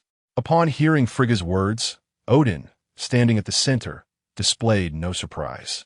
In Asgard, none had approached him unnoticed. Although he concealed his concern, his worries for Thor's safety were no less than Frigga's. Yet his apprehension extended beyond just Thor. It encompassed the foreseen future. The twilight of Asgard loomed, and the dragonkin of Midgard began to stir. Chaos was imminent, while the next king of Asgard remained so tender in spirit. Meanwhile, in New Mexico, USA, a heavy rain the previous night revealed a meteor that had fallen on the outskirts of a small town. With little excitement in the town, the search for the meteor became the day's topic. In the local hospital, Jane Foster and Daisy Lewis were at the nurse's station filling out forms. Name? I heard him call himself Thor. Last night, while collecting experimental data, the three of them unfortunately collided with a man. Even more unfortunate was that Daisy had stunned him with a taser. Thus, they had no choice but to cease their actions and rush him to the hospital. As they assisted the nurse in completing the paperwork, a piercing scream erupted from a patient room. Eric, Jane, and Daisy exchanged glances, each reflecting a hint of unease. Approaching the examination room, they witnessed a chaotic scene, a true man-esque battle. Thor Odinson, pinned against the wall by several security guards, shouted defiantly, "You're no match for me." However, under the effects of sedative, he soon succumbed to slumber. Simultaneously, as the townsfolk eagerly searched. They found no trace of the meteor, but stumbled upon something else intriguing, a hammer, embedded firmly in the ground. It proved impossible for anyone to lift. Consequently, an impromptu strongman competition ensued among the residents. Back in the hospital, after enduring a thorough beating, the clever Thor chose not to engage in conflict this time, but stealthily slipped away from the hospital bed. By the time Jane Foster and her companions arrived, the bed was already vacant. We must find him. After reviewing the previous day's experimental data, they realized that Thor had not merely wandered into that land, but had come with the storm. Perhaps the results of their experiment resided within him. The trio hastily departed the hospital, while Thor had already entered a bustling tavern. The lively atmosphere of the tavern was undoubtedly more to his liking than the sterile confines of the hospital. Here, he felt as though he had returned home. "A drink, please," he exclaimed, and the bartender promptly handed him a large mug of beer, accompanied by curious glances. What a day! Not only is there a talking pig, but also a fellow in a costume. The bartender's muttering drew Thor's attention throughout the tavern, though he did not grasp the meaning of Kos. The notion of a pig drinking piqued his interest. The tavern was not overly spacious, but amidst his search, a small pink figure caught his eye. In a corner, a tiny pink pig flapped its large ears, mumbling indistinctly. I am Thor Odinson. From which world do you hail, talking pig? Such a creature exists among the 9 realms?" Thor, ever the sociable one, sat beside the pig, placing his mug on the table, and inquired with genuine interest. "How rude. A talking pig? I am Hawk, the leader of the leftover knights." "Ha ha ha." Hawk's crisp response made Thor burst into laughter. This was the first individual he encountered in this world who felt familiar. Though surrounded by humans, he sensed a disconnection from them. Downing his drink, Thor hurled the mug to the floor. "Excellent ale. Another, please." The jovial laughter of Thor mingled with Hawk's startled exclamation, yet in stark contrast. All other patrons ceased their activities, directing their gazes toward the two. The bartender approached slowly, casting a disapproving glance at Thor. "Sir, are you here to cause trouble?" As he spoke, the surrounding patrons rose from their seats in unison, a palpable air of intimidation enveloping the space. Hawk trembled in fear, while Thor remained oblivious to the tension. "Cause trouble? Certainly not. I merely find your ale to be quite exceptional." Thor's words eased the expressions of the bartender and the nearby patrons, who resumed their seats while the bartender silently began to tidy up. Simultaneously, he addressed Thor. "Each mug costs $50. You must pay before ordering more." "Of course, no problem." Thor's boisterous voice resonated as he reached into his pocket. Yet moments later, he awkwardly looked up. "I don't have any money today, but fear not. Once I return to Asgard, I shall reward you handsomely." The tavern doors swung open, and Hawk and Thor, alongside the pig, were unceremoniously ejected from the establishment. Fortunately, Hawk had not been roasted as a piglet, and Thor bore only a few bruises. "So, the one who dined and dashed was you. Why was I thrown out as well?" Chapter 70. Hawk strike Hawk, come with me to a place. I believe I have found the way home. "Hey, you're not planning to abduct me and roast me like a pig, are you?" "Ha. How could I? We are friends." At the tavern's entrance, Thor rose from the ground. Moments earlier, while inside the tavern, he had overheard a conversation among the patrons. They spoke of a hammer that had fallen into a basin outside the town last night. Many had tried to lift it, yet none succeeded. As those words echoed in his ears, the image of his beloved MJ Lanier instantly appeared in his mind. If he could only grasp the hammer, he would return to the realm of the gods. With this thought, he and Hawk set off down the street. Meanwhile, in a moving SUV, Jane Foster and her companions, having circled the town, finally spotted their target. The vehicle halted before Thor, and Daisy's voice emerged from within. "How did you escape from the hospital?" Thor glanced up at the woman who had taken him down with a single blow, feeling no inclination to respond. The humiliation was too great for him to even contemplate. With just a fleeting glance, he continued walking forward alongside Hawk. The vehicle, now slowly starting up, followed closely beside them. "Where are you headed? Why are you in the storm? Hey, aren't you going to say anything?" Inside the car, Eric was starting a conversation while Jane Foster and Daisy bombarded Thor with questions from the back seat. Growing impatient, Thor halted once more and, with an impassive expression, replied to the two women, "Do not follow me. I'm going to find my hammer." As he spoke, the vehicle ceased its pursuit and halted. However, a remark from Jane Foster caused Thor to awkwardly stop in his tracks. "If you're looking for that hammer, it seems you're going the wrong way. You led me so far without knowing the way." A talking pig, invited by Jane Foster, Thor, and Hawk, each taking a seat in the vehicle, joined the others. Thor's embarrassment went unnoticed as the talking hawk successfully captured the attention of the passengers. Unlike the indifference displayed by the tavern's patrons, the trio of scientists was far more curious. To them, Hawk, the talking pig, was an intriguing subject for research. Amidst their intense scrutiny, Hawk whispered to Thor, "These humans are too dangerous. We should flee. Do not worry. I will protect you." With a confident pat on his chest under Hawk's skeptical gaze, Thor reassured him. The vehicle turned around and continued onward. They arrived at the hammer's location only at night. However, the scene had drastically changed. A perimeter of barbed wire now enclosed the area, and several temporary tents had been erected inside. Guard posts stood at the edges of the enclosure. "I think we should head back and devise a plan. It seems this area has been taken over by some department," suggested Eric, the oldest among them and most familiar with dealing with government entities. He was also the one least inclined to attract trouble. Yet as he spoke, several young individuals had already opened the car doors. Realizing this, he could only shake his head in resignation and follow them out. "The entrance is completely sealed off. What now?" The group circled the vicinity, discovering that the barbed wire surrounded every corner, with the only accessible points situated at two guard posts. Observing this, Jane Foster and her companions contemplated retreat. However, having reached their destination, Thor was unwilling to abandon this opportunity to return home. While Jane Foster and her companions were still in a daze, Thor and Hawk dashed toward the entrance, immediately engaging in a scuffle with the guards.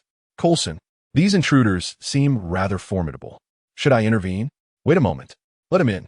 Inside the makeshift command center, Coulson smirked slightly at the intriguing scene displayed on the surveillance monitor. After receiving a response through his earpiece, Hawkeye set down his bow and arrow, watching the unfolding fight with keen interest. Ordinary soldiers were no match for Thor's might, especially with the assistance of the remaining knights of the Round Table. Rear assault, rear assault. With his ears flapping in the air, Hawk repeatedly struck the soldiers' faces with his soft bottom. The attacks were not particularly damaging, yet their humiliating nature was undeniable. Bound by orders, the soldiers could not resist fully and resorted to an impressive display of acting. Within moments, all the soldiers lay unconscious. Believing themselves to be overwhelmingly powerful, Thor and Hawk merrily made their way toward the command center. As they departed, the previously fallen soldiers stood up in unison, casting their gazes toward the three remaining individuals. Before Thor entered the tent, everyone in the command center had already evacuated. In a separate tent, Coulson focused intently on the screen of his notebook. Every move made by Thor and Hawk after entering the tent was under his watchful eye. As the footage displayed Thor entering the tent, his eyes fixated on the hammer, unwilling to look away for even a moment. "MJ Ulner, at last, I have found you." Reflecting on his journey, Thor yearned to lift the hammer and return to the realm of the gods. Approaching the hammer's edge, he confidently grasped the handle and pulled. Yet the hammer did not budge, and his confidence evaporated instantly. In disbelief, he tugged at the handle with all his might, but the hammer remained immovable. "No!" Under Hawk's disdainful gaze, Thor collapsed to the ground, shouting toward the heavens. "Father, why? Why?" As his cries echoed, Coulson, flanked by soldiers, re-entered the tent. Ignoring the distressed Thor, he knelt slowly before Hawk. Having encountered undead and dragons before, a mere talking pig did not evoke any concern in him. "Hello there. What is your name?" Chapter 71. The Thunder God. The affinity of Hawk, a formidable weapon in its own right, is perceived as such, particularly through his discerning gaze. This man, whose thinning hair suggests a certain vulnerability, is regarded by Hawk as a good soul. In response to Coulson's inquiry, Hawk exhibits no hesitation, promptly declaring, "I am Hawk, leader of the Leftover Knights, reporting for duty." As he speaks, his ear, resembling a fin, rises in salute to Coulson, eliciting a warm smile from him. After demonstrating his harmlessness to those present, Hawk finds himself alone, for clearly, no one pays heed to a pink pig, regardless of its ability to converse. Coulson strides over to Thor, who remains ensnared in the depths of his sorrow. "Where do you hail from? What is your purpose?" he queries.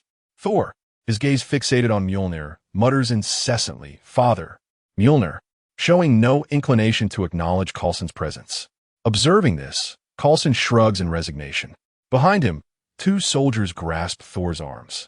For he is, after all, an intruder. Despite Thor's seemingly benign demeanor, Hawk, unnoticed, stealthily approaches the mighty hammer. He is curious, is the hammer truly so weighty? Or does it possess some form of enchantment that renders it immovable, no matter how Thor exerts himself? With such curiosity, Hawk inches closer, tilting his pig-like head to scrutinize the hammer. His unabashed behavior captures the attention of Coulson and the others, yet they find no fault with it. After all, they too have attempted to lift the hammer, and none have succeeded thus far. "Would you like to give it a try?" Coulson offers graciously, sensing Hawk's keen interest. With an eager glint in his eyes, Hawk responds affirmatively, his ears perked up as he firmly grasps the handle of Mjolnir. Thor, witnessing this, is torn between words. Having lost the right to wield Mjolnir, he feels unqualified to intervene.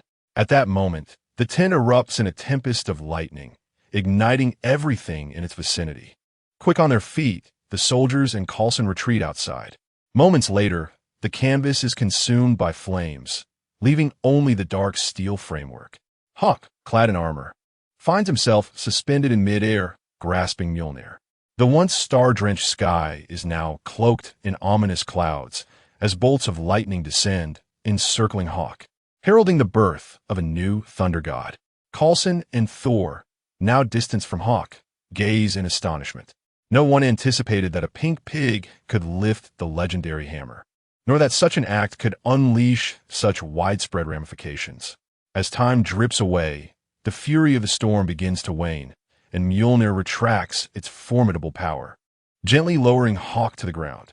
The surrounding soldiers prepare for potential conflict, with Coulson regarding Hawk with a scrutinizing gaze. "Hawk, do you feel anything?" he inquires. "Feelings? Does tingling count?" Hawk, still as innocent and bewildered as ever, responds, eliciting a sigh of relief from Coulson, who was previously anxious about the situation. This pure, naive expression is unmistakably genuine, akin to that of a freshly graduated student. The atmosphere lightens once more, as smiles spread across the faces of all, save for Thor, whose countenance betrays a tumult of emotions: resentment, regret, shock, and confusion. Countless expressions flit across his face, as he contemplates the myriad possibilities of someone stronger or more virtuous than himself lifting Mjolnir. Yet he never fathomed that a pig would do so. At that moment, Thor feels dwarfed by a mere pig. Yet, he is no longer the center of attention, as everyone gathers around Hawk, various scanning devices springing to life. Coulson begins to extol the virtues of S-H-I-E-L-D, eager to recruit such a naively powerful creature. Brother, Loki, having stealthily emerged from the realm of the gods, approaches Thor, only to be met with the sight of Hawk, clad in the armor of the Thunder God. This scene is akin to the President of the United States falling in love with a janitor in the White House.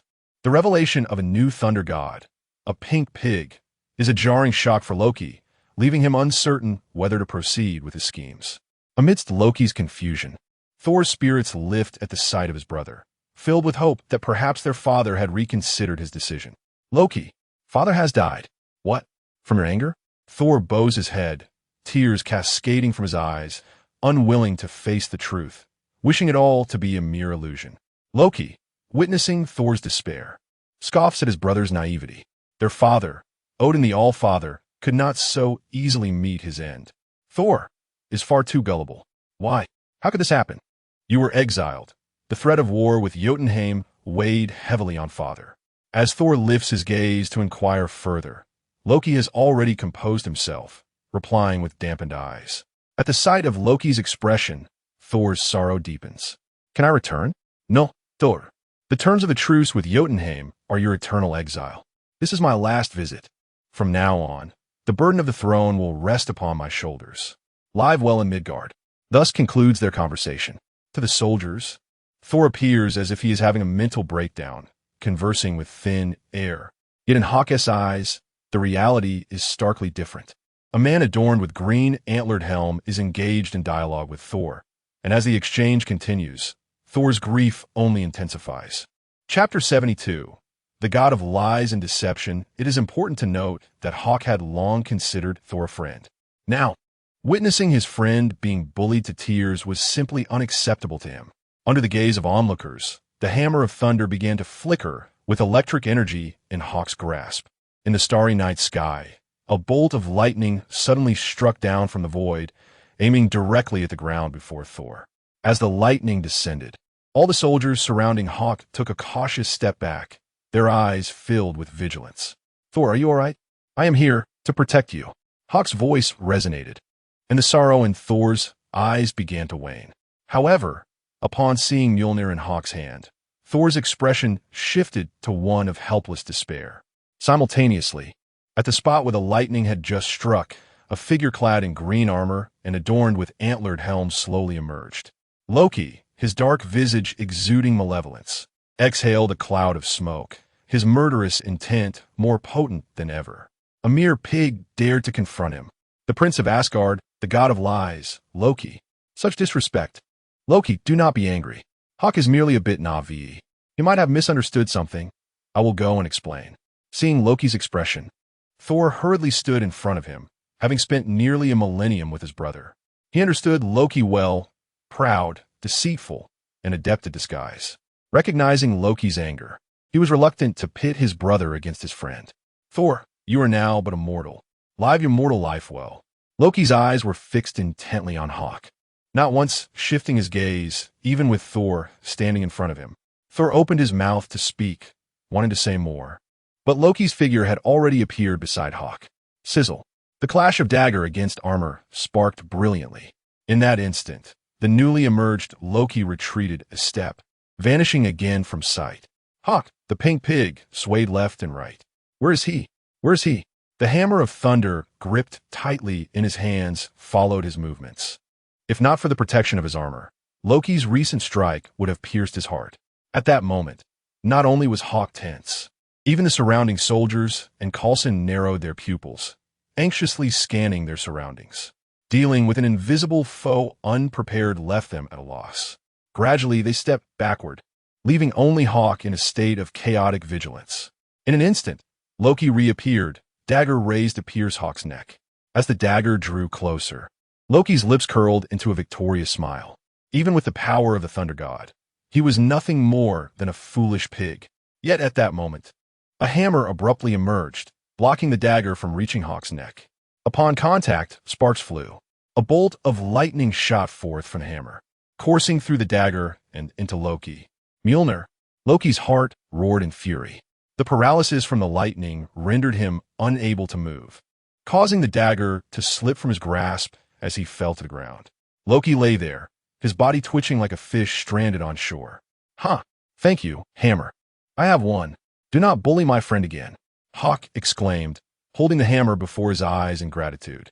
Turning to the fallen Loki, he added, at that moment, soldiers who had just retreated rushed to Loki's side at Coulson's signal, promptly placing a silver bracelet on him while he remained incapacitated. In the distance, Thor attempted to plead for his brother, but other soldiers firmly blocked his path. Under the watchful eyes of all, Hawk descended from the air, placing the tightly gripped hammer of thunder on the ground. With no lingering sentiment, he released his hold. This hammer, I return to you. Thank you for allowing me to play for so long, balding uncle. As he let go of the hammer, Hawk's armor vanished simultaneously. After thanking Coulson, he skipped joyfully to Thor's side. At that moment, Thor seemed to understand why Mjolnir had not accepted him, but had instead acknowledged the pink pig. Bewildered, Thor led Hawk out of the stronghold, encountering no resistance from the soldiers along the way. Outside, Jane Foster and her companions awaited. Due to their association with Thor and Hawk, they too had been detained for routine questioning. However, having committed no egregious acts, they were soon released. Silently, the group climbed into a car and began their return toward the town. Meanwhile, inside the stronghold, Loki, recently detained in a transparent cell, was now shaking his wrist and surveying the confines of his prison. "Sir, I believe you may need to explain why you attacked our stronghold," Coulson inquired, standing alongside Hawkeye outside the cell. Inside, Loki maintained a leisurely demeanor, not even glancing back at Coulson's question. Instead, he responded nonchalantly. This attitude left it difficult to discern who was interrogating whom. "Humans, thousands of years have seemingly caused you to forget who truly holds the upper hand. I am Loki Odinson, the second prince of Asgard. You should kneel and pay your respects." Loki's proclamation caused Hawkeye's brow to twitch. He cast a skeptical glance at Loki within the cell before looking back at Coulson. "Are you sure this guy didn't escape from a mental institution? The second prince of Asgard? I thought I was watching some Norse mythology stage play." Coulson's smile remained unchanged, but Loki's statements prompted a more serious look in his eyes. "You witnessed everything that just transpired, did you not, Clinton? Do you truly believe he is the one from Norse mythology? We have encountered dragonkin and undead. The appearance of another god does not seem that hard to accept, does it?" Coulson's words brought Hawkeye's memories back to 6 months prior, to battles of such magnitude that even he, a top agent of S.H.I.L.D., felt helpless. Yet, gazing at the god of lies and deception within the cell, a flicker of doubt crossed Clinton's eyes. This deity appeared rather weak. Chapter 73. The Onslaught of the Destroyer Mech Mortal. Your gaze is exceedingly impudent. Hawkeye's skeptical eyes pierced Loki's heart with a painful sting. Whether in the realm of the gods or on Earth, there were always those who regarded him with such insolent eyes. And all of this stemmed from the fact that he lacked the mighty power of Thor. Heimdall. In his cell, Loki shouted irritably towards the heavens. Hawkeye's offense had extinguished his desire to linger. As for punishing the affront, that would be a trivial matter upon his return to the realm of the gods. That accursed pink pig, along with Thor and this insolent human, would not escape his wrath. Loki's actions left both Coulson and Hawkeye bewildered. Yet, their confusion was swiftly resolved.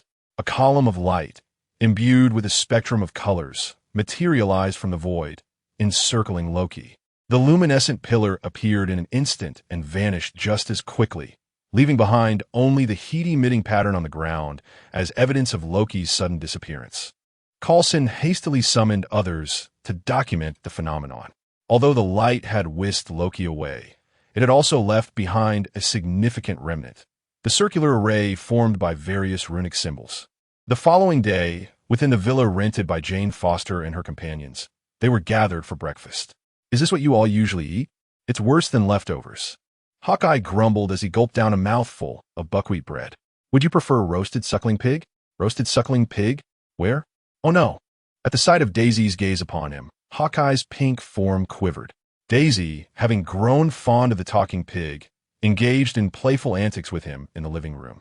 Meanwhile, Eric and Jane incessantly bombarded Thor with questions regarding the events of the previous night. Their curiosity about Asgard was insatiable. A new world was a topic teeming with allure for these researchers. Time drifted slowly until a knock at the door interrupted their conversation. As Eric and the others turned their attention to the door, Hawkeye swiftly dashed to open it. "Balding uncle, greetings." Coulson stood at the threshold, offering a slight smile. "Apologies, but we require your assistance for a matter of some urgency." With that, Coulson entered uninvited, approaching Eric. "We need to requisition your research materials for a time." He presented his credentials to Eric, while agents behind him began to transport their findings. "Wait, what are you doing?" Just as Daisy and Jane Foster attempted to intervene, Eric restrained them. Upon seeing Coulson's credentials, he understood he had no grounds to refuse. S.H.I.L.D. was a department more formidable than the FBI. He had a friend who once had dealings with them. Thus he possessed some knowledge of their authority. Once the room was devoid of research materials, Coulson approached Thor. "Mr. Thor Odinson, and everyone else, I would like to invite you for a drink. Might we change locations?" They found themselves in a familiar tavern, though the staff had changed. "Your brother has escaped. His parting gaze has left me feeling uneasy." Coulson handed Thor a photograph, revealing the runic imprint left by the Bifrost. The Bifrost? Heimdall. Upon seeing the image, Thor fell into a reverie.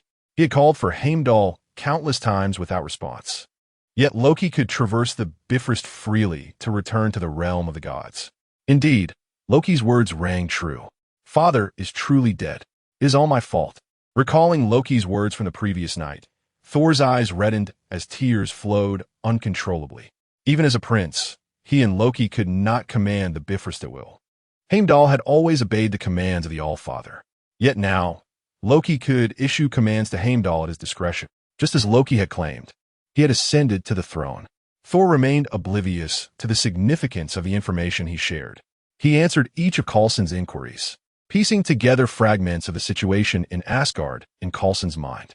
However, the more he learned of Asgard's circumstances, the graver Coulson's expression became.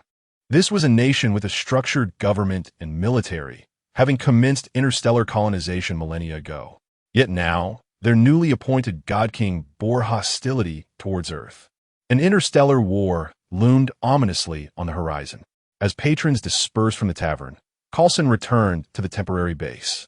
They were unable to move Thor's hammer. Thus their base remained in its current location. Director, this is the situation. If Thor's intelligence is accurate, we may soon face an interstellar conflict.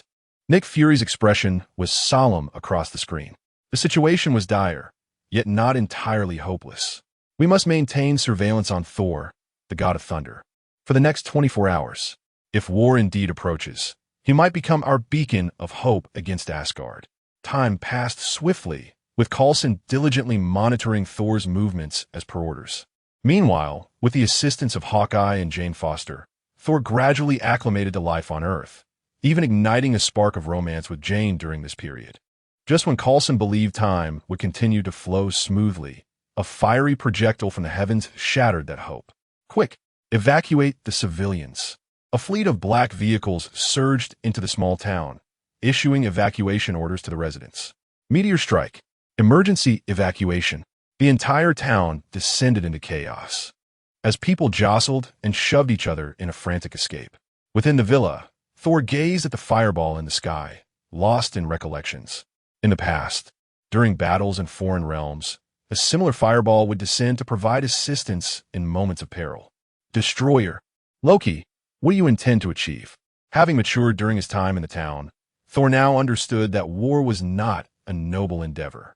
He himself had been exiled due to conflict, and his father had perished as a result. He could not fathom Loki's motives for attacking Earth, yet he knew he must put a stop to it all. Chapter 74, The Call of Hawk. Thor's determination could not alter the trajectory of the fireball. With a blinding blaze, the fireball descended from the heavens, striking the heart of the town. The shockwave swept through the area, scattering countless homes into oblivion. As the dust settled, the town lay in ruins, a mere shadow of its former self. The residents, who had long fled, wept openly, as everything they had known was reduced to ashes. I must go. It is my responsibility. Do you know what that is? The most powerful weapon of the Celestial Palace, the Destroyer. Thor, gazing seriously at Coulson who stood in his path, replied resolutely. The word's most powerful weapon, the Destroyer, caused Coulson to instinctively step aside. However, he did not choose to flee. Instead, he followed Thor towards the site of the fireball's impact. In this critical moment, the small pink pig accompanying them was utterly inconspicuous. At the center of the town, a silver iron sphere radiating heat stood silently in the crater. When Coulson and Thor arrived, this was the scene before them. Thor's eyes were grave as he gazed at the sphere. Moments later, he shouted to the sky, "Loki, humanity is not the enemy of the Celestial Palace. Retract the Destroyer." Thor's voice echoed through the ruins. Yet, no light of the Bifrost illuminated the sky. Instead, the iron sphere began to slowly open its body. Under the sun's rays, a massive suit of armor gleamed with silver light, towering within the crater. The interior of the armor pulsed with red light, as if undergoing some activation ritual. The red light stabilized, and the figure of destruction suddenly appeared before Thor. Having fought alongside the Destroyer countless times, Thor had never before felt the overwhelming weight of this armor. Now, they stood in opposition.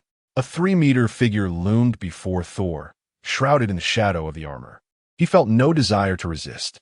"Loki, This war is utterly meaningless. It will only bring suffering to the people of Earth and Asgard.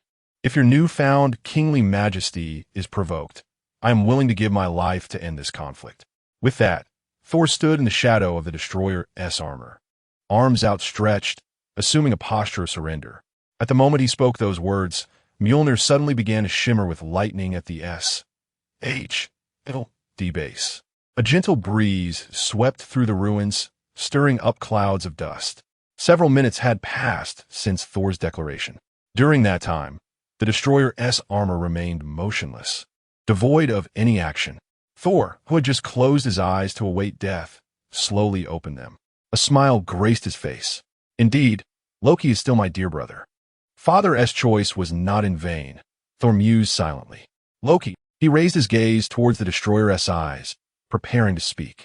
However, the destroyer's arm suddenly swung, and in an instant, Thor was sent flying like a golf ball. "Thor, you are too naive," Loki sneered from the throne of Asgard, his eyes glowing with the same red light as the destroyer. Earth, New Mexico town. After Thor was flung away, the destroyer commenced its indiscriminate assault on the surroundings. The S.H.I.E.L.D. agents led by Coulson unleashed a torrent of gunfire, yet not a single shot inflicted harm upon the destroyer's armor. A red glow emanated from within the helmet, glaringly bright. "Retreat! Retreat!" Coulson's cries echoed across the ruins. A crimson beam shot forth from the helmet, sweeping across the battlefield as the destroyer's head turned. Coulson, peeking out from behind a wall in the ruins, witnessed the S.H.A.L.D. agents who had just been fighting back, now reduced to charred remains under the laser's wrath. The sorrow in Coulson's eyes was indescribable. Yet, rationality prevailed. He knew that rushing out now would be futile. The only hope to resolve this dire situation lay within the small pig cradled in his arms. "Why are you staring at me like that, bold uncle?" Coulson said nothing, scooping up Hawk and sprinting backward. Allowing Hawk to wield Mjolnir was his final recourse. "Wow, let me down. I can run myself." The pink pig squirmed violently in Coulson's embrace. "Run, jump, I'll keep my eyes closed." A flurry of movements nearly caused Hawk to vomit. Hearing Hawk's words, Coulson immediately released his grip. "Follow me. I'll take you to get the hammer." Hawk's eyes lit up at Coulson's words, and he dropped to all fours, dashing forward. "Get the hammer? I can play with lightning again." In the desolate ruins, the scene of a man and a pig running together was quite striking. Loki, observing from the destroyer's perspective, clenched his teeth at the sight. "Die, foolish pig." The image of being defeated by a pig resurfaced in Loki's mind. Suddenly, the destroyer halted, its gaze fixed on Hawk, unleashing a laser beam. Lost in dreams of wielding Mjolnir once more, Hawk's body froze. The aroma of roasted pig wafted into Coulson's nostrils, compelling him to halt his escape and turn around. Hawk, once a vibrant pink, was now char-black. "Ouch, that hurts. Meliodas, hurry and save me." Seeing that Hawk had not yet perished and still had the strength to speak, Coulson rushed to his side and lifted him, just as he intended to flee with Hawk. Another laser followed closely behind. Embracing Hawk, Coulson closed his eyes, bracing for death. Yet, moments later, his body felt no pain.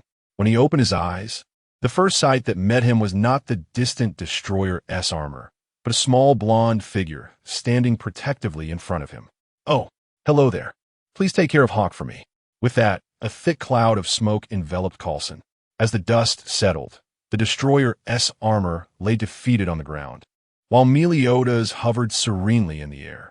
"Really, where has Hawk summoned me to? The air is so murky, and there are no signs of magical energy. So there's an exorcism barrier, huh?" After defeating the destroyer, Meliodas paid no heed to his opponent. The surrounding environment was disconcerting to him. Only upon looking up at the barrier in the sky did he realize that Hawk had summoned him to a new world. Chapter 75. Do you understand the meaning of the 7 deadly sins? A beam of laser surged towards Meliodas, only to be deftly swatted away by him. Nevertheless, this incident successfully rekindled Meliodas' thoughts. Unfamiliar runes adorned the surroundings. Was this the manifestation of power in this world? In an instant, Meliodas appeared beside the destroyer. Yet he refrained from launching an attack. Instead, He curiously gazed at the runes inscribed upon the destroyer. Meanwhile, Loki, far away in the Celestial Palace, was far from calm. He had deployed the Celestial Palace's mightiest weapon, the destroyer, yet it did not yield the desired outcome. In fact, the destroyer found itself utterly defenseless against the suddenly appearing Meliodas. Realizing this, the crimson glow in Loki's eyes faded. The destroyer's autonomous mode activated. Without Loki's interference, the red light in the destroyer's eyes intensified. The recently felled destroyer vanished from the ground, reappearing with its fist raised before Meliodas. With a single punch, dust erupted. The laws of battle dictated that where there is smoke, there is no injury. Meliodas stood unscathed beside the destroyer's fist, clearly enhanced in both strength and speed. Yet, it was still insufficient. With an abrupt kick, Meliodas shattered the destroyer's arm. But that was not the end. After delivering the blow, Meliodas swiftly appeared at the destroyer's head. In a split second, the destroyer's neck elongated, its head violently tilting to one side. Had it not been for the superior materials, Meliodas could have decapitated it with a single strike. Nevertheless, the armor of the destroyer flickered with crimson light from the impact. Seizing the opportunity while the enemy was unsteady, Meliodas reappeared at the destroyer's waist and delivered a powerful kick. With a resounding crash, the destroyer collapsed to the ground. Impressive.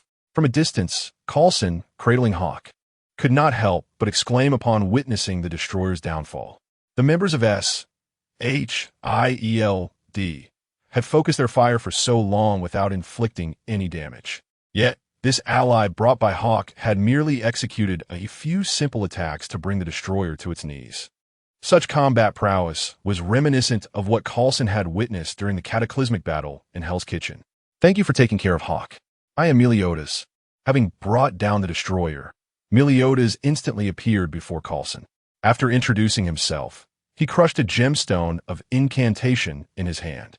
A barrier of emerald light enveloped the group, and as the green glow dissipated, Coulson felt all his pain and exhaustion vanish. At the same time, a vibrant voice echoed from within his arms. Meliodas, you have finally arrived. Hawk, who had been nestled in Coulson's embrace, leaped down to Meliodas' feet, his eyes glistening with tears as he recounted the hardships of their time apart. As the group joyfully conversed, the fallen destroyer's red glow began to stabilize. It rose from its prone position, its twisted neck quickly returning to normal. After surveying its surroundings, it locked onto the location of Meliodas and his companions. Before Coulson could even utter a warning, a red laser shot toward them. Yet, Meliodas, with his back to the impending threat, displayed no hint of panic. Full counter. The moment the laser made contact with Meliodas, it abruptly expanded, surging back toward its origin. This was the magic of Meliodas, the sin of wrath from the 7 deadly sins, which reflected the attack with doubled ferocity. The returning laser pierced through the destroyer's chest, creating a gaping hole large enough to reveal the scenery behind it. Remarkably, despite such grievous injury, the destroyer showed no signs of faltering. Continuous lasers erupted from its eyes, forcing Meliodas to pull Coulson and Hawk into evasive maneuvers as the lasers ravaged the ruins, enveloping everything in smoke and debris. Once he set down his companions, Meliodas vanished, only to reappear in the midst of a fierce battle with the destroyer. The disparity in power between the destroyer and Meliodas was glaringly evident. It was a one-sided brawl. Yet, the destroyer showed no inclination to succumb. Regardless of the wounds inflicted, it seemed capable of rapid recovery. The battlefield had descended into a tedious stalemate. This is futile. The destroyer is the Celestial Palace's ultimate weapon. It can restore itself from any damage. You all must flee. I will hold it off. At that moment, Thor, who had been unconscious since the battle began, finally regained consciousness. The first sight to greet him was Meliodas mercilessly hammering the destroyer. However, no matter how terrifying the damage inflicted by Meliodas, it was of no consequence to the destroyer. Understanding the destroyer's terrifying capabilities, Thor urged Meliodas to retreat despite the latter's apparent advantage. Meliodas cast a curious glance at Thor. Retreat? Why should we withdraw? It's merely an opponent capable of restoration. Isn't that a common trait among the demon race? Though perplexed, Meliodas remained silent, continuing to engage in the fray with the destroyer. As the battlefield remained at an impasse, dark clouds gathered ominously overhead. Lightning began to streak across the sky. Sensing something, Thor raised his arm, and a sound of wind accompanied by a flash of lightning materialized in his grasp. Mjolnir. Beholding the mighty hammer of the thunder god, Thor erupted in joyous exclamation. No longer fixated on the conflict, he comprehended the true meaning of guardianship. Once again acknowledged by Mjolnir, Thor turned his gaze towards Meliodas and the destroyer, who were still locked in combat amidst the rain. Raising the hammer high, he summoned a formidable bolt of lightning from the ominous clouds, illuminating the sky in brilliance. The destroyer, engulfed in dark smoke, collapsed under the overwhelming force. Thor brandished Mjolnir and soared to Meliodas' side. Despite finding the other's gaze oddly peculiar, he dismissed the thought. The two of them then floated over to join Coulson and Hawk. "Thank you for protecting this town." With the hammer in hand, Thor's demeanor transformed to that of the boisterous thunder god. He clapped Meliodas on the shoulder, expressing his gratitude. Meliodas offered no reply, merely continuing to regard Thor with a quizzical expression. "Isn't this a bit excessive? Did you truly need to strike him down with just a single bolt of lightning?" Chapter 76, The Imminent War, Transitional Chapter. Thor, unable to quell his unease regarding the current state of the celestial realm, summoned the Bifrost and departed from Earth. Meanwhile, amidst the ruins of a small town, Coulson extended an invitation to Hawk and Meliodas. He was acutely aware that both the man and the pig were visitors from another world, and crucially, their demeanor was not hostile towards humanity. In this present era, Earth was beset by a multitude of extraordinary events. Not only S-H-I-E-L-D, but the very fabric of global order was under formidable strain. Meliodas and Hawk were undoubtedly allies that could be courted. "Hey, Meliodas, the wine here is truly exquisite. Is that so? Then let us indulge together." Although departing from Elizabeth for a time weighed on him, a new adventure beckoned. Moreover, it was not impossible to bring Elizabeth along. Meliodas cast a glance at the floating panel before him. Coulson, upon hearing this, was elated and began to stride toward the ruins' exit. As time swiftly passed, a year had elapsed since the events in New Mexico. During this period, extraordinary incidents erupted across the globe with increasing frequency. The dragon kin began to emerge, accompanied by a group of humans who labeled themselves as dragon slayers. Leaders from various nations soon realized the depths of the world's complexities. The so-called extraordinary event management role of S-H-I-E-L-D was met with derision by these individuals. Agents commenced frequent missions in various countries, yet among them, two individuals found themselves rather idle. "Meliodas, this durian ice cream is delightful. I find a cilantro variant even more delectable." On the streets of New York, Meliodas and Hawk leisurely strolled. They had been with S-H-I-E-L-D for a year now, during which trivial matters seldom required Meliodas' intervention. Significant events had yet to arise, allowing the duo to relish a period of leisure. "Mr. Meliodas, there is an urgent matter requiring your attention." S-H-I-L-D agent hastily approached them, while a black sedan awaited by the roadside. At S-H-I-E-L-D headquarters, when Meliodas and Hawk arrived, they found Coulson, Captain America, and Natasha already present in the director's office. Upon confirming that everyone had gathered, Nick Fury promptly began discussing the current incident. Last night, S-H-I-E-L-D's secret base was attacked. Clinton has been compromised and turned traitor. The assailant is this individual.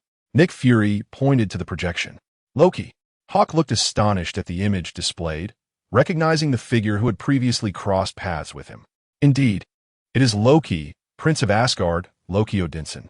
We are unaware of his motivations for the sudden assault on our secret base. However, it can undoubtedly be deemed a provocation, or rather, an act of war."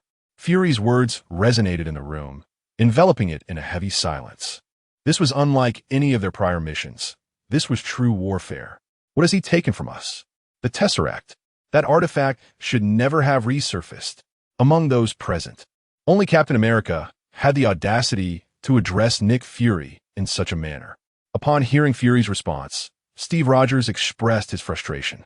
The Tesseract has ignited the ambitions of many. Perhaps it is best to let it vanish beneath the depths of the ocean. Captain, now is not the time for such discussions. We are facing a war, and the enemy has already declared it. Nick Fury chose not to engage with Captain America on this matter. Debating right and wrong was futile at this juncture. Their immediate task was to eliminate the enemy before they struck. Coulson, I need you to handle Stark. Natasha, you're to deal with the big guy. Everyone else, stand by. Effective immediately, SHIELD is on a level 7 alert. After accepting their assignments, Coulson and Natasha departed, followed by the others who discreetly exited. In Stuttgart, Germany, on King S Avenue, Loki made no attempt to conceal himself. Nade Esa Akiela. Dispatch pursuers in response. Kneel. Humanity has always been this way. However, this time, the target of SHIELD's pursuit was not Captain America. Loki's grandstanding was abruptly curtailed. Blow to the backside, a familiar voice, a haunting nightmare.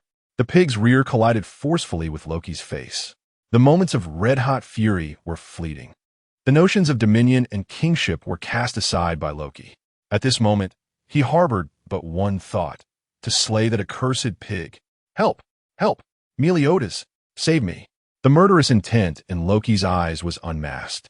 Hawk, his fur bristling in terror, recoiled while vociferously calling for his protector. With a flourish, Loki wielded his scepter, unleashing an energy blast aimed at Hawk. At that moment, Loki's grim countenance finally softened. Prepare to be roasted, pig. Counterattack. As the energy blast hurtled towards him, Loki's smile froze. He had no guardian to shield him.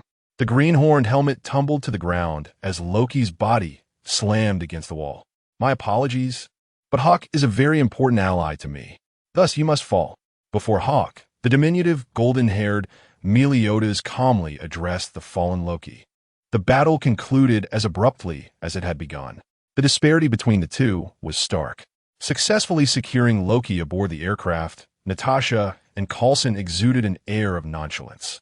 However, their return journey was fraught with turbulence. Suddenly, the sky roared with wind and lightning flashed.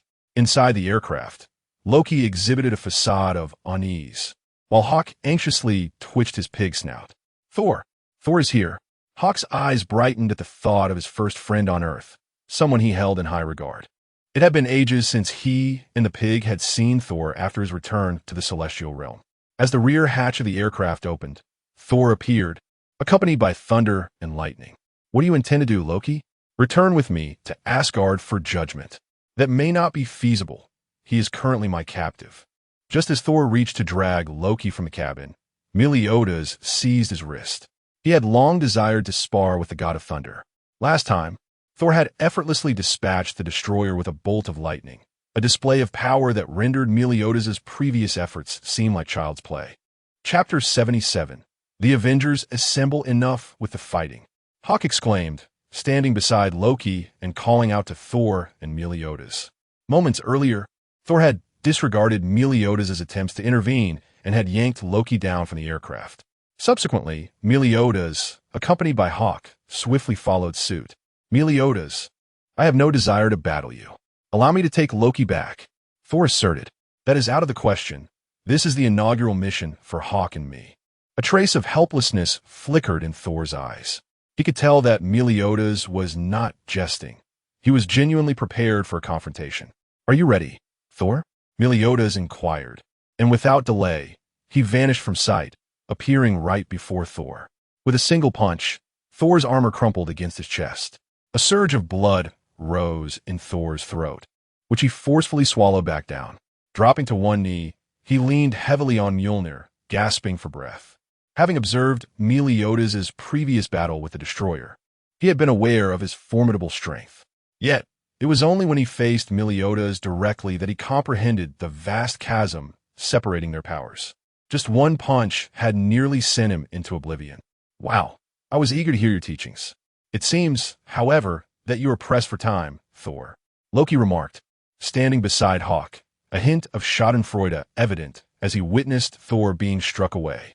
Thor, clearly hearing Loki's words, shot him a fierce glare.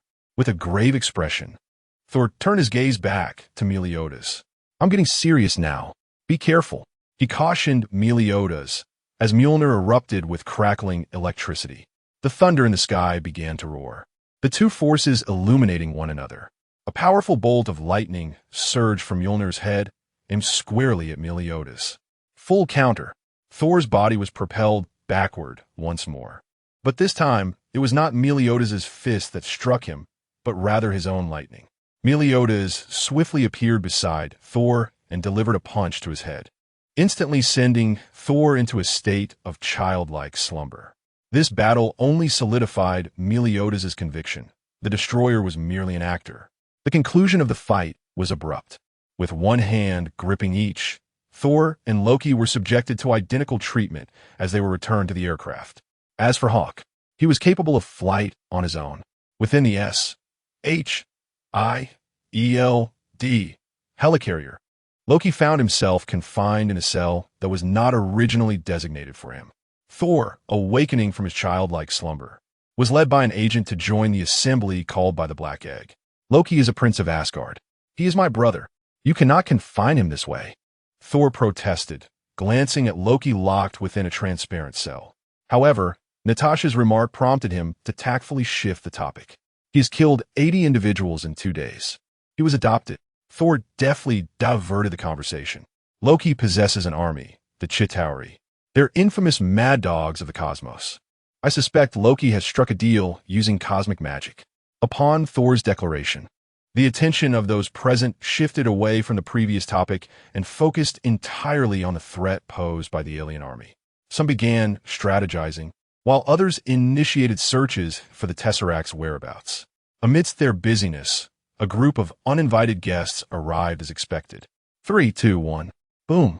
A massive hole was blasted into the deck of the cloaked helicarrier. Amongst the chaos ignited by Hawkeye's attack, the helicarrier was thrown into disarray.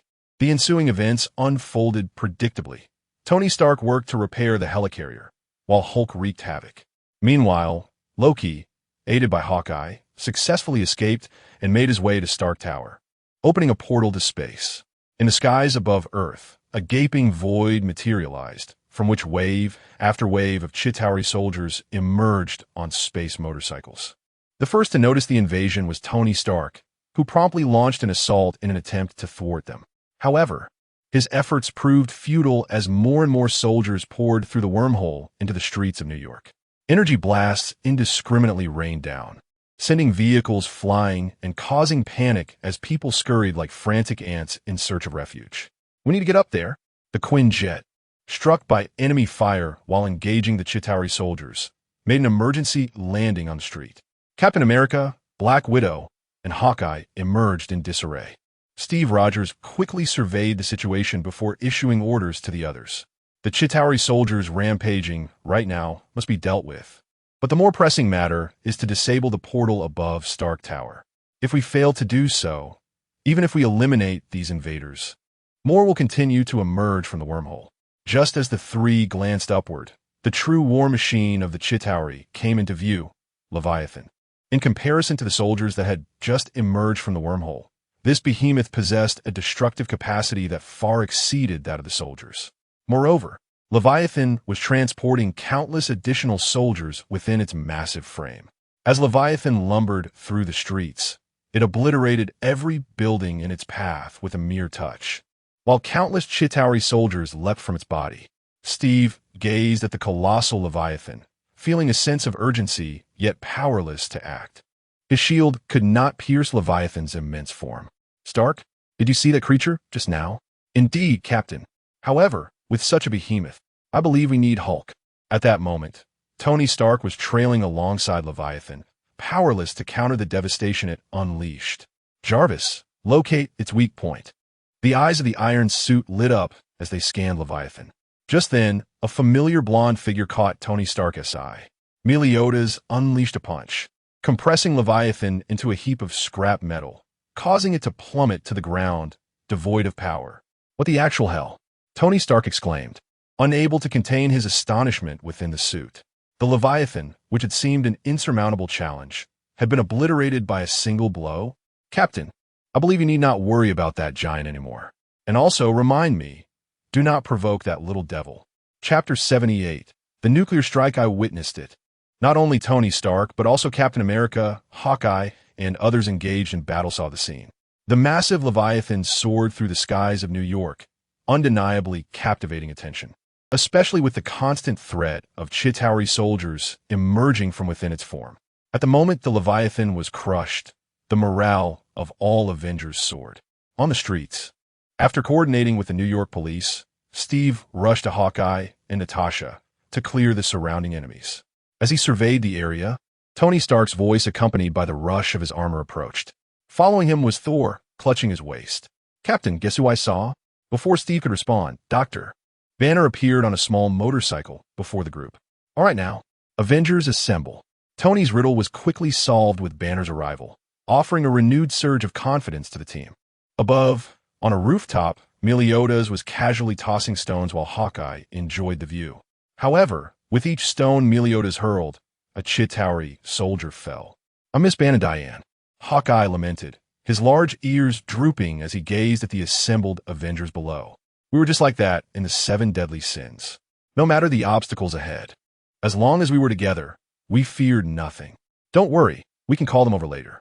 Britannia is quite dull at the moment, and the 7 deadly sins could use a new adventure, Meliodas reassured. Upon hearing this, Hawkeye perked up, his ears standing tall once again. It's a promise. When the Avengers were formed, Nick Fury had invited Meliodas to join. However, loyal to his own knights, Meliodas had declined the invitation.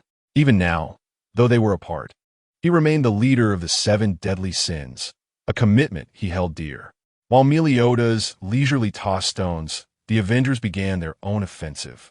More Leviathans appeared through the portal, but with Hulk and Thor's assistance, they managed to handle the situation themselves, making Meliodas and Hawkeye's task significantly easier.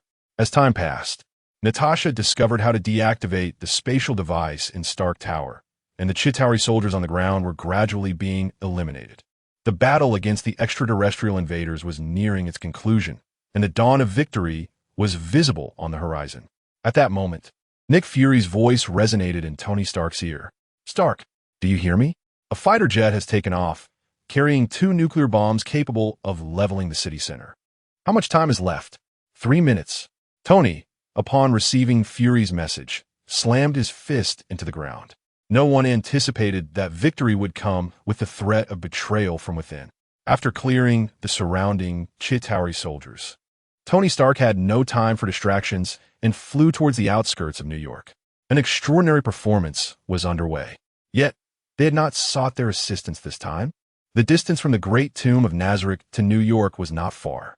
Everything happening in the city was being broadcast live in the Bone King's magical mirror. Neither the human forces nor the invaders stirred any emotions among the tomb's inhabitants.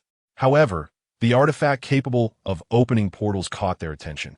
Upon seeing the cosmic cube, the Bone King already envisioned it as his own. Meanwhile, as the inhabitants of Nazareth watched the spectacle, the aircraft carrying the 2 nuclear bombs completed its mission. Nuclear bombs launched. Explosion Kundon 0243. Under Tony Stark's gaze, a missile with a white trail approached New York. He swiftly positioned himself beneath it, lifting it and soaring towards the portal. However, what about the second bomb? With this uncertainty, Tony Stark immediately contacted Nick Fury. I only found 1 nuclear bomb. Are you sure your intel is correct? Motherf. Those bastards. The target of the other bomb isn't New York. It's the great tomb of Nazareth. At that moment, Nick Fury began to comprehend the intentions of the higher-ups. If they abandoned New York, then surely they would aim to obliterate the nearby Nazareth as well. Those not of our kind are bound to have different intentions, a lesson that always rings true for those in power, especially given that the great tomb of Nazareth housed the undead. In any narrative, they were undeniably the villains. Now, Nick Fury could only hope that Nazareth would be reduced to ashes beneath the nuclear bomb.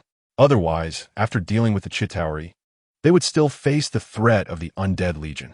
With the Iron Man suit carrying the missile, it plunged into the portal at the last moment. As everyone held their breath, the armor fell helplessly from the sky. The portal closed safely, and the bomb did not detonate. A collective sigh of relief swept through the Avengers as Thor swooped in to catch the Iron Man suit. However, in that instant, a shock wave surged towards them, accompanied by the mushroom cloud rising in the distance. The second nuclear bomb had successfully detonated. What has happened? Wasn't the bomb sent into outer space? Only Tony Stark had been informed of the 2 nuclear bombs, which explained the shock on Captain America's face. There are 2 nuclear bombs. Those up there want to obliterate both New York and Nazarick. And of course, us freaks. Chapter 79. The superior opening move in demonstration of respect in an instant. The joyful expressions of the Avengers were replaced by solemnity. They were not unaware of the situation. Rather, they chose silence. Upon realizing that the higher-ups had deployed a nuclear bomb, they comprehended the grim truth. The Avengers had been cast aside as pawns. Yet, Captain America gazed at the civilians emerging slowly from the ruins, a profound sense of fulfillment blossoming within him. The Avengers had never fought for the sake of politicians, but for these very civilians before them. Let us not dwell on Stark. We still have our mission to complete. Sensing the somber atmosphere among the team, Steve interrupted Tony Stark, who was about to voice his thoughts. Their foremost priority was to eliminate the remaining Chitauri soldiers, not to lament the actions of unscrupulous politicians. The people still required their protection. Under Captain America's guidance, the Avengers composed themselves and set off once more to eradicate the lingering foes. Meanwhile, at the site of the great tomb of Nazarick, the once lush forest lay transformed into a barren expanse. The devastation wrought by the nuclear bomb had yet to dissipate. Revenge! Revenge! Revenge! The air was thick with voices filled with resentment and fury. A demon with colossal bat-like wings emerged from the earth, followed by another figure soaring into the sky, Shaltir in her Valkyrie form. A sapling sprouted from the ruins, unfurling slowly, followed by the mare siblings leaping down. Finally, a black portal materialized, revealing Ainz Ooal Gown, the Sorcerer King, unscathed. However, unlike Ainz, Seabass in the battle, maids who followed him emerged bearing wounds. Shaltir's silence.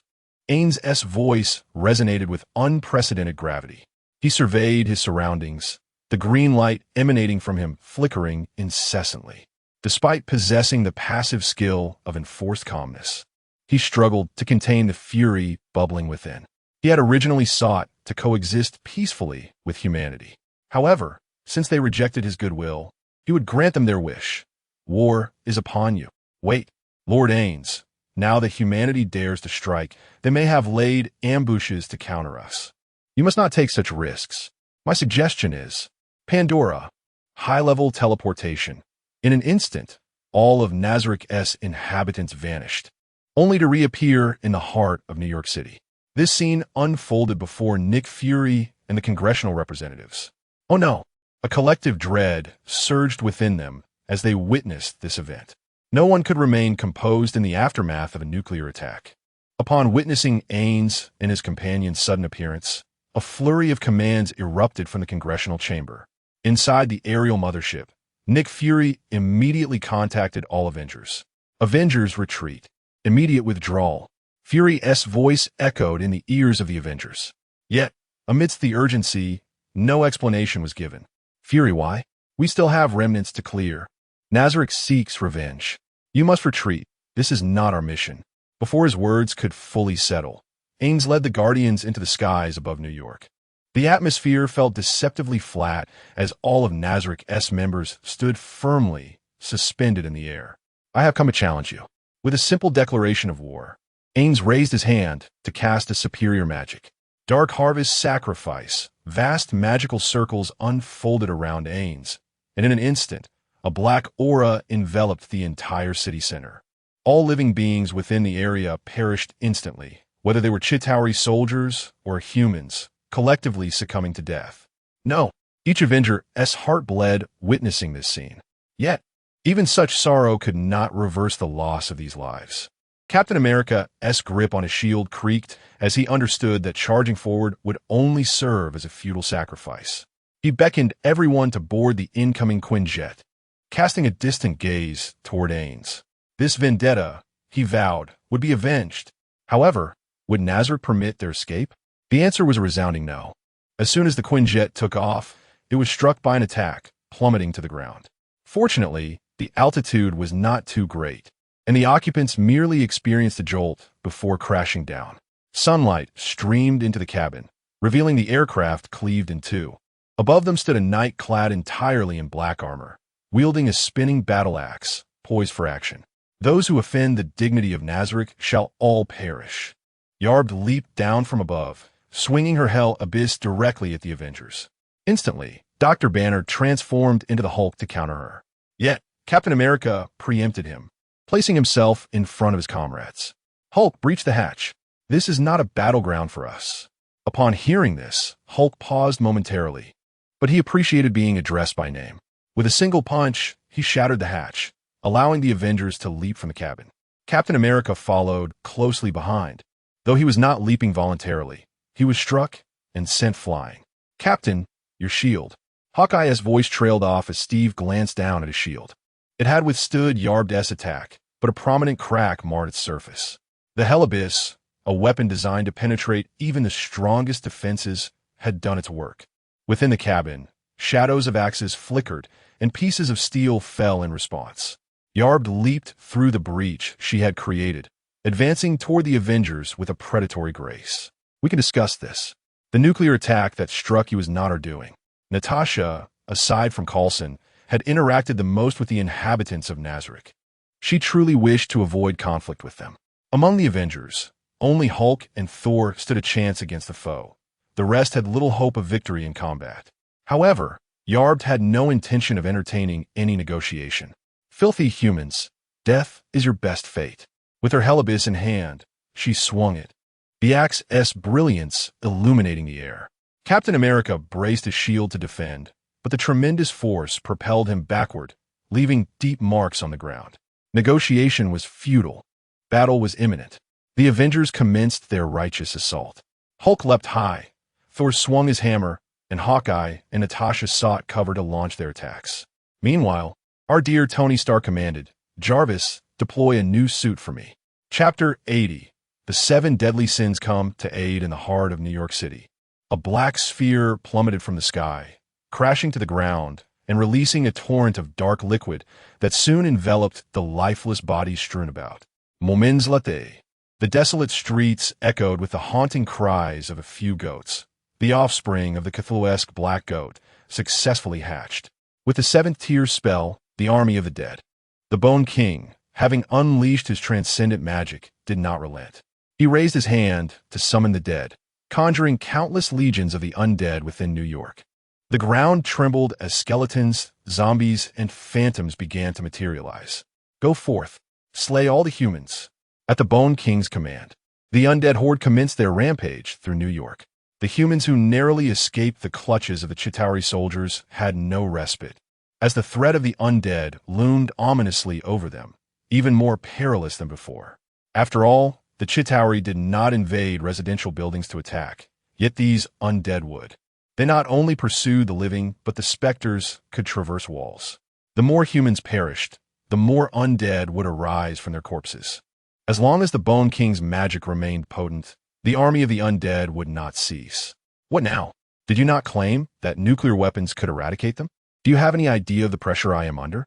The current president of the United States bellowed in the meeting room of the Capitol, addressing the foolish congressman. Because of their reckless decision, they had not only failed to eliminate the grave threat, but also turned New York into a city of the dead. Now, concealing the news was utterly impossible. Which major media company in America did not possess its own private satellite? The situation in New York had already spread throughout the nation and even abroad, thanks to their sensationalism.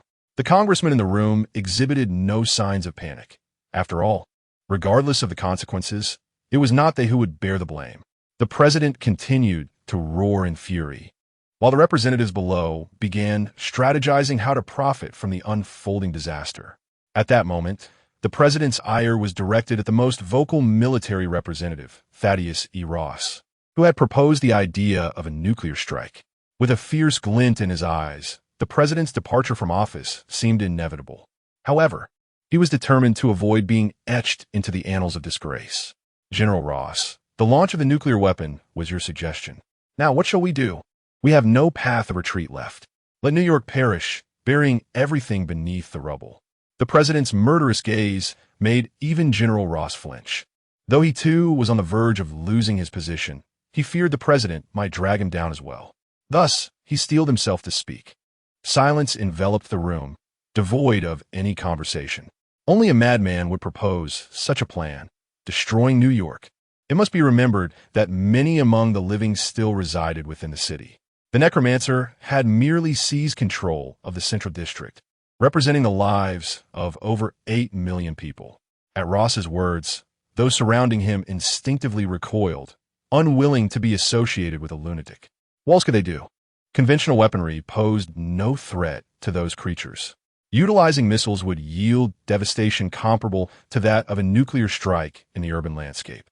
Having already launched 2, what difference would a few more make? Regardless of General Ross's protests, no one in the room dared to concur. Only the president's eyes flickered with indecision. In the heart of New York City, a solitary figure, Yalbed, was enough to keep the Avengers on the brink of defeat. Neither Thor's lightning nor Hulk's formidable punches could penetrate Yalbed's dark armor. Not to mention the ineffective weapons of Hawkeye and Black Widow, now adorned in his new armor. Tony Stark hovered in the air, casually firing his palm repulsors. Captain, where is that blonde little fellow? I believe he would be more suited for this opponent. Meliodas? I don't know where he is. He was summoned by Fury, not one of S.H.I.E.L.D.S. personnel. What a pity. As they conversed, Meliodas was in the city center, relentlessly hurling stones. He observed the Avengers struggle, but refrained from intervening, as they were still managing to hold their ground. In contrast, the humans in the city faced a dire predicament. Countless undead pursued them, leaving no sanctuary in sight.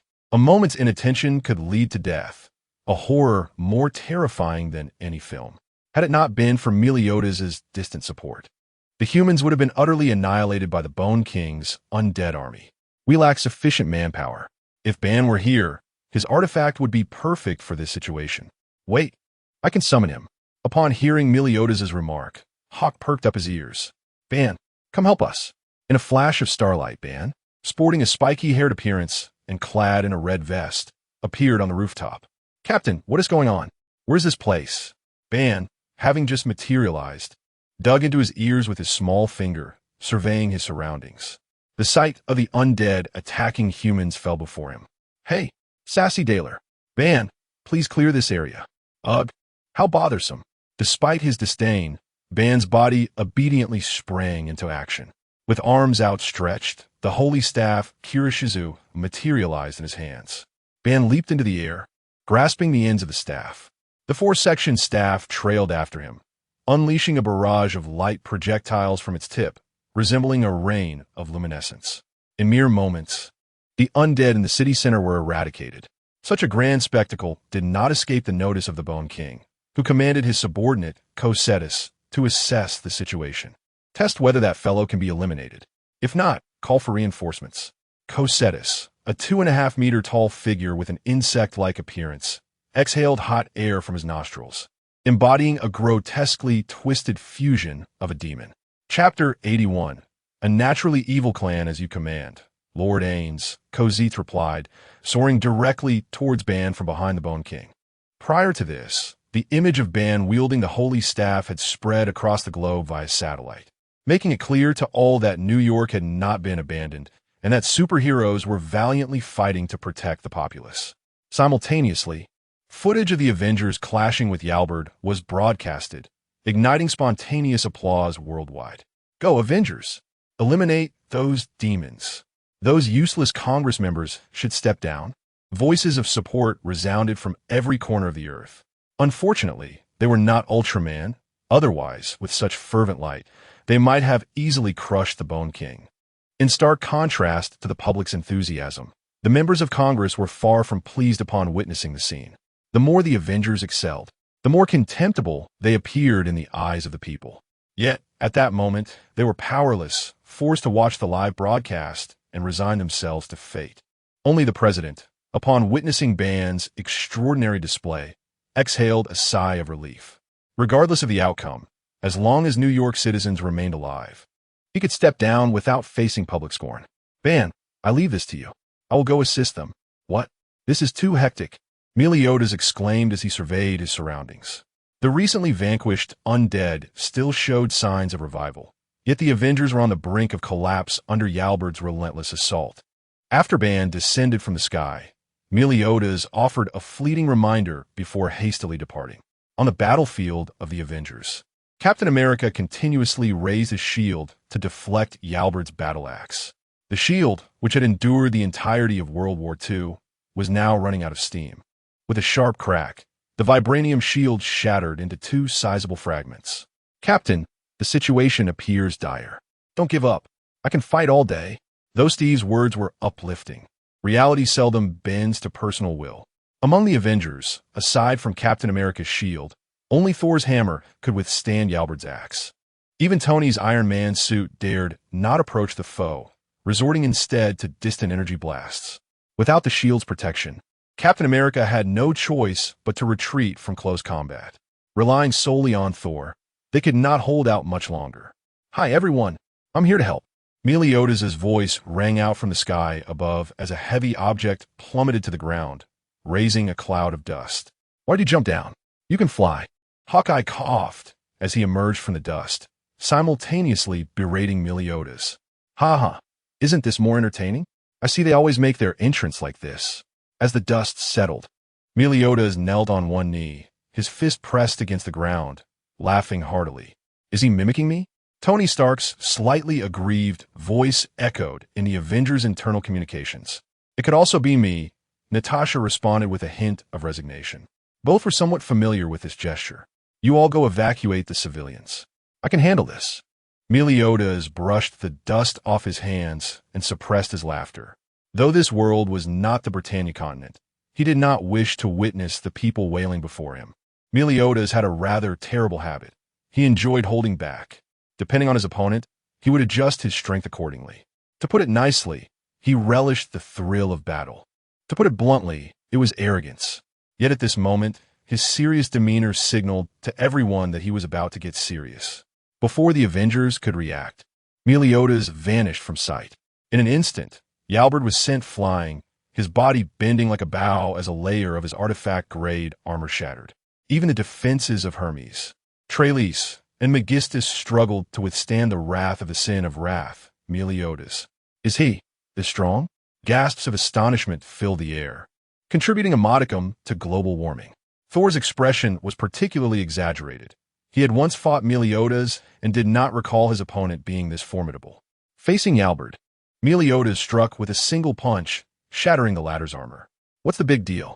Meliodas has defeated the Demon King. The Demon King? Upon hearing the inquiries around him, Hawkeye tightly covered his ears and mouth. Seeing Hawkeye's reaction, the others wisely refrained from asking further questions and retreated to evacuate the civilians. As the Avengers withdrew, Yalburd, recently sent flying, returned with an angry shout. How dare you? This is a task assigned to me by Lord Ainz. Fueled by rage, Yalburd raised his abyssal depths high and brought it crashing down.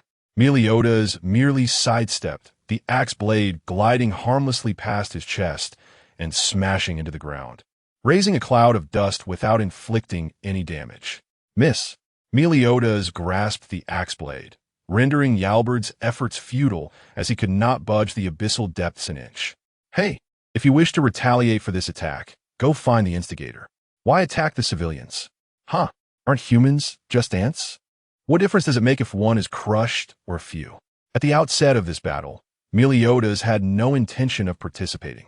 These beings came seeking revenge, and it was the humans who initiated the attack. Had it not been for that colossal skeleton targeting the civilians, he might have simply watched the spectacle unfold alongside Hawkeye until the end. A killer must possess the resolve to be killed.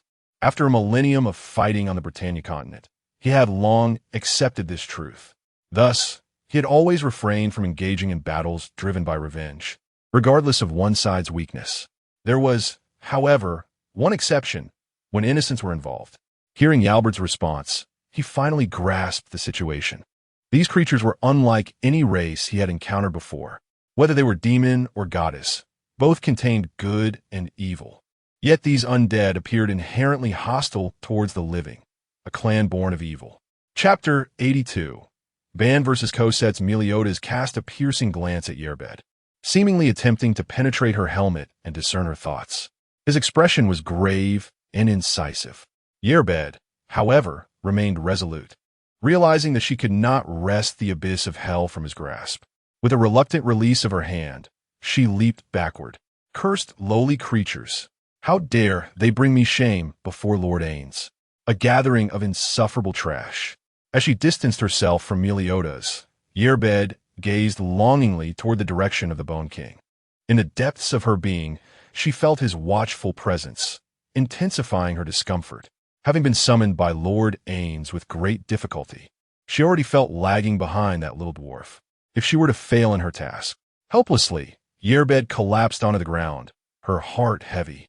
Before her, the figures of the Bone King and Shaltir receded into the distance.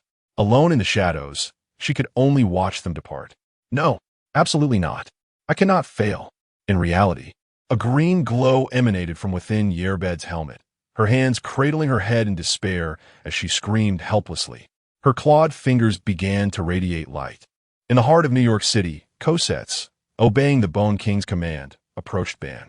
Under the orders of their leader, Ban was idly dispatching the resurrected undead minions atop the rooftop. The arrival of Cosettes filled Ban with exuberance. As Cosettes landed, the rooftop instantaneously froze over. A manifestation of his passive skill, Frost Aura, centered around him, an extreme chill spread, capable of extending hundreds of meters if actively expanded. An impeccable tool for clearing minions. Unfortunately for him, he faced Ban, who could endure even the harshest of environments. Such a slight chill, while he donned a simple vest and exposed half his body, barely registered on Ban's senses. I am a Supreme One, a servant of Lord Ainz Ooal Gown. Cosettes possessed a stubborn, methodical demeanor. Before Ban, he refrained from launching an immediate attack. Leaning on his axe spear, the decapitator, he began to introduce himself, much like a samurai preparing for duel. Ban raised an exasperated smile. He found himself at a loss against such rigidity. 7 deadly sins. The sin of greed, Ban. May we commence? With a playful flick of his holy staff, Ban provoked Cosettes. Their personalities were starkly contrasting. Cosettes was rigid and formal, while Ban was carefree and flippant. Their eyes locked, tension palpable, poised to erupt. To those who disrespect the Supreme One, cut. Cosettes exhaled icy breath through his nostrils, raising the decapitator with both arms. The blade glimmered coldly. It was firmly parried by Ban's holy staff, inflicting no harm. Is that all? You insect! Such force cannot damage me. Disengaging the axe blade from the staff, Ban leaped with a triumphant grin. He swung the staff, striking Cosette's exoskeleton with considerable force. Cosettes staggered sideways, 2 steps in retreat. In that moment, he no longer underestimated the human before him. Cosettes relinquished the decapitator, allowing it to orbit around him. Simultaneously, his insect-like claws reached into the void, retrieving an array of weapons from his arsenal. Each weapon began to fly toward Ban autonomously, launching an assault without the need for manual manipulation. Precisely, just like this. Surrounded by over 20 weapons, Ban bore countless wounds, yet they vanished almost instantaneously. Meanwhile, his excitement only intensified. Each injury he sustained augmented his strength, while simultaneously diminishing that of his attackers. This was Ban's unique ability, thievery. With it, he had once matched their leader, Meliodas, in prowess. As time elapsed, the airborne weapons ceased to inflict any pain upon Ban. Their speed dwindled. Observing this, Cosettes recalled his weapons back into the arsenal. I see. So this is your power? The ability to absorb your opponent's strength while weakening them in turn. Truly formidable. You even possess rapid regeneration. Engaging you in a protracted battle would be a nightmare.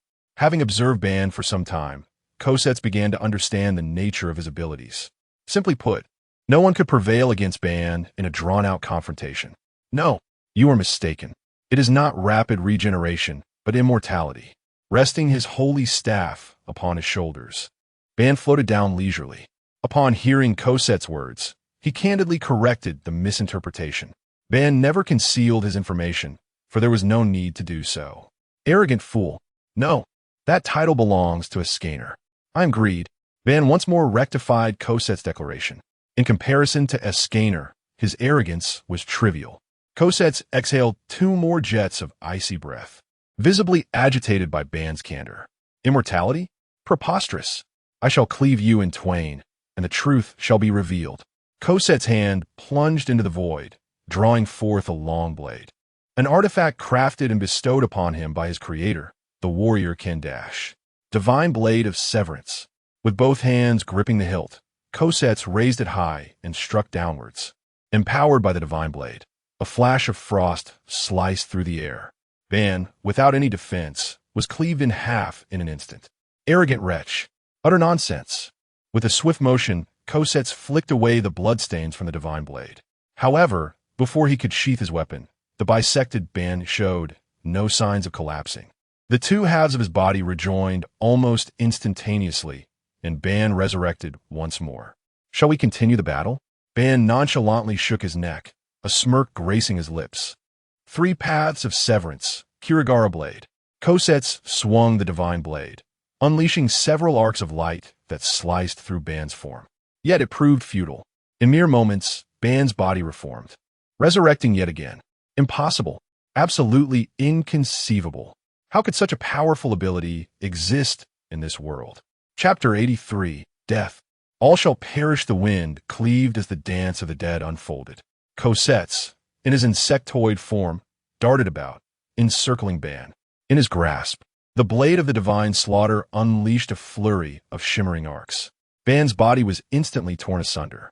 Yet this time, Ban's resurrection came with unprecedented swiftness. No blood was shed, and the wounds upon his form vanished without a trace.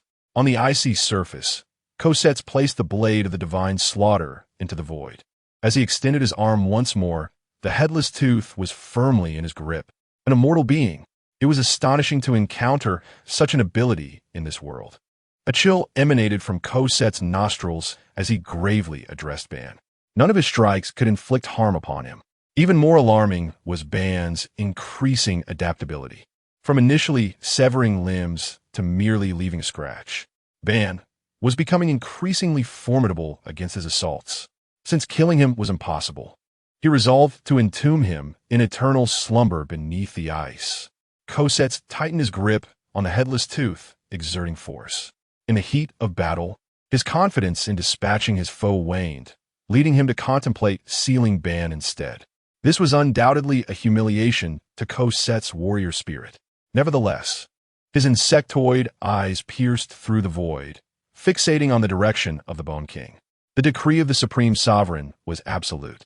Even at the cost of my honor, Cosette raised the headless tooth, the axe blade glinting with icy brilliance. With a powerful strike, the axe descended, causing the ice to ripple. Frostburn. Columns of ice erupted from the ground, blooming into a resplendent ice flower atop the edifice. Encased within the ice lay the avarice-laden Ban, firmly imprisoned. You are a worthy adversary. Observing the frozen Ban, Cosette exhaled 2 breaths of frost. Noticing Ban had fallen silent, Cosette prepared to depart. Suddenly, the sound of cracking ice resonated. Snap, crackle. The ice flower shattered into myriad shards, shimmering in the sunlight. Ban emerged from his icy prison. Is this your final gambit? Breaking free from his icy confines, Ban shook the holy staff in his hand, tilting his head towards the hovering Cosette. Without a word, weapons began to manifest around him, encircling him. The blade of the divine slaughter was once again firmly in his grasp. Let us bring this to a conclusion, Ban declared as he leapt into the air, swinging his staff with blinding speed. The weapons encircling Cosette shattered one after another. The blade of the divine slaughter lunged forward, piercing Ban through the chest. Simultaneously, Ban's staff connected with Cosette's head. Bang, bang, bang. The insect king's body stiffened as blood gushed from his neck. A 6-eyed insectoid head rolled upon the icy surface. Lord Ainz, I have served faithfully. Ban staggered backward, slowly withdrawing the blade from his chest. He knelt down, returning Cosette's head to its rightful place. A fairly decent opponent. Cosette's. In the city center, the Bone King suddenly felt a wave of unease. Moments later, Cosette's name began to fade from the guild panel. The Bone King turned his gaze towards Cosette's direction, his body enveloped in a forced calm green light, flickering incessantly. Despite having the upper hand, how could he have been so swiftly vanquished? The site of their battle was not far from the city center. The Bone King could even see the ice columns of Cosette's. Yet, in merely a few minutes, Cosette's had met his demise. This was utterly unacceptable. Could it be that the humans possessed hidden power? Suddenly, a realization struck the Bone King.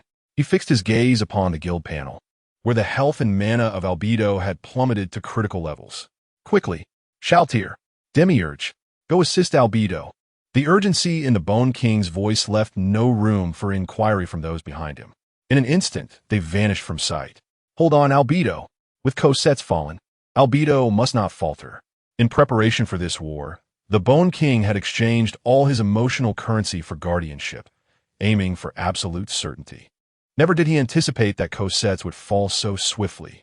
Although the Guardians possessed resurrection abilities and his emotional currency surged, the Bone King still wished to spare his Guardians from experiencing death. I intended to use you to lure your comrades here. However, it seems that plan has failed, Meliodas stated coldly as he stepped upon Albedo's chest. The sin of wrath, Meliodas was never one to show mercy. The shattered helmet revealed Albedo's enchanting visage, her beauty undiminished even amidst her rage. Despair, your schemes shall never come to fruition. Kill me. Natharikarbes noviaklins. Meliodas lifted his foot from Albedo's chest, allowing her a moment to breathe. Yet, before she could catch her breath, his next action was already underway. A foot loomed larger in her vision. In her final moments, Albedo felt a twinge of regret. She had wished to remain by Lord Ainz's side just a little longer. Lord Ainz, I am sorry. I have failed your expectations. Her head burst like a watermelon, blood and fragments of brain matter splattering the ground. Another guardian of Nazarick had fallen. When Shaltir and Demiurge arrived, they found only Albedo's lifeless body, her head nowhere to be seen. Curse it! Curse it! Shaltir was the first to reach the scene, her gaze locking onto Albedo's headless corpse, consumed by fury. Though the two had often clashed in the Great Tomb, their bond was a strong one. When Shaltir had been controlled, Albedo never once considered abandoning her, but instead diligently devised plans to rescue her. And now, Albedo lay dead before her. We must return at once. Shaltir insisted, gathering Albedo's remains. Behind her, Demiurge maintained a calm demeanor. Given that the situation had already transpired, dwelling upon it was futile. Instead, the absence of their enemies left him feeling uneasy. Chapter 84. The 7 Deadly Sins Versus. Nazarick the foe that had slain Albedo has vanished. Where could he have gone? The outskirts are only dotted with a few undead, and such strength would not be squandered in this area. Lord Ainz. The enemy's target is Lord Ainz. Demiurge adjusted his glasses with increasing frequency, his thoughts sharpening with clarity. Realizing that the enemy was advancing towards Lord Ainz, Demiurge was no longer concerned with Shaltir's emotions. After a brief urging, he unfurled his wings and swiftly returned the way he had come. Simultaneously, he activated the communication ring on his finger. Lord Ainz, be cautious. The enemy that killed Albedo may be approaching you.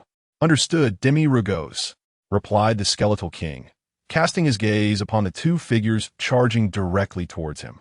The adversary showed no intention of concealment, boldly standing right beneath his eyes. Oh, you come as well, Ban. Huh? Did you think I would just stand there foolishly clearing minions? Why not eliminate the spellcaster directly? When the two members of the 7 Deadly Sins met, there was no exchange of pleasantries. Ban swiftly delivered a throat strike to Captain Meliodas, then set him down, looking up at the skeletal king in silence. Since the captain was present, the decision on what to do should naturally rest with him. Hey, that mage, can you retract your skeletons? As long as you don't involve civilians, we won't interfere with your vengeance. Meliodas' voice echoed through the streets of New York, reaching not only the skeletal king, but also the Avengers who were evacuating civilians. Wow, It seems our ally is ready to throw in the towel. This could be problematic. Though his tone was somewhat flippant, Tony Stark's expression was grave. Together, the Avengers could not match even a single albedo. At this moment, Meliodas, who had just been holding off the enemy alone, was now able to disengage. They all understood what this signified. Albedo had either been defeated or had perished. Captain, should we contact Fury? Meliodas was the outsider he had brought in. If the other party agreed, Natasha's face was etched with concern. No one desired this war against Nazarick, but at this juncture, Meliodas could choose to withdraw. They, however, had no such option. The Skeletal King had already slain so many humans. This was no longer a conflict between two organizations, but had escalated into a war between the undead and humanity. After witnessing the current events in New York, no human could wish for such a terrifying presence to linger nearby. Fury, you heard that, right? Hold on a little longer. I'll go persuade Meliodas. The president has sent word. He will provide us with an explanation regarding the nuclear bomb. You all continue with your current task and evacuate the civilians as quickly as possible. Upon ending the call with Captain America, Nick Fury's expression was grim. This war against Nazarick was an unwarranted disaster for SHIELD. The foolish politicians and military had created this mess, leaving SHIELD and the Avengers to clean up the aftermath. Not to mention, they had turned New York, a global metropolis, into a battlefield. Although he had spoken confidently to Captain America about persuading Meliodas, at this moment, he felt no assurance. Besides knowing that Meliodas was a companion of Hawk, his understanding of the man was limited. How could he persuade Meliodas? Meanwhile, amidst his turmoil, a piece of good news returned from the heart of the battlefield. Retreat? Impossible. Humanity initiated this war. As for when it ends, that shall be determined by me. At this moment, the Skeletal King finally exuded a hint of regal authority. The Guardians following him stepped forward, preparing for battle. It seems negotiations have failed. Captain, Ban released Hawk from his grasp, letting him fall to the ground, while he himself began to stretch his limbs. Then let the battle commence. Nick Fury's concerns dissipated. Persuasion was no longer necessary. The Skeletal King had no intention of heeding Meliodas' counsel. This was not merely about upholding Nazarick's dignity. More importantly, Meliodas and Ban had just slain the two most crucial Guardians beside the Skeletal King. Under such circumstances, how could the Skeletal King agree to Meliodas' suggestion? Ban soared into the sky, while the impeccably dressed Seabass leaped forth from behind the Skeletal King. Before Ban could even approach, Seabass's iron fist struck him, sending him crashing through several buildings before finally coming to rest upon the ground. Without hesitation, Seabass followed suit. Orel Omega, lead the entire Astrosm team. Go assist Seabass. Yes, my Lord Ainz. The 6 members of the Battle Maid Squad, under the leadership of Orel Omega, the guardian of the Sakura Holy Realm, rushed towards Ban's landing spot. Your strength is quite commendable. Ban, having fallen and wiped the blood from the corner of his mouth, addressed Seabass. Seabass remained silent, his expression serious, adopting a martial arts stance. TCH, boring. Observing Seabass's earnest demeanor and immaculate attire, Ban uttered a somewhat bored remark. This kind of seriousness was what he least enjoyed. Yet, while he languidly voiced his annoyance, Seabass did not halt his actions. In the blink of an eye, he appeared before Ban, launching a flurry of punches.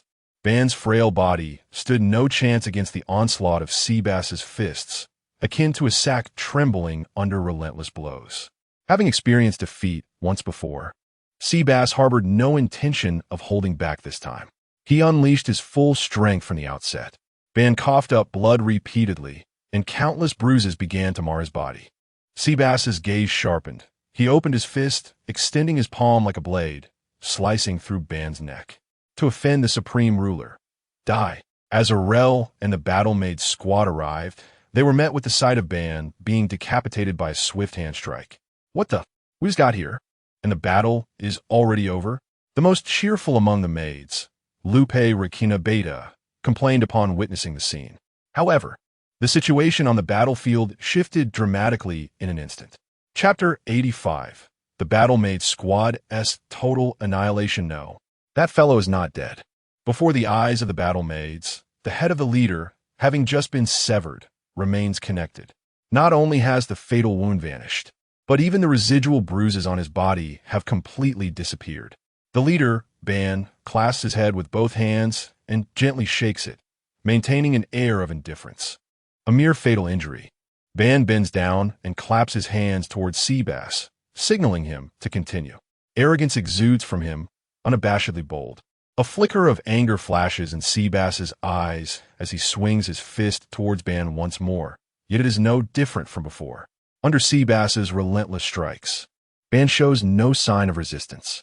Every blow is met head-on, and as time passes, the smile on Ban's face grows increasingly pronounced, contrasting sharply with Seabass's increasingly grave demeanor.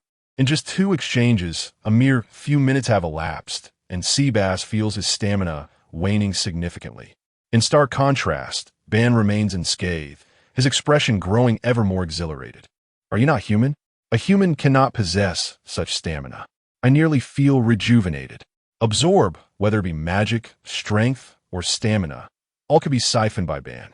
Coupled with his immortal body, no one can surpass him in physical prowess, save for his captain, Meliodas. Seabass, do you need a breather? With Ban's own commentary, the members of the battle-made squad become acutely aware of the predicament that Seabass now faces. This guy can drain his enemy's power. The 6 maids disperse, each assuming their battle stances. Aside from the newly appointed captain, Aurelia, who observes from the sidelines, the others brandish their weapons. The eldest sister, Yuli Alpha, with her armed guards glinting ominously, takes the lead in the charge. His Delta raises her automatic rifle, providing support.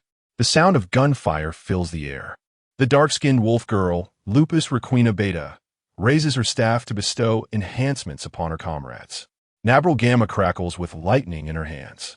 Dual enhancement, Chain Dragon Thunder. The insect girl, Idoma Basilisa Zeta, opts for distance, tossing talismans instead. Spider Talisman, Detonation Talisman. Soryuxiang Epsilon transforms into a massive slime, seeping into the ground and vanishing. Is that all? The long-range attacks of the battle-made squad are disregarded by Ban. Yuli Alpha's fist is effortlessly caught in his outstretched palm. Just as Ban intends to kick this woman away, he finds his legs inexplicably immobilized. Looking down, he sees that his feet have been ensnared by a massive slime. Yuli Alpha retreats. Bullets, talismans, and lightning instantly engulf Ban's figure, raising a cloud of dust. Soryuxiang rises from the ground, standing beside her fellow maids. That was easy to handle, the wolf girl remarks with a hint of satisfaction as she lowers her staff. However, as is commonly known, smoke does not equate to injury. As the dust settles, Ban stands unscathed, much to his annoyance. You pests are becoming rather bothersome. Although this barrage of attacks has failed to harm him, it has soured his mood. He delights in battle, especially the confrontation with Seabass. Yet, the battle-maid's efforts seem trivial to him, akin to being tormented by pesky insects, non-lethal, yet irritating.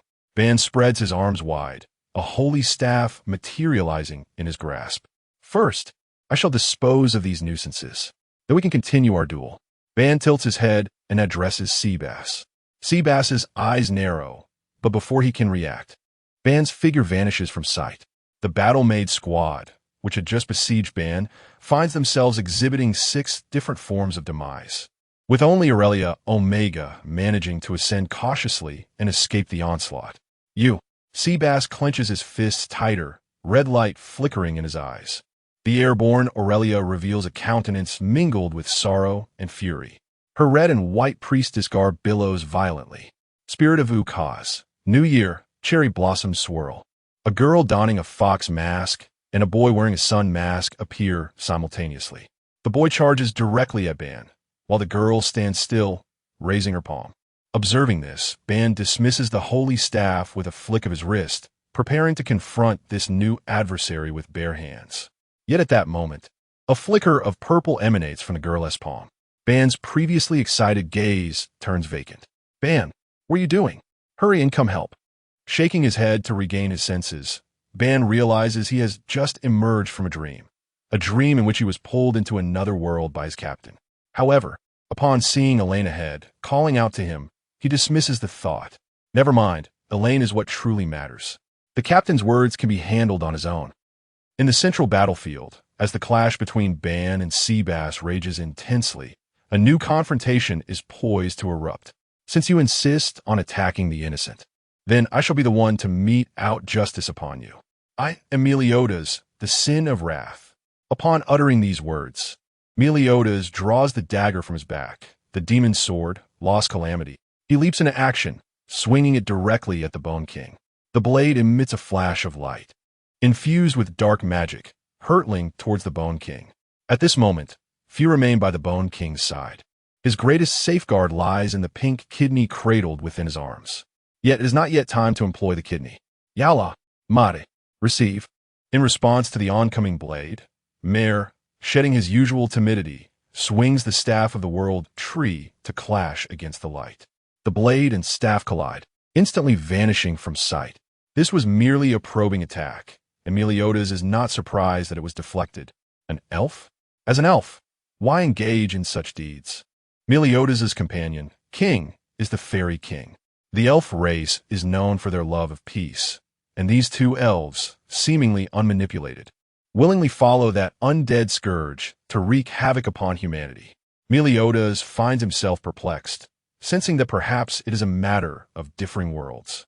Such confusion is fleeting. He casts aside all other thoughts, focusing solely on the battle ahead. With a swing of the demon's sword, for identical Meliodas figures emerge. This is the power of the artifact, Lost Calamity, capable of conjuring 4 clones, each possessing the same abilities as the original. However, the clones will also divide the original's power. Yet for Meliodas, this is perfectly suited, a capability that aligns harmoniously with his full counterattack. Chapter 86. The Overwhelming Demonic Aura. Meliodas on the ground. 5 Meliodas exchanged knowing smiles, an unspoken understanding passing between them. They charged towards the enemies suspended in the air. A flicker of concern crossed Yawara's eyes as she glanced at the back of the Bone King. Hesitating to voice her thoughts, Meliodas was not an easy opponent to deal with. Mare had merely engaged in a tentative skirmish, and now his arms, which held the shadow of the world tree, trembled. This was partly due to the inherent lack of strength among their elven kin. Yet, witnessing Meliodas split into 5, there was no need for alarm. Yawara, Nazarick shall never falter. Although he did not turn, the Bone King seemed to sense Yawara's anxious expression. He reassured her with unwavering confidence. The reason was simple. Through the accumulation of time, his emotional energy had amassed significantly, enough to exchange for a world-class item capable of reversing the tide of battle. In that very moment, as the 5 Meliodas advanced, 2 guardians suddenly materialized in the sky. Shaltir and Demiurge had returned just in time. The sharp clang of weapons echoed around them as Shaltir's lance intercepted one of the doppelgangers, while Demiurge's demonic claws thwarted another. The remaining 3 doppelgangers surged toward the Bone King, but were halted by the plants summoned by Yawara and Mare. Thanks to the distribution of power among the doppelgangers, Meliodas' own strength was not particularly formidable at that moment. The doppelganger, blocked by Shaltir and Demiurge, was swiftly sent flying. "Is it you who killed Jarabe?" Shaltir's fury was unmistakable in her voice as she assumed her Valkyrie form, the tip of her lance poised against Meliodas' throat, threatening to strike. Upon hearing this, Meliodas showed no awareness of his disadvantage. Faced with Shaltir's menacing lance, he merely smiled with confidence. "Are you referring to that armored female knight?" "Yes. I was the one who ended her." Shaltir thrust her lance forward, initiating a counterattack. However, the lance failed to pierce Meliodas' throat, and the force of the impact sent Shaltir staggering backward. Let the second round commence. Meanwhile, the doppelganger that Demiurge had sent flying was now engaged in a fierce clash with him. Sparks flew in the air, a testament to the violent collision between Demiurge's claws and the magic sword, Lost Calamity. Realizing his attacks bore no fruit, Demiurge leaped back, creating distance. As he adjusted his glasses, he remarked, "Sir, given your capabilities, why align yourself as an accomplice to humanity? You do not seem human, do you? Accomplice? I merely refuse to condone your actions that drag innocents into war, Demiurge's eyes narrowed. This is troublesome. I am facing what is deemed a hero. Any thoughts of persuading him dissipated instantly. Nazarik's methods would never sway him. Demon aspect, colossal arm.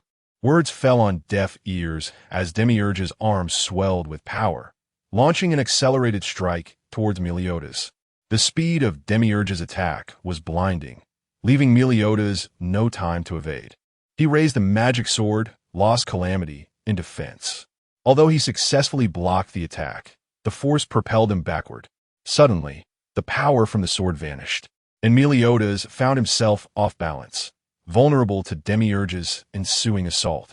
Demon aspect, wing of the clawed arm. In midair, Demiurge unfurled his demonic wings, releasing countless black feather shards.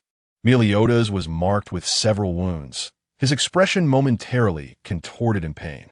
Yet, he swiftly began to wield his magic sword, deflecting the incoming feathers that scattered around him.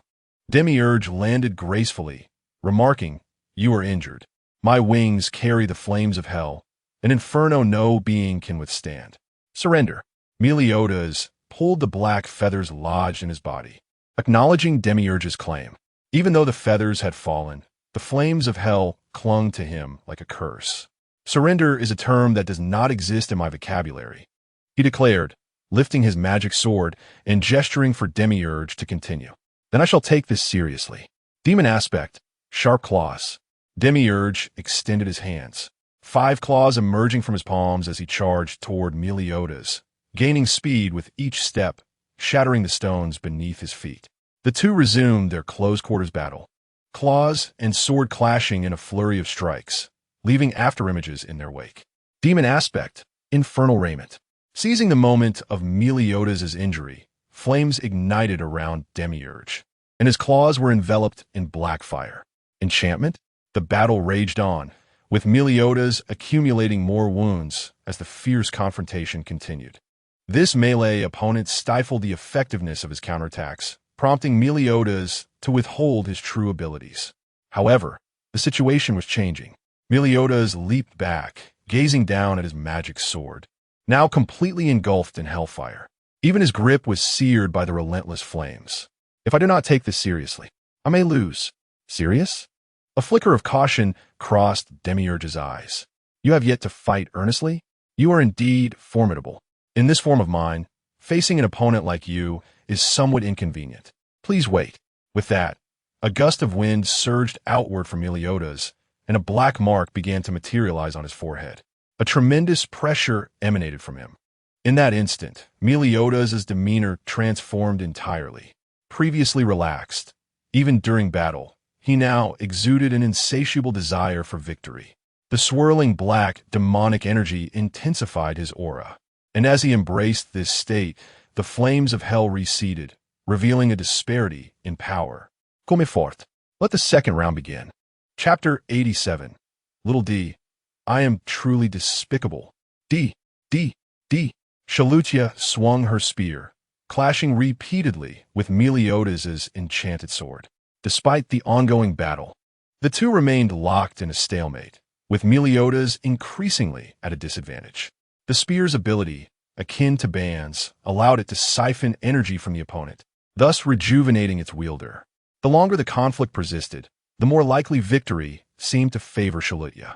Realizing his strength was waning while his adversary grew more invigorated, Meliodas began to piece together Shalutia's capabilities. Is it similar to bands? This is troublesome. He stepped out of the fray, panting as he regarded Shalutia. If this continued, he could very well lose. That cannot happen, he thought to himself. Though only moments had passed in the outside world, Meliodas had made a decisive resolution. Dark energy began to seep from his body, enveloping his arms in swirling black mist. In an instant, he transformed, becoming a markedly different being.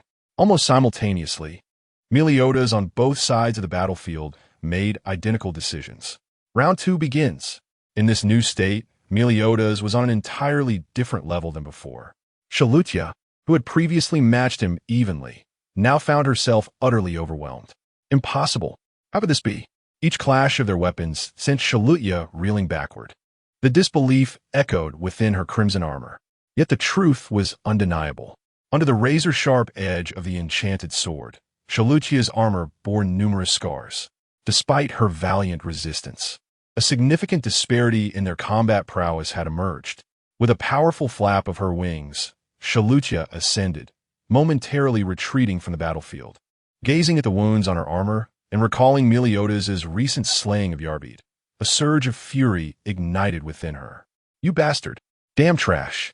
I will kill you!" Suspended in mid-air, Chalutia unleashed her most formidable ability.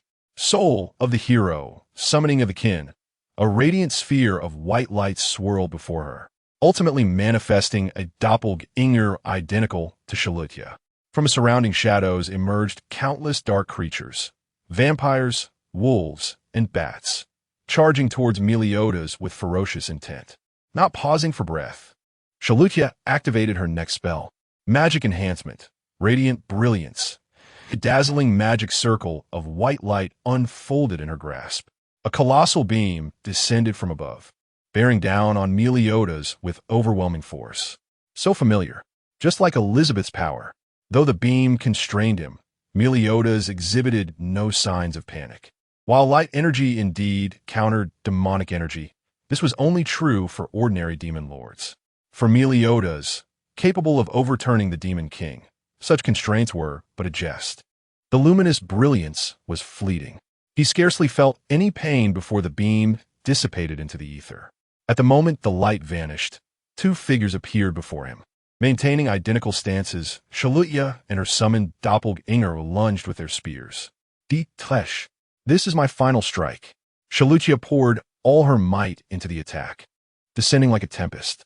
Yet Meliodas merely smirked, raising his gaze to meet the oncoming spear tips. His lips moved slightly. All counter. Chalutia's expression froze, as a power several times greater than her own surged from the spear tips. Her arms trembled uncontrollably, desperately trying to maintain her grip on the spear. But to no avail. The spear slipped from her grasp, spinning in the air before embedding itself firmly in the ground. Meanwhile, her summoned doppelganger could not withstand the overwhelming force and vanished. Chalutia staggered backward, and at that moment, Meliodas zipped past her, his voice echoing in her ears. "Divine thousand cuts." As the words left his lips, Chalutia's body convulsed violently, deep gashes appearing across her form. In an instant, she shattered into countless fragments. "It is over." Meliodas flicked the blood from his enchanted sword, despair sheathing it with finality. The second round had commenced. Meanwhile, the second round of battle between Meliodas and Demiurgos also officially ignited. In his demonic state, Meliodas exhibited a dominating presence. With a mere casual swing of his enchanted sword, Demiurgos' sharp claws were rendered ineffective, transformed into mere stubs. Raising his hands to his chest, Demiurgos' expression grew grave beneath his lenses. Discarding his claws, he lifted his gaze towards Meliodas. With the power he now displayed, confronting him directly placed him at a distinct disadvantage. Thus, he summoned forth the three demon generals. A swirling mist erupted before Demiurgos, revealing the forms of the generals of wrath, envy, and greed. The wrath general, the largest, appeared as a fiery demon, while the generals of envy and greed manifested as a man and a woman, respectively. Once they emerged, the three instinctively positioned themselves in front of Demiurgos. "Pull him off for me." Upon hearing this, the three demon generals charged towards Meliodas. Meanwhile, Demiurgos seized the opportunity to transform into his ultimate form, a demon with the head of a frog. Magic Enhancement, Echolocation. Magic Enhancement, Mass Teleportation. Magic Enhancement, Group Mind Control of Humanoids. The appearance of the three demon generals merely delayed Meliodas for 3 seconds.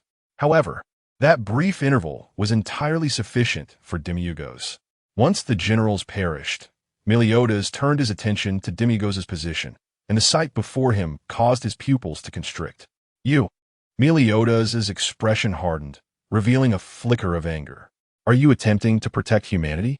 Then drop your weapon. Otherwise, they will all perish." In just those 3 seconds, Demiurgos had cast 3 spells.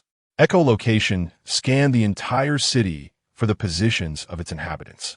Mass teleportation brought all the humans to his vicinity. Group mind control placed those teleported individuals under his mental dominion. Chapter 88. Steve offline, so surrender or resistance. A hero? With all the hostages surrounding him, Demiurge spread his arms and smiled. It mattered not how despicable the means, as long as the end was achieved. Demiurge was willing to do anything. The streets were congested with hostages transported by him, and he stood amidst humanity. Even if Meliodas intended to launch an attack, it would inevitably jeopardize the safety of the hostages. TCH, this is troublesome. Meliodas spat in annoyance, casting a frustrated glance at the group of hostages. Among them, he recognized a few familiar faces: Steve, Natasha, Clinton. Had they been caught up in evacuation? What a nuisance. Only these three exhibited strong wills, showing signs of struggle under the influence of mental magic. This is bad. The scene unfolding on the battlefield not only troubled Meliodas, but also incited immense anger among the American populace, who witnessed it via satellite. How despicable! Using civilians as hostages. Demons are demons. They should all be exterminated. When will these fools in Congress finally take action? Are our taxes just supporting these worthless individuals? Countless citizens vented their frustrations online. Meanwhile, the congressmen indulged in cigars and laughter within the Capitol building. They had left the war entirely in the hands of Hield. If victorious, they would naturally partake in the spoils. If defeated, they would simply resort to nuclear bombardment. Captain, Steve, Natasha, Clinton, respond. The only one in the higher-ups genuinely concerned about the situation on the ground was likely Nick Fury, undeniably cold-hearted and mistrustful of everyone. His actions were nonetheless motivated by the interests of humanity. In the heart of the battlefield, facing so many hostages, Meliodas found himself in a precarious position. At that moment of contemplation, Steve Rogers suddenly winked at him from the crowd. Meliodas immediately understood, a glimmer of appreciation flashing in his eyes. In that instant, Captain America sprang into action. He turned and pushed through the surrounding crowd, no longer caring whether the civilians were hurt. Ainz Ooal, merely preserving one's life was considered fortunate. Amid Demiurge's apprehensive gaze, Captain America carved a path for Meliodas. Meliodas did not squander this opportunity. With a sword tainted by dark magic, he appeared beside Demiurge in an instant. Triple slash, several arcs of light sliced through the air, and Demiurge's body was instantly cleaved into fragments. My lord, I'm sorry. In his final moments, Demiurge was unconcerned with the loss of his life. His only regret was not being able to stand beside the Supreme One to seize this world. Allow me to clear away some dust for you in my last moments. As his dismembered body lay upon the ground, Demiurge's arm trembled slightly. A claw pierced through Captain America's chest. Steve Rogers looked down at the claw that had impaled him, blood flowing uncontrollably from his mouth. Captain! After Demiurge's demise, the magic he cast lost its effect. The panicked crowd in the streets scattered in chaos. When Meliodas turned back, he found Captain America lying in the arms of Natasha and Hawkeye, barely clinging to life. Your Excellency, you. Before Hawkeye could finish his sentence, Meliodas shook his head. The gem of spells could only heal minor injuries and restore some stamina. This fatal wound was beyond his capability. Natasha, evacuate the civilians. In his final moments, Captain America's dying words were concerned for the safety of the people. Natasha and Hawkeye, tears in their eyes, laid his body gently within a nearby building. They were unable to transport his body at this moment. Meliodas did not relish the somber atmosphere. Assigning the task of calming the civilians to the two, he pressed forward towards the heart of the city without pause. Meanwhile, on another battlefield, Ban, blissfully at ease in the mental realm, was proving to be a conundrum for the external enemies. What to do now? This fellow cannot be killed. Orel stood beside Seabass, her tone tinged with impatience. Under the mental control of Yuga no Mitama, Ban was lost in a reverie with Elaine. His physical form stood defenseless before the others. Yet, despite this, the damage inflicted by Seabass and his comrades was swiftly restored. Leaving him here was unfeasible, yet guarding him was a waste of time. They could neither kill him nor escape from him. It was a vexing dilemma. as they grappled with their predicament within the illusion. It's time to leave. Ban, the battle is not over. Your comrades are waiting for you. Elaine caressed Ban's cheek. Even within the illusion, she remained the compassionate elven princess who understood him. Understood. Give me a moment. I will come for you. Ban affectionately promised Elaine, fully aware that she could not hear him in this mental world. In reality, Ban's eyelids began to flutter. To the astonishment of Seabass and Aurel, he leisurely stretched. Thank you for allowing me to see Elaine. However, that does not mean I will show you mercy. As Ban's words fell, he swung the holy staff in his hand. Aurel's two subordinates were struck by the light projectiles emitted, blood spilling across the ground. So fast, Aurel attempted to repeat her previous tactic, her hands glowing with purple light. A magic circle materialized in her palm. However, this time, the effect was unsatisfactory.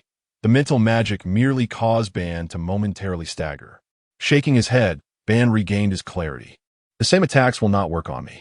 The power of acquisition had granted Ban unparalleled adaptability. He could even thrive in hellish environments, let alone simple mental assaults. Ban's robust form began to dive, the holy staff dancing in his grasp. Elaine was right. The captain is still waiting for me. Therefore, I must ask you to perish first. A glint of cold light flickered in Ban's eyes. He was eager to conclude this battle. Thus, he wielded the holy staff without mercy. Sebas, be careful, Aurel called out loudly from the air. Meanwhile, Seabass closed his eyes, seemingly making a difficult decision. Chapter 89, a 2-on-1 counterattack. Can you play? As the words of Aurel echoed in the air, Seabass simultaneously opened his eyes. His calm, unyielding gaze shimmered with a crimson hue, his suit straining against the rippling muscles beneath. The gentlemanly visage of the British butler, Seabass, vanished in an instant, replaced by a dragon man clad in scales. Sebas, no need for concern. I shall intercept him. You provide magical support, Aurel commanded. With that, the dragon man Seabass charged forward to confront the oncoming Ban. His sharp claws seized Ban's wrists, and a fierce struggle ensued between the two. In comparison to the transformed Seabass, Ban's strength at that moment was undoubtedly lacking. Under the relentless exertion, Ban's back began to bend, the sound of cracking bones reverberating throughout the arena. Seabass's immense power had shattered Ban's spine. Yet, even in the face of such devastation, both Aurel and Seabass remained vigilant. Ultimate magic enhancement. Blazing laser. Ultimate magic enhancement. Spatial slash. A crimson laser pierced through Ban's chest, swiftly followed by a spatial slash that cleaved him in two. Meanwhile, Aurel did not forget to bolster Seabass with enhancements. Ultimate magic enhancement. Physical augmentation. Ultimate magic enhancement. Defensive enhancement. Ultimate magic enhancement. Resistance enhancement. A cascade of enhancement auras enveloped Seabass's dragon form. In stark contrast, even though Ban lay severed on the ground, Aurel continued to inflict him with negative statuses. Toxin, weakness, slowness, healing reduction. Hey, Aizen, this a bit excessive? In the blink of an eye, Ban, who had just been dismembered, appeared whole again. However, the spells Aurel cast upon him remained as persistent as ever.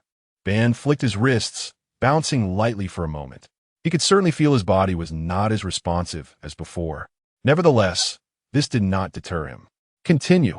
The dragon man jumped in place, and suddenly, Ban thrust his feet down, a cloud of smoke erupting beneath him, launching another assault toward Seabass. Their claws and fists danced amidst the battlefield, each collision sending ripples through the air, accompanied by splashes of blood from Ban's fists. The relentless exchanges continued until Ban, unable to withstand his injuries, staggered back a few paces. With the presence of those negative effects, his recovery rate was no longer able to keep pace with the damage he sustained. Seeing Ban falter, Aurel unleashed a torrent of magic from the skies. Flames, lightning, and ice converged from all directions, ultimately encasing Ban in a solid block of ice, leaving him immobile. Seabass now, sever his head and take it away. Do not grant him the chance to resurrect. Heeding Aurel's command, the dragon man Seabass lunged towards the ice pillar. With a mighty punch, he shattered it, and before Ban could react, his claws lunged forward, aiming for Ban's neck. As Seabass grasped Ban's head, two powerful hands abruptly interrupted his motion. That will not do. The head that had just been severed was now perfectly reattached to Ban's body.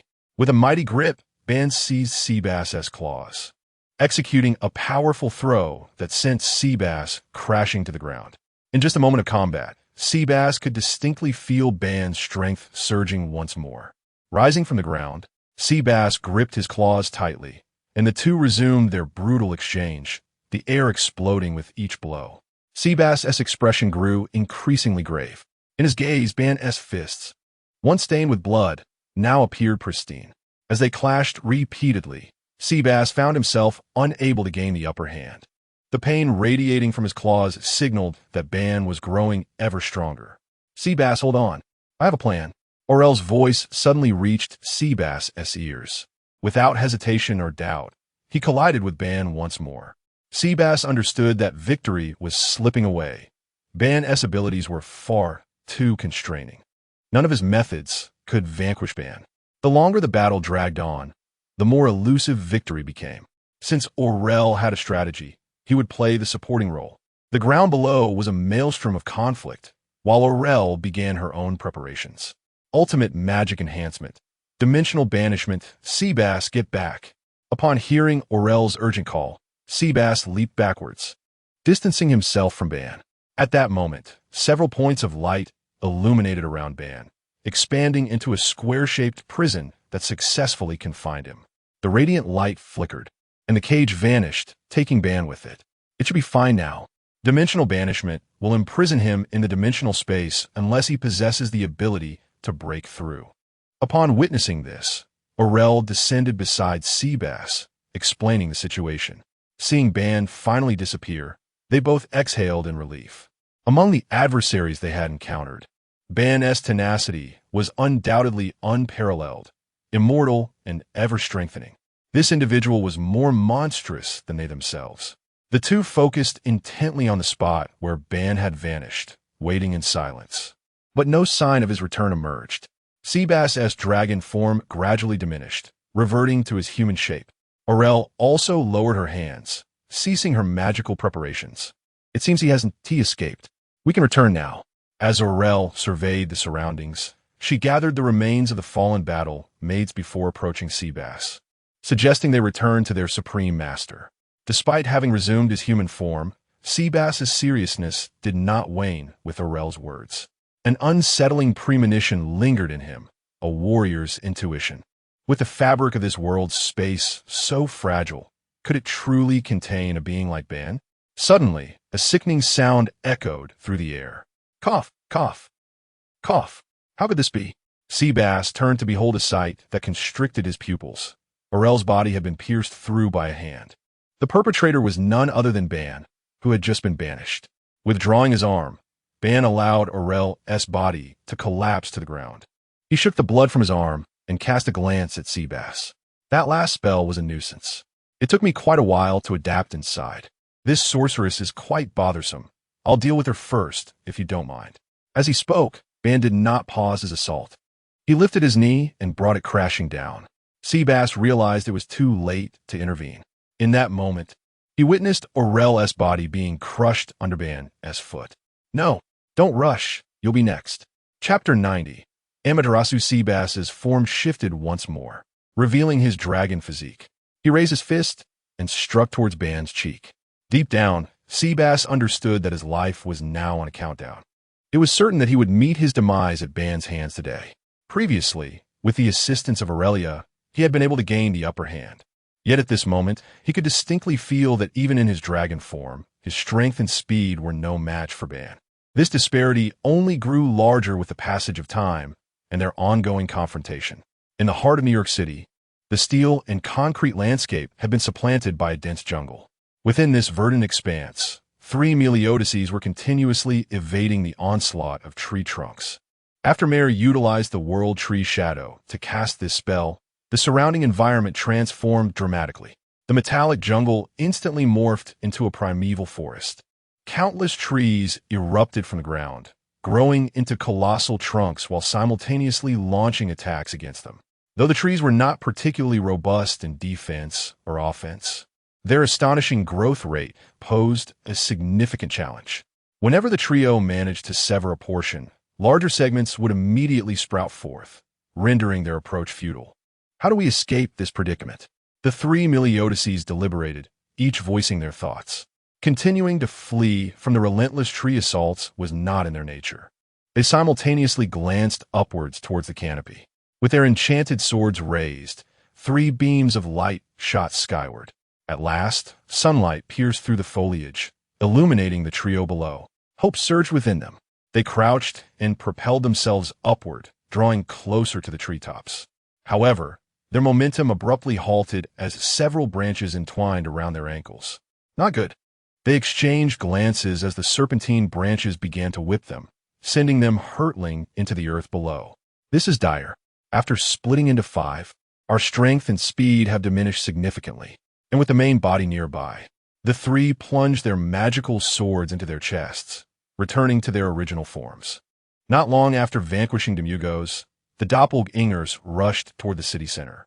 Suddenly, he halted mid-flight, as if sensing something. His sword mirrored the action. They have all returned. Meliodas hovered in midair, stretching his body. The doppelgangers, in perfect unison, ceased their existence, channeling all their power back to him, leaving Meliodas momentarily disoriented. He soared through the sky, arriving beside the Bone King. As long as he remained airborne, Mare's Forest posed no hindrance to the flying Meliodas. It appears your minions have all perished. Will you still persist? Who among you and your companions is stronger? The complete annihilation of his guardians did not seem to provoke any emotional response from the Bone King. In response to Meliodas' inquiry, the old skeleton posed a question of his own. Who is stronger? Why, that would be me. I am the leader of the 7 deadly sins. Is that so? The Bone King's robe billowed in the air as his eyes ignited with a fierce glow. The kidney he had cradled was cast aside. Victim, it is time for you to make your move. Understood, Lord Ainz. The pink kidney soared through the air before erupting in a blaze of light, a self-destruct attack. After Victim's explosion, a pink halo enveloped Meliodas, trapping him within. Mate, Yura, guard me. Yes, Lord Ainz. Mare and Yura immediately took flight, positioning themselves protectively beside the Bone King. Meanwhile, the Bone King retrieved a world-class item he had recently exchanged for. The beauty that destroys nations. A golden dragon materialized on his surface, gradually breaking free from its constraints and ascending into the sky. Await my command, Meliodas. At these words, Meliodas felt a shiver of foreboding. Gazing at the soaring golden dragon, an ominous premonition washed over him. He strained against Victim's confinement, but regardless of his efforts, he remained trapped. The golden dragon circled twice in the air before charging directly at Meliodas, swiftly merging with his being. The pink bindings snapped open, reforming into a large pink kidney, further diminishing his already low level. Go forth and obliterate all human cities. After issuing this command to the dazed Meliodas, the Bone King summoned the few remaining guardians to his side. With a flash of black light, the entire Nazarick tomb successfully retreated. What's happening? Did Meliodas persuade them? Within the S.H.I.E.L.D. helicarrier, Nick Fury observed the unfolding scene with confusion. The satellite feed conveyed only visuals, devoid of sound. Thus, he could only witness the Bone King and Meliodas engaged in conversation before the former launched an attack that seemingly inflicted no harm on Meliodas. Then, he watched as the Bone King gathered his remaining followers and teleported away. In the skies above New York, Meliodas remained suspended, solitary and forlorn. Across other cities, spectators watched in disbelief as the skeleton retreated, their joy erupting into tears of relief, applause echoing in various locales. Hero, this is the true superhero. He saved us. He saved America. Within the Capitol building, applause erupted, albeit sporadically, following the Bone King's retreat. Although Meliodas was not one of their own, he fought on their behalf. Victory was preferable to defeat. Stark, what is the situation on the ground? I see that Ainz Ooal Gown has already retreated. Did Meliodas manage to persuade them? Within his Iron Man suit, Nick Fury's voice resonated in Tony Stark's ear. As the king of spies, He could not simply report based on a single visual feed. He needed to ascertain the situation before justifying any requests for funding. I advise you not to celebrate prematurely. Meliodas' condition appears troubling. Suspended high above, the Iron Man's suit scanned Meliodas with its cameras. Observing the image of Meliodas within the suit, Tony Stark's expression grew grave. In the picture, Meliodas' eyes were vacant, his head bowed, his lips repeating a singular phrase. Chapter 91. The abandoned city of New York. Destroy all cities. Destroy all cities. Destroy all cities. The images scanned by Tony Stark multiplied, and the information he collected became increasingly comprehensive. Simultaneously, the phrase muttered by Meliodas was entirely deciphered by him. Oh no, Natasha, Thor, can you hear me? How is the evacuation of civilians going? We need to retreat immediately. We must retreat at once. It seems Meliodas is under enemy control. Tony Stark's urgent message was not only sent to the Avengers, but also relayed to Nick Fury. The flicker of joy and anticipation that had briefly surfaced in his heart evaporated, replaced by a wave of panic. Meliodas was their strongest asset. If he was compromised, who could stop him?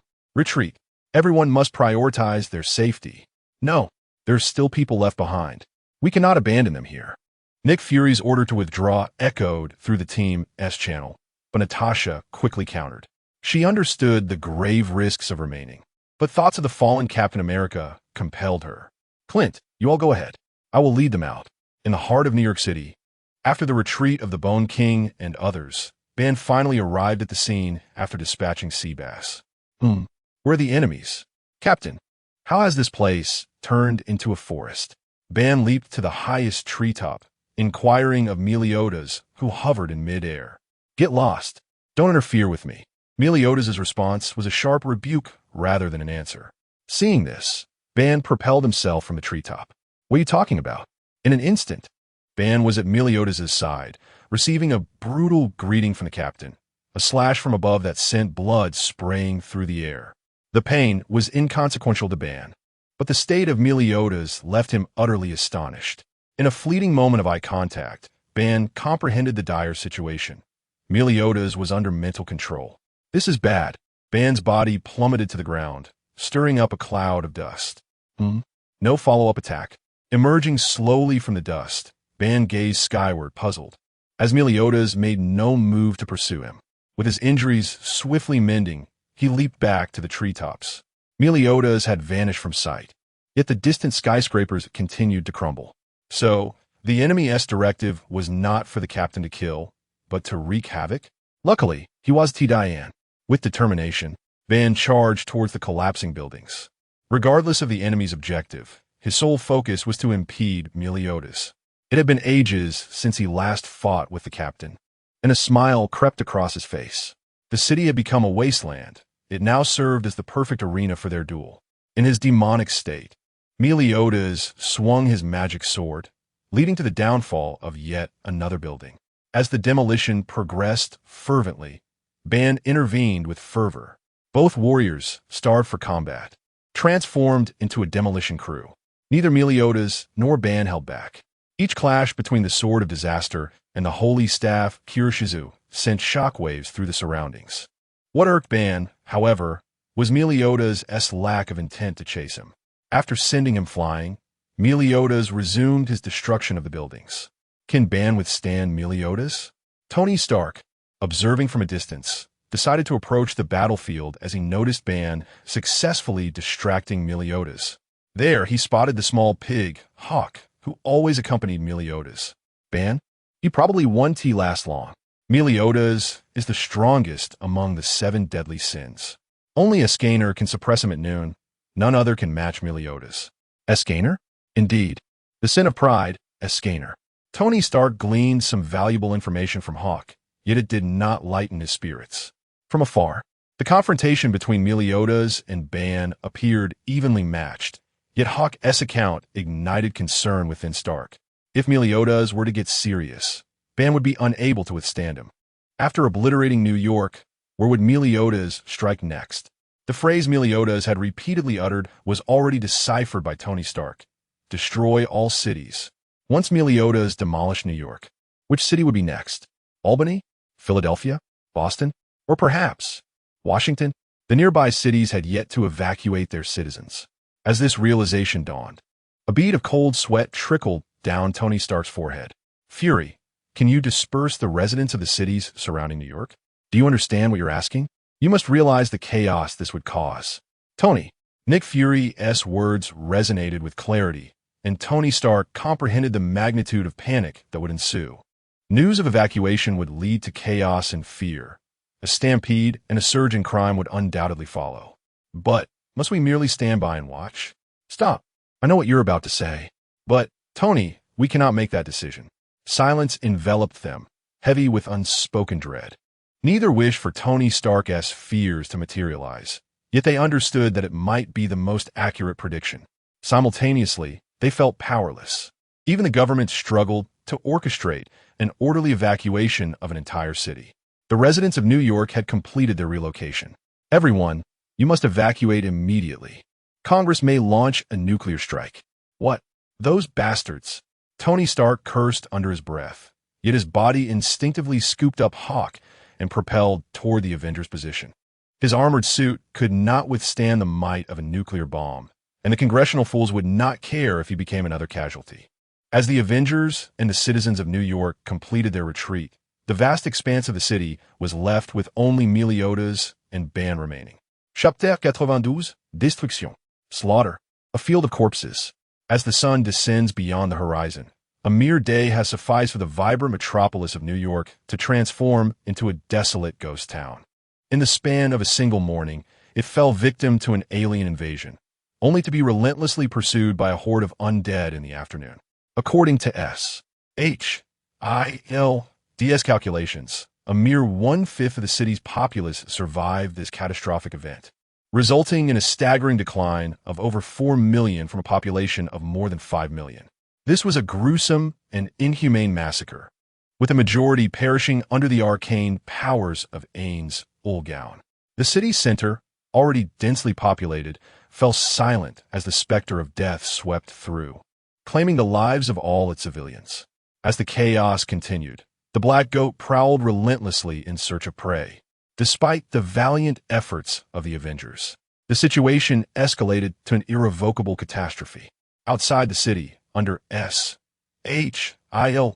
command, the wounded were receiving orderly treatment, while within, much of New York lay in ruins. Destruction. Destruction. At an unknown point, Meliodas had undergone his transformation into a demon. 2 obsidian wings unfurled from his back, and a magic sword in his hand unleashed a torrent of sword energy towards the remaining structures still standing. TSK. The captain truly possesses unfathomable power, Ban muttered, wiping the blood from his lips as he struggled to rise from the ground. Their battle had persisted for several hours, during which Ban had been siphoning Meliodas' magic through his own abilities. Yet, despite these efforts, Meliodas exhibited no signs of weakness, continuing to unleash his magical might upon the surroundings. This is far from over, Ban declared, unwilling to concede defeat so easily. Dust swirled around him as he propelled himself forward, his holy staff aimed squarely at Meliodas. Bam! Ban's body was violently repelled back to the ground. Ban, do not interfere with me. Otherwise, I shall be compelled to eliminate you. Meliodas surveyed the devastated city from above, where rubble and ruin lay scattered like broken dreams. Thick black smoke billowed into the sky, and piercing alarms echoed from every direction. Let us utterly obliterate this place, he whispered, as dark magical energy began to swirl around him, coalescing into a spiraling vortex. The winds of the magic storm expanded relentlessly, enveloping the city as Ban struggled beneath its might. Only when Meliodas' magic had engulfed the entire metropolis did it cease its expansion. In midair, Meliodas gestured downward, and the magical energy descended obediently, silencing the alarms that had filled the city moments before. New York had transformed into a true wasteland, a city devoid of life. Once the magical energy dissipated, Meliodas surveyed the desolation with a satisfied smile, gazing into the distance as if discerning his next target. A sonic boom erupted behind him. Attention! Attention!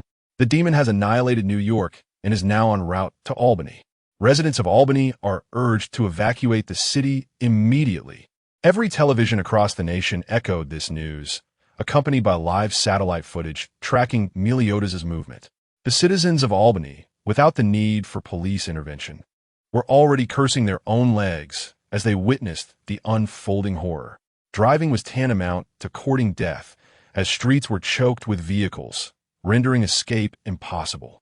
Amidst the chaos, desperate residents fled, criminals seized the opportunity to commit acts of lawlessness, and affluent individuals leisurely sipped wine from helicopters, showcasing the myriad facets of life in this moment of crisis. Where the fighter jets have launched. In the halls of Congress, the president glared at General Ross, his eyes bloodshot. Initially, Meliodas' actions had sparked a glimmer of hope for reclaiming New York from the undead. But now, merely hours later, their supposed hero had become a far greater menace. Approaching now, Mr. President, came the response. On the satellite screen, 3 fighter jets hurtled towards Meliodas, launching 6 missiles that blazed with fiery tails straight at him. Mission accomplished. Preparing for return. Beware. The pilot of one fighter jet had scarcely reported back to command when a sudden warning blared in his headset. Before he could react, a wave of heat engulfed the cabin. The 2 remaining jets, sensing imminent danger, accelerated to their limits, their tails shimmering with bright contrails as their speed climbed. 2 Mach. 3 Mach. Phew, we should have shaken him off. The pilot exhaled in relief, only to be cast into shadow as a familiar figure soared alongside him. Meliodas wielded his magic sword, igniting the sky with flames as the last fighter jet met a similar fate, exploding in a brilliant display of fireworks. Is this the military's aircraft? Their most formidable weapon?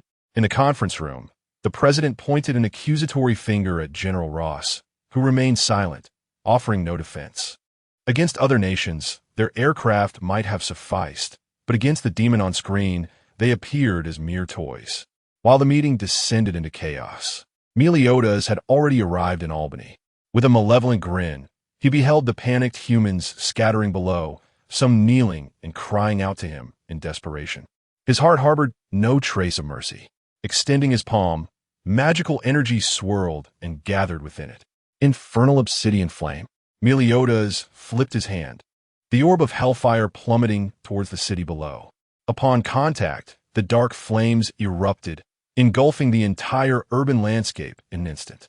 Just a minute prior, the area had been alive with the sounds of bustling humanity. Within moments, it had become a desolate wasteland.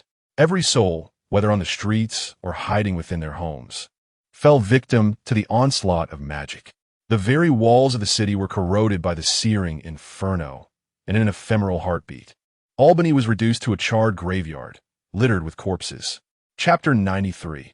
The Fall of Congress. We must thwart him. Aboard the S.H.I.E.L.D.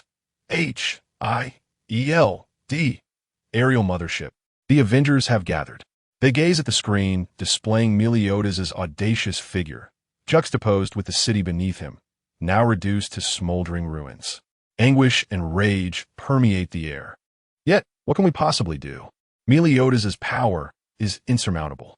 Among them, Tony Stark douses the fervor with a cold reality check, urging everyone to regain their composure. A direct confrontation would render them utterly helpless against Meliodas alone. Conventional weapons pose no threat to him. Even launching a nuclear missile would be futile, as he could evade it long before detonation.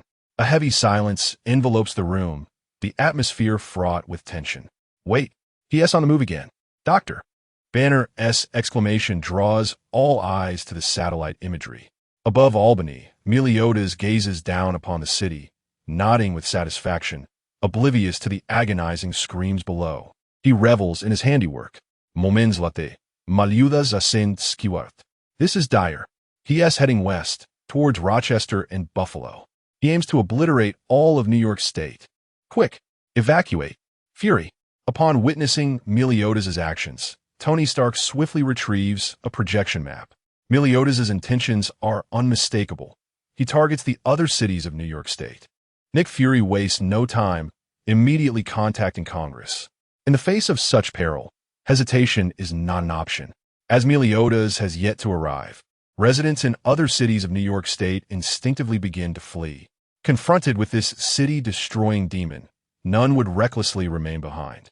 Just as Stark had anticipated, Buffalo and Rochester follow Albany's fate, both cities laid to waste under Meliodas' onslaught. Through satellite transmission, residents of other cities embark on their own escape journeys. No one knows the extent of this demon's destruction, whether he will confine his wrath to New York State or annihilate every city across America. They possess no private aircraft, nor dare they gamble on fate. This fiend's next destination is Washington, observing Meliodas after he has decimated Rochester and Buffalo. He does not venture toward Canada, but rather turns back. Analyzing Meliodas' flight trajectory, Stark succinctly articulates his next target. Washington? Washington! A chorus of astonished voices fills the room. Although New York is a landmark city, its significance pales in comparison to that of Washington, the capital and political heart of a nation. The capital is currently teeming with legislators and the president. Should Meliodas strike Washington, the consequences could be catastrophic, potentially paralyzing the entire nation. We must depart immediately.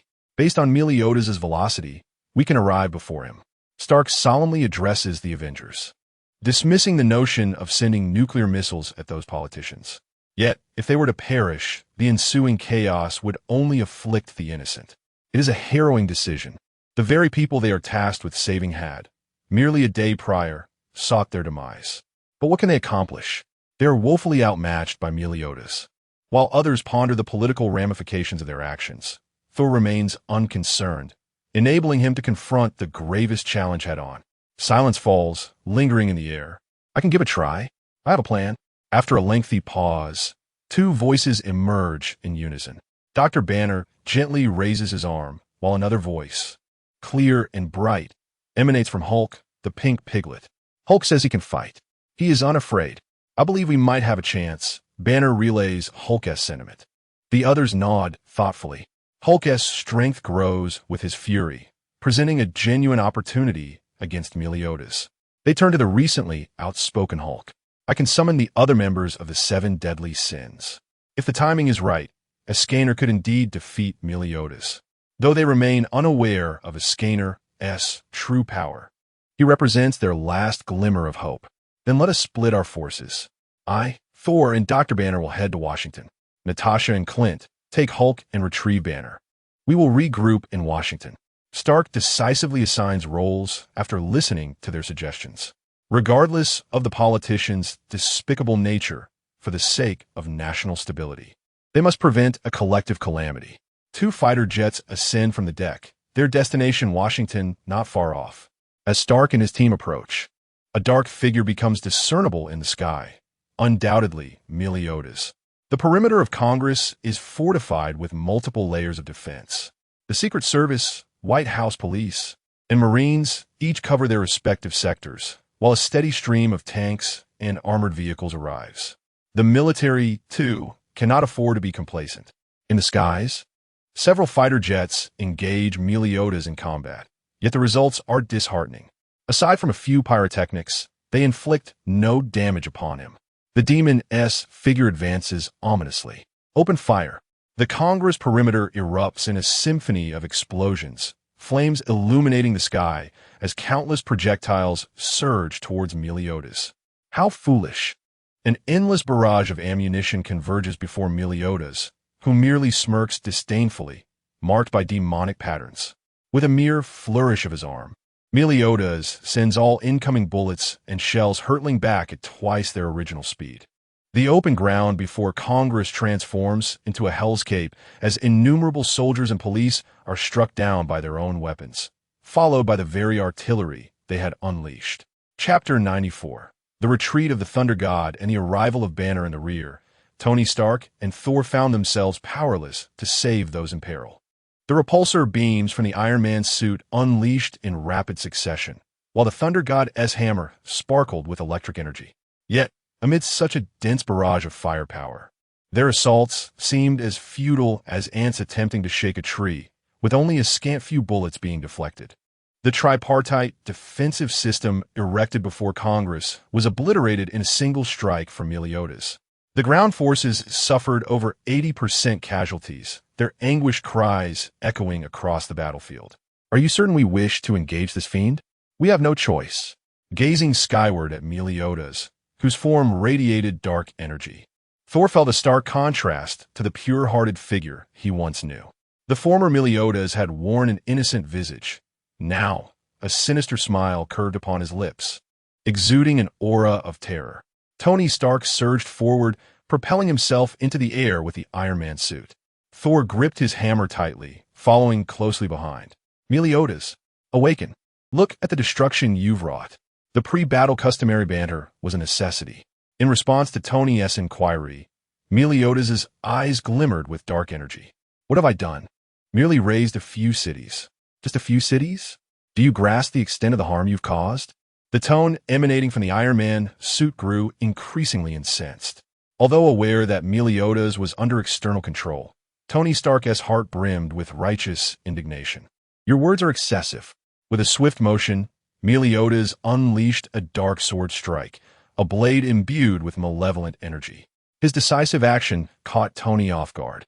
The sword's glow struck the suit directly. Blood sprayed in the air as a massive gash appeared on the Iron Man suit's chest, revealing Tony's own blood seeping forth. In the blink of an eye, the Iron Man suit was rendered incapacitated and plummeted to the ground. Thor, standing behind Tony Stark, finally comprehended that the battle had commenced upon witnessing the suit's descent. He soared downward, intent on catching Tony's armor. Yet, Meliodas denied him that opportunity. In an instant, he lunged forward, brandishing his sword. Focus. What are you staring at? Amuse me. The clash of the dark sword and the thunder god's hammer erupted in a flurry of sparks. As Meliodas advanced with a wicked grin, it became evident that he held the upper hand in strength. This cannot continue. I am no match for him. Thor's crimson cape billowed in the wind as he stepped back, contemplating how to inflict harm upon Meliodas. What is the matter? Is this all you can muster? A glimmer of wisdom crossed Thor's eyes as he brandished his hammer anew, charging forward once more. The moment the hammer collided with the dark sword, an electric surge erupted, racing along the blade towards Meliodas. Observing this, Thor retreated, raising his hammer high. The heavens responded with a resounding roar, unleashing a colossal bolt of lightning that descended upon Meliodas, who had just regained his composure. This is my strategy. As the lightning struck Meliodas, Thor's hammer too began to discharge electricity. The two bolts of lightning intertwined in a dazzling display above Meliodas' form. Do you think this will defeat me? Surrounded by crackling energy, Meliodas' voice remained robust. Suddenly, dark energy surged from within him, and with a single gesture, he dissipated the lightning. Impossible, Thor exclaimed, his heart racing upon witnessing Meliodas emerge unscathed. There is nothing impossible. You are simply too weak. In a flash, Meliodas appeared beside Thor.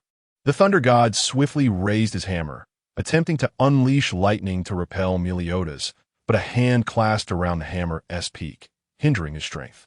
Thor's pupils constricted as Meliodas' grin grew ever more arrogant. With relentless pressure, fissures began to form on the hammer's surface. With a sharp crack, Thor's heart shattered alongside the destruction of his mighty weapon. No! Thor raised his hand before his eyes, only to find it grasping an empty hammer handle. The thunder god's hammer had been crushed bare-handed by Meliodas. Unable to open his eyes, he feared it was merely a figment of his imagination. Thor trembled with excitement, his gaze flitting between the handle in his hand and the shards scattered on the ground. Before he could regain his composure, a searing pain pierced his chest. Useless. With a swift motion, Meliodas withdrew the dark sword from Thor's chest, wiping the blood clean. Casting a glance at the airborne Thor, Meliodas raised his sword once more. But at that moment, a radiant spectrum illuminated the sky. A rainbow bridge enveloped Thor, whisking him away in an instant. Only the imprint left on the ground attested to the bridge's recent passage. Has he been rescued? Ah, never mind. You were never my target. Meliodas glanced upward, noticing an armored figure observing him from above. He lingered for a moment before diverting his gaze to the enraged green beast below. During Meliodas and Thor's battle, The Iron Man suit had fallen from the sky, only to be caught by Banner, transforming into the Hulk, preventing Tony Stark from crashing to the ground. However, once transformed, Banner lost control of his body.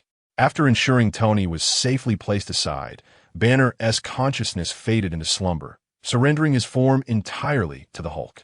Witnessing the clash between Meliodas and Thor ignited a sense of urgency within the Hulk, who, unable to fly, leapt repeatedly like a gorilla, yearning to join the fray. As the battle concluded and Thor was taken away, the Hulk's inner fury simmered. Hulk smash! With a mighty roar, the Hulk raised his enormous hand as Meliodas touched down on the ground. Chapter 95. The door hidden deep within the Hulk surged forward with tremendous speed, his muscular form crashing against the ground, shattering the stones beneath him.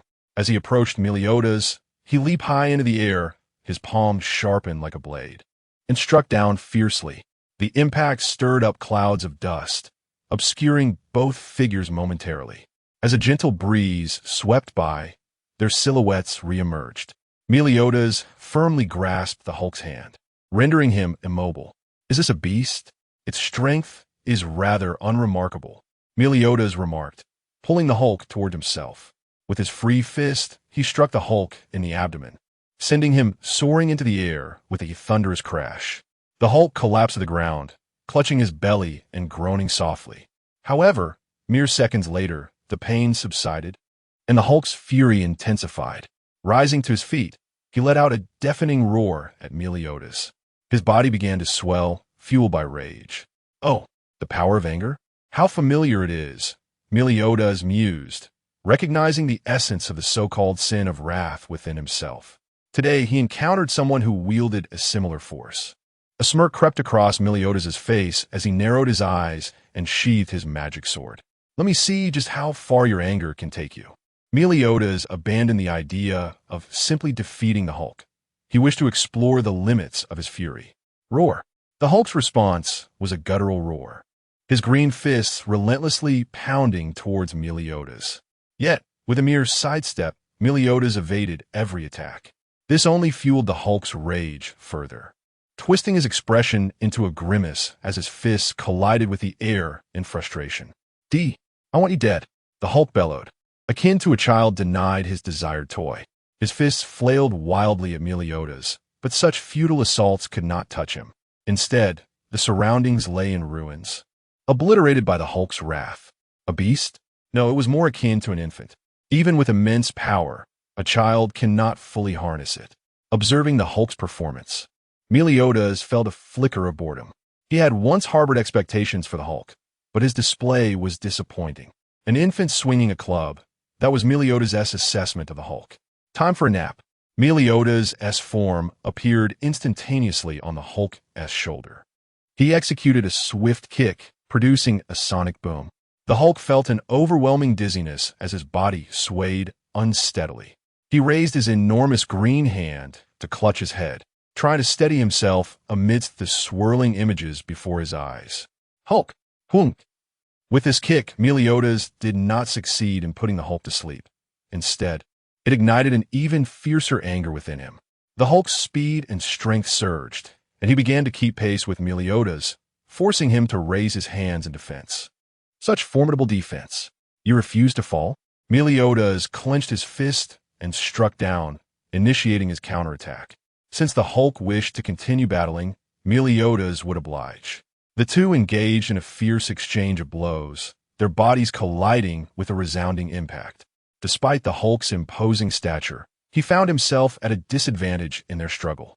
At this moment, Meliodas ceased evading, and the confrontation became an unadulterated test of physical prowess, a true man-to-man duel. Yet, even with a seemingly frail physique, Meliodas exuded a power that the Hulk found difficult to withstand. Hulk! Roar! Once more, the Hulk was sent flying by Meliodas' punch, a roar of impotent rage escaping his lips. So strong. I need power. Let me loose, and I shall grant you the strength you desire. The Hulk's internal cries echoed, a refusal to accept defeat. Just then, a voice within him responded, Come. Open this door. I will bestow upon you greater power. Within the Hulk's being, a door emanated a terrifying green light. The diminutive Hulk gazed at it, his arm involuntarily lifting. Wait, Hulk, don't do this. Bruce Banner's frail form suddenly materialized, grasping the Hulk's green arm to halt his impending action. Banner had never known of the existence of such a door within himself, but merely gazing at the green light emanating from it left him breathless. His instinctual warning rang clear. Do not open it. Do not open it. Seeing the innocent confusion in the small Hulk's gaze, Banner knelt down and clasped his tiny hand. Together, we can confront that foe, but he must not be unleashed. Banner's serious tone pierced through as he locked eyes with the Hulk. Although unsure of what lay beyond the door, he trusted his instincts. The inner Hulk nodded in agreement, embracing Banner's counsel. From initial resistance and suicidal thoughts to acceptance of their shared existence, the Hulk felt Banner's long-held beliefs resonate within him. They had always been one and the same. Hey, you will return. The voice from within the door bore no anger at their choice to turn away. Rather, it brimmed with confidence. Meanwhile, Meliodas did not relent in his assault on the distracted Hulk. Countless blows struck the Hulk's face, yet he remained like a sandbag, passively absorbing the strikes without retaliation. At that moment, a flicker of green light ignited in the Hulk's eyes. The amalgamation of Hulk's strength and Banner's intellect surged forth, and the green giant rose. He raised his arms, palms pressing down firmly, seizing Meliodas' wrists with an iron grip. Now it's the second round. The Hulk spoke, but the voice belonged to Bruce Banner. With a powerful throw, he sent Meliodas flying, who spun through the air before landing gracefully on the ground. Oh, has the player changed? The Hulk said nothing, yet his massive form assumed a Brazilian jiu-jitsu stance, ready for the next phase of their encounter.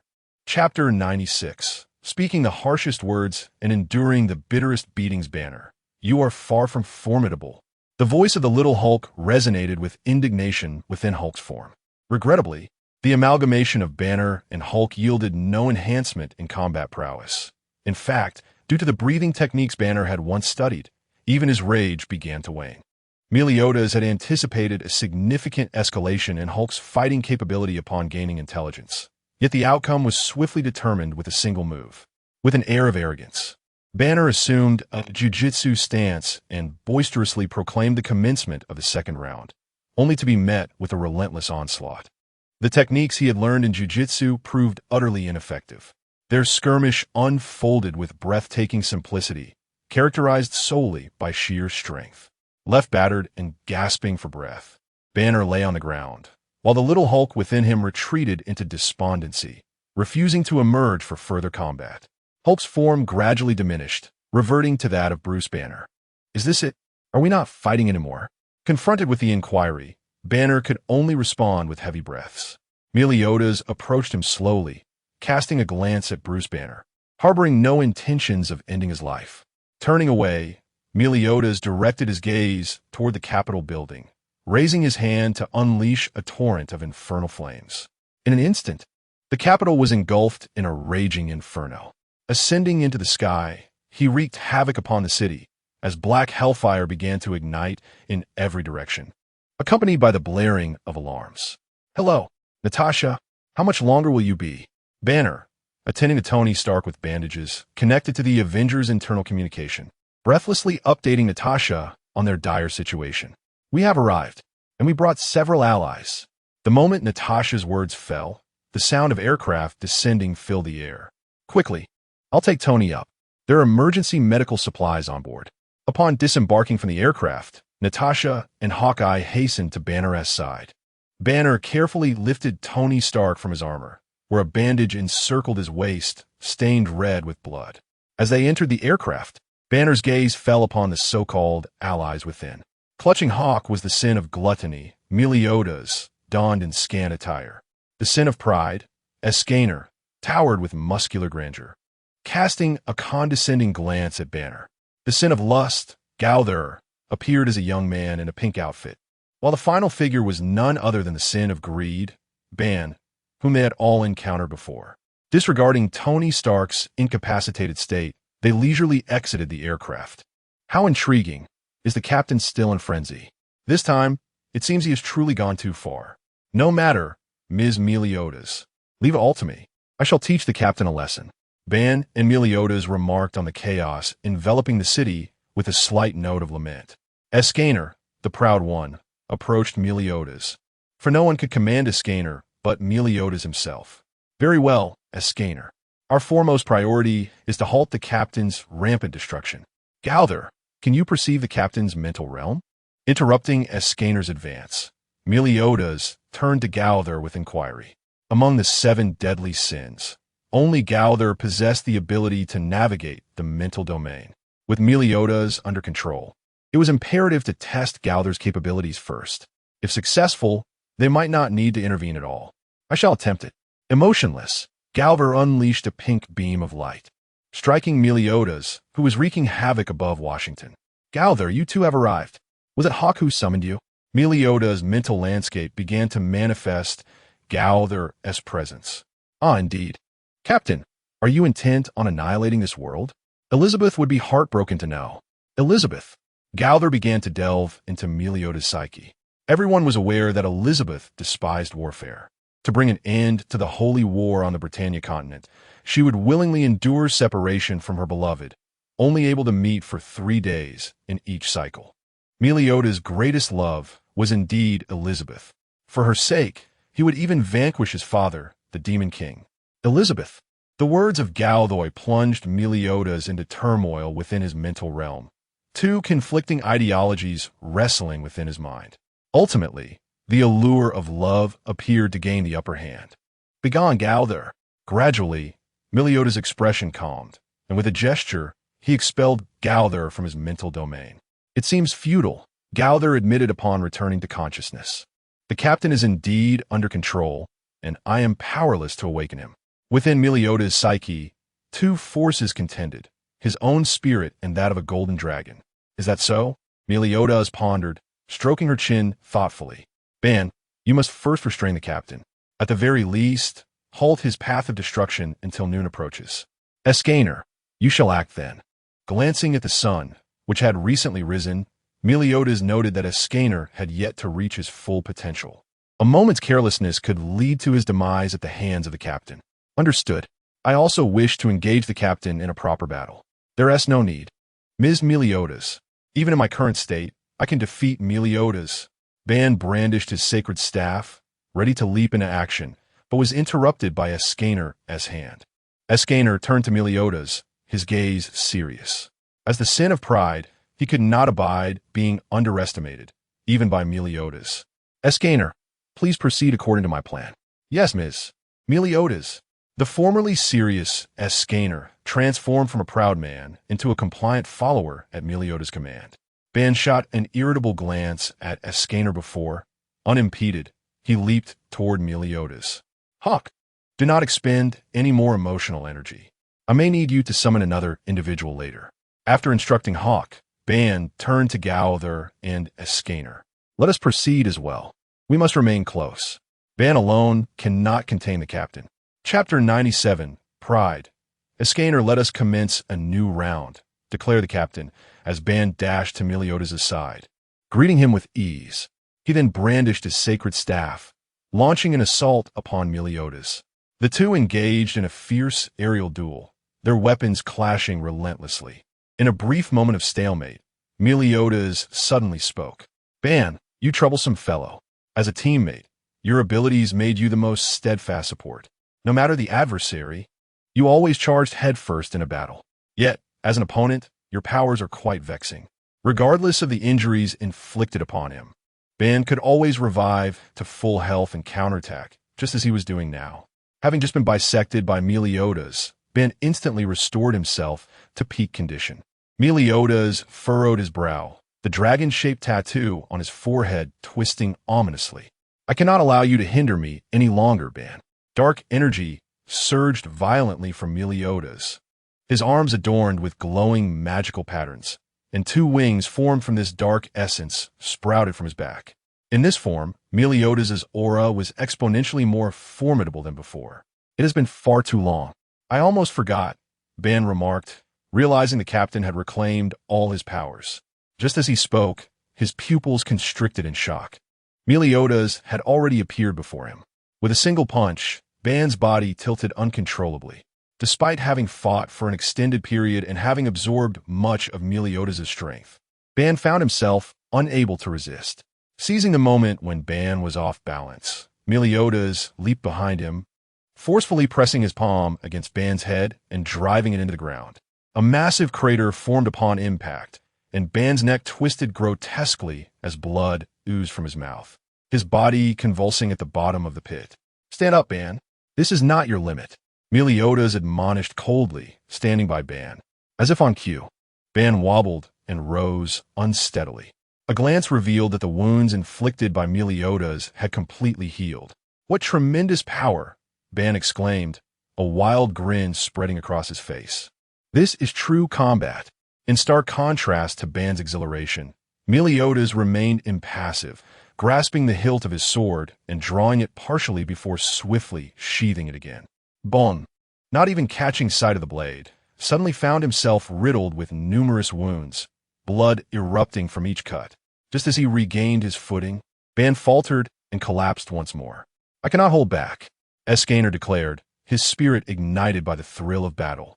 Apologizing briefly to Meliodas, he leaped toward the fray. Do you find this troublesome?" Marlene sighed, prompting a puzzled inquiry from Gother, who struggled to comprehend human emotions due to his puppet-like nature. Marlene cast a glance at him, but offered no response. In the battlefield between Ban and Meliodas, after the latter had entered his demon mode, Ban found himself utterly powerless. Even as he absorbed Meliodas' strength, he could not elevate his own power to contend with that of his captain. "This form of the captain is truly terrifying," Ban mused, experiencing yet another death within mere minutes, having already encountered 100 different ways to perish. Just then, the true man, Aizen, decided to enter the fray.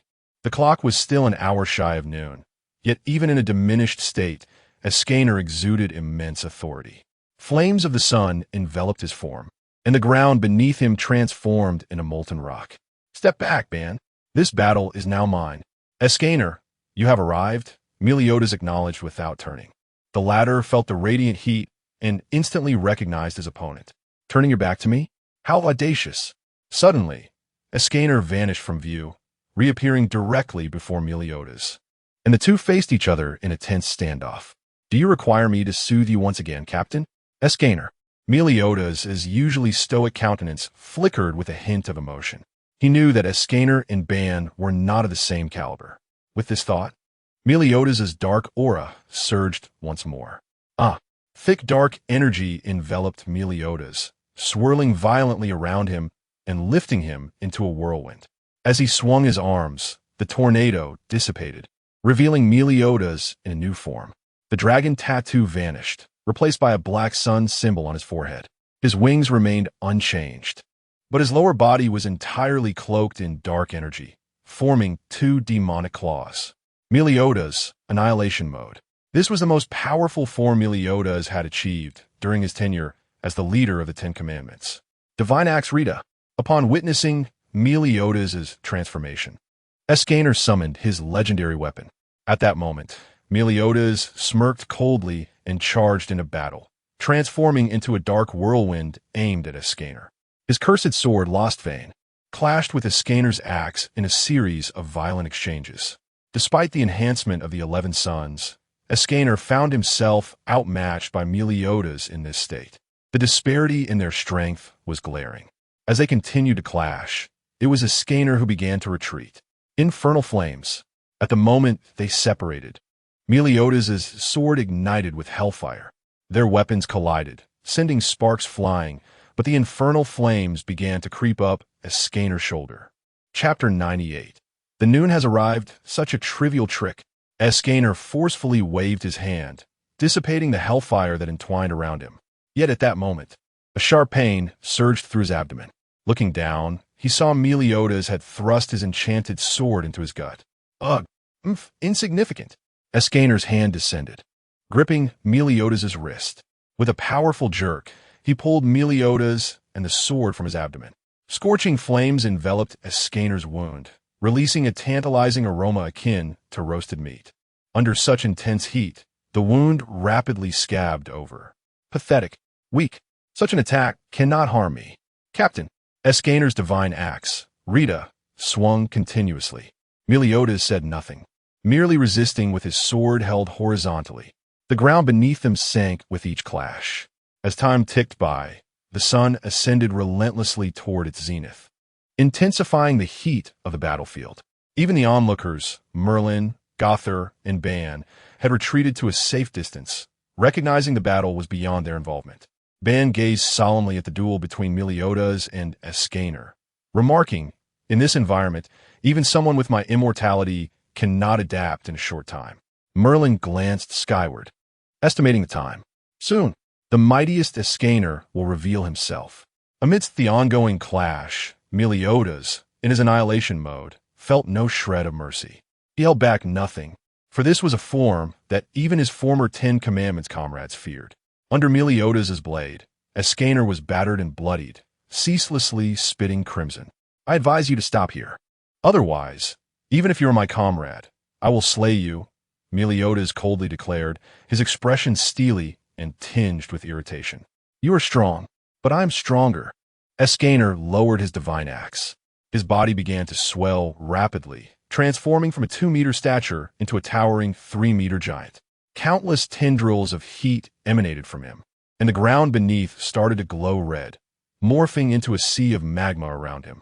An overwhelming aura radiated from Escaner, causing the earth to crumble with each step he took toward Meliodas, his immense form overshadowing his opponent. "Let us continue," Escaner announced, raising Rita high before delivering a heavy blow. Dust slash. In that strike, the ground within a kilometer radius caved in. The aftermath kicked up clouds of dust that forced the 3 spectators to shield their eyes. As the battlefield became obscured, Merlin waved her hand, conjuring a fierce wind that swept away the dust. However, the sight that met their eyes was astonishing. The once mighty Escaner was now being ruthlessly trampled under Meliodas's foot. The manner of speaking had merely changed. Strength. Insignificant. Escaner's lips parted slightly, unable to suppress a spurt of scarlet blood, overwhelmed by the opposing force. Even the proud Escaner felt no inclination to retort. With a sweeping motion of Rita, he temporarily forced Meliodas back and slowly rose from the ground, locking gazes with Meliodas in silence. Escaner gripped Rita with one hand, readying for another assault. At that moment, a miniature sun began to materialize in his free hand. Pushing his arm forward, the sun was released. Relentless sun. Seeing this, Meliodas took a step back, a cold smile creeping upon his lips. As the sun approached him, he waved his arm. Full counter. Escaner's sun expanded just as it neared Meliodas, swiftly reversing direction with blinding speed. Escaner's pupils constricted as he evaded. The relentless sun soaring past him and detonating amidst distant structures, igniting a grand explosion. Meliodas's full counter was notoriously unreasonable. A brilliant red light ignited behind Escaner, casting him as a descending demon. Even as his attack proved futile, Escaner displayed no signs of distress, maintaining his haughty demeanor. Just then, from the dust before him, Meliodas surged forward once more with his enchanted sword raised. Escaner attempted to block with his axe, but the sudden force sent tremors through his arm. Seizing this moment, Meliodas smirked and pressed down with renewed vigor. Escaner's grip faltered, and Rita slipped from his grasp, spinning twice before embedding itself into the ground. In that instant, Escaner's expression stiffened slightly. "It is over." At this moment, Meliodas did not cease his assault. Taking advantage of Escaner's disarmed state, he unleashed a flurry of strikes with his sword. Divine 1,000 slashes. A multitude of gashes appeared across Escaner's body as blood erupted from him. The colossal figure of Escaner fell with a thunderous crash. Nothing more than this. Casting a glance at the fallen Escaner, Meliodas's eyes gleamed with disdain. Sheathing his sword, he turned away, sparing a glance toward Merlin and the others, yet feeling no urge to attack. His mission was to obliterate the city. As long as they did not intervene, he harbored no intent to slay them. How terrifying! An unhinged captain truly is a sight to behold, Gother mused, noting the levity with which Meliodas spoke at such a moment. The oppressive aura he exuded was palpable, prompting Ban and Merlin to assume defensive stances. Only Gother maintained a carefree demeanor. Noticing Meliodas' lack of aggression, Ban and Merlin exhaled in relief, lowering their defenses. Merlin looked up at the sky, a smile gracing her lips. The time has come. Upon hearing Merlin's words, Gother and Ban instantly shifted their gaze toward the battlefield. Just then, a wave of heat swept over the city, flames erupting from every corner, transforming Washington into an ocean of fire. Chapter 99. The merciless sun, are you certain he is our ally? Or does he merely disdain Meliodas for his sluggishness?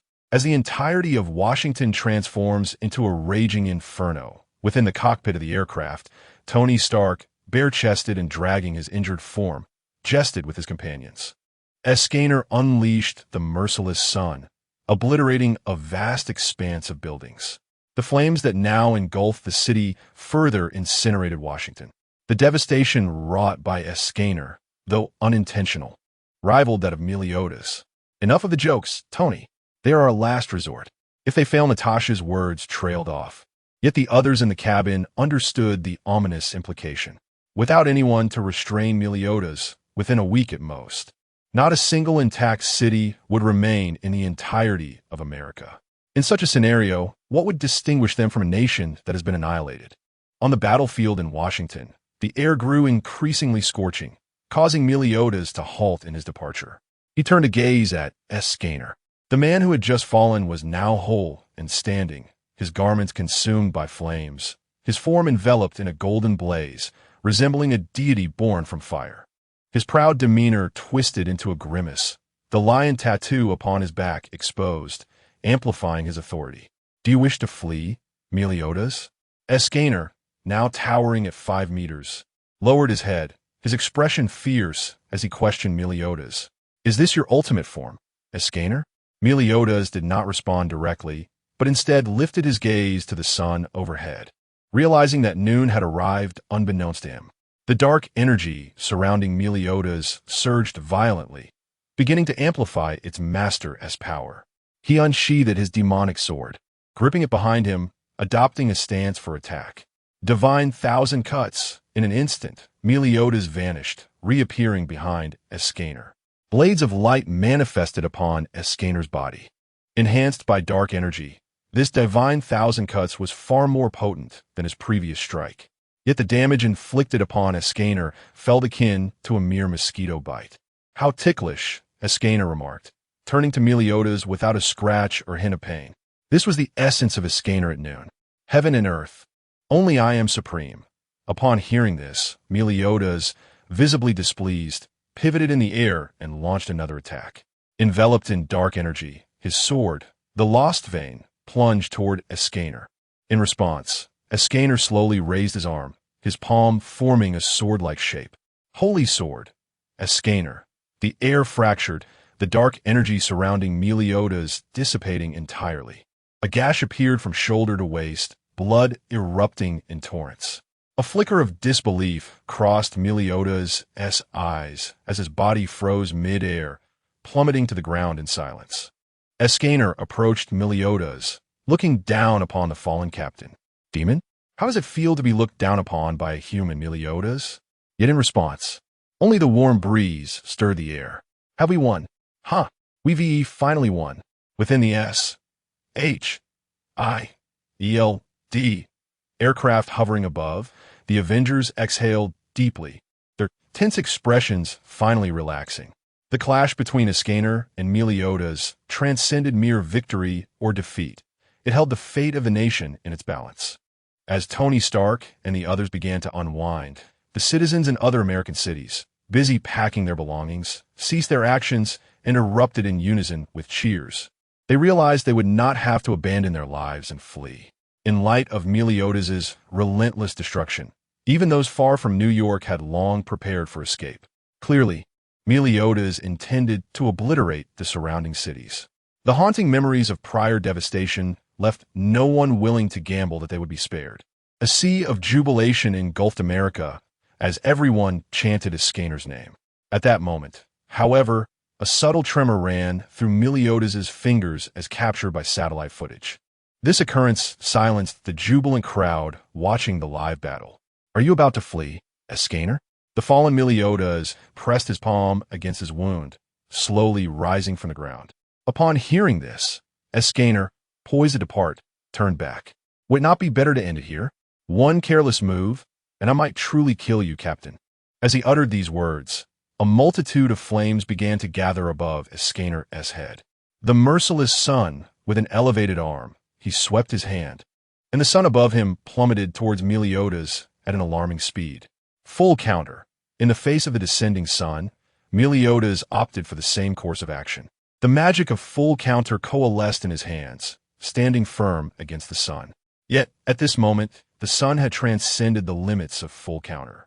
The ground beneath Meliodas crumbled incessantly as the sun bore down with overwhelming force upon him. The power within his hands began to dwindle. In the final moments, an explosive blast erupted, a fierce crimson light surging forth, the shockwave rampaging outward. Centered on the battlefield, all of Washington was reduced to desolation. From the ruins, waves of heat ascended, and in the epicenter lay Meliodas, his body charred and unresponsive. Gothar, it's your turn. Let us delve into the captain's mind. Marlin led Ban and Gothar to Meliodas' side. Upon sensing the lingering essence of their captain, she promptly signaled Gothar to commence their action. Understood. Gothar pressed his palm against Meliodas' head, releasing a soft pink glow. Within the realm of the mind, Gothar wandered freely, searching for Meliodas' presence. You're back again, Gothar. Captain, how are you faring? As the dense fog receded, Meliodas appeared, adorned in white half-armor. Gothar greeted him with a stoic expression, uttering a line devoid of substance. In the sky of this mental realm, a golden dragon soared about, while the armored Meliodas exuded an aura more terrifying than his annihilation mode. Chapter 100. The Demon King. Meliodas, though Gothar struggled to comprehend human emotions, the familiar stance of Meliodas made it clear to him that Escanor was about to face dire consequences. Clad in white-striped armor, with two arms extending from his shoulders, Meliodas mirrored a form previously exhibited when his father, the Demon King, had possessed his body. Although that version of Meliodas had been youthful, this incarnation truly embodied the power of the Demon King. In the realm of the mind, Gothar's figure vanished in an instant. Remaining any longer felt perilous. His gaze shifted to the real world, and his fingers recoiled as if electrified. He hurried to Marin's side, urging her to flee. The captain was on the brink of losing control. He had witnessed the Demon King's form within Meliodas' mental landscape. Without waiting for Marin to inquire, Gothar divulged all the information he had gathered. Upon hearing this, Marin swiftly took flight with Gothar and Ban. As the trio departed, tendrils of demonic energy cocooned the fallen Meliodas. Escanor's expression turned grave as he radiated golden light once more. The zenith of noon had passed, and his most potent state had dissipated. Confronting Meliodas again felt daunting even for Escanor. Time sped by, and the cocoon of demonic energy slowly faded. Before the astonished eyes of onlookers, Meliodas emerged clad in his half-armor adorned with white stripes, his arms extended at his sides. This was the Demon King's form, which Meliodas had previously revealed only twice on the Britannia continent, once when possessed by his father and later when he had defied his father's constraints. The sheer might of this form was unparalleled. When both Meliodas and his father, the Demon King, appeared simultaneously in this guise, the Britannia continent would tremble and collapse. Even Meliodas alone could unleash calamity upon the world. Now, as he broke free from the cocoon, the entire continent of America began to quiver beneath his power. Tsunamis, storms, and earthquake alerts resounded across various cities. In that moment, Meliodas' very existence had become a catastrophe. On board the S.H.I.E.L.D. helicarrier, Nick Fury had never anticipated that one day, the alarms of disaster warnings would echo in his ears like a symphony. The bridge of the helicarrier flickered with crimson lights as natural disasters erupted across the screens before him. Stark, we're out of time. Fury had, unbeknownst to himself, grasped an old-fashioned walkie-talkie. After relaying this to the Avengers, he prepared himself for the worst. Wait, Fury. It seems our ally has other preparations, Tony Stark interjected, sensing the resolve in Fury's voice. He was uncertain of Fury's hidden cards but feared the worst, that the reckless minds of certain senators might resort to indiscriminate nuclear strikes, igniting a third world war. He was unwilling to gamble on such a fate. In the heart of the battlefield, Escanor repeatedly swung his divine axe, Raida, launching attacks at Meliodas. This time, however, Meliodas exhibited no response. The aura surrounding him rendered every one of Escanor's strikes futile. "It is useless, Escanor. We no longer exist in the same dimension," Meliodas stated, remaining motionless with a slight frown and fierce gaze. His overwhelming presence forced Escanor to retreat. "Your arrogance is misplaced. Meliodas, I vow to sacrifice my life for my dear friend, and now is the time to fulfill that promise." Although noon had long passed, the moment he uttered those words, Escanor re-entered his most powerful state. Heaven and earth, I alone reign. This time, he was even more formidable. Golden light radiating from him with two flames encircling his body and head. "If there is no sun, then I shall become the sun myself." Escanor transformed his life force into magical power, attaining strength surpassing that of the midday sun. A true man's battle is devoid of frivolity. Empowered by this force, Escanor effortlessly breached Meliodas' defenses. They engaged in a brutal melee, exchanging blows with fervor. Escanor began to burn through his life force. Marin, Bon, observing the clash from the sidelines, turned his grave expression toward her. Gothar was of no use in this moment, and Ban felt powerless to intervene in their fight. Only Marin remained, though no one knew if she had further plans. "Hawk, is that enough?" Marin inquired, directing her gaze toward the creature in her arms. Prior to the battle, she had devised a contingency plan. If Escanor failed to awaken the captain, the mission would fall to another. "That is sufficient. Come forth, Elizabeth." A flash of white light enveloped them, and Elizabeth's figure materialized. What has transpired here? Upon her sudden appearance, Elizabeth surveyed her surroundings and gravely questioned the group. "This is not the time for explanations, Elizabeth.